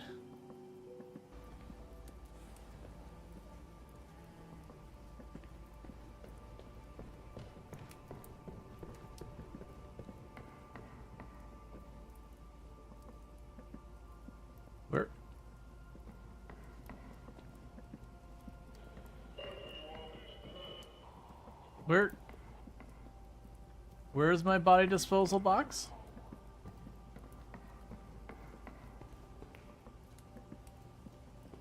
Usually it's right by the door. Oh, it's on the ceiling. That's fair.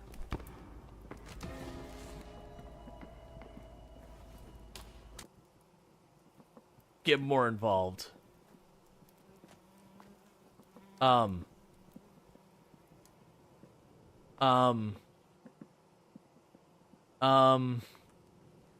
I don't want to be here. All right. And let's get back to it. Okay.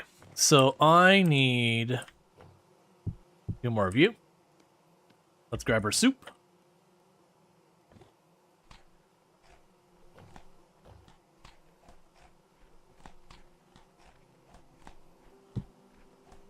Cool. Like I said, we're going to go down to the Olivine, and get that. I'll check on our food again real fast, or not our food, our farm real fast, because it's definitely one of those things I feel like taking the time to make sure I'm keeping up with this right now is good. That way, like as we end up playing more, doing more continuation, like, you know, let's say we take a break from the game after we hit steel and all that. And then, you know, just the itch for more happens. Because I could see myself coming back to this game a lot. This definitely feels like a game I can just lose time into. Alright, so U, N, or P. We can use there. So let's see. Rye is N. We'll plant the rye.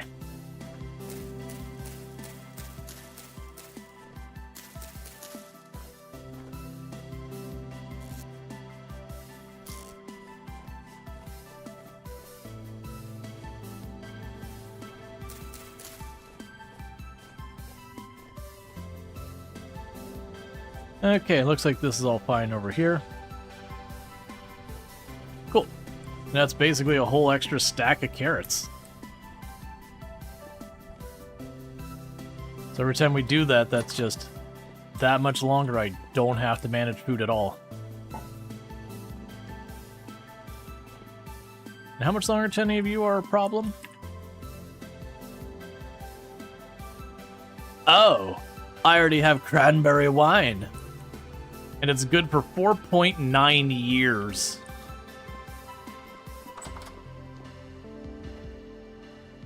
Well, don't mind if I do. Let's see how this cranberry wine I made is.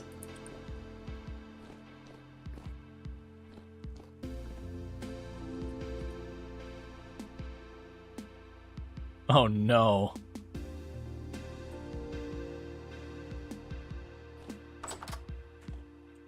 Well, we'll just carry a little bit of wine around, living our best life. Let's see. So it's basically southeast of me. So no matter which road I take, it's gonna be the wrong one.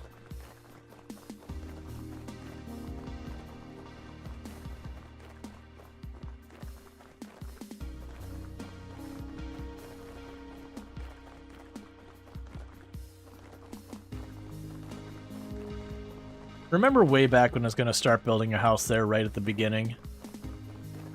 And then I got mauled by a bear and then decided I wanted to be closer to the water. Good times. But I mentioned earlier on the stream, I do think... So probably tomorrow's stream, I'm going to guess, we'll probably be trying Ale Abbey. I might also check out the Iter 8 demo or the Whisker Wood demo. So Ale Abbey is sort of a tycoon brewery, monastery, bar running game.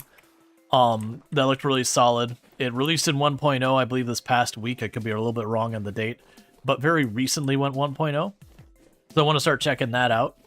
The other one I wanted to look at is the Iter 8. That's a demo. I believe that one was by... Ooh, was that Fire Shrine? I think that one was Fire Shrine. And so far, the way people have been describing it is Dome Keeper, but up. And apparently it's like a 3D thing where you like rotate around the tower and all that. So I'm curious about that, because Fire Shrine's done some pretty awesome stuff. Yeah, I kind of don't even want to deal with the berries right now. That's fine. That's kind of like me playing on my own. I would be probably just walking around and every time I see a resource, picking it up and just bringing it with me until everything's sorted. Make very little forward progress, but continue to scale up and up and up. And then the last one's published by Hooded Horse, who does a lot of really good games as well. I really like both those devs. I've gotten to meet with and hang out with people from both those publishing studios. That's what you do? Well, I think, honestly, if you're not, like, basically the ways I'd see is three kind of ways that people would typically play these games.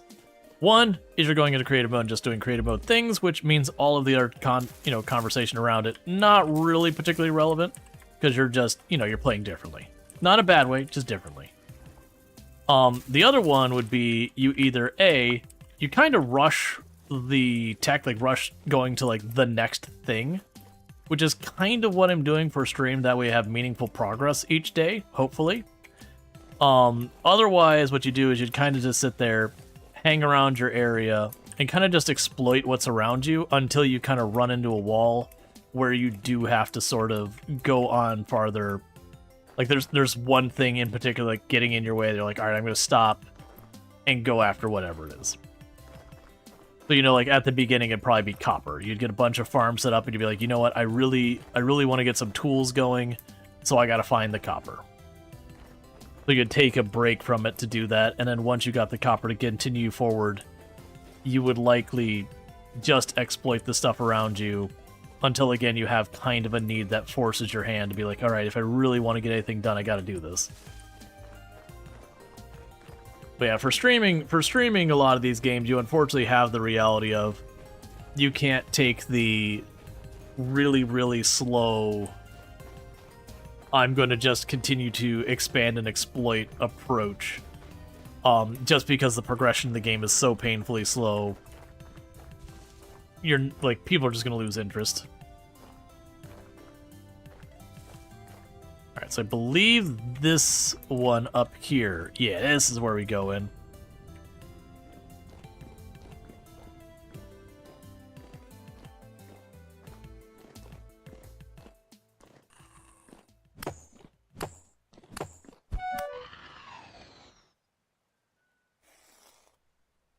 Well, after a successful victory, that calls for a little bit of wine.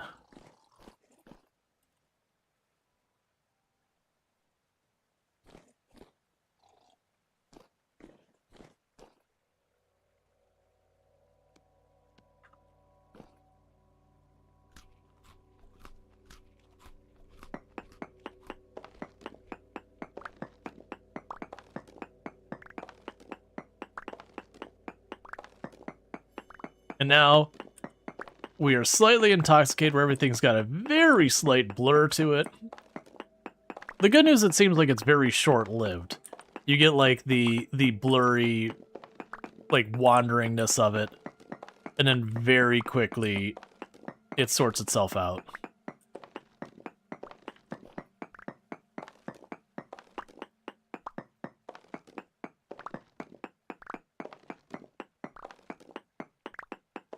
All right.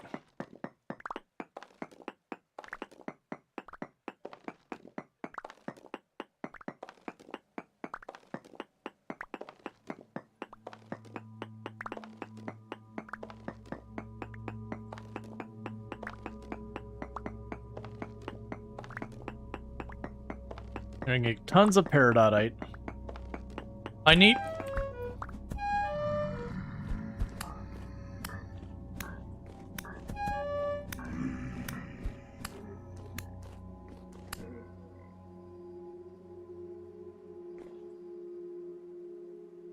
Alright, so let's start.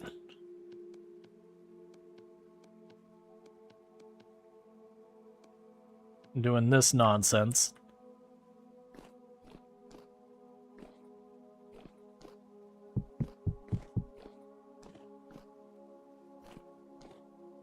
Okay. I'm gonna start segmenting this room off.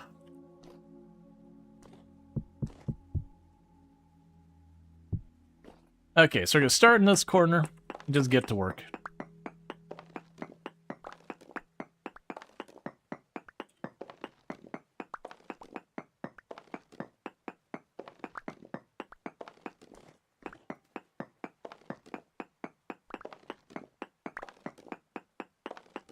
And then once we clear this corner, I'll move my little walls to a different spot.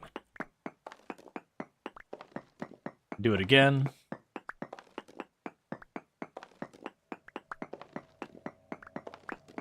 Because on the bright side, it does seem like the olivite, or olivine, whatever, it does seem like you get a pretty good chunk of it from just one vein.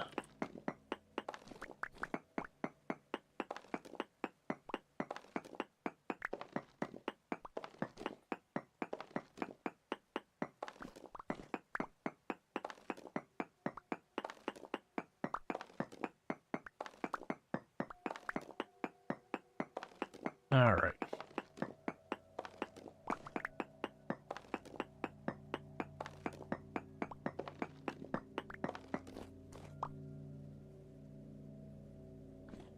Is that a stone type? Actually, like, in real life, I actually don't know much about olivine. Well, I do, like, one of the hobbies I had growing up was collecting rocks. I did collect a pretty wide range of things. Olivine is one I'm just completely and utterly unfamiliar with.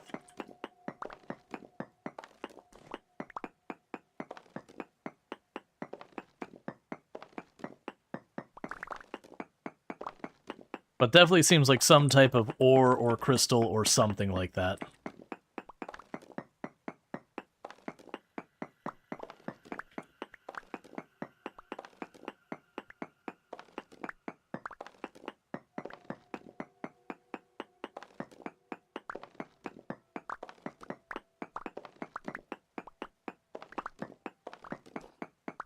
All right.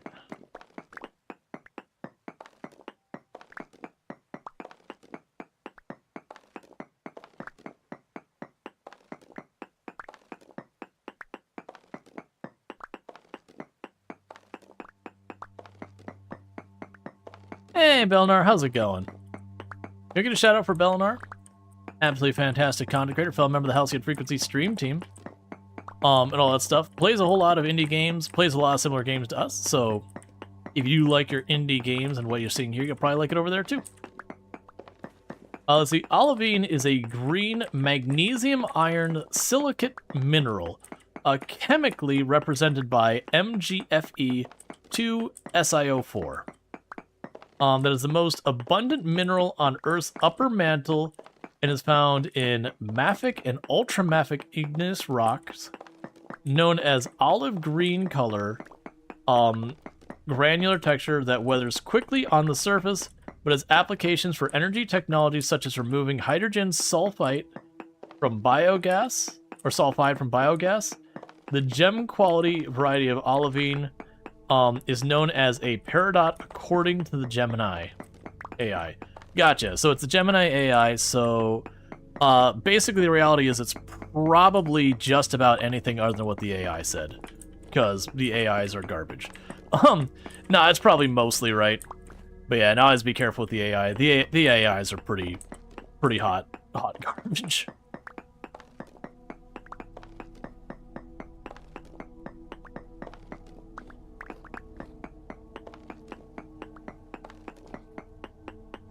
We have the discussion around AI and its quote-unquote truthiness, where it has an air of truth, while not necessarily being true.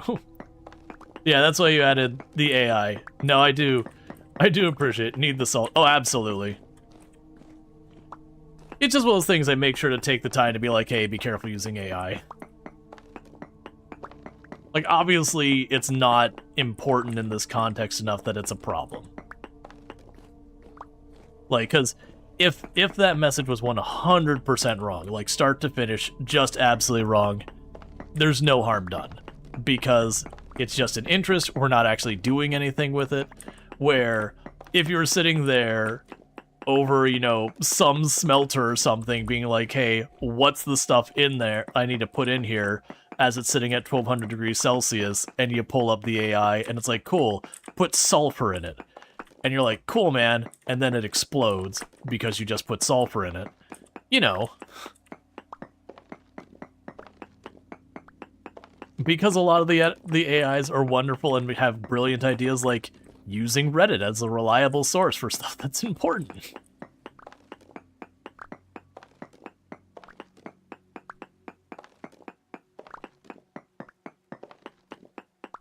That's where we get pizza recipes that feature Elmer's glue.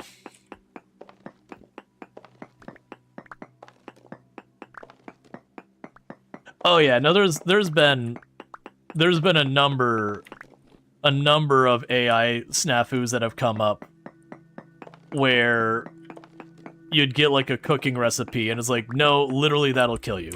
Not figuratively kill you. No, literally you are putting straight up poison in your food. Yeah. The one Google uses particularly bad? Oh yeah. I genuinely wish I could just remove the AI result from the search engine. And I do know there are workarounds where, like, if you add curse words to the AI won't run the query, that kind of stuff.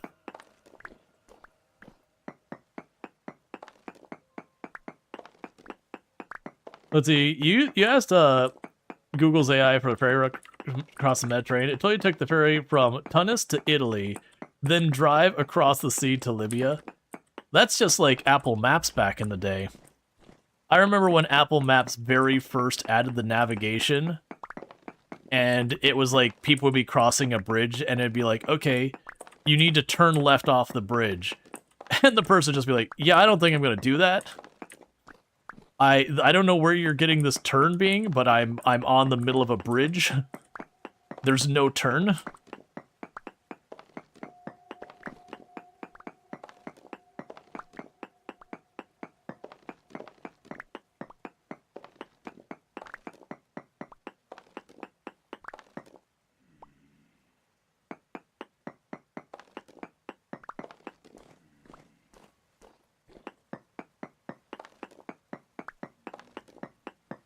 But yeah.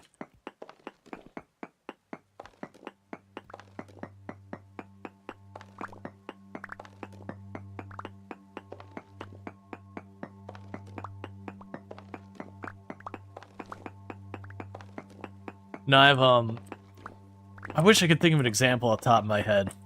There's been once or twice where I've done a search on Google and the AI thing came up and you're like, that's wrong.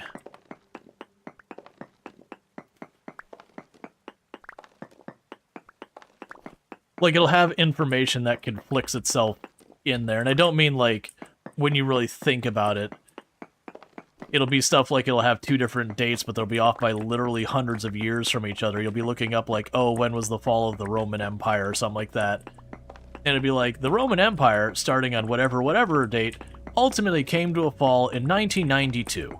And you're going, I don't believe that's correct. I am not an expert on this subject, but I feel much more confident that if I guessed a random number, I would be closer to the right than what you've just provided me. DuckDuckGo has a switch to turn off AI results, especially on pictures. Nice! I probably should start using that. Because genuinely, I'm tired of everything AI. I get that a bunch of companies dumped a ridiculous amount of money in it, and the floor is slowly falling out from underneath them, and they're just trying to do anything possible to prop up that investment to hopefully get it across the finish line. But I cannot wait for that bubble to pop. I am eagerly and excitedly waiting for that bubble to pop, just so the enshittification can start to wane.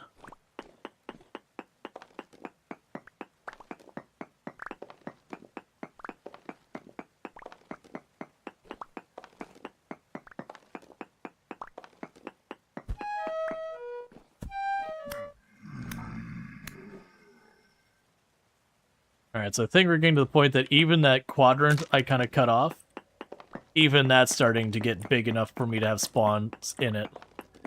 This vein goes on, man. I appreciate that it goes on because I need a pretty obnoxious amount of it. You remember they're saying Google is your friend? Not really true now. Well, that one of the memes is Google had a slogan back in the day, which was "Don't be evil." And what ultimately that led to is when Google would start siding with stuff that people found morally objectionable, you know, they would be like, "Hey, you've got your slogan is "Don't be evil. You're doing an evil right now." You know, and that's stuff like that they would provide tools to not so great, you know, dictatorships, that kind of stuff, whatever. We don't need to dig into the specifics. And so they got tired of fighting with their own staff, with like protests by their own staff being like, "Hey, we don't want the company to be supporting this. You know, you've got this motto, slogan, whatever. Like you are going against your own values." And so there's a whole thing where Google got rid of their "Don't be evil" slogan. Which again, you get why it was, but it definitely was one of the things that people made fun of and should have made fun of to no end. I was like, oh, they're getting rid of "Don't be evil." There's only one reason you get rid of the "Don't be evil" stance. It's not a very good reason, though. You only get rid of the "Don't be evil" stance because you're planning to do a little bit of evil.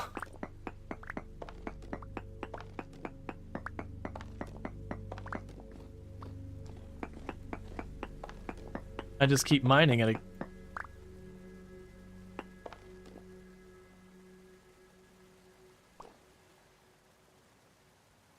Well, that'll be a thing to check out later.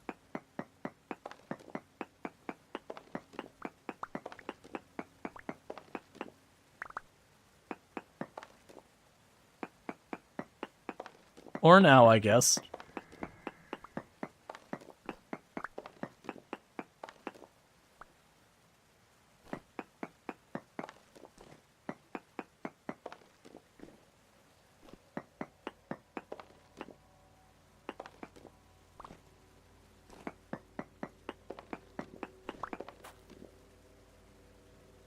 I really wish, as I was digging down here, there.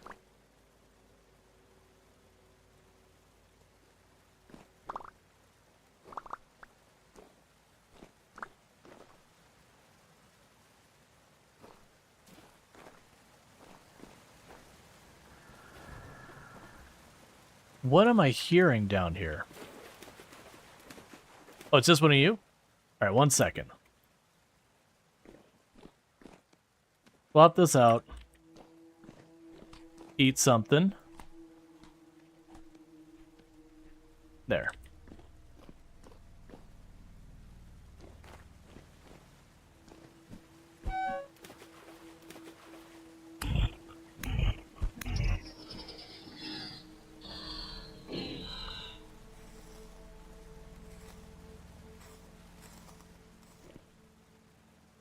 That feels like a door.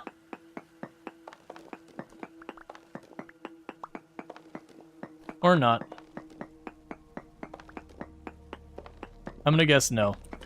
Okay. Just the way it was like leading up to that is like aged, polished cobblestone peridotite.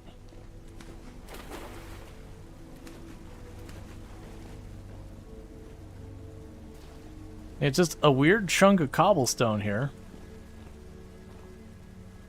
Just a weird little cave in here. Just in case.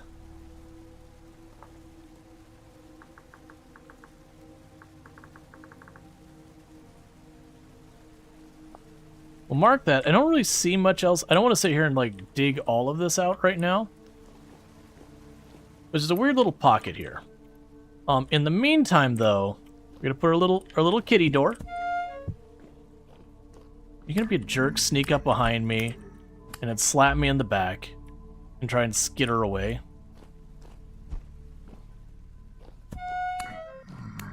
Yeah, this is getting too big down here. That said, I'm right about to max out my inventory.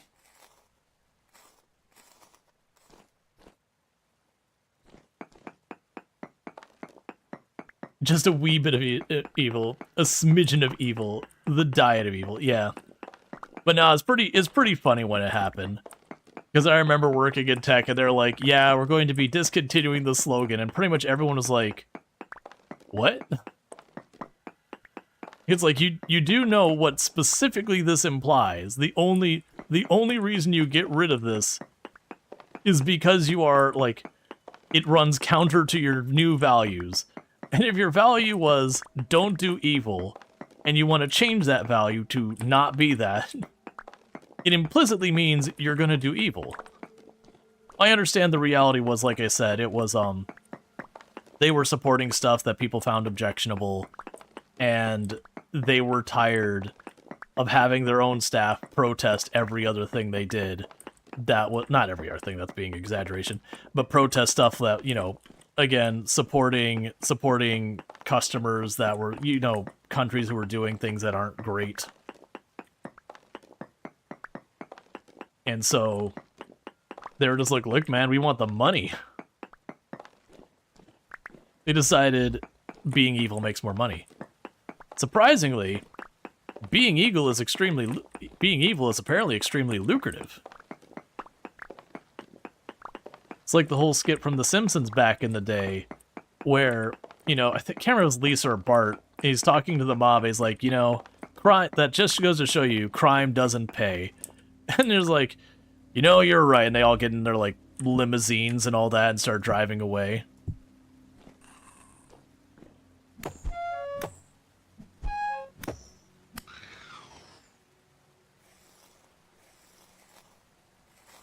Something Capert. Oh, hey.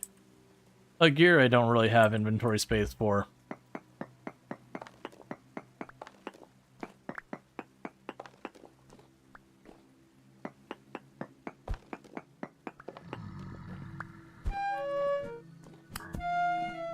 Let's see, didn't Google/Alphabet have a Department of Defense contracts and such? So there's an argument that there was. Well, that's exactly what it came up to, is like, people would be protesting whatever war was going on and being like, we shouldn't be providing tools to, you know, support this war and that kind of thing. And it was just a constant battle that Google was having, that its employees would be like, we don't want the company to be supporting this. We don't want the company to be supporting that. And by all means, I personally agree that, you know, your employees should, you know, if they find the work they're doing being used for things that they morally object to, you should say something. You should do something about that. You shouldn't just be like, well, guess it's just the way it is. But like I said, Google got tired that every other time, be like, oh, you know, we want to support this military contract, and then have to fight with their own staff. Oh, we're going to do this surveillance contract, fight with their own staff. Okay, our inventory is full.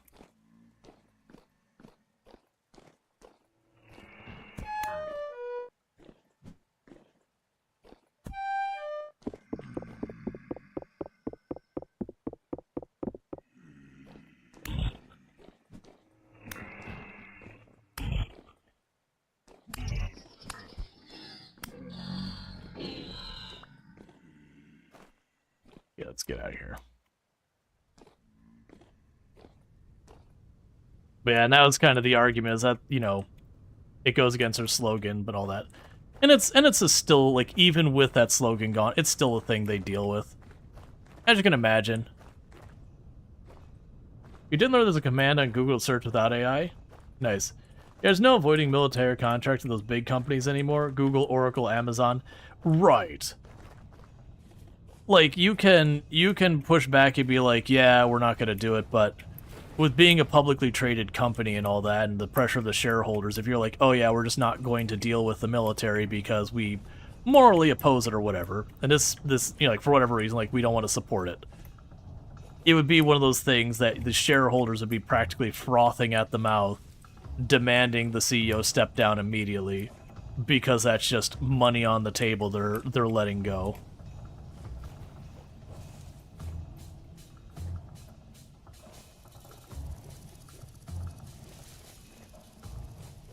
Alright, Alright, so problem here is I'm cutting through the woods where there's going to be wild animals.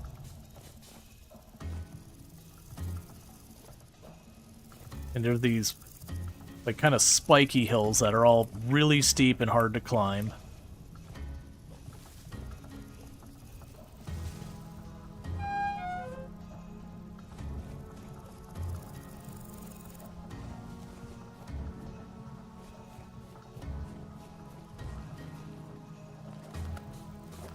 No puppy.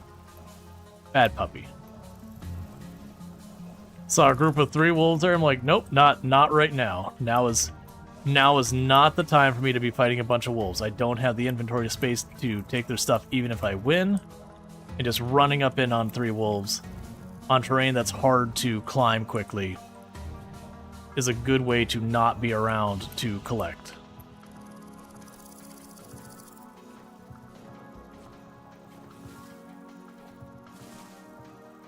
Yeah, and for the record, all the big tech companies have had to some degree or another fought with their own staff over, like, I know Microsoft went through a whole big thing where they had a bunch of their staff didn't want certain contracts supported. Google's gone through it. I don't think I've heard of Apple going through it, but it wouldn't surprise me if Apple has as well. Not as a negative or positive Apple, just again, if you're a big company providing a large-scale service, almost all those. It's probably one of those laws of nature's things, where a sufficiently large company is at least partially evil, regardless of intent.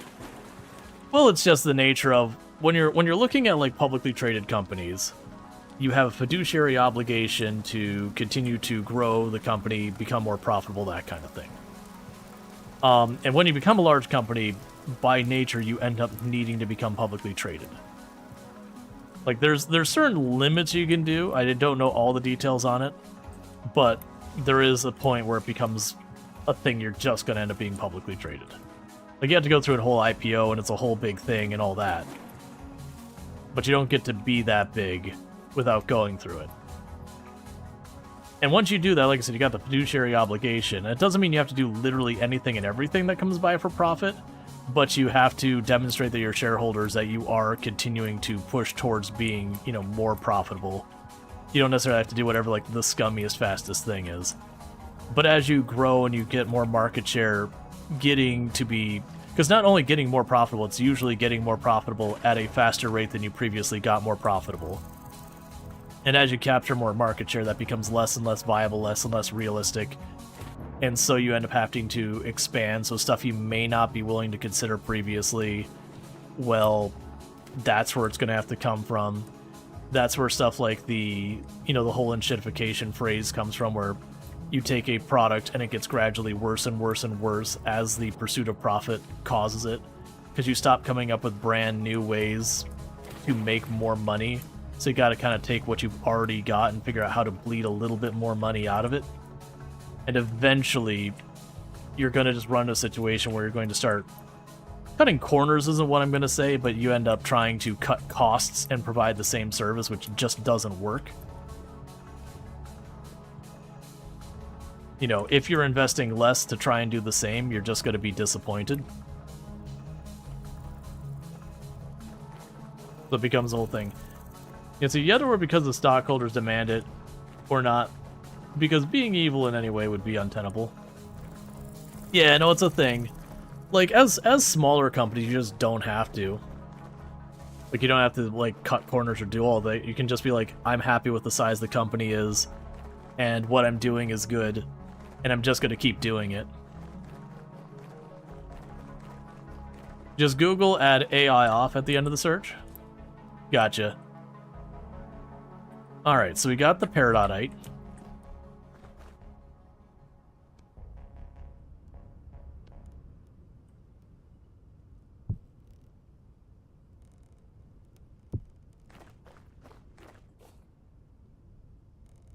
Okay, we want to drop this in there.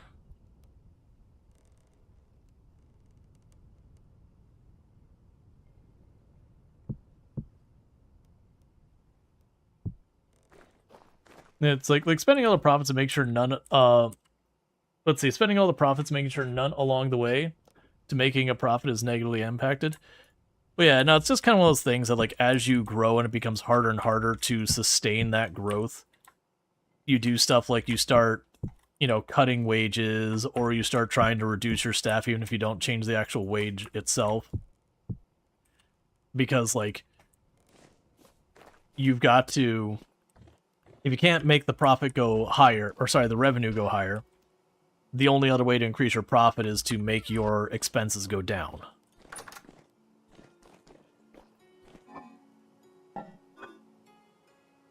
It becomes the whole thing.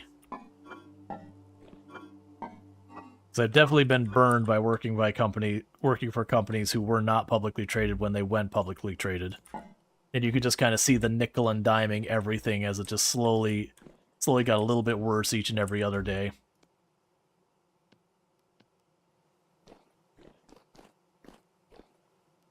Yeah, we'll save the wine. We'll keep the wine there for when things get dire and I'm really hungry. Or...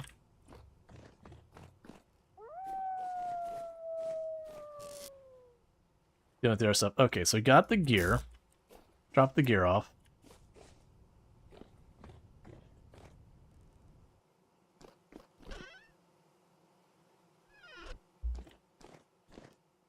But yeah, now the last company I worked for, the company I worked for got acquired, and that in itself was fine. It was one privately held company acquiring another one, and while I would definitely say the company I worked for, like, the product offering we had for our customers was worse after it, it was still pretty good. And then, not too far after that, or I shouldn't say too far, a while later, the company that had acquired the company I worked for then also got acquired. And unfortunately, where, you know, what we wanted to provide from the first two companies was aligned. For the company after that, it was not aligned. Where the company that acquired us was just financial, didn't work in the industry or anything like that. And they were just seeing it as, oh, this is a profitable company we can acquire and probably make it somewhat more profitable. And that did not work out for him. Okay, so I'm going to need to use a block of dirt to prop that up.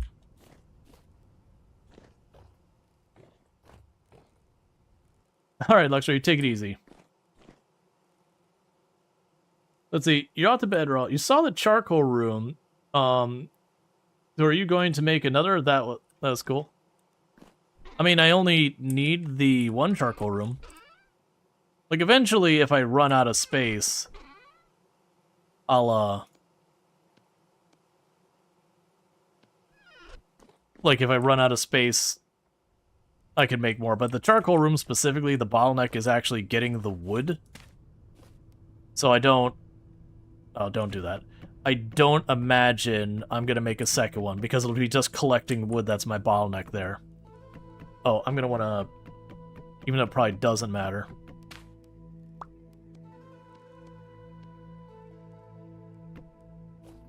You know, pick up the dirt.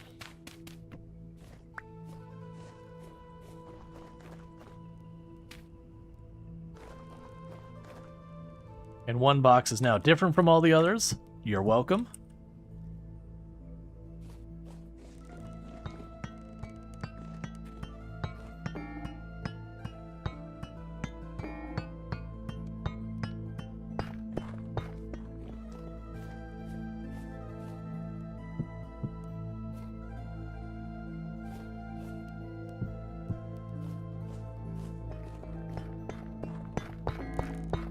Okay.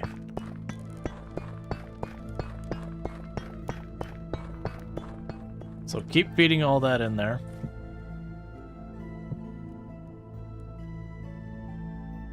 I can grab you.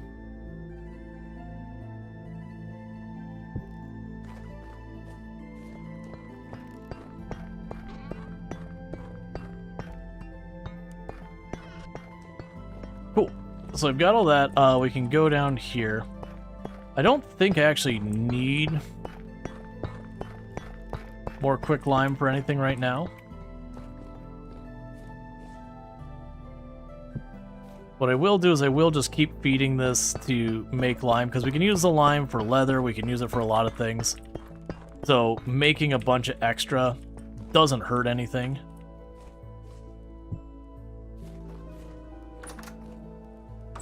Because it takes mortar, and the mortar seems like it can make a lot. You mean stuffing it full, making more charcoal? Oh yeah, no, we might, like, if I need more charcoal, I'll obviously do that.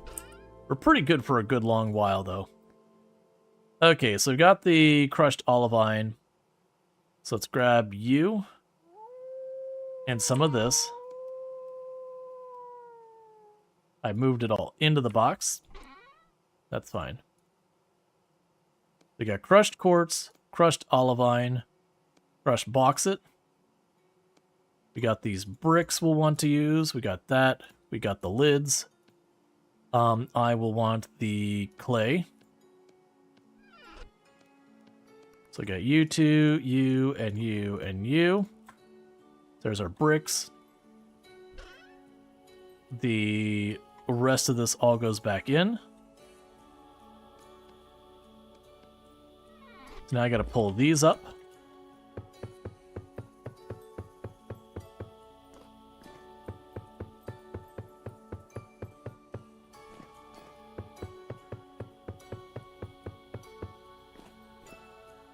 Cool. Grab the unfired ones.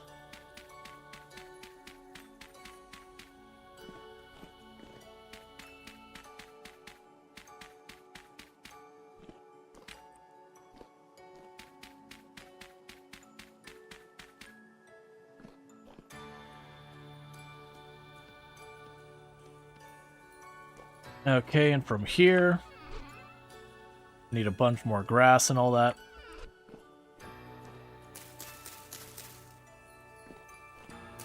Honestly, the making the steel at this point, it feels like the bottleneck here is just literally just making these bricks. The sheer amount of bricks I gotta make.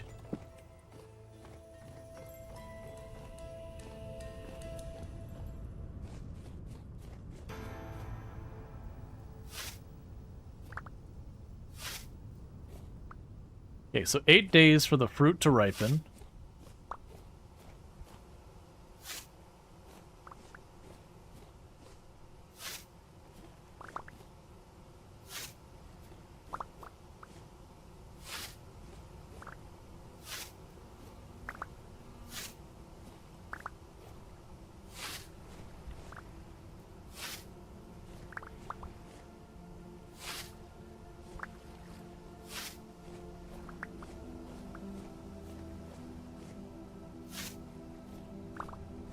All right.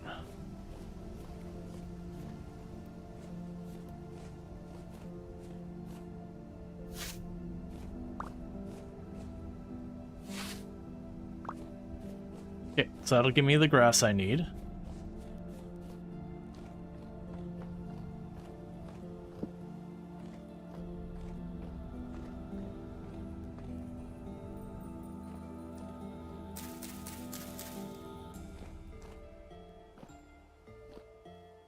Cool, so I got all that dropped off.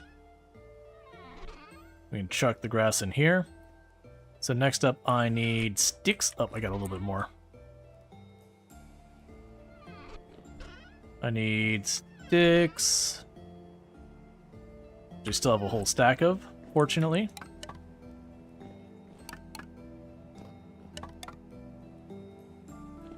Yeah, imagine this is the point you are moving on to, getting your actual, like, kiln room built. But I want to say that has a lot of the same material requirements as the steel does. Oh, that does remind me. I need to make the iron door. We can work on that here in a minute, too. I'll get these going, and I'll get the iron door made.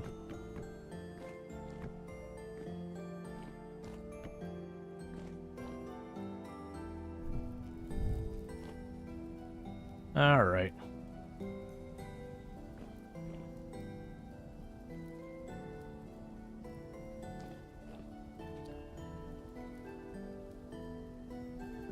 Okay, so we got our next batch of those going. All right, so got the bricks and the mortar. So I need just a bunch of bricks. There's 10 more bricks. Holy crap, that is going to take so much time to make those. That is such an absolutely absurd number of bricks we're going to need. I really hope those bricks last a while.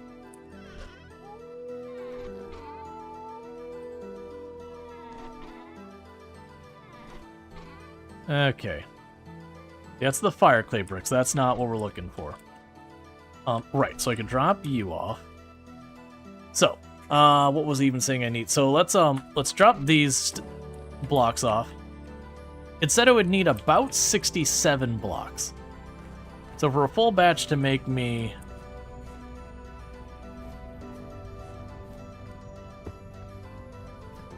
It's really hard for me to make out this whole thing.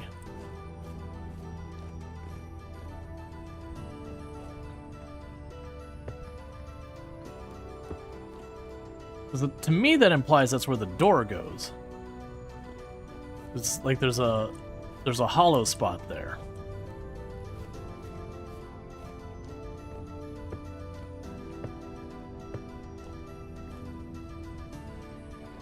Oh, I need to...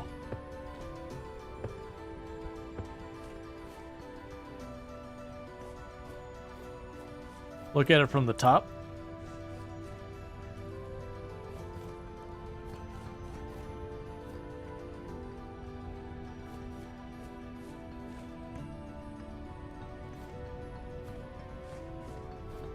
I'm assuming that spot as well.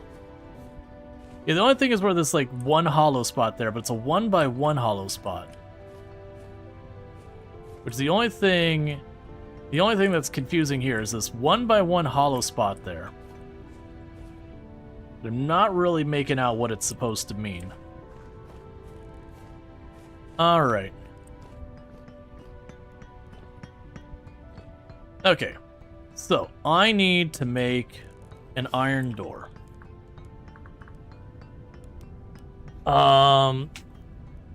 That's a kiln door. Those are both kiln doors. Was it an iron door or an iron hatch door? So let's go check here. So we have steel. Steel making. So I need a solid or a windowed iron door. So solid iron door is 6 iron plates. And a windowed iron door is 2 iron rods and 5 plates. I think I actually have 2 iron rods already made.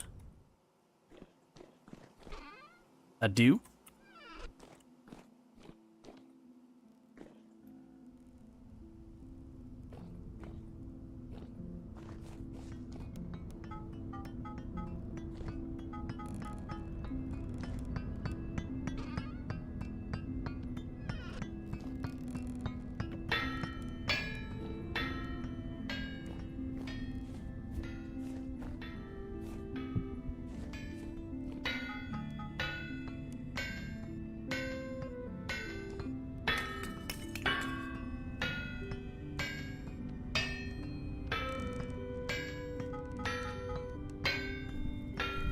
Okay, so let's get this lit up.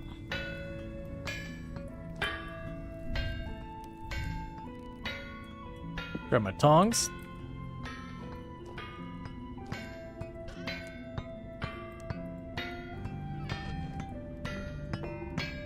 Oh man, that thing is trucking away at that. Love to see it.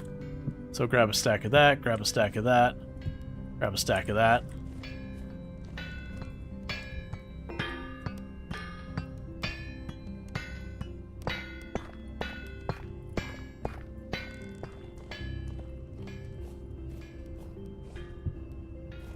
We'll already be running ourselves back out of olivine, which is fine. The good news, I think that'll be enough materials for that. What we're doing now is we're waiting for the iron to heat up. And I'm going to need to make, it was 5 iron plates. So that's going to be a crap ton of ingots.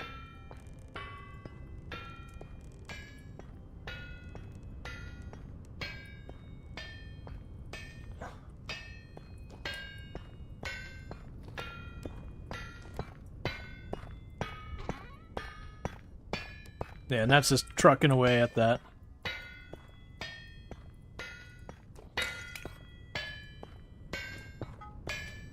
Okay, and plate.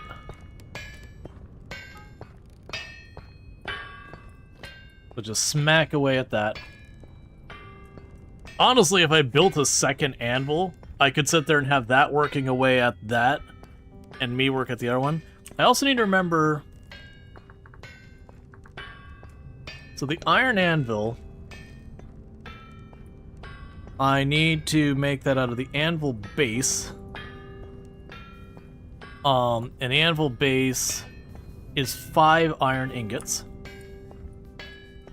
So I'll probably need to make that a priority here in a minute, because I'm going to need that for steel as well.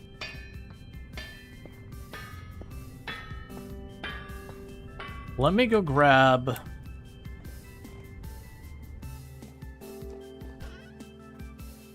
the iron blooms. If we run low on iron, I'll start working on iron blooms.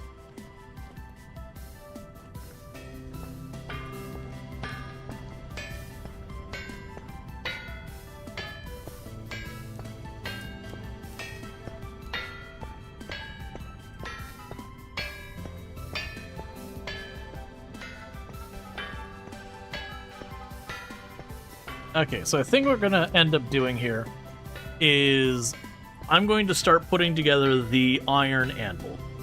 So I'm going to let this plate get done, and we're going to put together the iron anvil for now. Because the iron anvil, it will let me multitask where that can sit there and pound out a plate, and then meanwhile I can duck over here and work on my other thing if needed. So that'll be good. So I could like sit there and just like toss an iron bloom on that and just let it smack away at it while I go and do my own thing.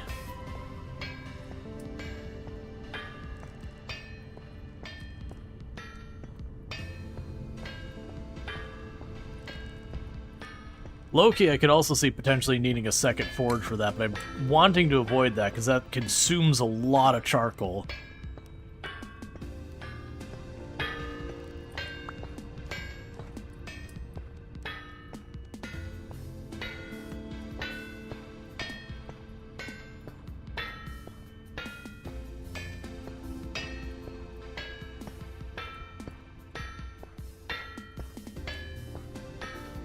Okay.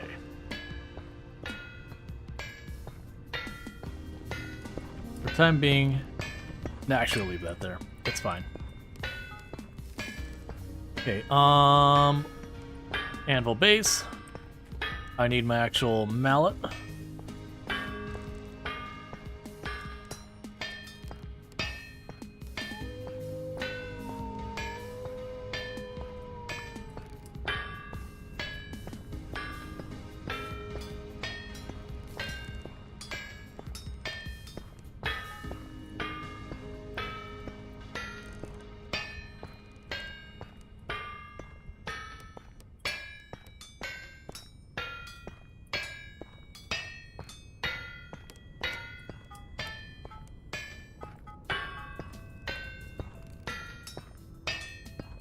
Okay.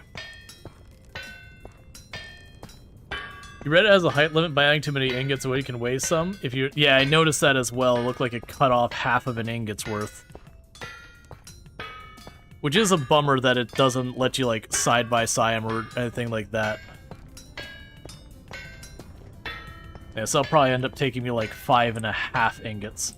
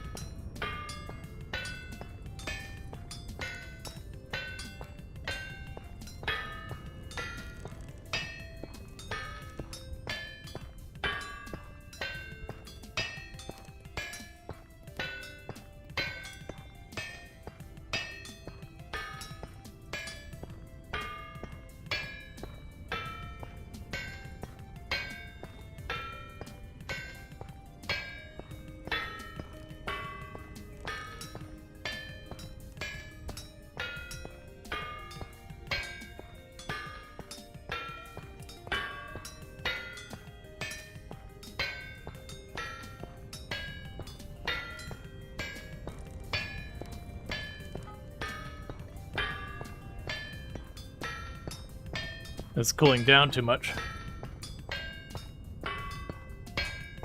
No, I realized it needed another ingot. It was when I put the ingot on top, it sliced off where I was supposed to get 2 layers. It only gave me 1 layer, I believe. So I lost a chunk of an ingot. It was supposed to be 5. So this should have finished it. But as you can see, I didn't get it all.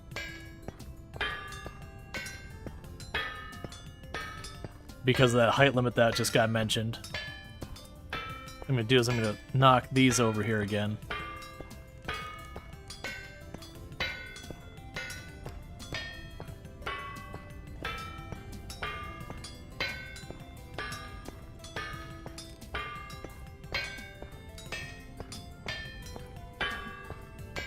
Yeah, this is actually going to end up...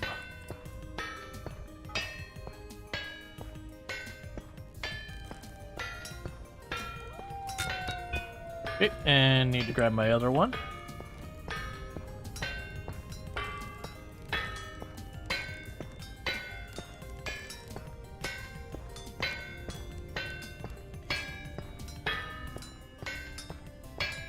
Okay, we're almost done with this.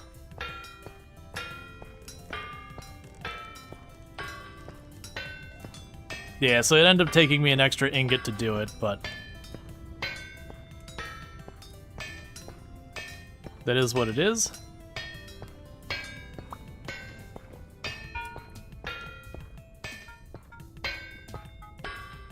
I shouldn't have done the order I did. I should have just gone with it. Alright, so let's check. The top is another 5 ingots. Alright, so that is going to take the last of my materials there. And I'm going to need to have the powdered borax to bind those two together.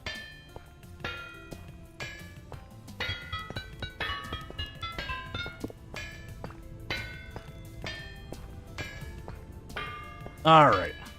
So this time we'll be a bit more careful, so we don't have to waste any more ingots.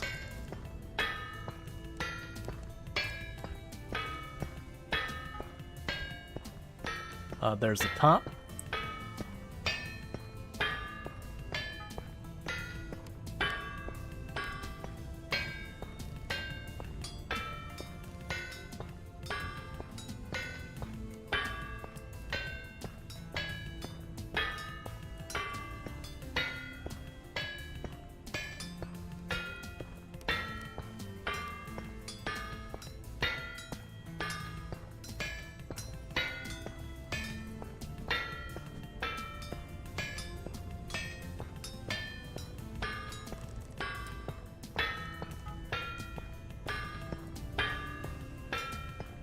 Okay.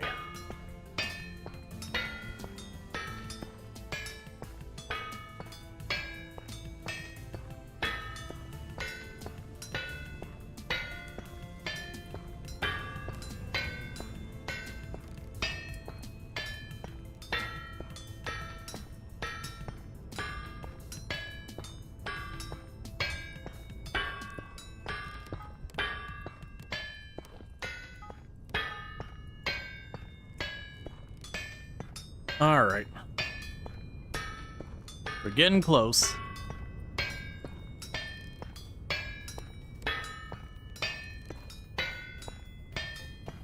Because once I build this, then I'll be able to have like my own anvil to do what I need to off to the side.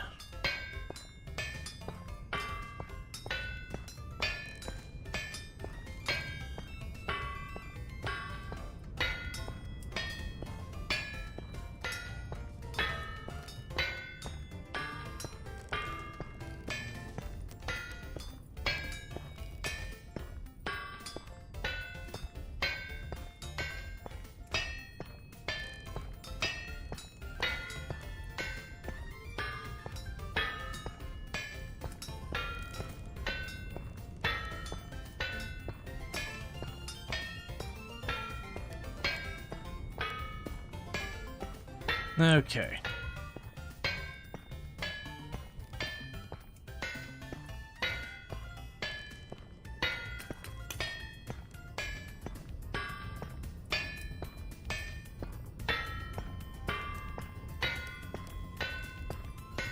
And then once that's done, it's just a matter of keeping the iron blooms going.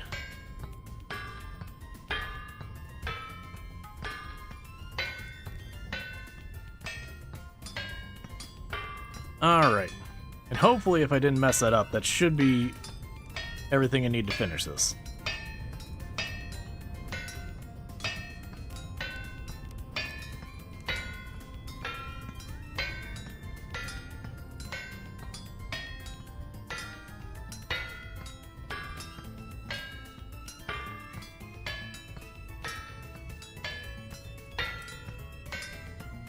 Okay, so we did mess up. So right now, you're just gonna have to sit on the floor. Or in my inventory, that's fine. I will need to heat up one of you. And then we can make it into an iron ingot and do that. Yeah, so it does seem like it's got issues with that. That is kind of a bummer that they didn't think of that. That it doesn't just be like, I've added 24 units to this. If it doesn't fit in the frame, to kind of mush it wherever it can.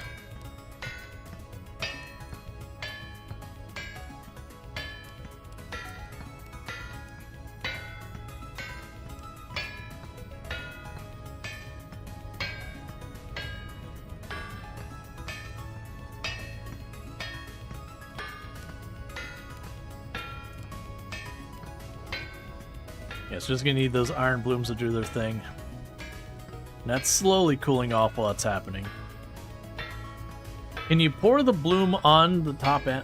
Can you pour the bloom onto the top anvil? Do you mean put the bloom on? Yeah, so what's gonna happen is once this heats up and I put it there, it'll just keep banging on it till it's an ingot. I'm gonna jump in there and help it go along just to keep it speed up, because right now the this is slowly cooling off, and I think both of them will need to be hot. I'm gonna wait till this gets up to temperature.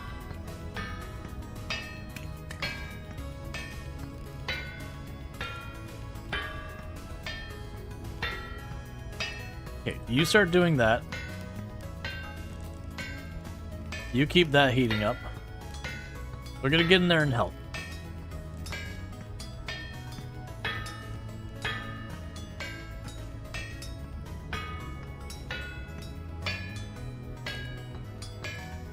All right.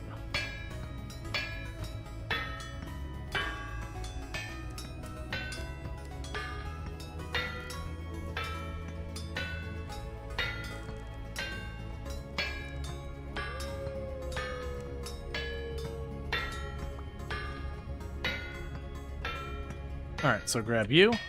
Plunk you down there again. Grab you. Plunk you down there again.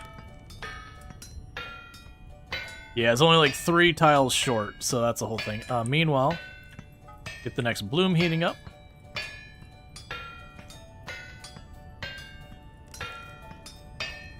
And then we can slap them together, and that'll give us an iron anvil. And I'll probably swap the iron anvil with the, Okay,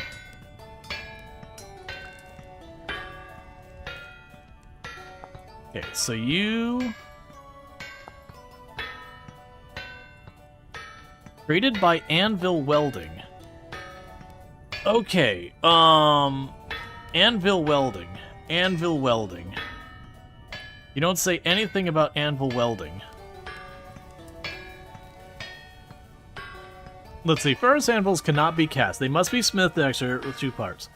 You must place the base onto the ground while hot and put flux such as borax on top of it. Then add the... Okay. I see. So you're not considered hot anymore. That's fine. So what we'll do real fast is once this gets heated, I'll put it on there to be processed on the hammer there. And while it's being processed, I'll put the base on there. And then, you know, once the base gets hot, I'll swap on the top over there. Okay, so you go here, grab the base, toss you on there, and let that get up to temperature. And I've got the powdered borax. I'm suddenly going, did it need powdered borax or liquid? Okay, good, powder.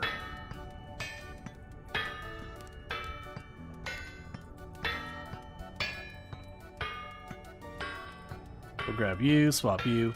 So good news is that thing is almost still at max temperature. To be fair, that is a lot of weight worth of anvil.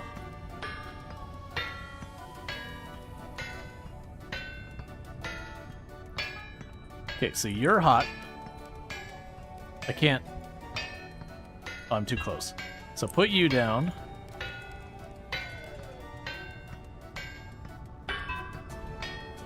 Hey, we got ourselves an anvil.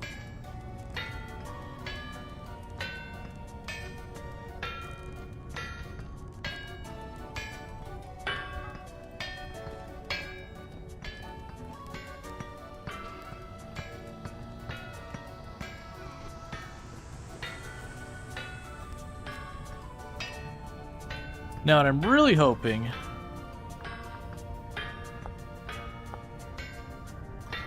okay, so I think we just have to let that cool down.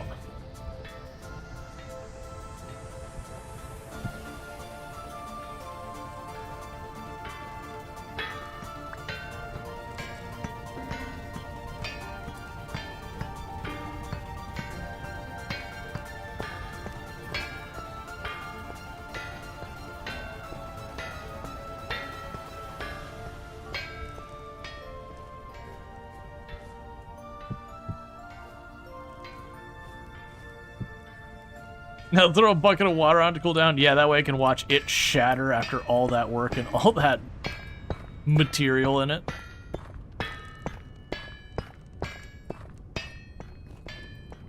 I'm surprised bumping into it doesn't hurt.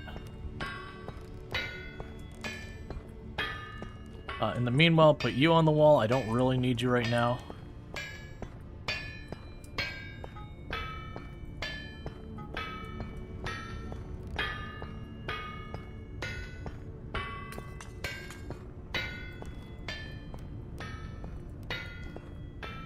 It's interesting that those are cooling at different speeds.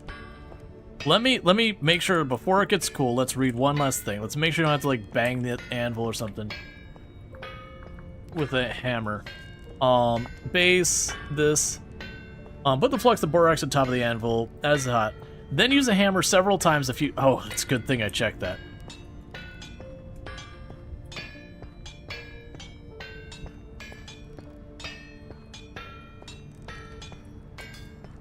Okay. I was getting a little nervous when it wasn't finishing. I was like, what do I do?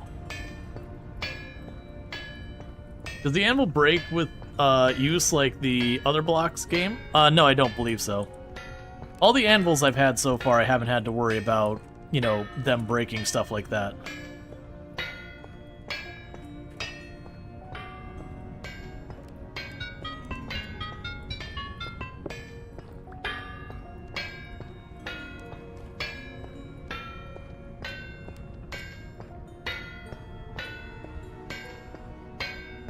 All right.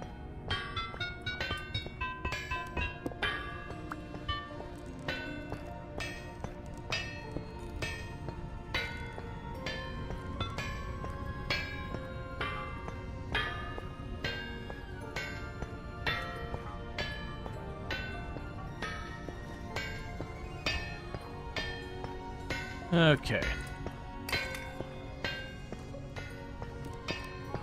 Alright, so let's go check on the stuff we got going in here. Okay, you're all burning away. That's good. Need a bigger room? Yeah, no, this will probably need to expand a bunch.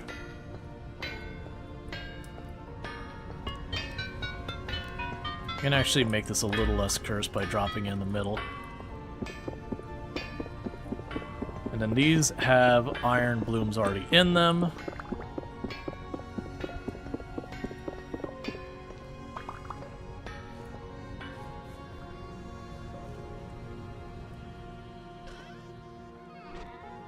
Not going to sweat the iron blooms right now,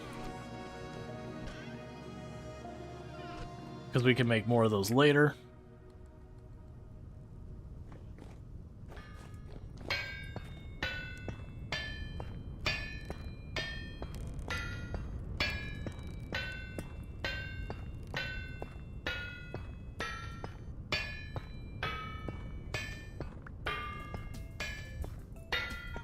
you on the ground. Put you here. Put you there. Top it off. Okay. So we're making the iron ingots for right now. That'll be good, because I'm going to need those for the door. Otherwise, we're basically waiting for the clay. Or not the clay, the refractory bricks. We're waiting for those to do their thing in the kiln. Those just take time. Because I unfortunately need like 60-something of them, and we're making about 10 a batch from the looks of it. I gotta do like 6 batches, which is gonna take me almost 6 in-game days. I'm also gonna need a ton of extra iron ingots, because I gotta put them in this coffin there. And then we'll fill it up with charcoal to go with it.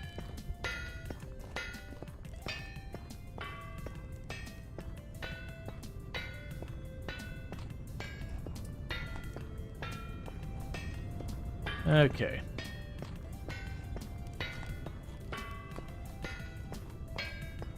We got another stack of bricks to make. And this is making all the material I could possibly need for even more.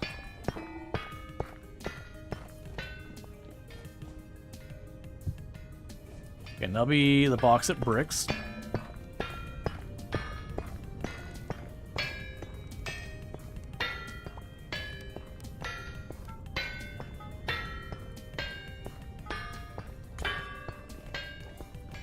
Okay, we can grab a stack of quartz.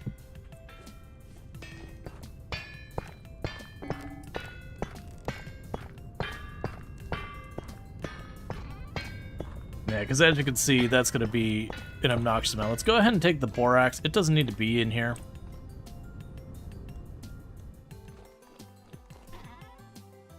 Chuck it in there. Let's see, I think where you see the door, you shouldn't have a brick there. But it's just observing. Yeah, that's, well, the thing that's unclear, hopefully this doesn't destroy it. Cool. So, like, that clearly has a distinct line down there. But that's a hollow spot there. That's the thing that's confusing me. Whereas I don't have a distinct other place for a door to go. So, I'm not super sure on this thing. I think what I'm ultimately going to do is continue building it, and then probably just pull up a picture or something of what it's supposed to look like. Because it is really, the way they've described it is pretty garbage. I do think the highlight thing does help, but it's really not clear where it wants the door, and it looks like it wants a very specific arrangement for it.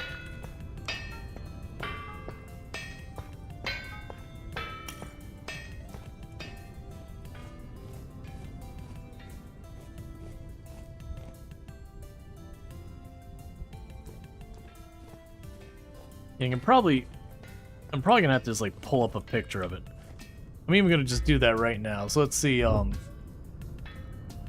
vintage story cementation furnace images. Let's see, images. I don't.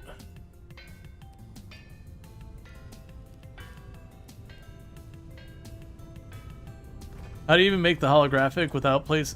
How do you even make without placing door? Oh, it didn't tell you need to place the door. You run up to this and you control click on that. Structure not complete. 37 blocks are missing. So it's interesting from what I'm seeing. You know what I think the problem is? I think it didn't dig deep enough. I think that's the problem.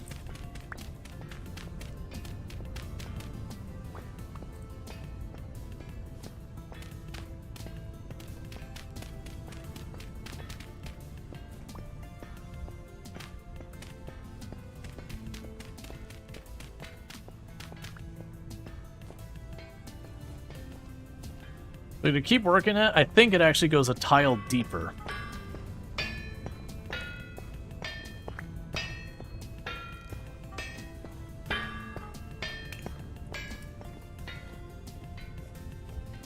Is I think the issue.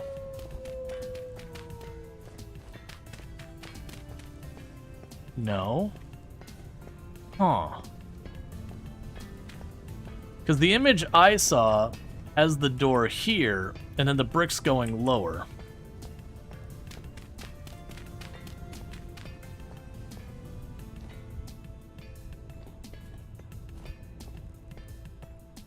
have no idea.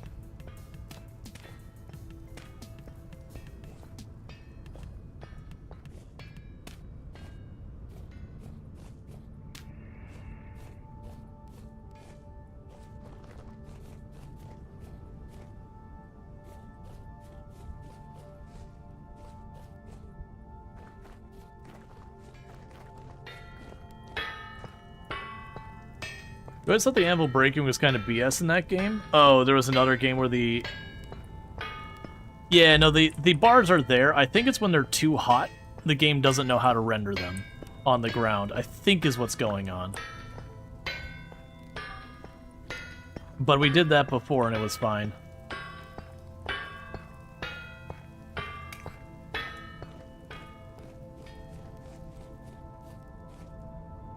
Alright, so let's see... Let's see if I got someone else who's got a picture of theirs. Because I see one here, and theirs is one tile taller than mine. Making room at the door. Yeah, and that one's also one tile taller and has the door. That one's also one tile taller and has the door.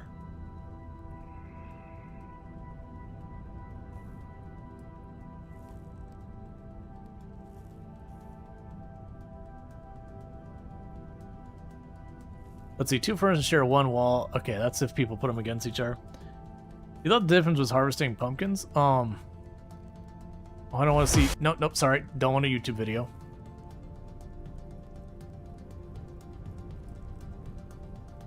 Yeah, so everyone's using the same layout. Where for theirs... Can't see where that is relative to it. But it's like this. The door is there.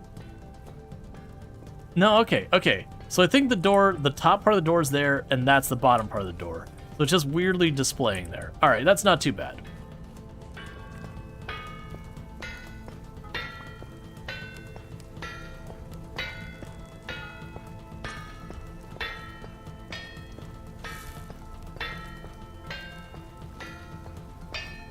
Alright.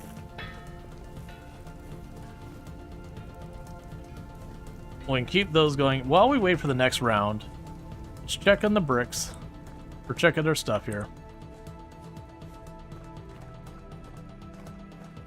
Make sure nothing else is ready for harvest. Thank you Soul Adams for subscribing for 22 months. Woo. Hey, Soul Adams, thank you so much for the tier 1 sub. That's 22 months you've been subbed to the channel, and I continue to appreciate that support. So thanks so much for that support. It means a heck of a lot, so thank you for that.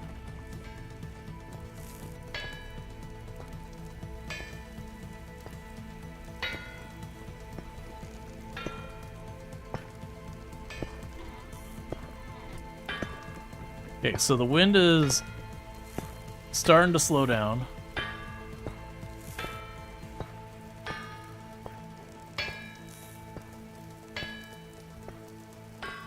So I'm going to need to hop in here and give it a hand.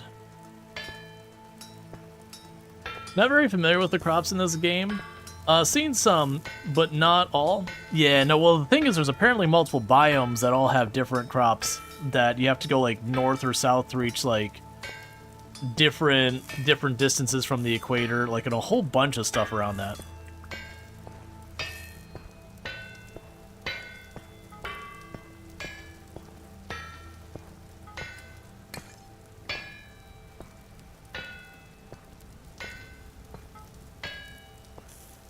Ooh, it's raining.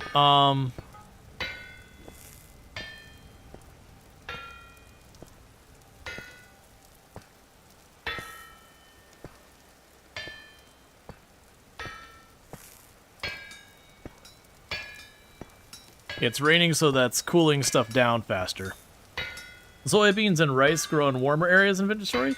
And the nice thing about soybeans is they're protein that lasts for years. Yeah.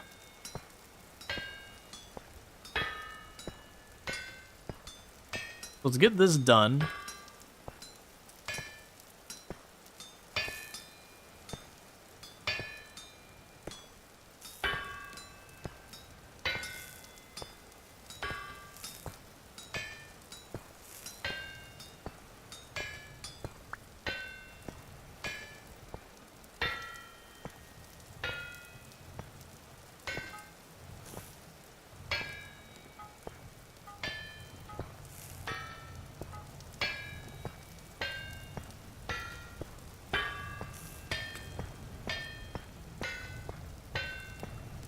let's just, as a precaution, put a ceiling of some kind over that. Honestly, for right now, I don't have much handy. Just grab these. I want to make something nicer later, but I'm just a little worried if I don't get going on this, I'll have something like stuff explode or whatever.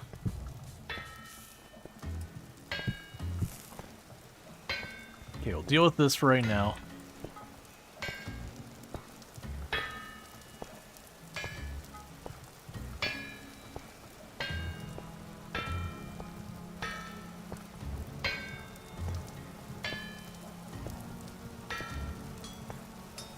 Alright. Yeah, plants with temperate terrain that they're best at, if they go outside that range a little bit, they'll get stunted growth. If they go outside the range more in a little bit, they just die. But it doesn't get thermal shock. That's just the clay stuff. Oh, that's good to know. Because I was a little worried about that just because we exploded a mold right when we started the game.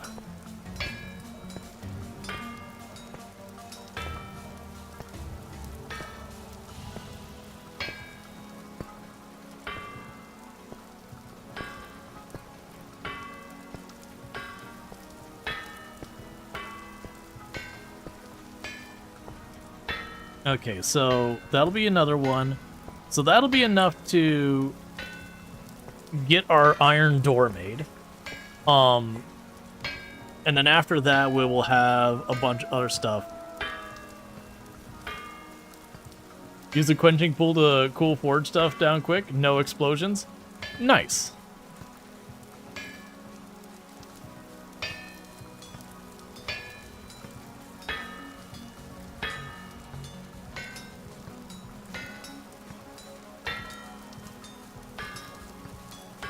So let's get this plate done.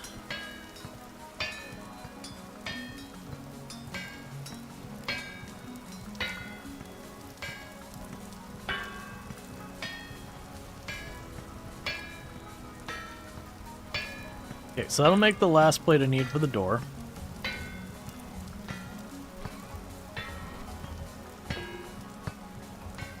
Got room for 3 more stacks.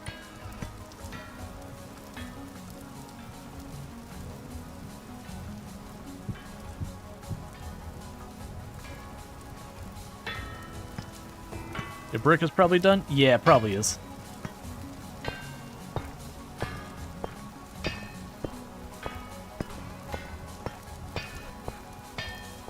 Okay, we'll let you just do your thing for a minute. Oh, in the meantime, let's check on those bricks. Nope, brick's still going.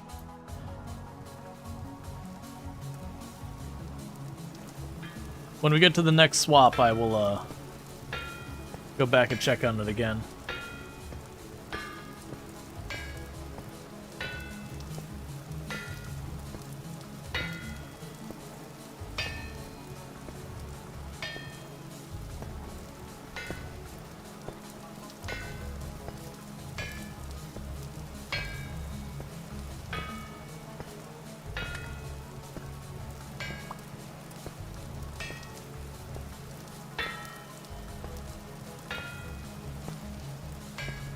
Alright, so we got our metal door. That's a requirement for this.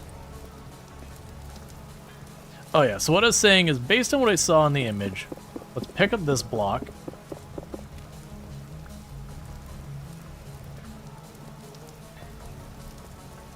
And it appears to go there. And then the door goes here. Okay, so 35 blocks are still missing.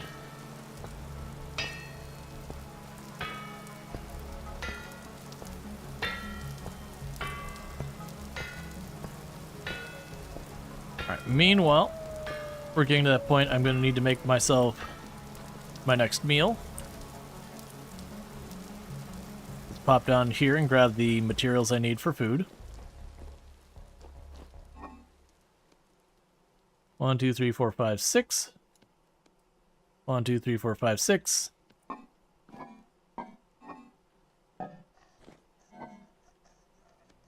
1, 2, 3, 4, 5, 6. 1, 2, 3, 4, 5, 6.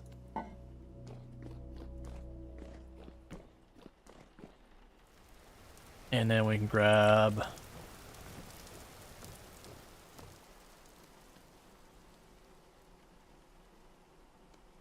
all of this.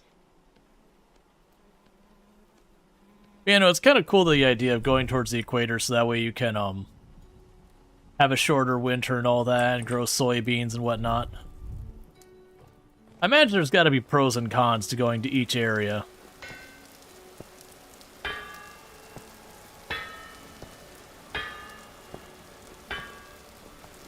Alright, I didn't check how much longer I had, because these weren't done down here.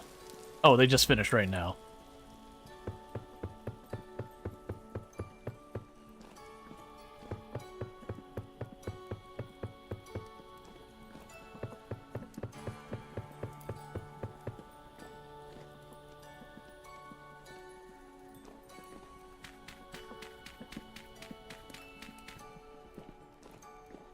Okay.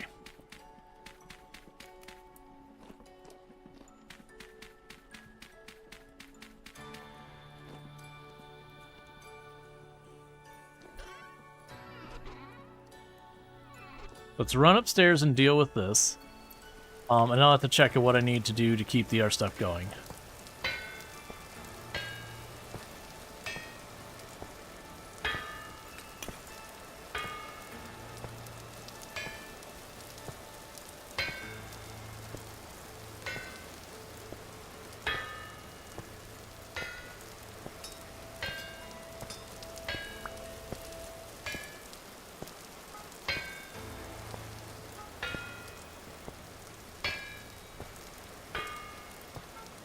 Okay. Is there an option for oil quenching? Is it all water? My assumption is you just water quench it.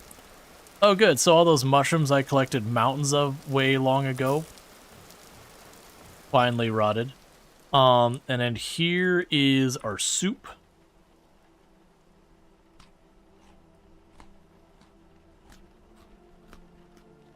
Okay, so we got our food. Let's run downstairs real fast.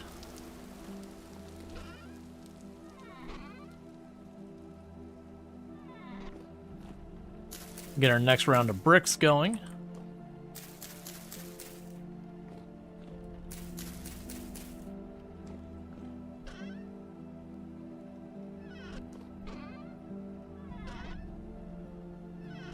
Pretty soon I have to go for more sticks.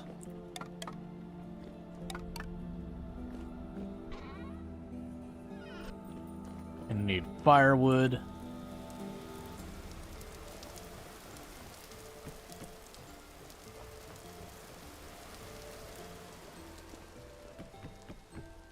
Okay.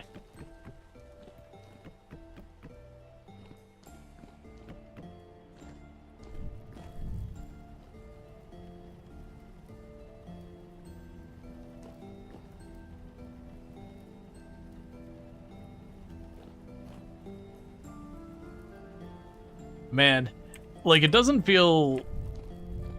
You know, like, earlier on when we were waiting for the winter to end, it felt like the days took forever, and I keep looking down, I was like, man, when did the month change?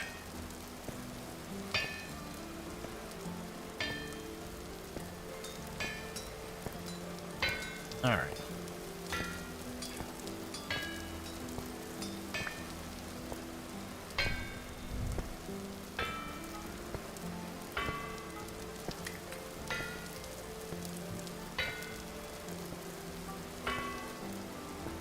Okay. So with that, we got more of the bricks.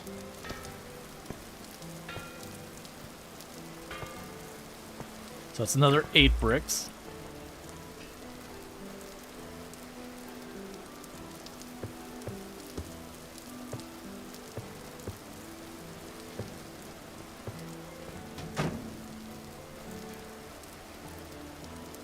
$27 more blocks to go.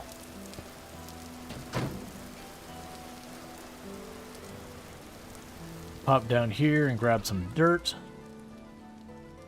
so I can fill in the area immediately around it.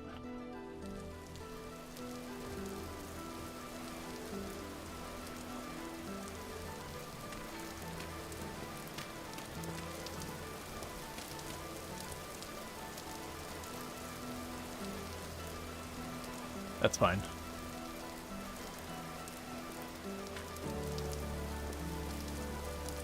Oh, drop you off. I'm feeling real good about this winter. Like, honestly, probably have enough food to make it through the rest of the year. Oh.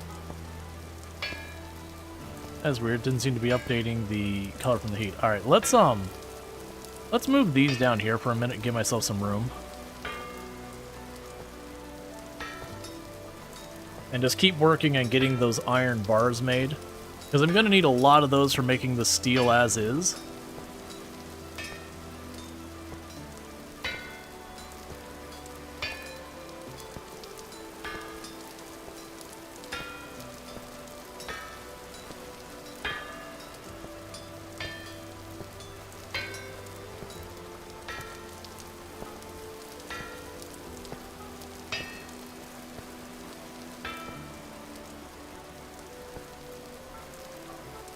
So honestly,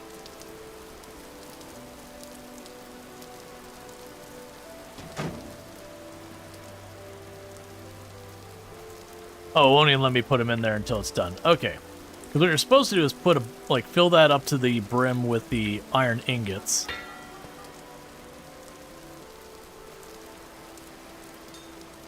You're killing me, man. I need that wind to keep blowing.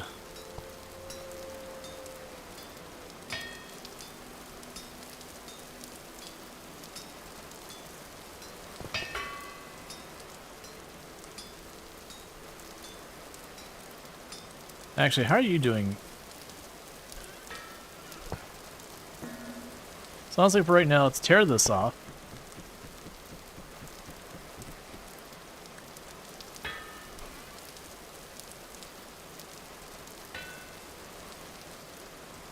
For the time being. So that way we're not splitting that power up nearly as much.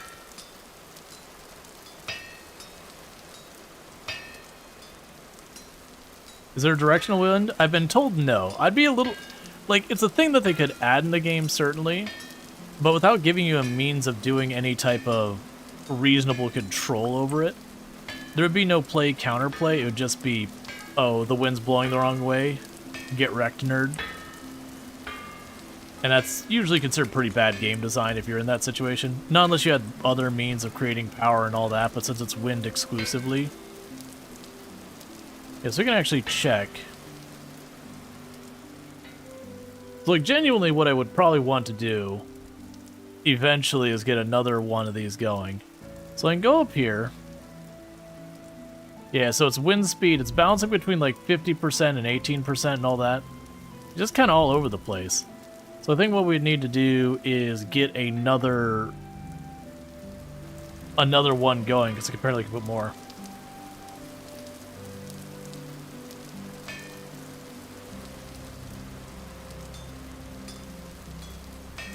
Plus, in real life, depending on where you build, you can build places that you reliably get wind in a given direction.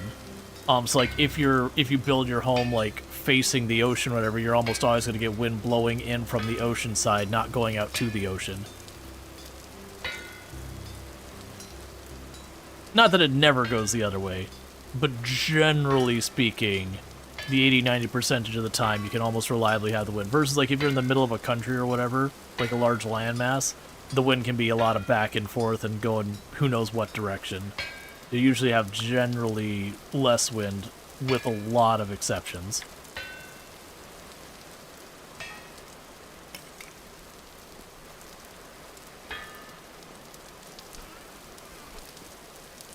Okay, so I'm going to need more of the refractory bricks, so 1, 2, 3.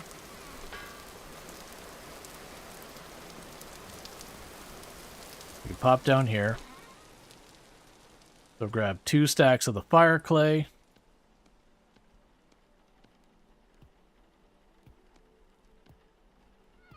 Cool. So I got a bunch more of that all going.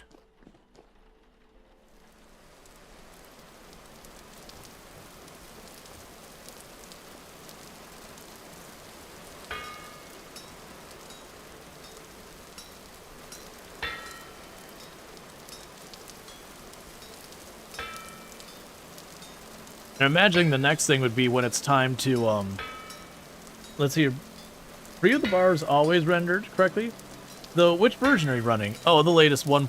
Was it like 1.2.1 or whatever?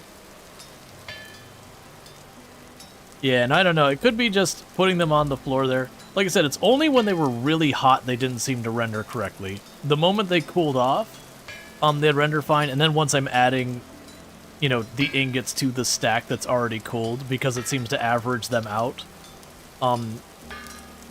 that it very quickly becomes a thing. I don't have to worry about it. Yeah, because it is still increasing the temperature, but with that many...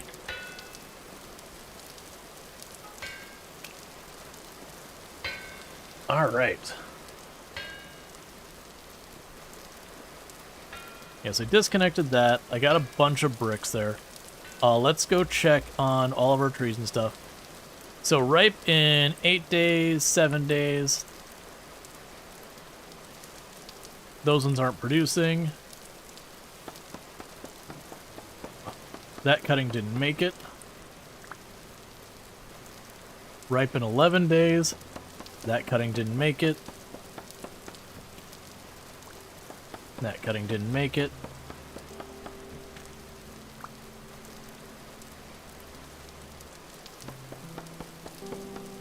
It honestly genuinely feels like once we get our harvest for the year and we're done for the year, it'd be worth it for me to top off the trees to just get a bunch more saplings or a bunch more things for planting them to continue to grow the orchard. Yeah, because that's considered mature.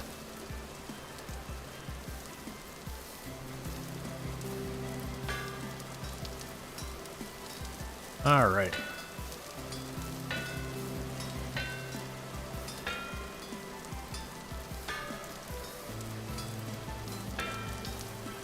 You know, the wind is bouncing between like 16 and 50%. So it's on the low end, it's not enough to really run all this very well.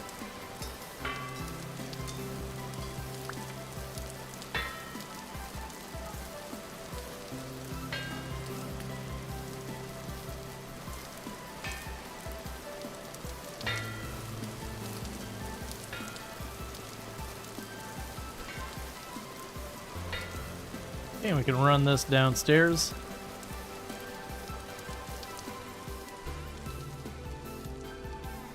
It's not like the lime is going to hurt anything.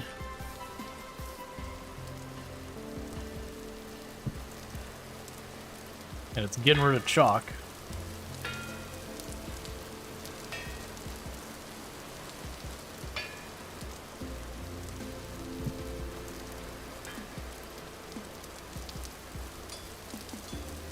Okay.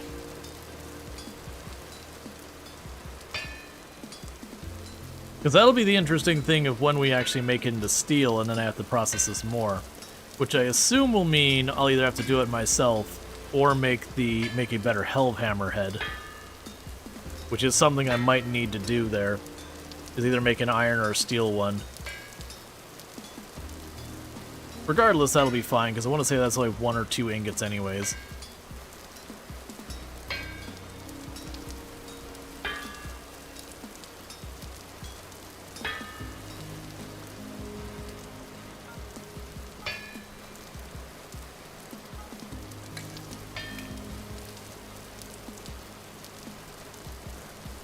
Some food.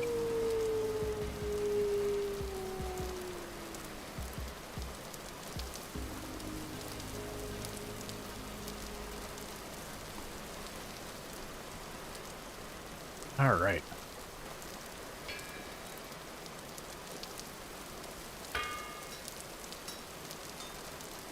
Yeah, if we were getting the wind consistently, I'd probably just come back, like go back and forth and just swap them again and again. The one that also worries me is with the charcoal. I'm supposed to fill the entire, like I put the iron ingots inside the little casket thing. I put the lid, I think I even have to put like the borax. I put the lid on it. And once I put the lid on, sorry, put the iron in, I fill it up with charcoal around it. I put the lid on it. And then I believe I'm supposed to then go underneath the thing and put charcoal underneath it and light that on fire and then close it up. I believe is how it works. Now, it might be I actually put the charcoal in the grating. Maybe I don't have to actually go underneath it. All right, so that's still warming up.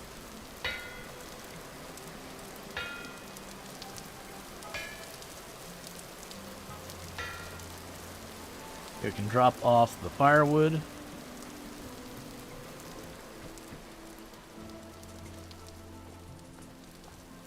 All right. Take a look at our farms. It's funny, with how much I've had to run all over the map looking for materials up to this point, it's weird just chilling at base, standing, like just kind of standing in the smithy, just smithying for multiple days at a time.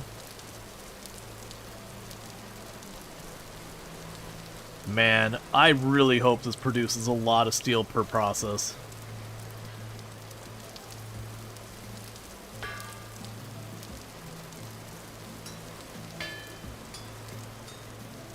Because that'll be no luck otherwise. So let's once I get this swapped, let's look at what it would take for me to make a rotor. Because I would need a rotor and a gear, and I think the problem I'm going to run into is I believe I need 2 animal fat, 1 for each one of those. Maybe even 3, 1 for like an axle, or yeah, an axle to go with it. If that's the case, I don't have the animal fat, we'd have to hunt. But realistically what I'm going to do is I'm just going to keep processing this as I have been till it's done. Get the... Let's also run down here.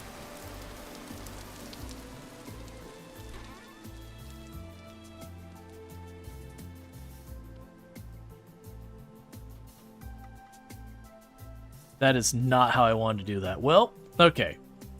So, to do more with that, I'm going to have to make fire clay bricks, which are also going to need to be put in the pits. I shouldn't have shift-clicked that. That's fine. We'll get those set up later. Because let's do a round of the pit kiln of just regular fire clay bricks to get more bloomeries made. Because once I make one top, I could use that to make the other ones. And that should be enough to probably go like 5 rounds worth of bloomery or so before I finally run out of clay. Maybe even more. That said, I still got 14 ingots worth of bloomery I haven't used yet. I'm not sweating it too much.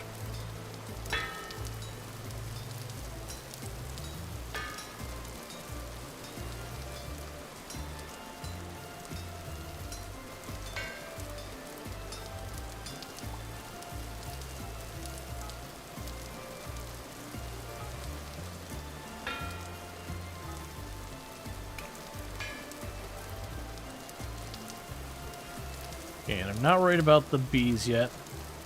We are starting to get our second round of flowers going here. So it looks like 9-ish days before we'll have the full batch. We're going to get 1 thing of blueberries here. Yeah, with the 9-ish days, even the ones that I haven't pruned in the back, we'll get to have around. Let's drop the berries down here so they last a little longer.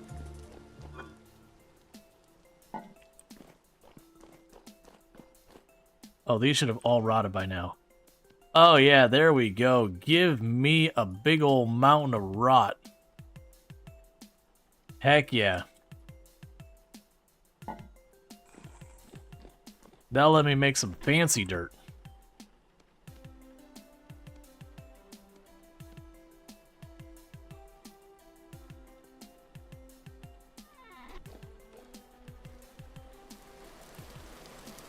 Because if I take the time, I can turn that into compost. And if I combine, I think it was like compost and like 1 or 2 other things. I think it's compost and bone meal. And I think just regular dirt after that. you can go ahead and combine all of that to make the really, like, the best soil in the game, which I believe is 3 times as good as the soil I've got. Compost, bone meal, charcoal powder. Yeah, that shouldn't be hard at all to do. Let's finish this because it's starting to get too cool.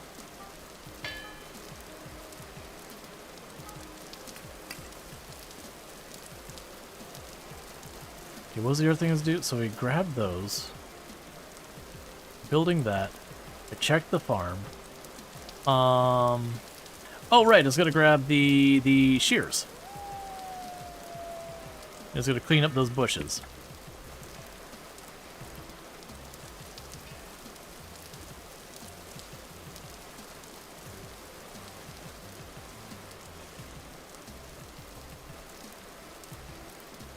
Make my life easier.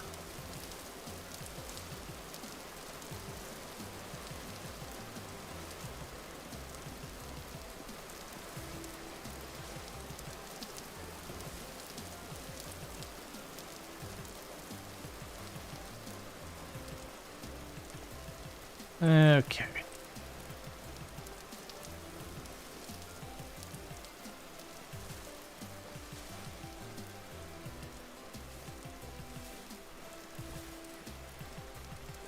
All right. Just got a couple over here to deal with. Cool. And everything is all cleaned up so that when we're ready for our next round of those, I can actually see what I'm doing. Okay. Man, steel is a slog.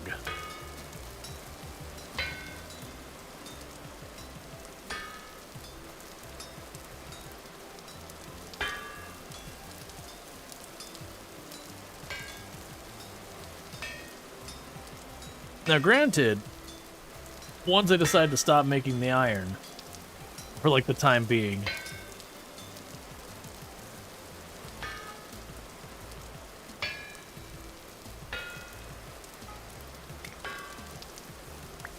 I'd be able to just, can't stop, won't stop iron. Well, that's the thing. Once we have the iron basically sorted for right now, it's actually very much it's those pit kilns that's the bottleneck. So it could be one of those things I take the time to just build a crap ton of the pit kilns, but I'm not gonna worry about it. You think you kind of want an assembly line of like 5 of the fast banging Helfheimers? Yeah, that's gonna be a whole big setup. Yeah, so what I was gonna say is once I get the iron blooms processed into iron ingots here, because the other thing's just waiting on the pit kiln effectively, I'd probably go out, hunt, get the fat, go deal with the thing up there. Because we're going to end up needing more iron, I'm sure, because I have to fill the entire coffins with iron. I don't know how much they accept. I imagine it's not a trivial amount. Like, I'm sure we have more than the amount it accepts. But all that. And then figuring all this stuff out. Oh, you're not up to heat yet.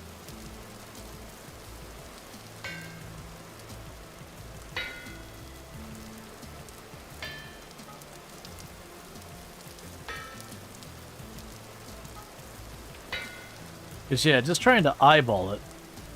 This is what we're filling up. So it looks like it's probably 3 deep, maybe 4 deep. So I could see it being, you know, 2 to 3 iron ingots per side, per level, and then 3-4 deep. Honestly, even just having one Hellhammer going steady at a high speed would probably be enough. That's kind of the thing that's hurting me right now is the wind is just going up and down. You know what? In fact, let's take this off.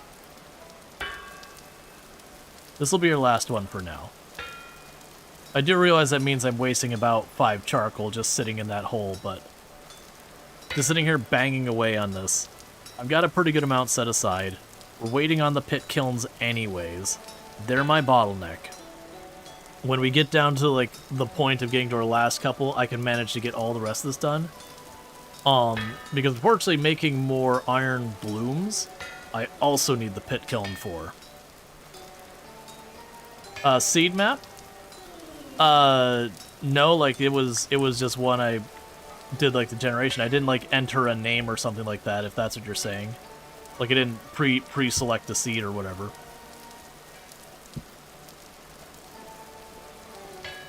Okay, so in the meantime, we'll grab the gear, put you back on.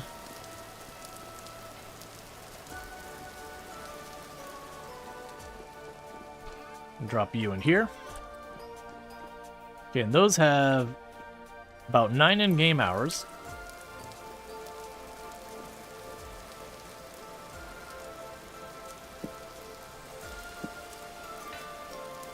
Your 2 cells gave birth to a total of 6 male piglets, not a single female. Lovely. Right.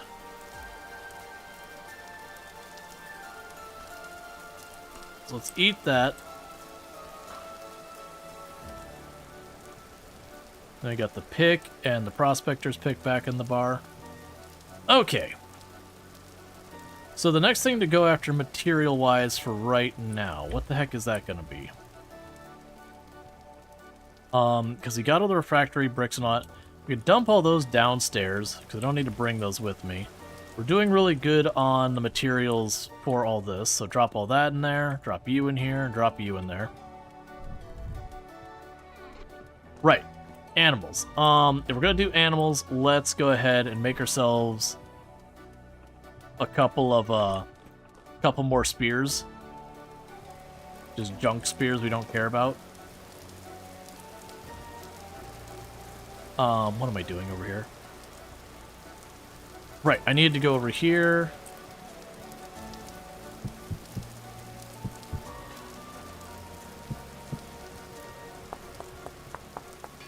One of these days I should probably make better spears.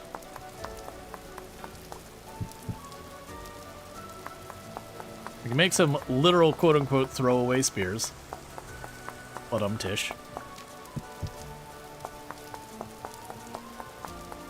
Because like I said, I believe we're gonna need 2 more fat to make a another windmill to double the throughput there.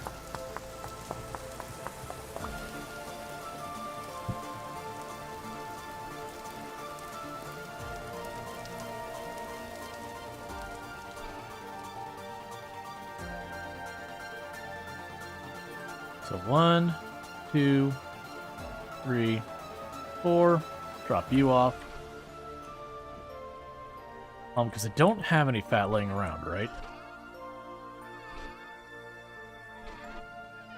Okay, so let's check. Mechanical power. The angle gear, that's 1 fat. And then the rotor is a 2nd fat. Okay, so I only need 2 fat and I've got everything else I need.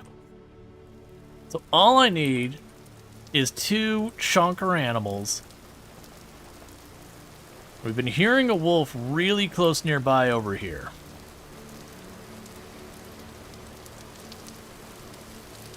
I don't know if it's down in the cave or up in the hills.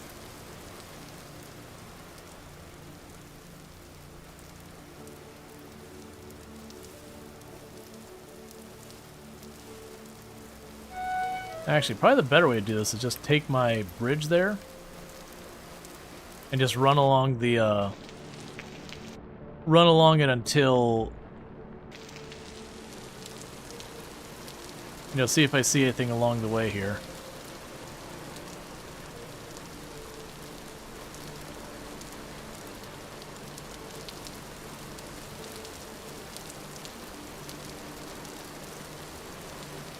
Yeah, I'll just run to the other end and then we'll start exploring from there.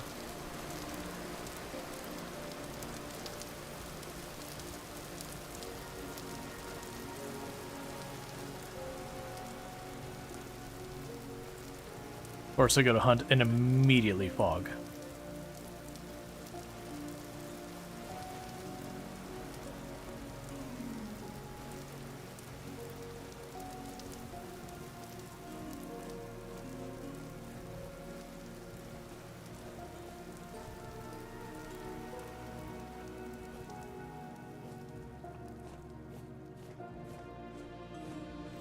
I'm hoping the fog will be short-lived.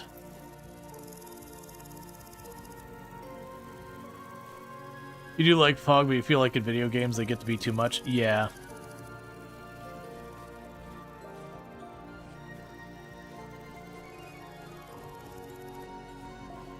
Well, it's because unfortunately, realistically what I should do now is go back to what I was doing previously.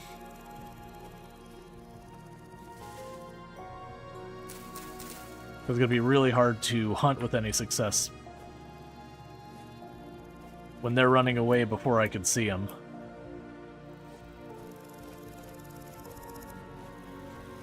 Or running at me before I can see them, depending on what's involved.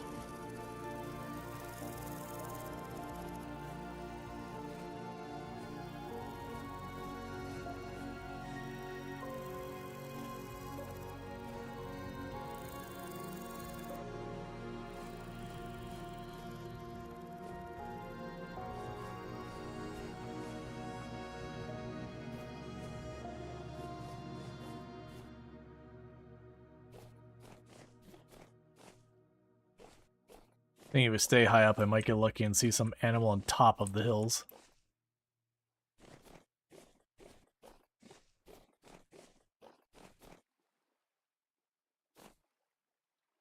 It's over, fog. I have the high ground. Yeah. Hey, Sim! Thank you so much for the raid. I really do appreciate that. Sorry, my raid alerts are super busted right now. But welcome in, Raiders. I'm assuming you're playing some World of Warcraft tonight? Can I get a shout out for Simcopter1, by the way, if I got one of my mods here? Otherwise, I could do it here myself in just a second. Because we're trying to hunt in the fog. It's a bad idea. But otherwise, I'm waiting for Pit Kilns to help me make steel. So not a whole lot I can do. Because we're doing real good on food and all that. Here, I can get just in a moment. So we'll do this, so Simcopter1. So for those who don't know, Simcopter1, absolutely fantastic content creator. I've been playing a lot of World of Warcraft Classic recently.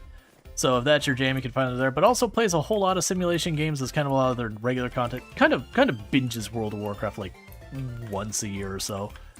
Definitely fantastic. Friend of the channel, all that good stuff. Or Axles and Rotors. Well, that's, let's see, Rual wants to murder some animals to grease the wheels of industry. Yeah, no, I need animal fat to grease a windmill. And thank you for the follow. Welcome to the stream. And for those popping in, you are not seeing Minecraft. You are seeing a game called Vintage Story. Once upon a time, it did have a base as a mod in Minecraft, but broke off to do its own thing because they wanted to really just expand on what the game was to the point that they were kind of bristling against the Minecraft engine, trying to figure out how to make it work. So they went off and made their own thing. The way I've been describing it to people is sweaty tryhard Minecraft. Oh, Sim brought us to the Tim Tam Addict.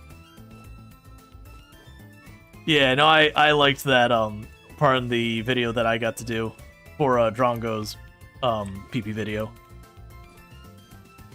It was one of those ones that I was doing that I was worried I was going a little bit over the top. But everyone has been like, no, it's fantastic. Because at the time I was like, man, did I overdo this? To be fair, Tim Tams are delicious. Oh, I've got a ruin here. Let's mark that for later exploration. Okay. What's wrong with Tim Tams? Oh, nothing's wrong with Tim Tams.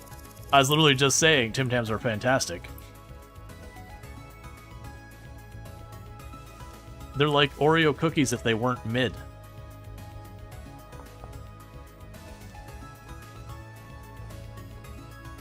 Drongo's channel, if you didn't go over the top, you wouldn't fit in. That's fair. Oh, it's a chicken. I need a fatty animal. Give me a deer, a bear, a goat, a wolf. By that I mean I'm gonna find a bear, it's gonna maul me, I'm gonna die, because bears are legitimately actually rough in this game.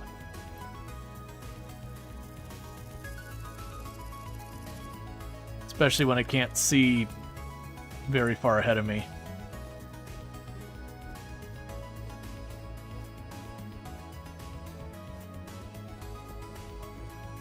Never a chance to taste Tim Tams? They're good. So like, they've got a chocolate coating, and then it's is it nougat in the inside? I can't remember what the inside is. It's like a wafer kind of inside. So it's kind of like thematically similar to an Oreo in the fact that you've got like chocolate with something in between, but you know, it's like not missing on the edges. The difference is the chocolate on the outside isn't absolute rubbish like an Oreo cookie is, where nobody likes the cookie, they just want the cream. But one of the cool things that people do with the Tim Tams is they will bite off a corner, like opposing corners, and then have like milk or whatever it is you want to drink, and use it like a straw. It's called Tim Tam Slam. And so it's not like what it does to the liquid that makes it fun. It's when you drink through it like that, it makes it so the wafer soaks up all that stuff you just, you know, drinking through it.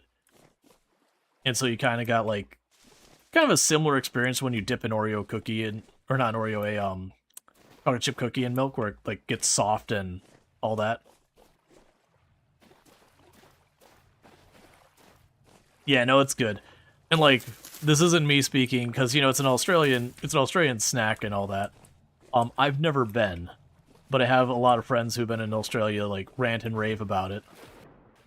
And it was a thing that they just recently, like this last year, started carrying in stores here in Central Florida. And so I was like, all right, here's the snack that they keep talking about. I was like, oh no, this is actually like really good. Oh, Fox.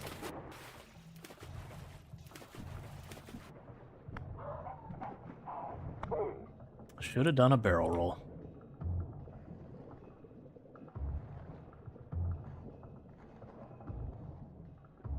Sweet. It was a chunker Fox, so I did actually get fat off of it. A lot of times you don't. So I just need one more to do what I want to do. I'll eat a little bit of her vegetable stew. I accidentally filled this with water because I'm standing in water carrying a bowl. There we go. Dump it out. Let's see.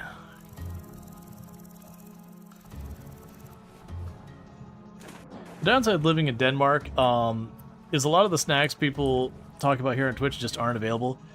Yeah.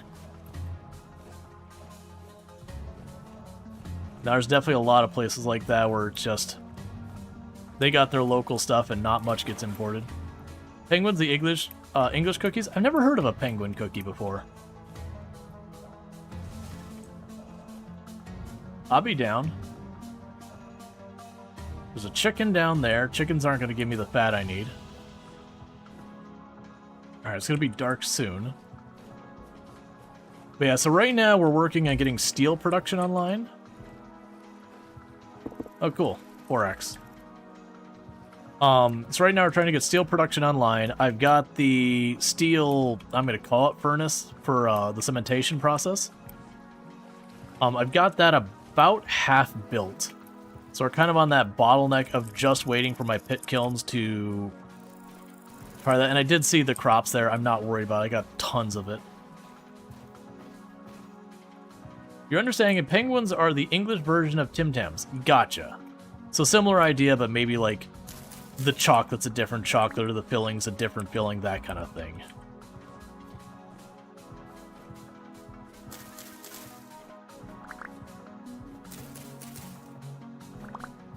Oh, and we already have wine.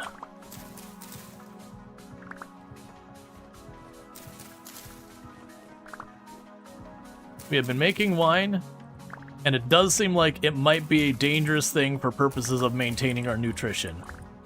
As one would imagine, trying to get sufficient nutrients, like your vitamins and calories and all that, exclusively on wine, not the greatest for staying sober.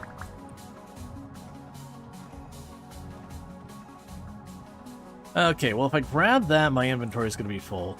Let's go ahead and finish this. I couldn't finish it. We're full. Well, the bushmeat I'm just going to let rot. So what I can do is I can put the lantern in my hand. That'll give me an extra inventory spot. So now I can grab the red currant.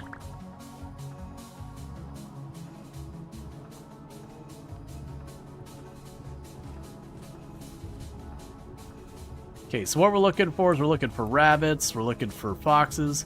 Can you make beer? I believe you can make mead. I'm not sure about beer. Let's actually check. Because I know there is distilling. Yeah, so you can make mead, but I'm not sure you can make actual beer. You can make ale? Oh, you can. I take that back. You can make ale. So yeah, so you can make ale and mead, and I would say ale is in the under the same umbrella as beer. So I would say close enough.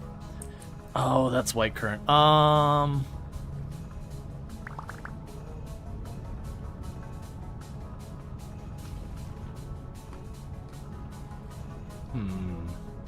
All I know I can do is I can put those on that bar. And we can move the torch down there so I don't have something I have to worry about dropping on the ground. Yep, exactly, Cinderlash. There's no hops to the game, so not really beer, but yeah, the Granger can make booze. Yeah, so it'd be like a wheat beer, so not like actually hops. Let's just stay in the ground. I got so many seeds. Those are just enemies. They don't give me meat and all that.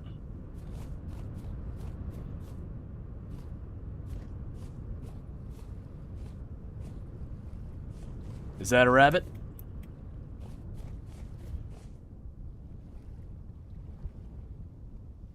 I saw something move. But it's dark, and it's super easy to lose track of things in the dark.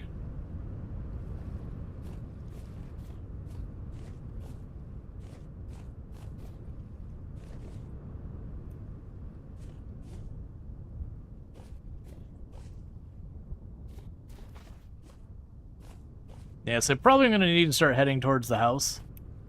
Because this game gets proper dark. And so trying to hunt things in the dark just doesn't work, because they'll run away from you at a pretty good distance.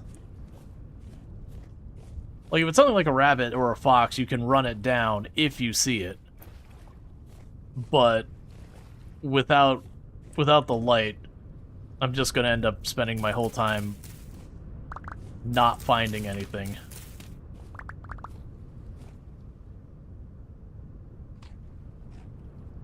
Oh, cool. That's one more inventory spot.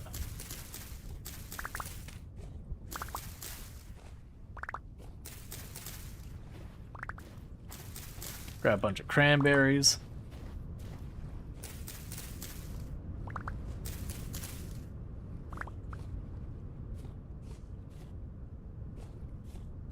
No, we got quartz here. Mark that for later. Does it get dangerous after dark in the game? Skeletons, creepers, such? So, not so much that. In this game, they've got what's called drifters. They kind of fill the same kind of thing. The enemies in this game hit way harder and are way meaner than it. I will say that is a rabbit. Target Bun acquired.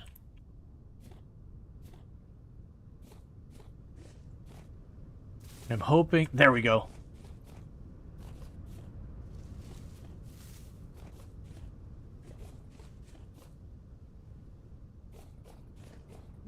Aw, you done goofed, rabbit.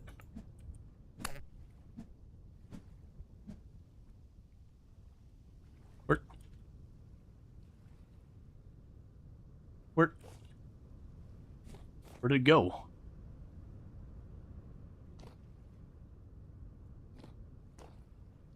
Unfortunately, I think it got over this wall over here. But before we move, let's mark this ruin. Check out later. Because it seems like a pretty sizable ruin.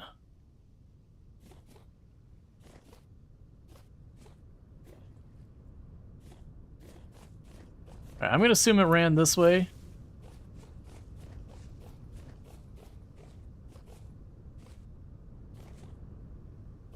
Yeah, so we're heading towards the house. Because my ability to hunt in this kind of dark is not going to happen. Which means this is a precise moment I'm going to run into a bear. Yeah, so what I'm saying is, like, for me, personally, I found the combat in this game to be pretty underwhelming. I would say of the things this game offers, which it offers a lot of really cool stuff, that the combat is probably its weakest part. We can mark that Pete for later. That the things that this game does that are really cool is the survival mechanics actually matter. Like, you know, Minecraft, yes, there's hunger, but you can pretty heavily ignore it. Like, you have to eat once in a while, but outside of, like, some really wild settings, it's a pretty much a nothing burger. But then when it comes, like, what kind of blocks are those? What am I seeing over there? But, like, you also have the crafting. So to give you an idea, if I want to go and make, like, a wood plank in Minecraft. Oh, that's a broken texture, apparently. Block randomizer.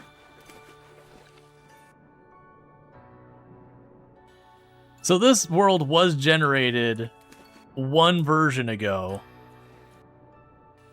So I guess the version changed and stuff broke.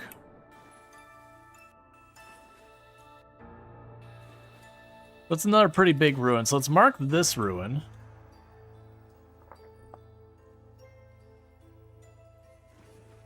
Block randomizer. Right now I don't have the inventory space, and blocks that are errored out seem like something to not fuss with. That's the first time we've seen an errored out block, by the way. But what I was going to say is, so like if you want to make a plank in Minecraft, you walk up to a tree, you punch a tree.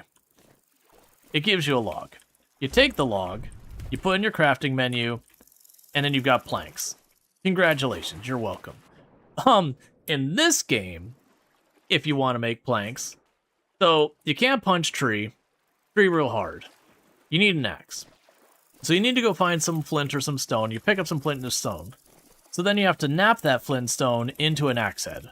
So you basically got to bang some rocks together till you get a sharp edge, and you put it on a stick. So now you've managed to cut tree. Congratulations, you cut tree. Good job. But the problem is you can't actually make it out of planks. You need a saw in order to make planks, and a saw requires you to have metal. It requires copper or better. So to get that, you're going to need to be able to get it so you can get, you know, your metal hot enough to actually do that. Well, unfortunately, firewood does not get hot enough to melt metal, so you got to make charcoal. So that means you got to cut down a whole lot of trees and then split those trees into firewood. You got to take those firewood and you got to put it all in a big pit, light it on fire, and bury it, and then let it burn for a full in-game day so that turns into charcoal. But you're not done yet, because you got to have something to put the iron or whatever metal in. Well, that's going to be a crucible. Well, you got to make a crucible out of clay. So you got to go find some clay. So you go look for some clay and you dig up some clay. Well, you can't just use clay. You have to, like, take the clay and, you know, actually use a kiln or whatever to cure it. So, all right, now you need to go and find yourself a big hole. You got to dig a hole in the ground, put the clay after you've shaped it into the crucible, put it in the hole, cover it with grass, cover that with sticks, cover that with firewood, and light the whole thing on fire, and let it burn overnight. And then that'll get you your crucible. Well, you're still not quite done yet, because you need to go and have a mold. So you're going to have to go and get some more clay, you're going to have to make a mold out of that clay, and you're going to have to cure that. Now once you've got all that, you have to go and actually find the ore. Now this isn't like Minecraft where you just dig a hole straight down, boom, ore, thumbs up, you're good to go. You can literally have an area that just does not have the ore. That means you got to go prospecting. So what you could do with that is you could cut corners and just pan for copper, which would eventually work. It'll take a long time. Or you can do all that. And you get the idea here, that you got to go through all that, and then finally you get your saw blade, and then you can take your wood, and then you can saw it into a plank. So the point being is the crafting is way more in depth. And I am trying to cut across a mountain to get home, and it is not working. I'm gonna just have to go around is what I'm having to accept.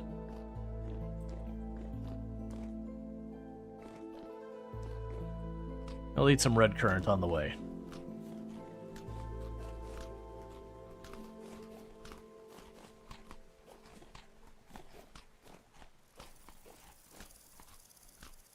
Yeah, so we're just gonna go back out towards the shore and go around.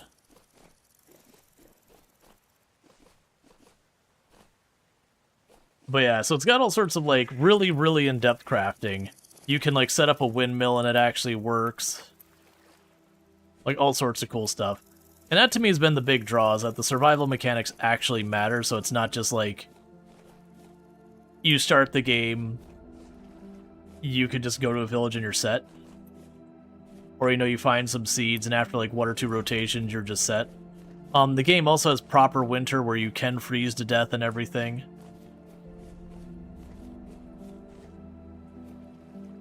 So you gotta actually make clothing and all that.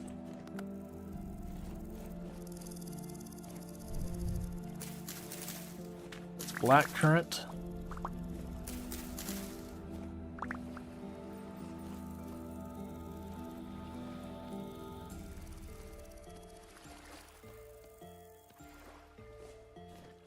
And so as nutrients... Oh yeah, and like farming is actually more involved. You can't just like...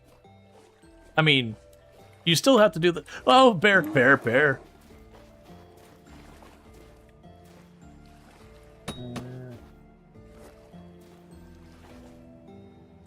Oh, I'm stuck in the water.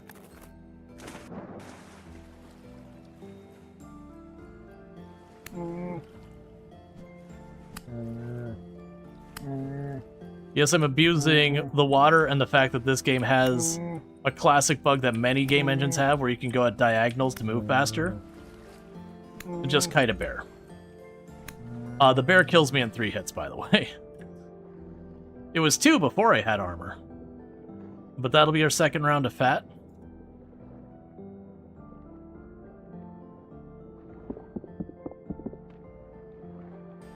Oh, I don't have...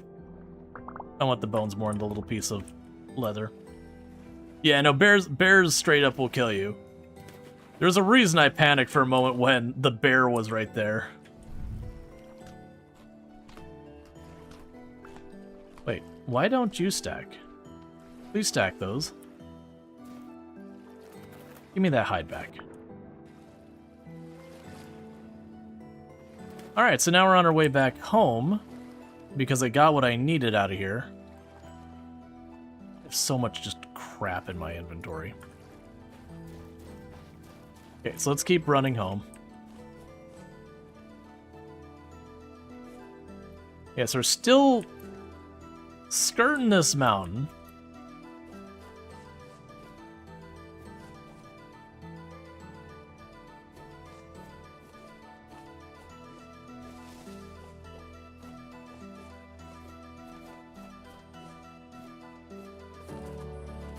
But yeah, so like, or for another example of how this game differentiates itself, so, you know, again, it's kind of the thing in like Minecraft. If you want, you know, iron, you want diamond, you just dig down. You'll find it. Don't worry. It might take you a little hit and miss, but you'll find it. Right now, where you start straight down, it's there somewhere. This one you have to prospect. So if you actually look at my map, you'll see all these like little green and yellow pins. It'll say like, okay, there's a decent amount of sulfurite or bismuthinite or native copper or magnetite or whatever. So what it is I'm prospecting to see what ores are potentially in that area. And so you do that to go, oh, I found a spot that's like really high in magnetite, which is iron. You go, okay, cool. This place has a decent amount of magnetite. And then once I can do that, I can dig down and have a thing where I can bang on a wall, and it'll basically let me know if iron is within 6 tiles of where I'm standing right then. And you also have your different rock layers. So instead of just going down, you've got rock and you go to bedrock.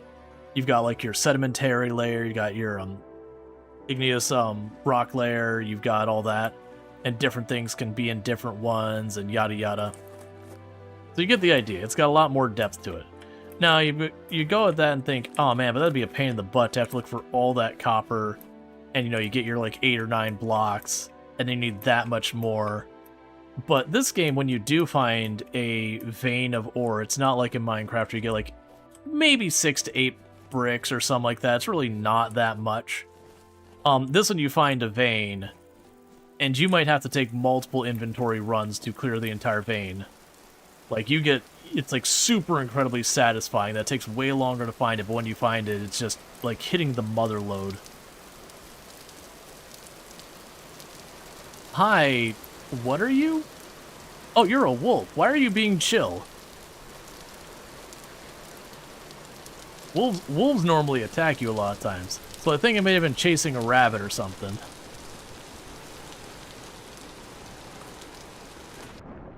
I'm really happy to have the lantern where it no longer goes out when I jump in the water.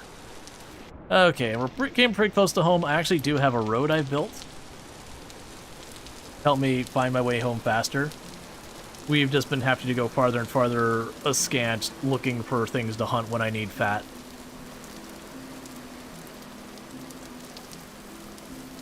Alright.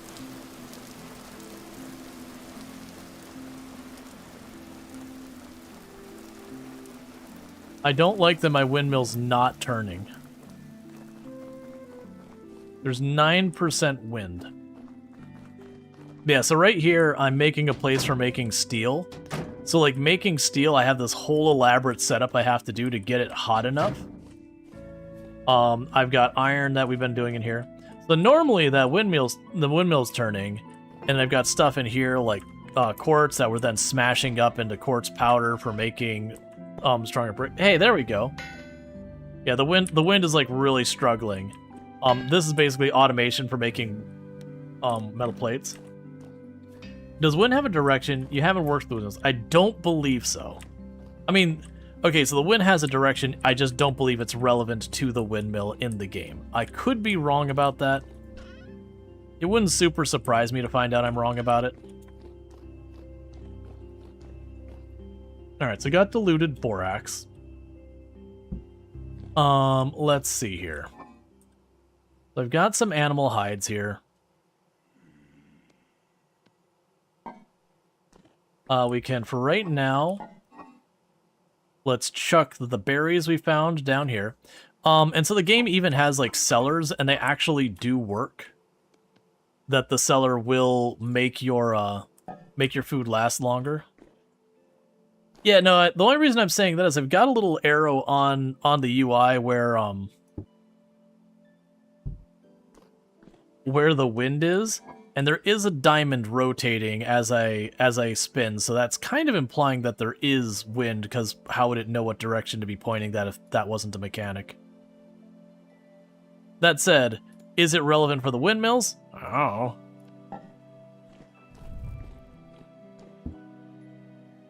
Okay. So yeah, for like leather working, so we got this hide. So I've got borax, which is a mineral that I've then diluted in water, and so I seal that in there. So we've had a successful journey. I feel like we deserve a little wine.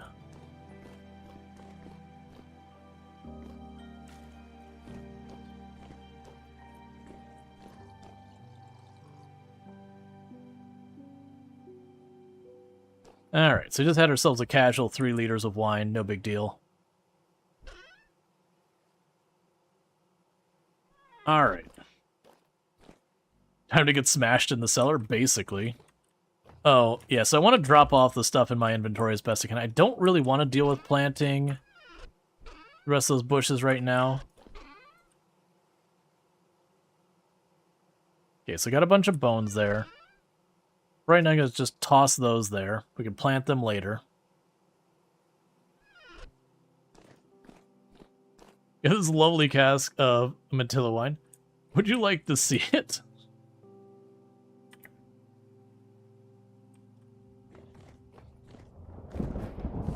Okay, we also have a small animal's bones that we could process into bone meal for fertilizer. Oh yeah, no, I was saying about earlier was, you don't just plant your crops, it actually does take into consideration, like, the fertility of the soil. And what I mean by that is it takes into consideration the potassium, nitrogen, and phosphate in the soil. So you actually have a reason to do stuff like crop rotations, because like in this game they'll have like one crop will use nitrogen, one will use potassium, and one will use phosphate. In real life it doesn't quite work that way. There's plants that they'll predominantly use a nutrient, but they all need at least a little bit of each. But for video game reasons, it's fine. Alright, so none of that's ready for me to harvest. Alright, so let's drop the borax in a box. There's the borax box. Going longer than normal to finish up? No, I'm not going to be able to actually finish up today. We had a pretty big raid right around when I was going to actually be wrapping up. So figured I'd just go a bit long. Kind of want to just get that windmill set up. Okay, so let's take this out of the hand so it doesn't increase our hunger. I need the resin. I'll need a couple of logs. And a chisel and my hammer. Oh, and a saw. My bronze saw is about done. I believe we have a medium temporal storm approaching. Game? Could you not? I would much prefer you not do that right now. Okay, so we've got that. 2 pieces of log. I don't need the saw. I need the hammer. There's the resin. And there's the chisel. Alright. So now with that, I need a angled gear. So I need sticks. So let's go get some sticks.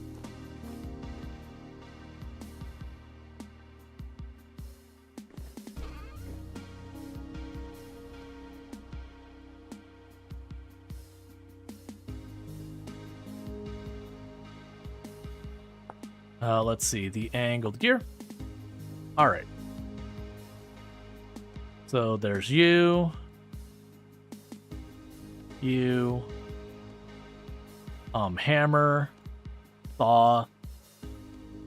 Fat. Resin. So there's the angled gear. Cool. Let's toss the rest of this away in the respective boxes. And we got the tools to put away. So the temporal gear will cause a bunch of enemies to spawn. Usually what I do during that is I hide in my basement and pray the sun comes up tomorrow. It's just one of those things. It's just like summons an obnoxious number of enemies and they're pretty annoying and they don't really reward you much for killing them, so I don't bother. Okay. Let's go down here.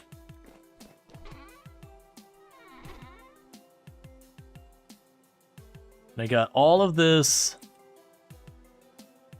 thread that we got from our flax.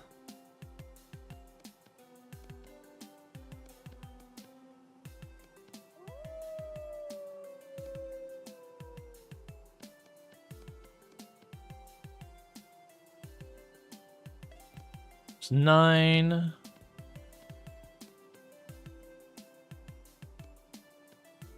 Okay, so I got 12. How many sticks do I got left? Not enough is how many.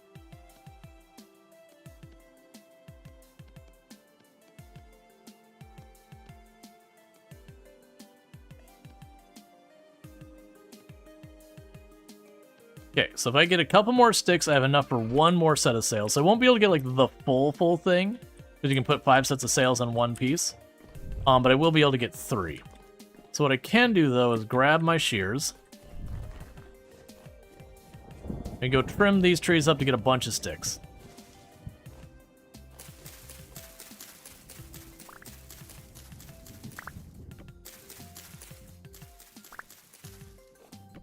I'm trying to do this all before that temporal storm sends me back into the basement for a while.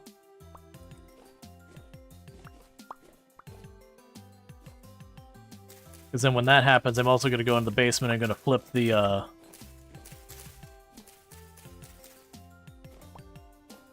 pit kiln.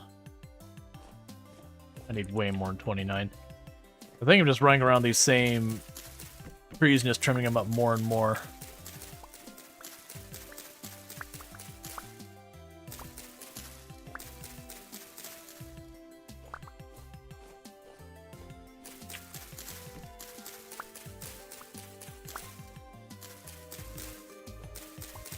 All right.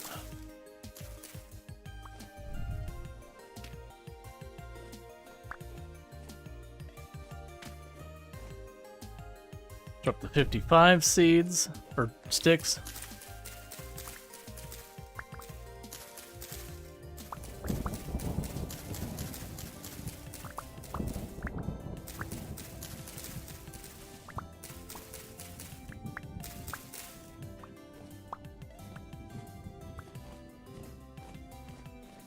Alright, we'll plant some more seeds. There's a spot that's got an opening. There's a spot with an opening. Okay, so I got over a full stack of seeds, so let's run back inside.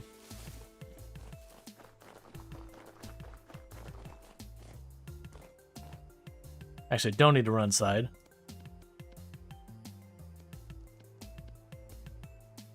Cool, so I got all that.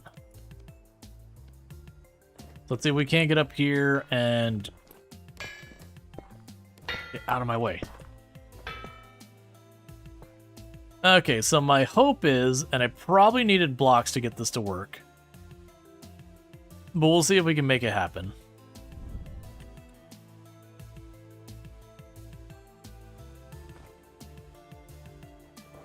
Yeah, I'm gonna definitely need blocks. Okay, so I gotta go down here and grab at least a dirt block. If I grab a dirt block real fast, I should be able to make this happen. Grab a dirt block. We can climb up here and get ourselves a second windmill going.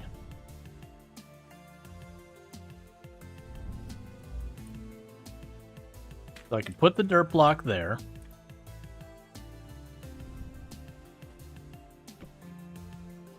That is not the angle I was expecting you to do. So you're going to fall to the ground. I'm not going to catch you, probably. Nope. It's also too high. Alright, let's get back down there and grab the rotor.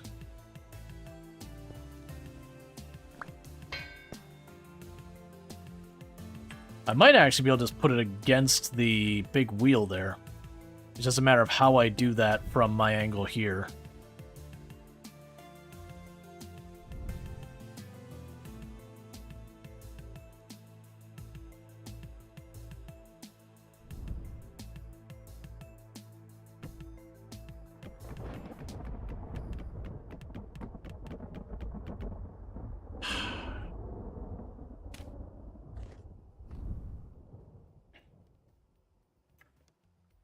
I need to make the wrench that you can rotate blocks with.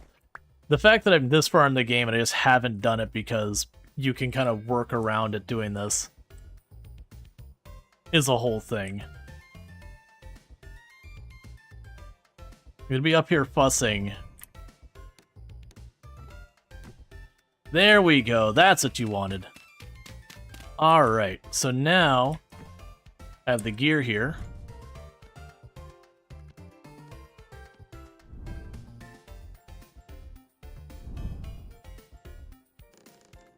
Heck yeah. Ow. Alright, so let's get some food made before this storm shows up. Excuse me, sir. I need you to not spawn inside my home, please. 1, 2, 3, 4, 5, 6. 1, 2, 3, 4, 5, 6.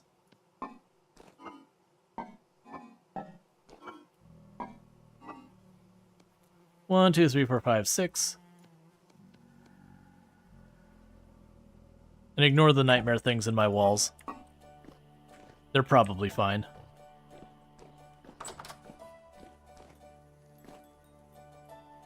Alright. Let's go make ourselves some soup.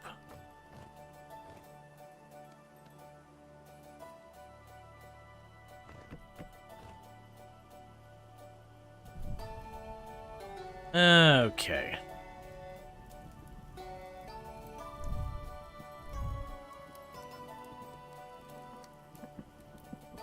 Okay, and while that heats up, let's pop down below and pull up our bricks we just finished kilning.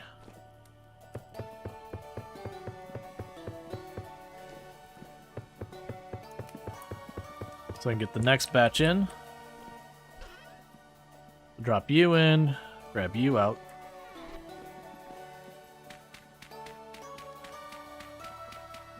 Yeah, so basically I have these clay bricks, that they're special clay bricks with all sorts of expensive materials in them. They're what I need to make steel, because I gotta make a thing that can get hot enough to do it. So we're putting them in a pit. And then from there...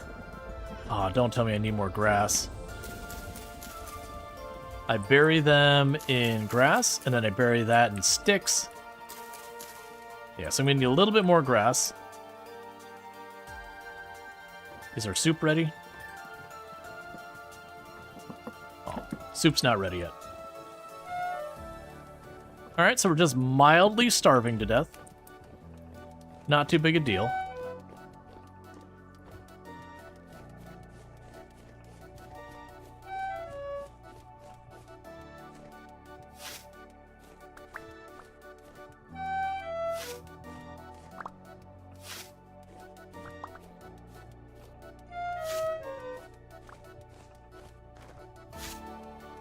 Okay.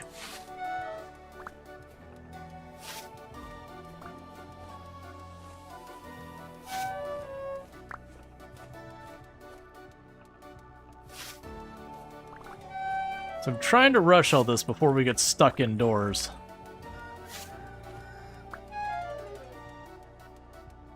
Okay, so it's still just approaching.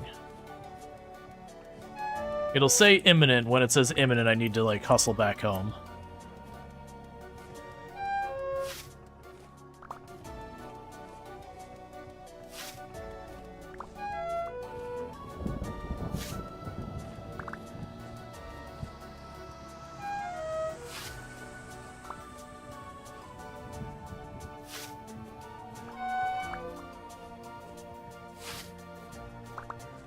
All right.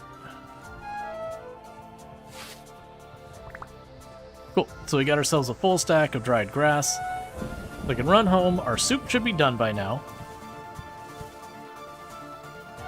So I can stop starving to death.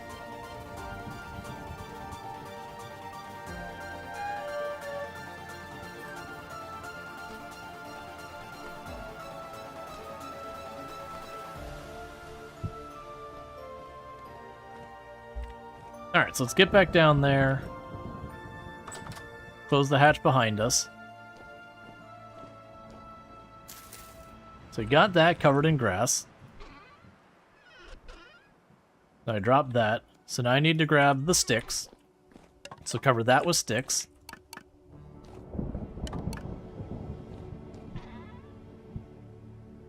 Drop those off. Cover that with firewood, so I'm going to need 8 more firewood.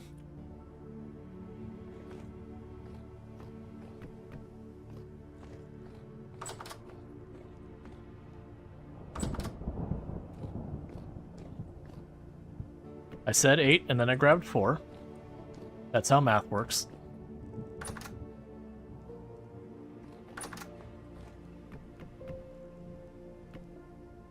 There we go.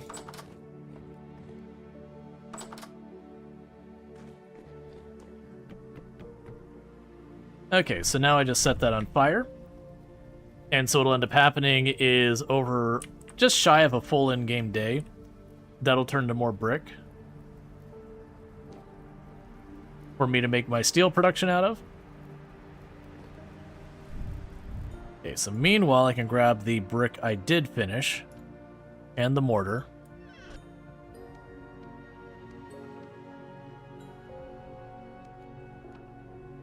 So that gave me 10 more brick to put down. And I think I needed 25 more brick the last I looked at it. These are much better used than sticks. Quicker to bake in the ground. Oh, I didn't realize I could replace the, I didn't realize I could replace the sticks with peat. I know I could replace the firewood with peat. Because, yeah, no, that does sound like it'd be way better. Alright, so if I go to this, it says, warning, I need 17 blocks are missing. So once I build in that last of that frame, I would have to fill that whole thing up with iron and charcoal, slam the lid on it, set a bunch of charcoal in the pit down below it, light the whole thing up, and over the course of like an in-game day or whatever, it would gradually become steel. I think I have to re-up the charcoal too while it's in there. Okay. Let's take one last look at the farm and all that. A week or so. Is it like a full week of like re-upping it? Oh man, that's rough.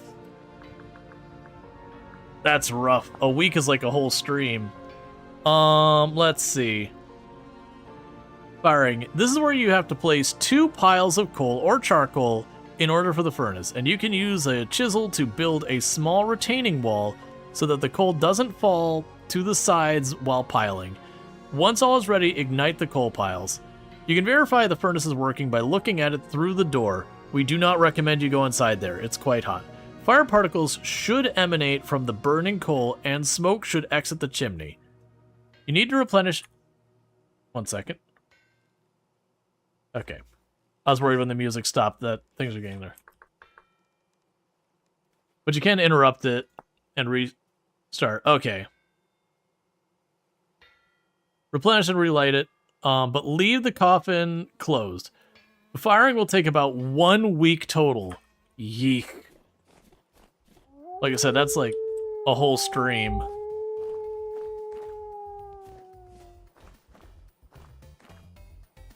Those steel tools better last a long time. Alright, so nothing to harvest there. Those are right about ready to harvest.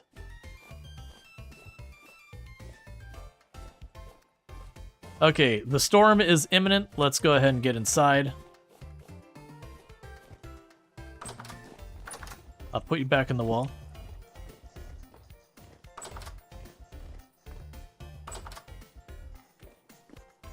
Okay.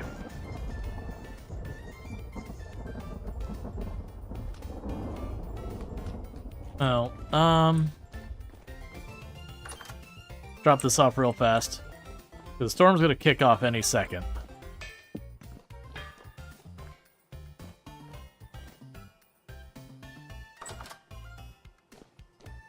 Put the bandages on my bar and top off her health.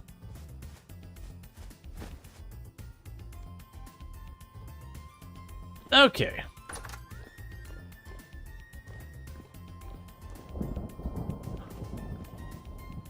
So, what we're gonna go ahead and do, grab all the berries.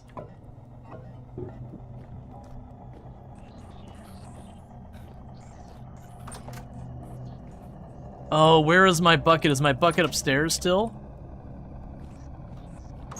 I shouldn't go for it, but I'm gonna.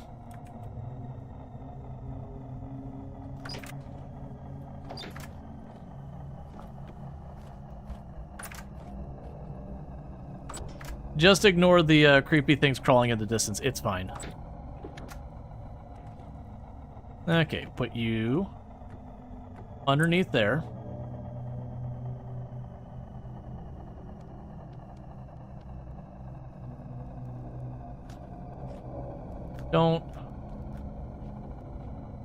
Don't eat it.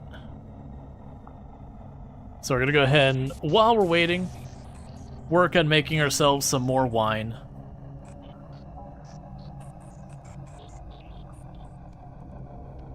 And to be clear, I've turned off a filter. If you want to see what this looks like normally, where are you at? Accessibility. So this is what this normally looks like.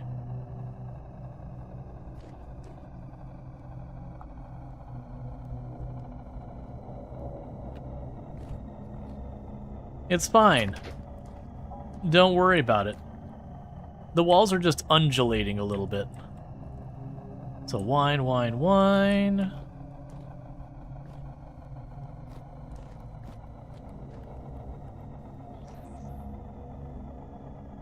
Okay, drop off the cranberry juice. Hey, Ultra, thank you so much for the raid. Don't mind us, we're just dealing with a thing.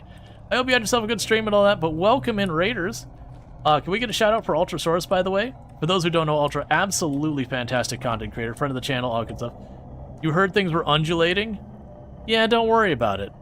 We're just in a temporal storm and things are being a little, you know, it's okay. We're making wine. As one does when the world around them is no longer remaining stationary, you just work on making yourself a little wine. But welcome in, Raiders. For those who don't know, actually, did we get that shout out for Ultra? Let me do that. Let's see, shout out Ultra. For those who don't know Ultrasaurus, definitely go check that. Oh, you're playing Whiskerwood. I'm literally planning on playing the demo tomorrow. How was it, by the way? Okay, yeah, what does wine do in this game? So, what wine does in this game, if you bear with me for just a moment, so what I can go ahead and do is I can just grab myself a bottle, and we can go down here and get ourselves a little bit of, where's the one I've been drinking from? Let's not crack open a new one. All right, we can grab ourselves just a little bit of cranberry wine, and you just take a little sippy sip. It gives you a tiny bit of nutrition. Did I? Where did my? Oh, I put the bottle underneath here. It's so far away. Gives you a little bit of nutrition, and you can't really tell right now because the walls are already moving. But you know, they can make the walls move a little bit. And if you're wondering why I'm hiding inside my place, don't worry about it. There is no nightmare fuel going on out here. Oh, can we also get a shout out for Treacle and a shout out for Curly and a shout out for Spoopy? You're gonna have to space those out a little bit. But Treacle's another fantastic content creator. Plays a lot of RimWorld. Definitely good times over there. Got a lot of good things. But you didn't clock it. Gotcha. Okay, so let's go ahead and keep taking our cranberries and juicing it. But yeah, so it's good to see everyone.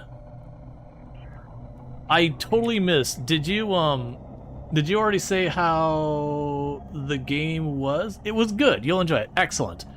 Cool. Yeah, because it's planning on checking out that one, Iter 8 and Ale Abbey.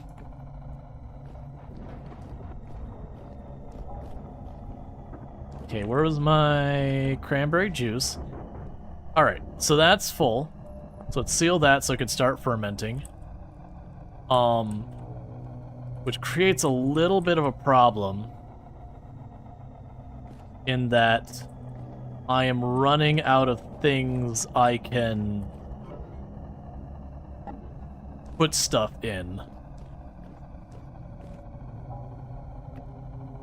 So that has a tiny bit of cranberry left in it.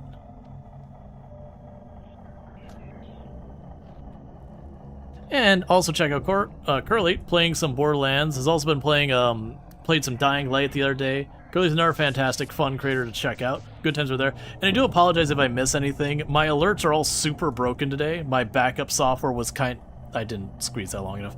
My backup software was kind enough to make some of my files unavailable for a while, which has been great, because all my music and all that for the stream is gone until it's sorted, and that's going to be a lot of upload. So cool. Yeah, no, Curly's fantastic. Like, I didn't actually lose any of the files. That's the good news. None of the files are actually gone. They're just not available on my computer right now until I have a chance to download stuff. Alright. Like, literally after stream it'll get sorted. So I shouldn't go up here and deal with any of this nightmare. But my bucket's full down there. Oh, you're also full here. This is not what I want. And also check out Spoopy playing some Assassin's Creed Odyssey recently. I shouldn't be running around in the world tripping out, but I want to dump this water out. Okay, the water's out.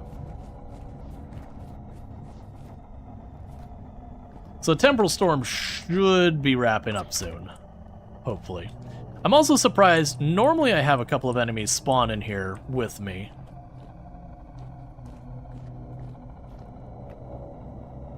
Okay, so you can make some... I mean, that's just going to become blueberry mash. I don't have enough to actually juice it, so we'll... Oh. Well, the rest of the blueberry mash I had in my inventory became rot, so I won't worry about that.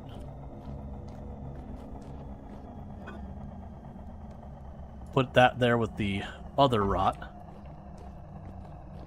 Which rot might sound bad, but I'm actually very excited about having rot, because then I can make better soil. For those who haven't seen this game, by the way, this is Vintage Story. It started its life basically being a mod for Minecraft, but then kind of became its own standalone thing when it was starting to like bristle up to what Minecraft could do with its current engine and all that. So when they made their own game and all that, it is like Minecraft if it was sweaty and try-hard. So like Zomboid. Yeah, so like the survival mechanics actually matter in this game. Like, you can freeze to death, there's hunger, there's all that kind of stuff.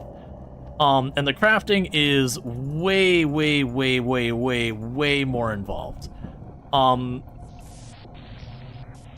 The trippy thing is not normal. Yeah, no, it's just, I'm having a special, like an event in the game. I'm gonna turn the accessibility thing. Normally I keep the bendiness off because it really messes with people. But like, to give you an idea, if you want a pickaxe, you just want a simple pickaxe in the game. Nothing special, just a pickaxe, a regular old boring pickaxe.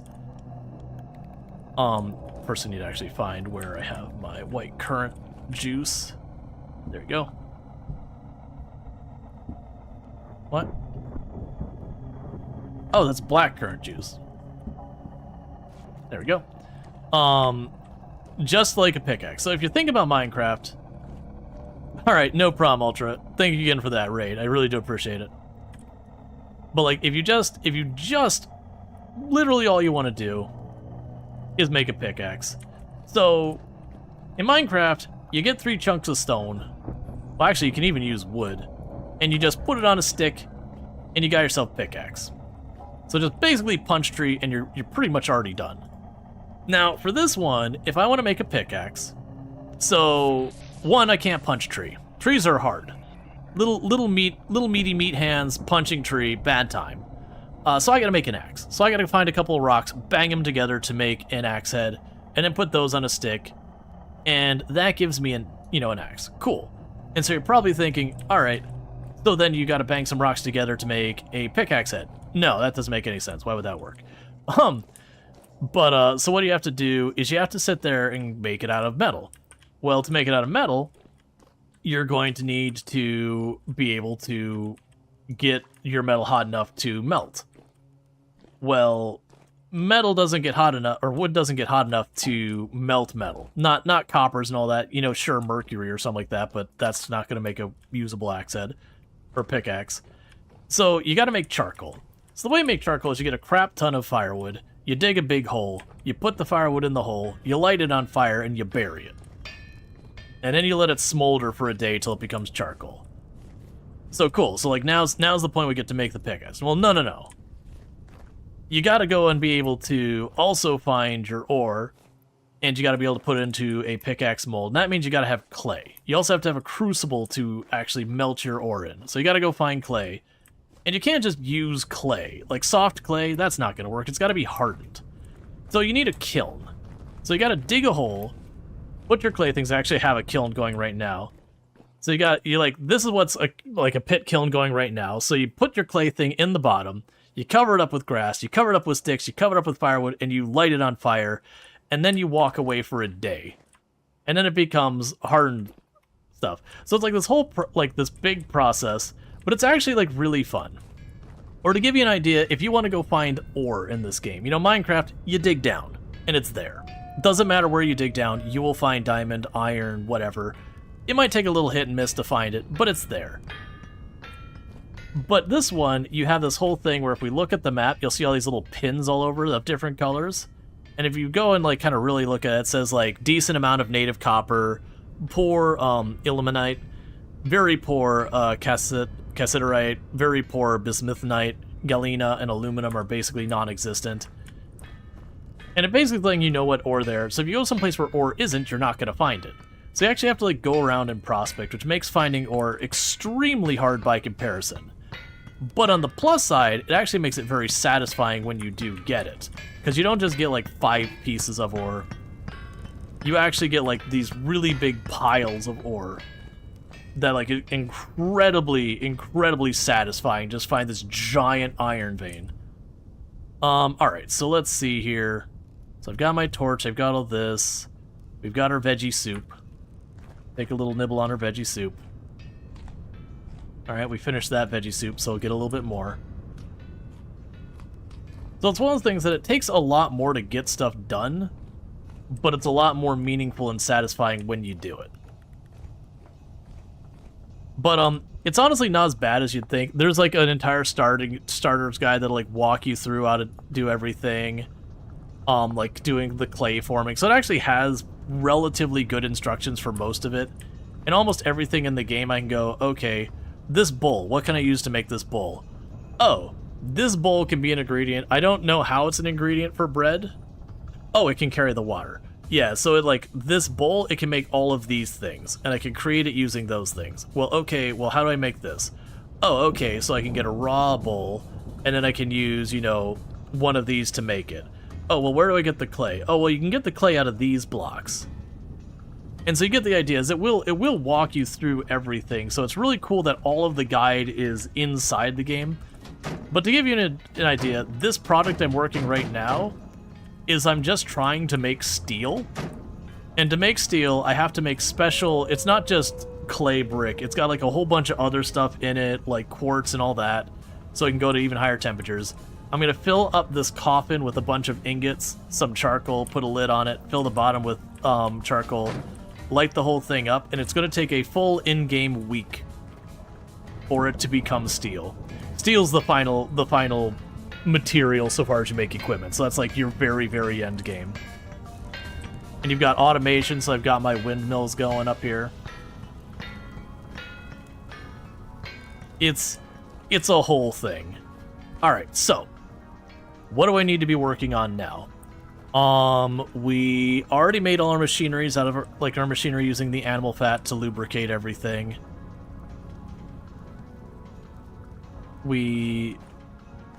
Let's see. Oh, we got some onions ready. Oh, and like for farming, if you look at this, it's going to be a little hard to see in the middle. It'll say nutrients level, and it's like N, P, and K for new. So like you have like nitrogen, potassium, phosphate, which are, you know, the various nutrients that plants need. Luckily, unlike real life where you have to like balance everything out to, you know, make the plants happy and deal with pH and all that, this one it's like some plants use nitrogen, so they'll slowly deplete the nitrogen from the soil. It just basically encourages crop rotation. So you'll see me trade out what I'm growing in the different fields here and there. We also have, if we go over here, bees. Lots and lots of bees. And I've got an orchard growing that'll probably be pretty soon to be ripened. Yeah, well that's the thing. The moment you realize... Excuse me.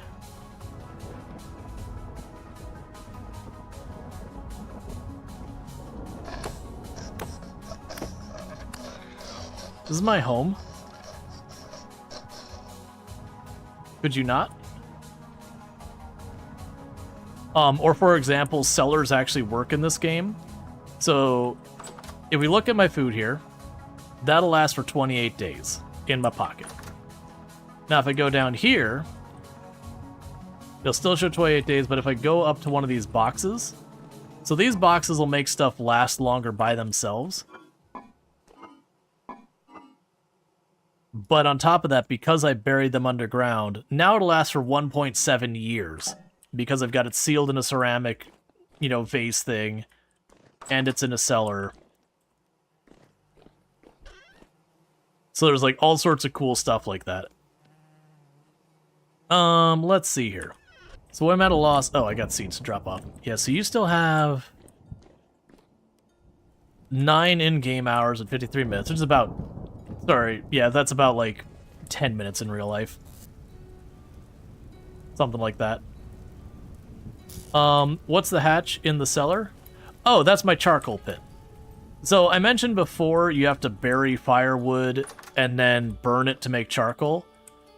This is my really large charcoal pit. I can actually probably empty this more. So this was all firewood that I buried underneath my home and lit on fire. It was great. My house is filling with fire constantly. Luckily, the fire doesn't hurt you. Or sorry, the fire hurts you, the smoke doesn't hurt you. So I made an unreasonably large pit for just charcoal.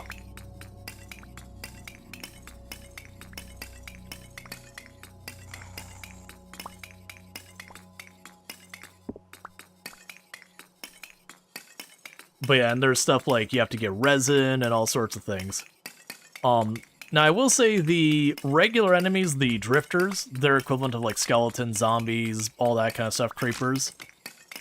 They're equal to that. I find them very unsatisfying to fight personally. They're fine. They're not bad so far as combat. They're not good. It's about like Minecraft. It's whatever. But I find them very unrewarding and kind of obnoxious. Let's see, behind the dirt walls where the monstrosities live. Yes, so it's actually hollow behind all these walls. This is packed dirt wall. I have a giant quartz vein I've been slowly pulling quartz from, but it's entirely hollow, so when you hear all the things making scary noises, they're my friends who live in the walls. Don't worry about it, it's fine.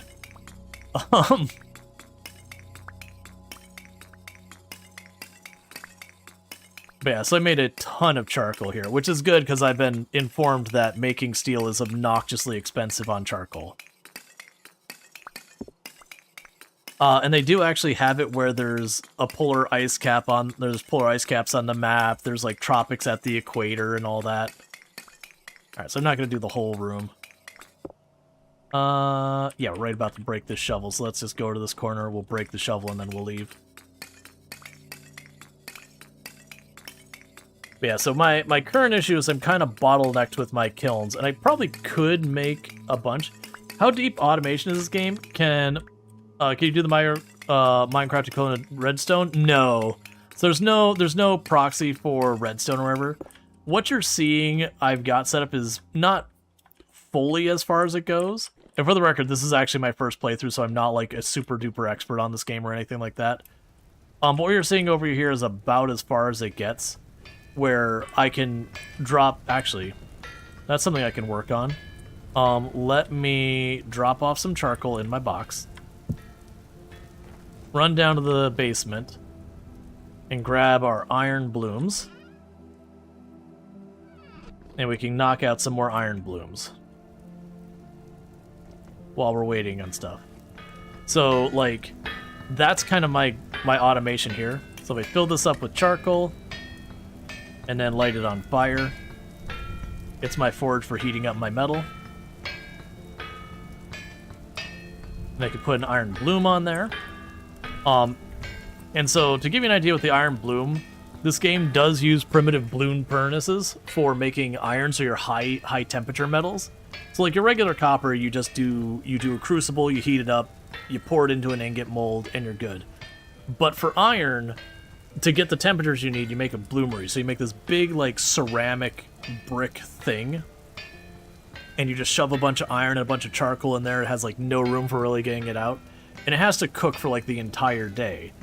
And then you get this chunk that's just kind of, like, the iron ore has been liquefied down to iron, and all of, like, the charcoal kind of stuck together. And that's an iron bloom, so that's this thing. And from there, you then work out all the bits of charcoal and carbon and all that to get your actual ingot out of it. So that's where the automation comes in. When that, oh, I also need my tongs, or I will burn myself horrifically.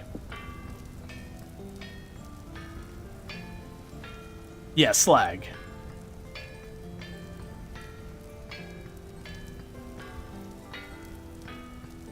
It's all based on real-world mechanics. You can do still pretty inventive stuff, but nothing like redstone. Yeah, so you can sit there and get some stuff going. Like, I have this, which is my pulverizer. So I can feed material in this area. It goes down the chute into the pulverizer, which then smashes it, which then goes into that chute and into this area. But it's not one of those things that you can, like, fully automate everything. So it's... Ow. Ow.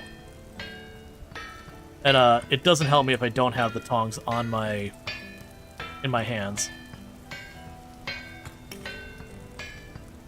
It's just 1,200 degrees Celsius. It's fine. But yeah, so this is the automation. Is it's going to slowly bang away at the material there and get that done. That took a lot to set up. And then down here I actually have a little bit more automation. So I've got a bunch of chalk in here that we're grinding up into lime. Because lime has a whole bunch of uses in the game. Chuck that lime over there.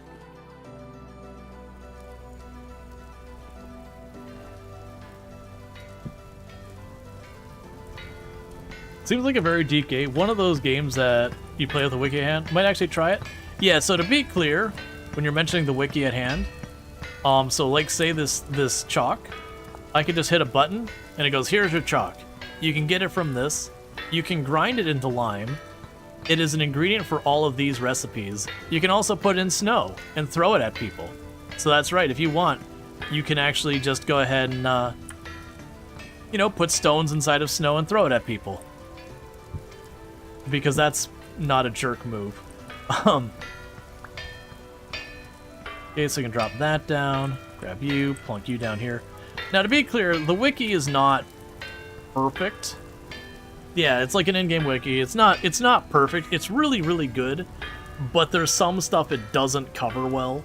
So, like, how you hook up all this mechanical power is a little dodgy. Or for how I build this thing, it was very cryptic reading. Like, it was trying its best in words to describe the thing that it's trying to describe is this spot here in the middle. So I've got 6 vents on the bottom here, and then I've got this thing on top here. And it was just trying to describe that in words, and you're just kind of looking at it going, I have no idea what you want from me. Yeah, I wish the handbook gave you a bit more information about torque and tension for dummies. Yeah, like for example, we also have gear ratios going on here. So if we look way up there, where my windmills are, I basically have the windmills going from a little gear to a big gear.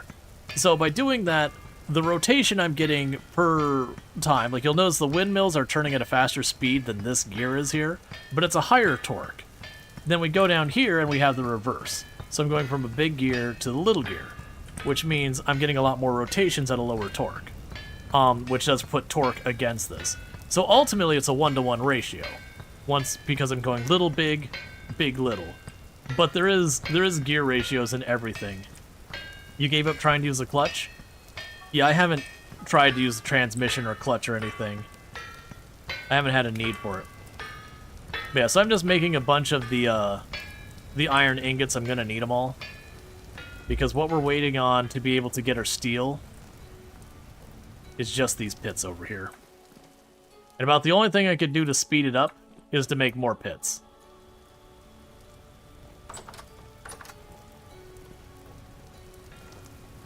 Which is why, like, right now, I would be running around working on other things. So right now, what I'm doing is I'm working on processing the iron into ingots. And to be clear, the iron ingots are way more involved in the other stuff. Like, literally all I have to do for the other stuff is I grab one of these crucibles, I plunk it there, I drop in whatever amount of, you know, ore I need into, get it hot, and then I would dump it into a mold or whatever.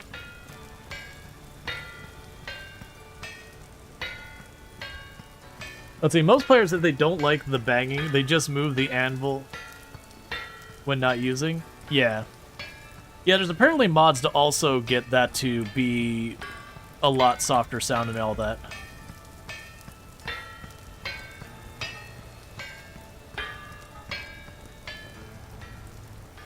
I'm just kind of backing away for right now.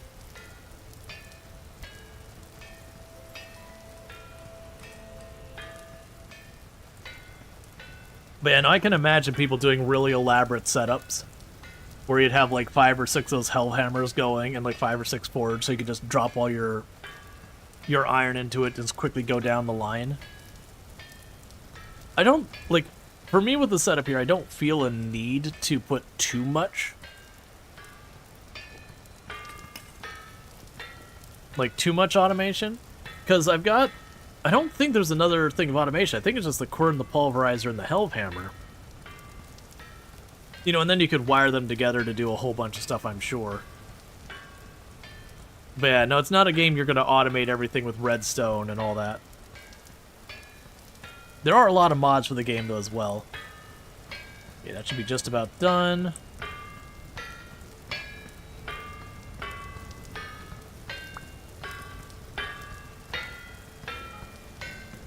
Ooh, you need a little longer in there. Let's see, in your solo as well as multiplayer, isn't there classes too? Or is that a mod? There are classes. The classes in this game mostly are just like if you're playing solo, you probably don't do the classes. But the classes are like, okay, when you hunt stuff, you get a bit more material, but when you mine, you get less material. Or you are faster at this, but you take more damage and do less damage. There's also Archimedes screws as well to move things around. Yeah, so you have Archimedes screws to move things up, and then you've got regular chutes to move things down and sideways.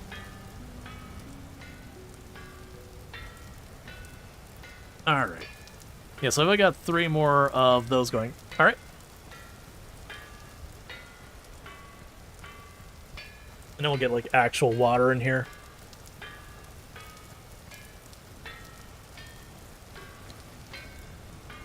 But yeah, so it's been pretty good. I should have probably introduced myself with everyone hanging out. So I am Rual Storge, I do play a variety of games here on Twitch. I'm most known for my exploits in Project Zomboid, where I used to hold a world record for the highest kill count run ever streamed. You'll notice there's a past tense on that. With all that said, I'm a variety streamer. I do play a whole range of games. So I do play a lot of like settlement builders, city builders, simulation, survival crafters, these kind of games. So everything from like No Man's Sky to this to Timberborn to I played tons and tons of RimWorld and Project Zomboid in the past. Like I still play RimWorld these days. We're gonna be checking out Ale Abbey pretty soon, Iter 8 and Whiskerwood, which are pretty new ones and all that. Farming Simulator, American Truck Simulator, a whole range of stuff. Might get this, to be honest. Seems more your speed than Minecraft was. Yeah, no, so I played Minecraft like when it first came out. You know, binged it hard. Got to the point I utterly burned down the game, and then honestly have not touched it in years. So, like, I did that all before, like, Ender Dragons were a thing or anything like that. Like, I used to do these things where I made, like, this giant Colosseum thing under the ground. I made this big, long glass tunnel that went, like, across an ocean between 2 towns that that I made, because it was before there were villagers or anything. And these days I just can't really get into Minecraft. I just, you know, I burnt out in a lot of things, and I like a lot of the challenge in the game. It feels like for me Minecraft isn't a very challenging game anymore. Like, just surviving takes very little effort. Versus this, like, genuinely getting through your first winter is a thing. So, like, on the scale, for those who have played Project Zomboid, I use that as the comparison. Like, Project Zomboid, winter seems intimidating as it's approaching. They're like, oh man, winter's coming. How am I going to get through this? Is going to be really rough. But then you get to winter, and it's kind of a nothing burger. Like, there's a couple extra concerns, but really winter in Project Zomboid is a pretty meh. And it isn't me being like, pro player. It's just very genuinely keeping yourself warm if you're not running ridiculous mods. You put on a jacket. Congratulations, you have defeated winter. As far as food goes, you can still forage during the winter and find a decent amount of success. You could still, like, recently they made it so you can't grow stuff during winter anymore in the same way, but it's pretty easy to stay alive during winter. This game, winter, you just kind of watch your food that you've been storing slowly diminish. And so you can certainly probably over-prepare for winter and just be set. But it's kind of one of those things that you only got so much time as winter's coming up. Are you going to focus on getting your better tools? Are you going to go and farm? Are you going to collect lots of berries? You're going to have to, like, dig an area and build a cellar if you want that food to last. Otherwise, even if you get a bunch, it'll just rot before you have a chance to eat it. And so it's kind of a pretty solid one with all that, in that there is a lot of depth to it. The first winter's rough. I imagine after the first winter, it's probably easy peasy at that point. Because I'm getting, like, we're on our second summer. And, like, at this point, I've got multiple containers absolutely full of food. So I'm honestly expecting to just kind of ride through the winter with minimal effort on the second one. But, you know, by this point, you'd be doing, like, what I'm doing now, working on making steel tools and getting your endgame stuff going.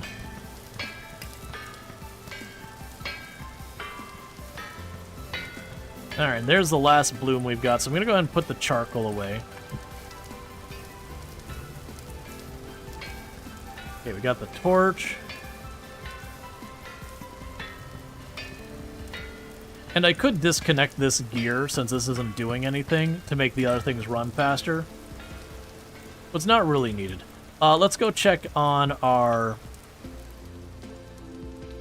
Okay, so it's got just a little bit longer. And then those pit kilns will be done, and there'll be 10 more bricks on here. And I think it said I needed 17 more? Yeah, 17 more blocks. And then that building's made. And the fact that it takes a full in-game week for steel to happen, I'm really hoping it's a lot of ingots. If it's only like 8 ingots or something for an entire week's worth of effort, that'd be a real pain. I'm assuming it's going to be like 12 or 20 or something like that.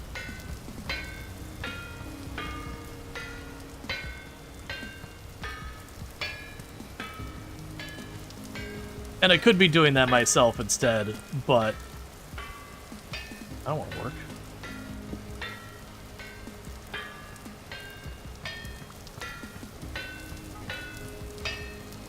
Okay.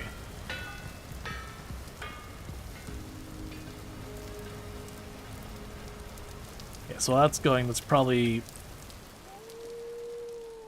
Yeah. So we got a bit over a minute or so. And then that'll be done. While we're waiting, let's go check on our farms again.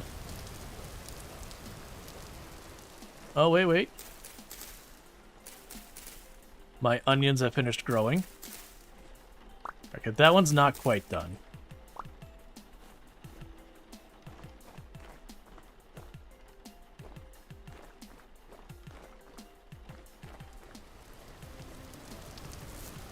So drop those off.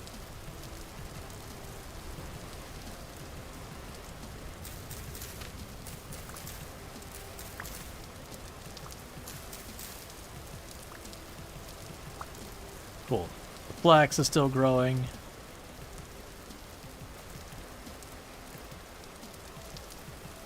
Okay, and I'm imagining once we get this harvest, we probably don't plant another round outside the greenhouse. Inside the greenhouse, I probably got some more time. Maybe one more round. Probably go in, instead of growing any more of the grains that seem to take longer, grow a bunch of the vegetables. So I can go down here. The onions were this one? Yeah.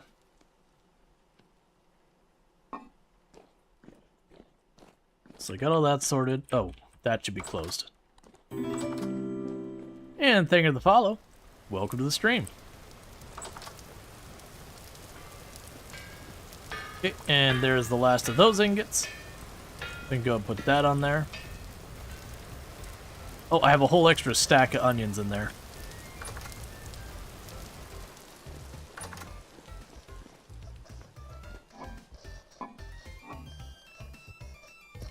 Cool.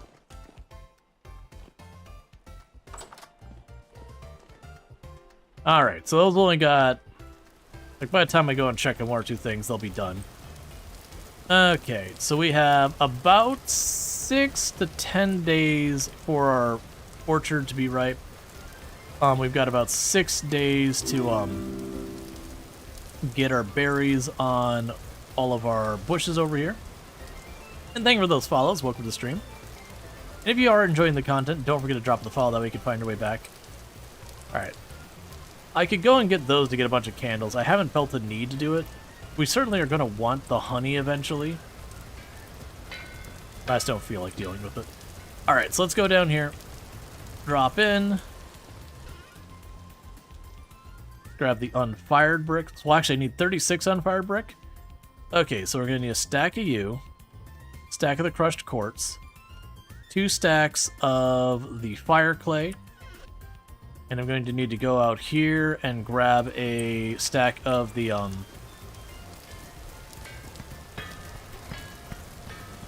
olivine. And so I could do all this.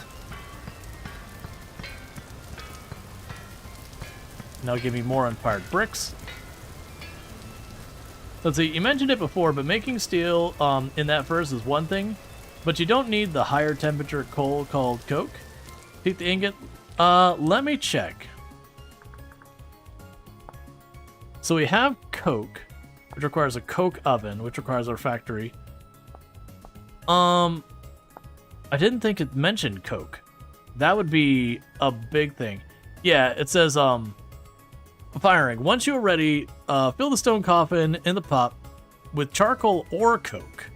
Then dig out the empty space for 2 blocks below each of the stone coffin section. This is where you will place 2 piles of coal or charcoal. Yeah, no, it doesn't say I need coke.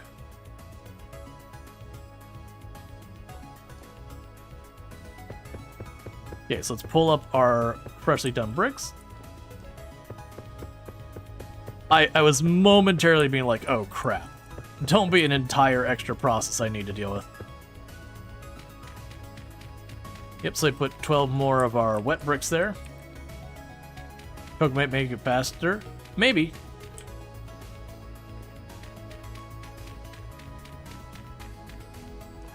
Okay, so we can drop the spare materials there. We'll want to grab the mortar.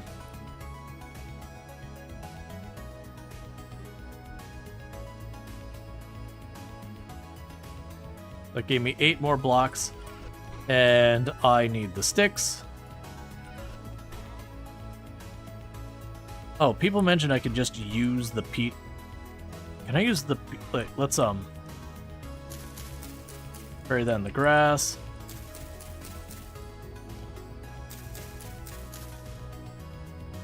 Yeah, no, I need to use... So, yeah, so the peat only replaces the wood. Not the sticks. That I can use either or there. And thank you for the follow. Welcome to the stream. Alright, so we got those. So let's light these up to keep those bricks going, because this is my bottleneck right now, is just making these refractory bricks. Because like I said, each time I do this, it's about an in-game day to... Oh, that goes way faster. So it's like 20 hours when I was using the firewood. That's going for 16 hours. You know, which is 16 minutes or whatever it is. Probably more than that, but it's somewhere in that ballpark. Okay.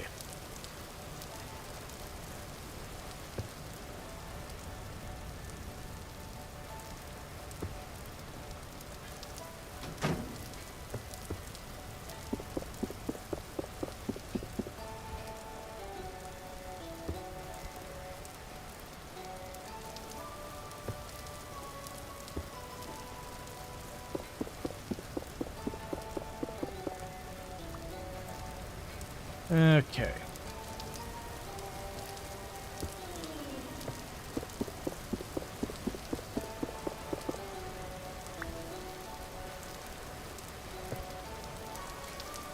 Alright, so now if I go here, 9 blocks missing, and the next round should give me 10 blocks, and then that'll be done.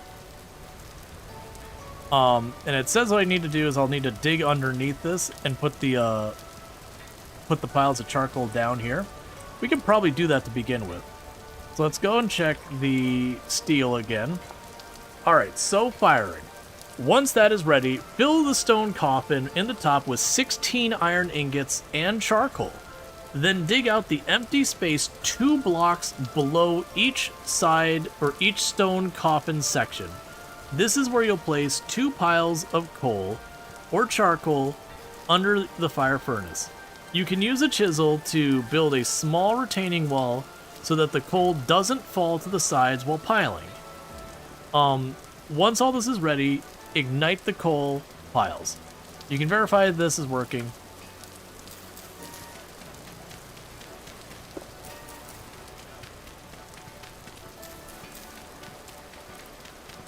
Yeah, so it looks like I dig under here.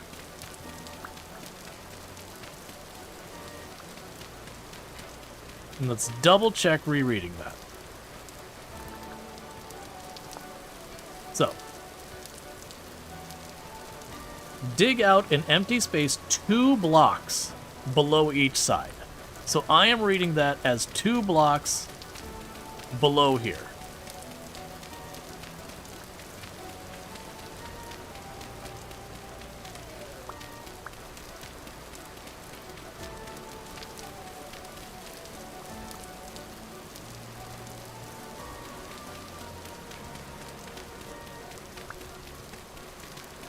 Now let's double check that. Was that below the grading or below that? So I want to make doubly, triply extra sure.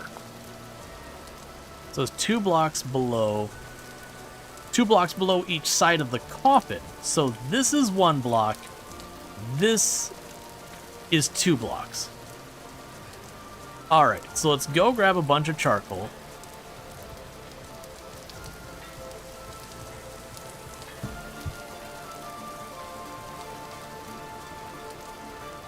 Put a light on so I can actually see what I'm doing.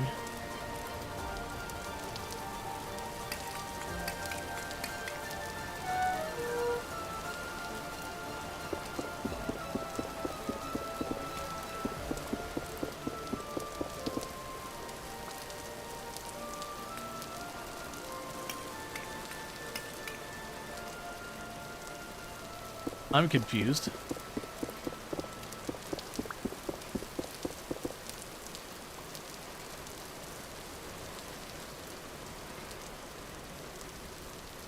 The etching thing? I didn't realize I was going to have to do the etching thing.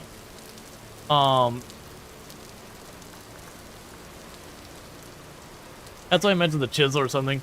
I feel like that's one of those things that should just work around. Okay, so what's it say here? Placing the piles of coal in order to the first. You can use a chisel to build a small retaining wall so that the coal doesn't fall to the sides while piling. How to create a small retaining... Oh, I see. So what I could do here is put a block there and then carve a little spot over the top of it.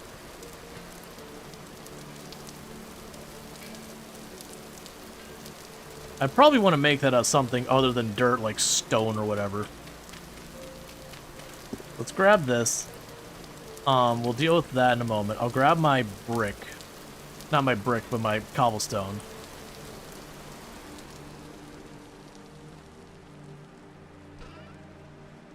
I'll grab one of those.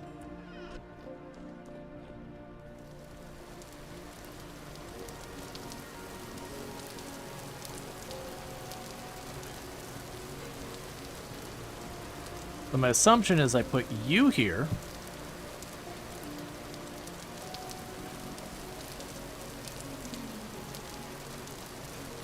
And you there. And let's go over here and grab our chisel.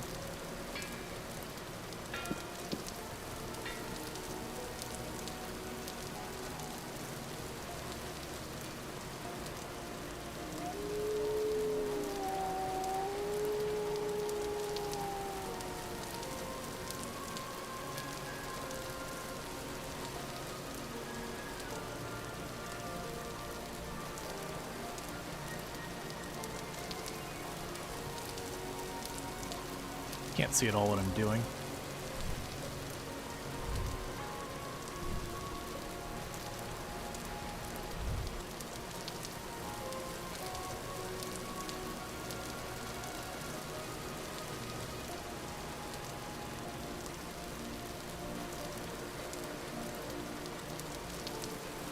I don't...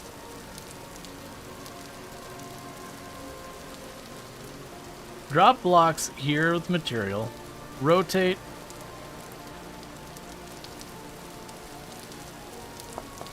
Oh, there we go.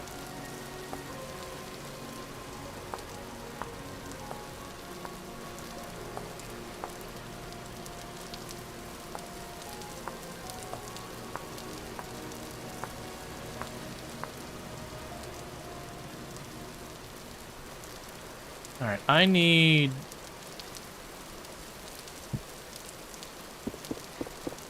I need light.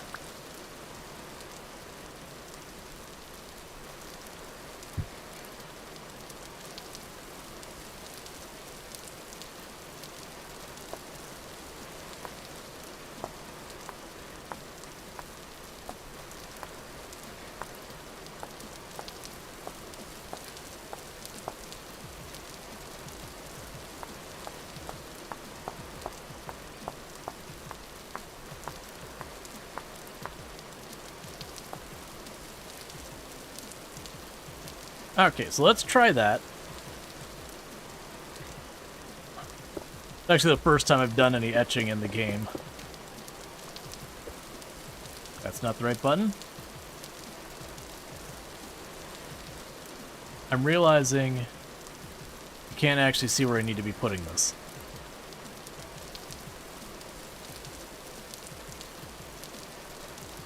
Okay, so I'm going to need to carve that out a little farther.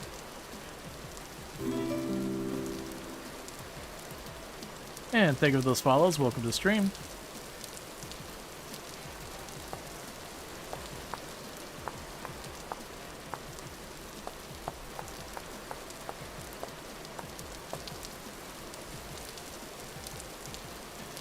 Okay, and we'll try this again. Yeah, the problem is I can't get an angle to see what I'm doing. So I kind of don't like the way this works.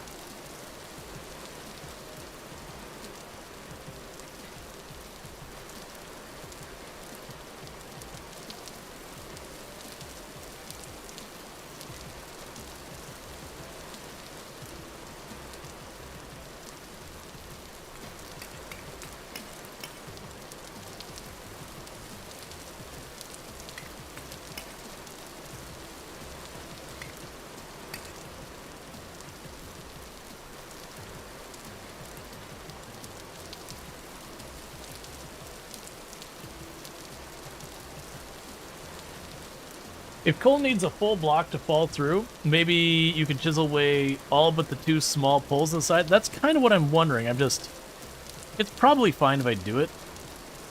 I'm just really worried about accidentally, like, digging some other part here and then messing something up because of how much effort goes into all this.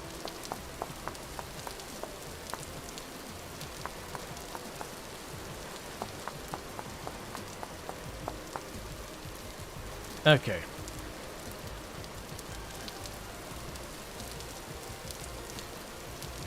So try that. So I did deliberately leave the last little bit of lip here.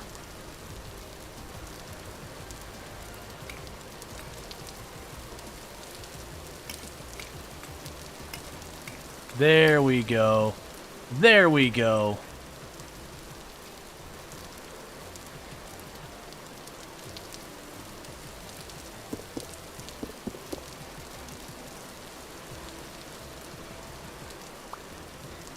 Alright, for right now, I'm just going to bury this up again.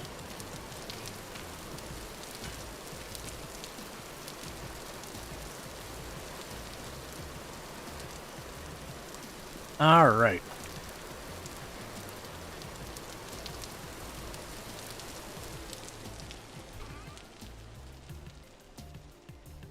I'm sure they have in mind a much better way of doing that, but it's not super well explained, so it is what it is.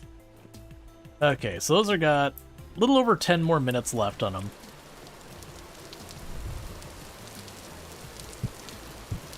What we'll do in the meantime is let's grab these, and we're going to make some quick and dirty shovels.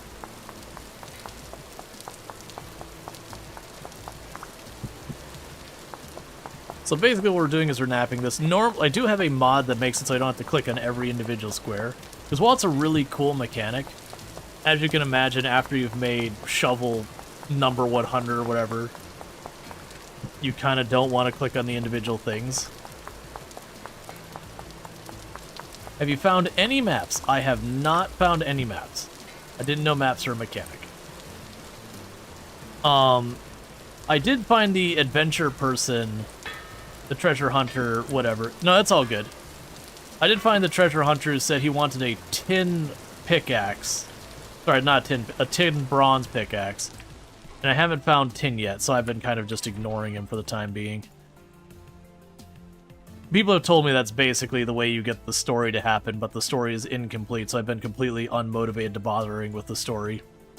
If I know I can't finish it, I'm not motivated to start it.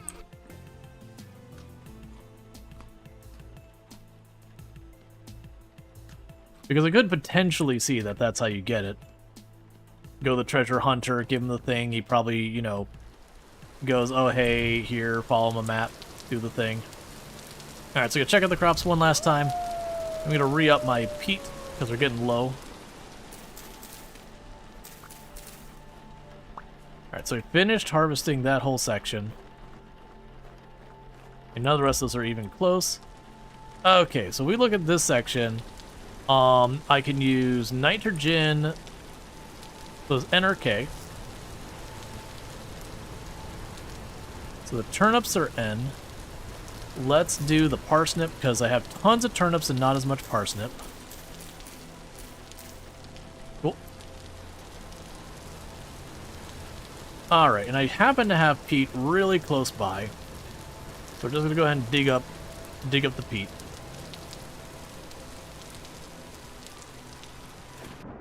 Oh, is that literally it there? Oh, I knew it was close by. I didn't realize it was, like, right on top of it.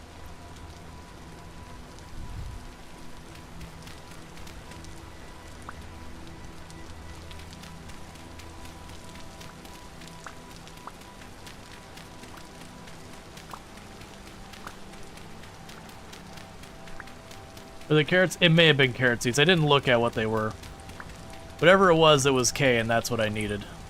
Oh. That's not peat over there.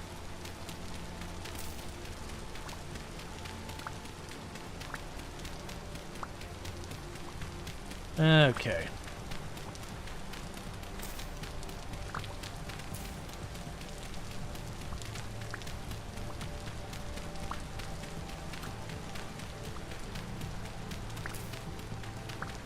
Because, yeah, we'll want some peat.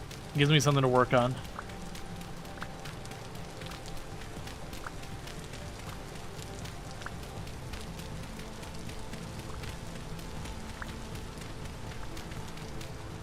Okay.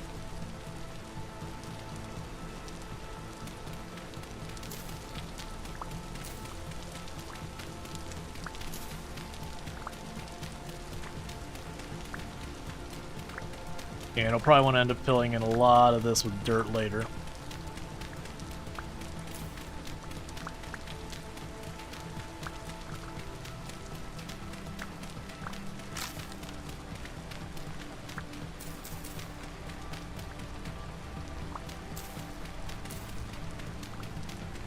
Okay. Because the good news is I could probably dig up this entire area and then just unmark the peat on my map. We found tons and tons of peat over the time, though. I'm not super worried about, like, running out or anything like that.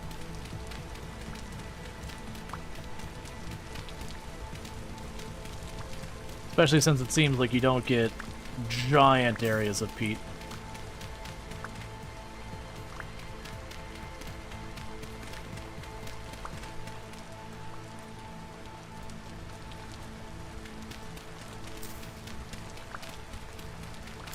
Okay.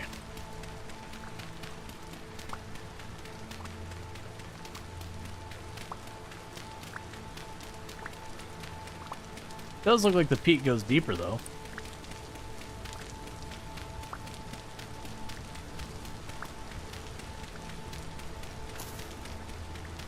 Let's avoid going to where we get the water flowing in until we're down to the last couple blocks.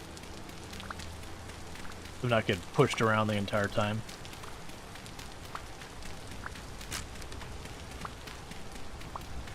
Alright.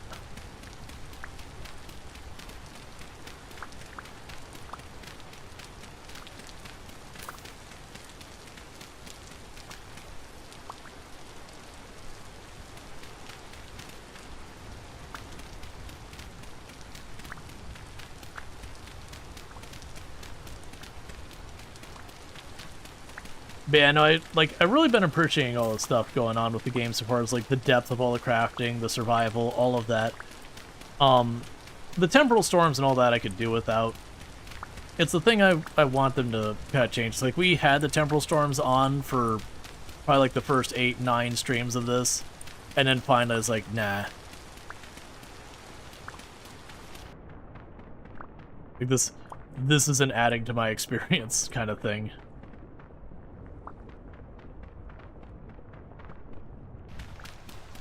Or sorry, not the temporal storms, my apologies, the temporal rifts. The temporal storms I think are fine. Yeah, the temporal rifts are the thing I turned off. And what that is each day, if you look down in the bottom left, they'll say like current rift activity calm. It'll be like, okay, today is a calm rift day, so there won't be really any rifts. And then it'll be like, okay, well today's a high intensity rift day. And what a rift is, it's just basically like there'll be a portal nearby, or there'll just be portals. And the portals just let enemies spawn in, like kind of ignoring all other rules. So like distance of the player and all that seem to be completely ignored while that's going on.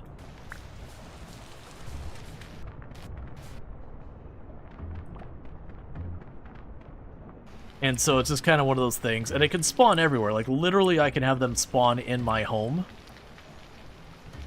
And so in practice, all it means is, oh, there's a rift there? Well, I'm not doing stuff there. Because, like, the combat isn't super rewarding. I hear it gets better so far as, like, a bit rewarding later, but it seems like it's just the chase items that you're finding there. Okay, grab all that heat that hit the bottom.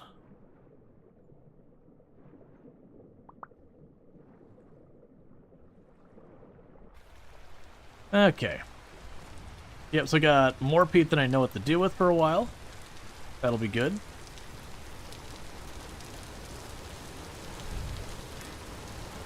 Basically, it seems like there's some things you really only get from the enemies kind of thing, but that they're kind of mostly late game stuff.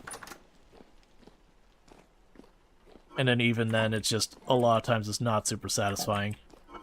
That's my feeling on it. I really enjoy the game, but that is the one place that I'm a little salty on, if you didn't notice.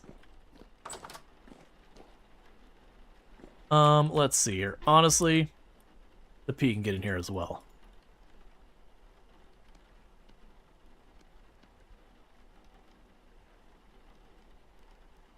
It's got the unfired bricks. Those got a little while left. Oh, I missed some peat.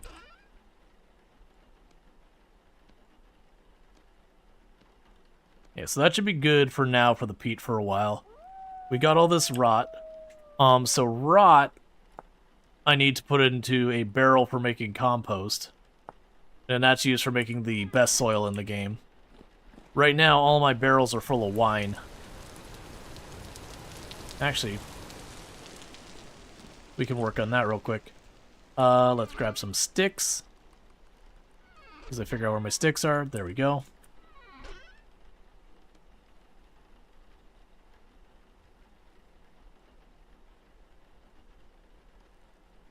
Okay, so we can grab all that. 1, 2, 3, 4, 1, 2, 3, 4, 1, 2, 3, 4. I got a bunch of barrels here. And let's go over to our rot. 1, 2, 3, 4. And actually, for now, let's keep them away from that. Now we can make that. We can shove them outside.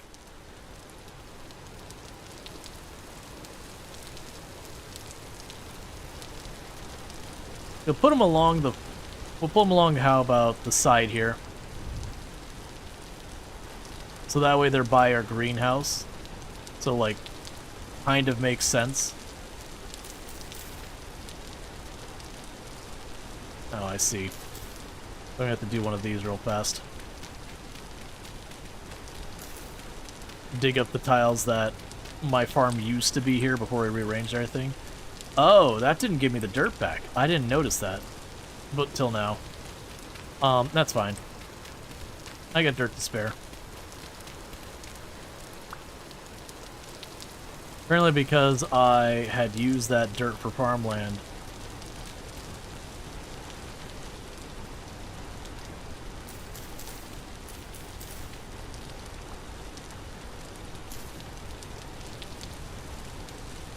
Go grab you.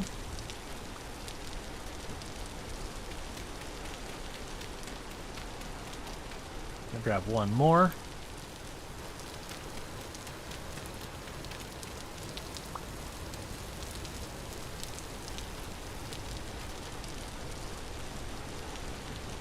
Okay, so I can grab a full stack of rot, and in 20 days it'll be compost.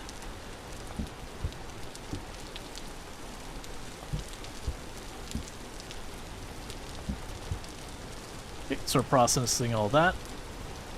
We can drop off the extra seeds. Alright.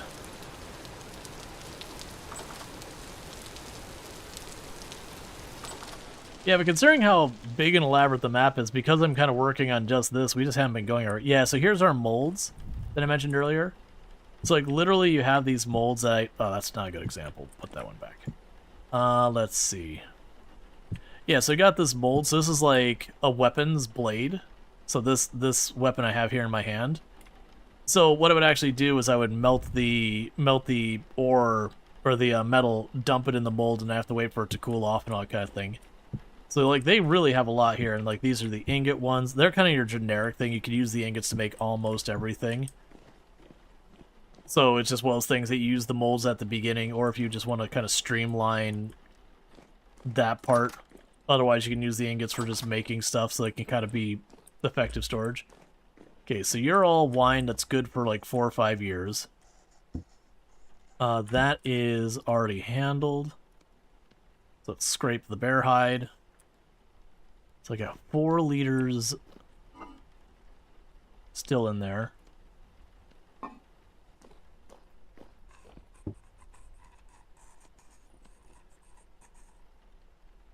Okay. So we're still processing the leather stuff. I still have all this weak and strong tan in there. It might be worth it for me to just put the leather stuff through that. Probably. Yeah, probably just take what I got left, put it through there. So let's go up here. Regular scraped hides and all that. Yeah, because the scraped hides here. Yeah, so those ones only let me go through the prepared path. I can't do the chromium or whatever. So we're going to take the light hides, and I'm going to keep processing these into leather. So now I've got those scraped. I drop all these in here. And that would make, you know, the prepared hides, and then I take it over there to actually make a usable leather. Because then we can get those emptied for more wine.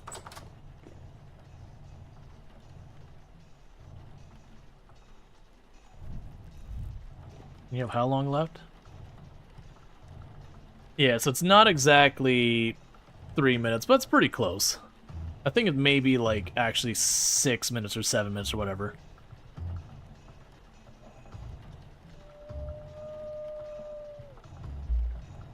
Because it'd be nice to be able to, like, fire up the steel production, even if I don't actually get to see it through tonight.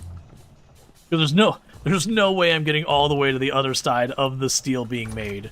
Because that just takes so much time.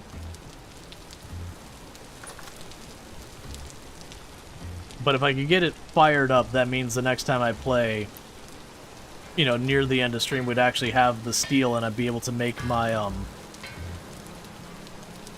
steel equipment. I also just realized I probably still need to be able to get down here to start the fire.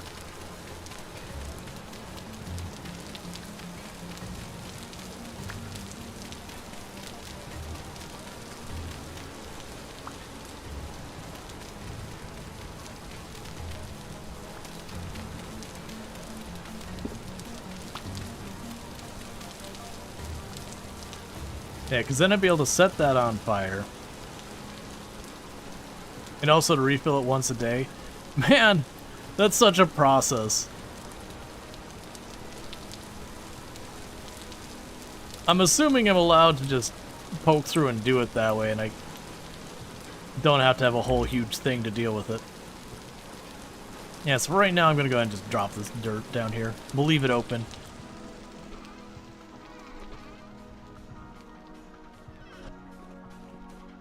Okay. Oh, literally, I'm going to be down here in just a minute. All right. You got about 5 minutes, maybe, till that's done. Would have thought you could land through the gate. Well, the problem is the grate is underneath the thing, so I don't have access. Not there, but you did find bees now? Nice! Congrats on the bees. Right, that's gonna grab something else, so we don't need that. What was I gonna grab? There's something else that's gonna grab and work on in the meantime. I don't want to deal with planting. Right. I wanted to make sure I had enough dried grass to do the next round of refractory blocks. Because unfortunately, while most of the things in the game, when it comes to your buildings and all that, last a while, the refractory blocks do wear out from what I've seen.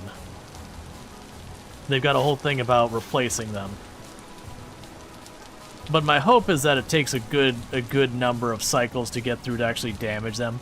Plus, once you get the steel equipment, you're kind of there. You don't have something else to work on. Like you've got the best. So it makes sense that actually have some effort to, you know, reoccurring cost to do it.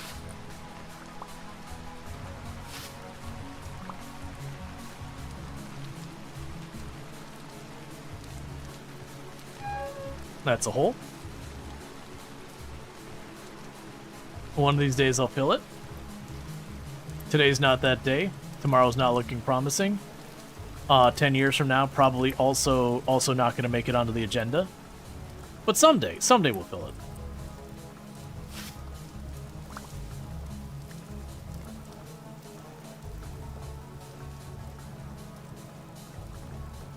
What is your endgame goal for Vintage Story? I've kind of said that once I get steel equipment, that'll probably be when I consider the run done. Because the only thing after that is there is some chase items with like the teleporters and the night vision. But that has to do with going to where like all the enemies are and all that. And I've kind of made my comments about how I personally find the combat to not be very satisfactory in the game.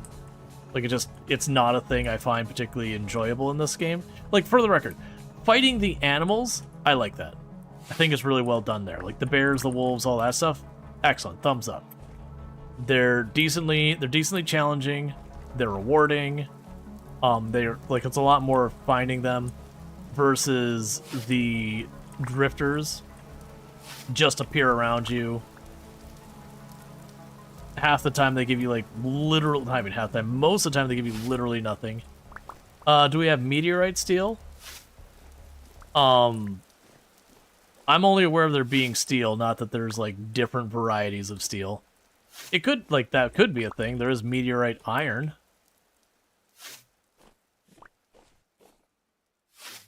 There isn't? Okay.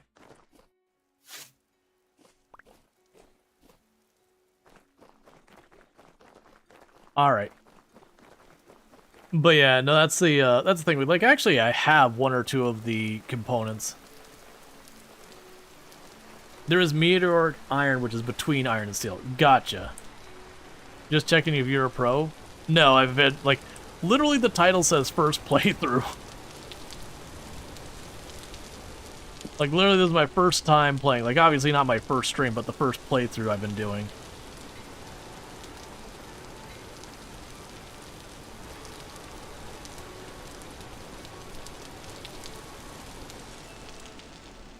Okay, so that's got about a minute left. We can go ahead and get some more soup going. Excuse me.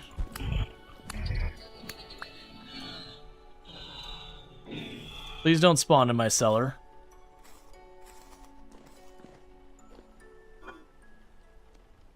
One, 2, 3, 4, 5, 6. And you do actually get more life if you take the time to, you know, make sure you're getting enough protein, make sure you're getting enough, like, of your different types. Like, if we look at my character sheet, you have, like, vegetable, grain, protein, dairy, and fruit. The more varieties you get here, it'll actually give you a higher health points and all that. Need more lanterns? Yeah, I just don't feel like it. Like, there are actually 2 lights in that room. There is a light on both sides. I'm actually kind of annoyed that those lights don't seem to matter hardly. Like, you can see I've got lights all over the place. We still get spawns. Like, even this room, I still get spawns. So it is one of those things I'm like, you know...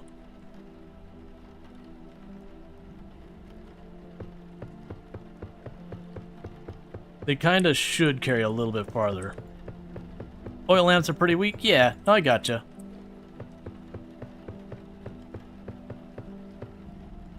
But I just kind of wish a lot of those carried more. Okay, so let's grab the next round of bricks.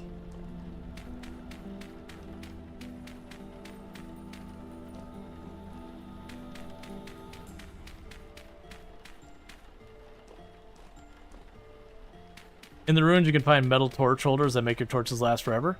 That's cool. That's on fire brick. This is...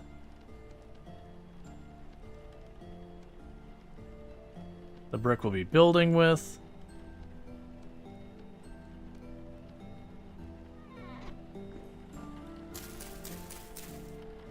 You can also make them with brass. Oh, the holders? Okay. With brass? I haven't seen brass in the game. Oh, there is brass bits. Zinc and copper.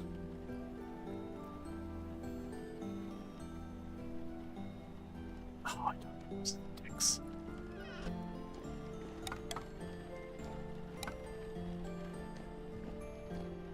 I'll deal with that in a minute.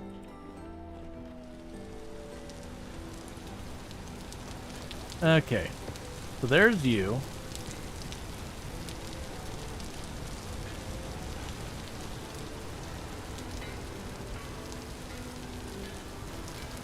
I'll definitely want to have a better way to get around here.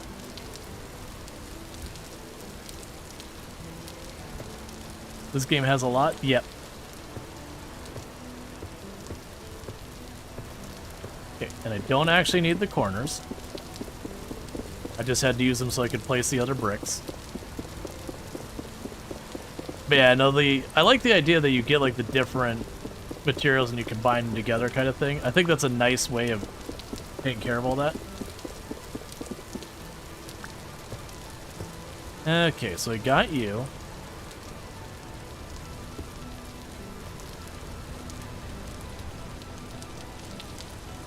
Alright, I think everything is good. Let's do this and have it check. We're not getting any complaints about not having a material. So I think it is officially built. So let's drop you in here. Let's get the soup made. I'm gonna grab some sticks real fast so I get the next round of those things going. Hey, Kildrix, how's it going? Yeah, no, we also had some raids and all that stuff that's like, you know, the whole thing. When you get like a big raid and you're like, alright, we're just gonna go a little bit longer. And people keep raiding. I'm not complaining about that, by the way. But hey, can we get a shout out for Kildrix if I got one of my mods here? Another fantastic content creator and someone else who plays a bunch of Vintage Story, you know, at different points in time. Really good review, deserve all the rate. Well, thank you. But definitely someone else to check out if you like Vintage Story, has played plenty of it on your channel. So let's go get some more sticks so we can keep firing our bricks.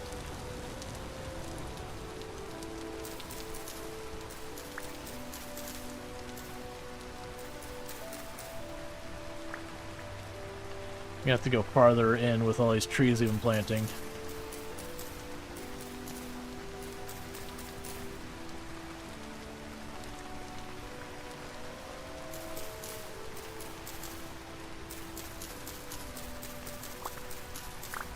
But yeah, no, and also Kildrix plays a lot of other games that we play, like RimWorld and all that. Definitely someone I recommend. Usually one of the channels that you'll find me lurking at. Basically, like, I will wake up, Kildrix will be streaming. So I'll watch Kildrix, or at least, you know, depending on what I got going on, I'll either be watching or I'll be lurking on it. Do that. That's very often the way I start my days, is hanging out there. Kildrix, like So Ever Dreams, another one. Alana Ramo when she's streaming. All excellent creators. Definitely recommend the whole batch. Let's see. A couple more, we'll get a full stack. I do appreciate how many sticks I get out of oak trees.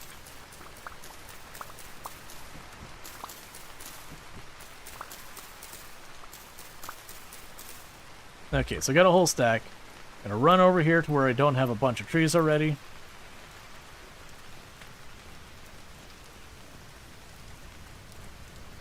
Bad doggy.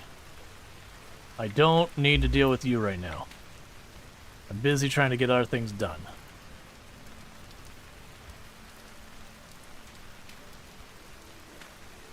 Okay, so I got those seeds planted. Run back home. Get our sticks put on. Got our windmills windmilling.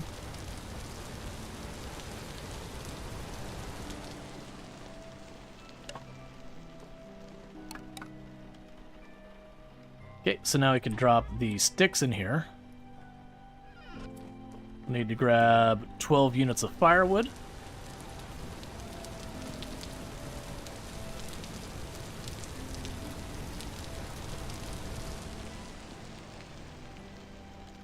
Oh, helps if I actually select the right thing. Oh, I literally got Pete for... It's fine. I've already got set up. I grabbed Pete to do this faster, but it's whatever.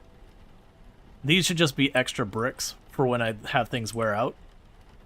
So I shouldn't have to need these in the immediate future. Alright, we can also grab that arrow that I got off the enemy. I don't need it. We have the soup dishes. So that way we can go to Monty's Home of the Soup. For anyone who played, Little Guardsman. Okay, and we can drop off our shears. Alright. And it might be finally time to do this. So let's grab our, what is it, 12 iron ingots.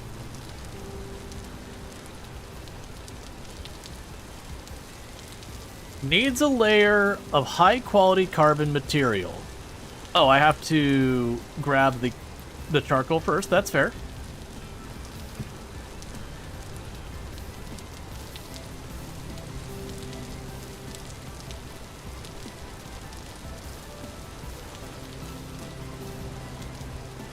Coker, what? Charcoal.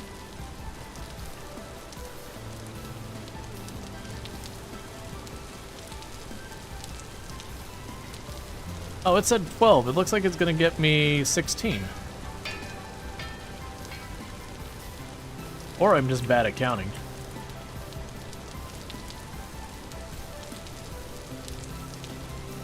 Okay.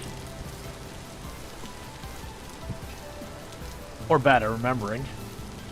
And then we can go down here to you.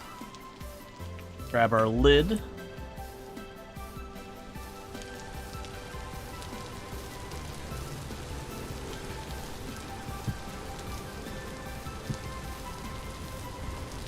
Alright, so... Ready to be fired, ignite a pile of coal below each stone coffin half. Oh, I have to fire it below each coffin half? How am I supposed to do it under each coffin half? I have the coal on both sides. I'm assuming they'll just burn to each other. Let's just assume this is going to work.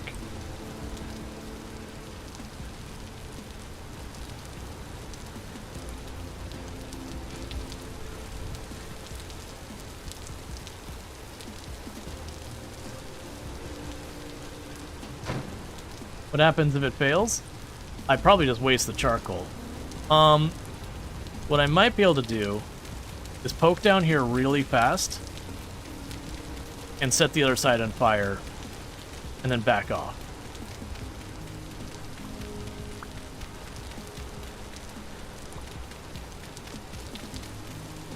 Okay, it is burning. So in the future, I don't need to worry about that. It does go through. Okay, so what should happen...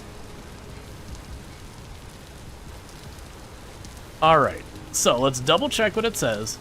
So steel, when it's fired, down here, you can verify the fire, it is working by looking through the door. We don't recommend you go inside there, it's quite hot. Fire particles will emanate from the burning coal and smoke should exit the chimney. We's making steel.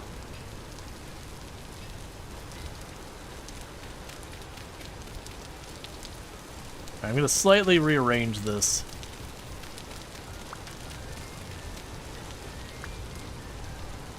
Yeah, no, you'll need to replenish it each day or whatever.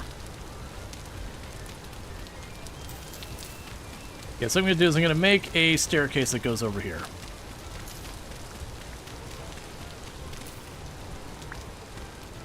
That way I don't have to, like, hop over to get in the door.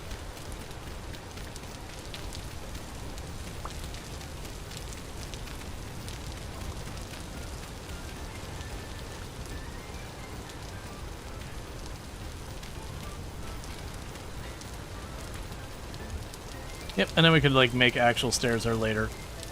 But yeah. Neat.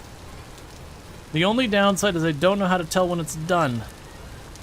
I imagine it's one of those things that I probably can run up to the coffin.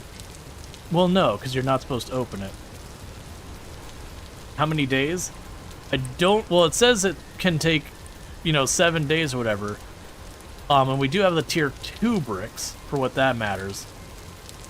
But I don't know how to tell. The guide says it could take up to a week.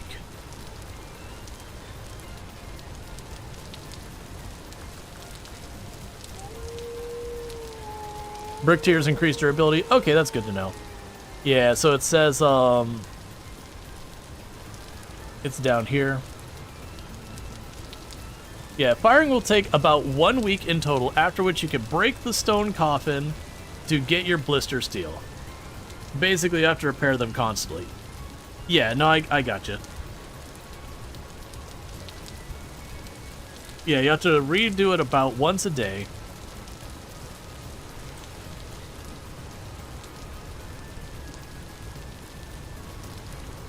Yeah, my assumption of what'll happen is,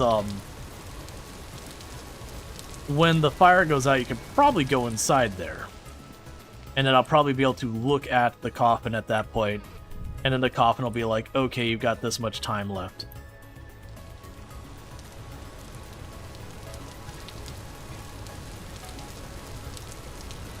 Yeah, I wish there was something here where I could, like, look at the door and see very plainly. Alright, for the record, so we lit this up on July 8th in-game. Each month is about 9 days, so it should be August 5th, near the end of the day, that the steel is done, assuming nothing else you have to worry about there. So, with that said, we officially are making steel, and we've already got our, if we look at, like, our stuff, so we're officially making our steel ingots. We already have our iron anvil and everything. So literally all I need to do for... Let's double check things.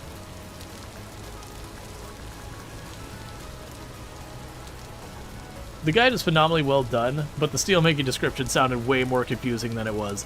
Yeah, well that's kind of been my entire experience with, like, the steel. Even just describing how you should orient things, you just kind of scratch your head and going, what?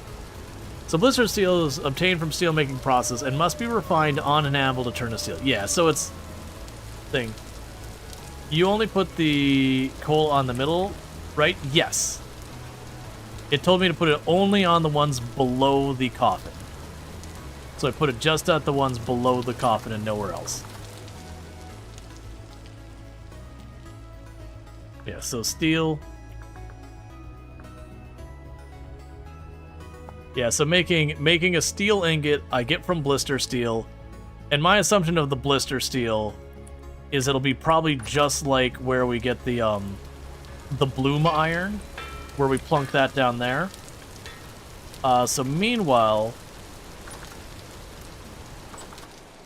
I goofed up earlier and I accidentally used all my fire clay bricks. So for the fire clay bricks, the regular fire clay bricks, okay, it's just 4 of those. That's knowing what to do. And I'm gonna need more of those. Yeah, because I actually have a whole bunch of... I accidentally made... Where are they? I ended up making like 3 or 4 of the Yeah, I accidentally made like 4 of the bloomery bases and none of the top on my next batch, so we're just going to need to fire those up. Do we have coal for the week? Oh, yeah, no, we're definitely good there. So we go up here. I've got 564 units of charcoal in that crate.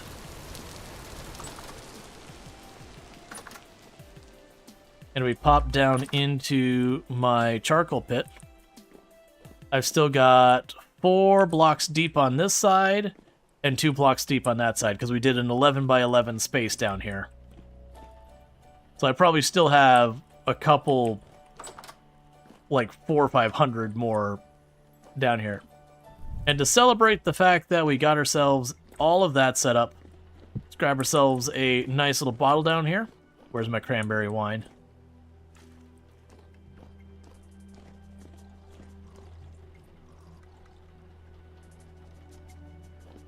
You know what?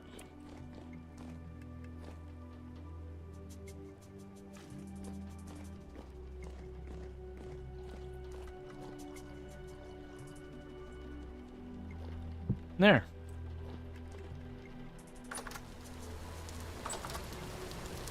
So we chose to get our steel production up, and then just throw back a bunch of beers. Well, a bunch of cranberry wine. I guess it's not beer at all. It's a very different product.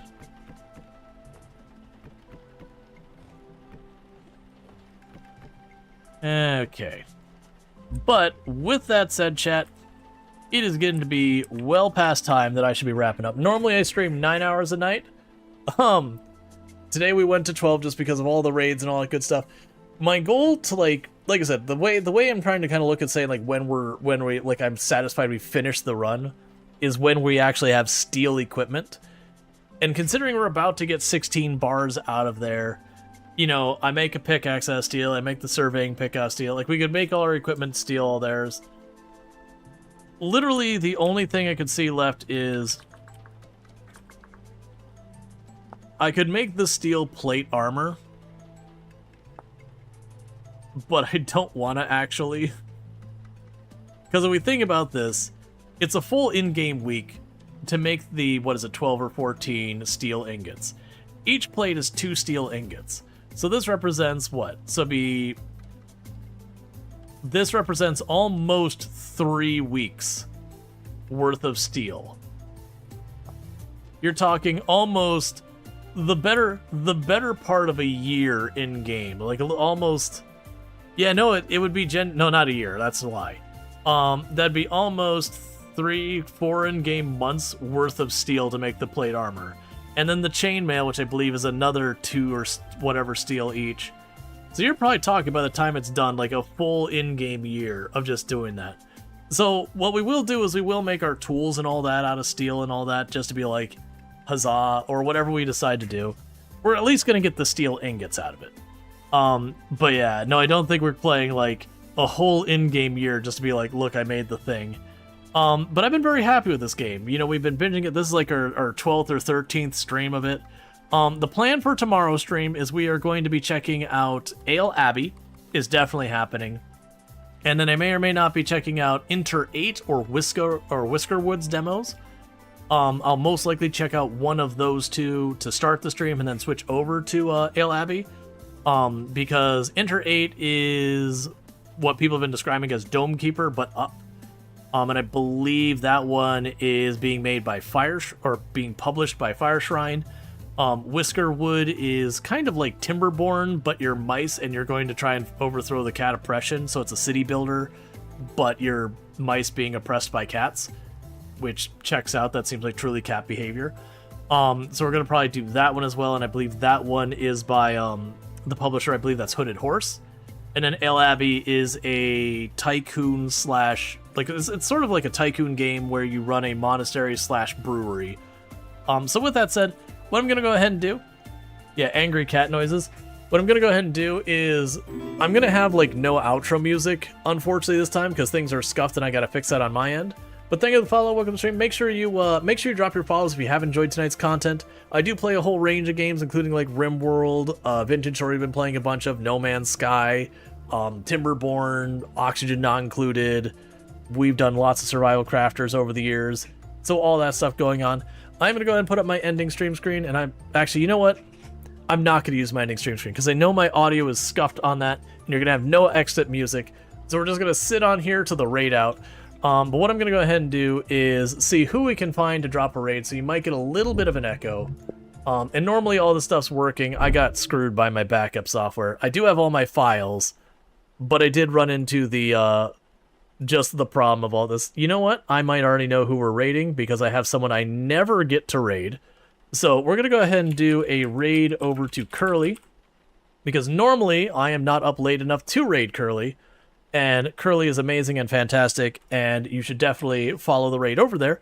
I was going to be playing some Dying Light the Beast that just came out. But with it all said, thank you so much for tuning in. Make sure you drink, stretch, and get enough sleep, and take care of yourselves. And I do hope to see you tomorrow at 7 p.m. EST or after for some Ale Abbey, as well as whatever else we decide to play. And good night. Just giving it an extra second so you hear the good night, because 30-second delay and all that.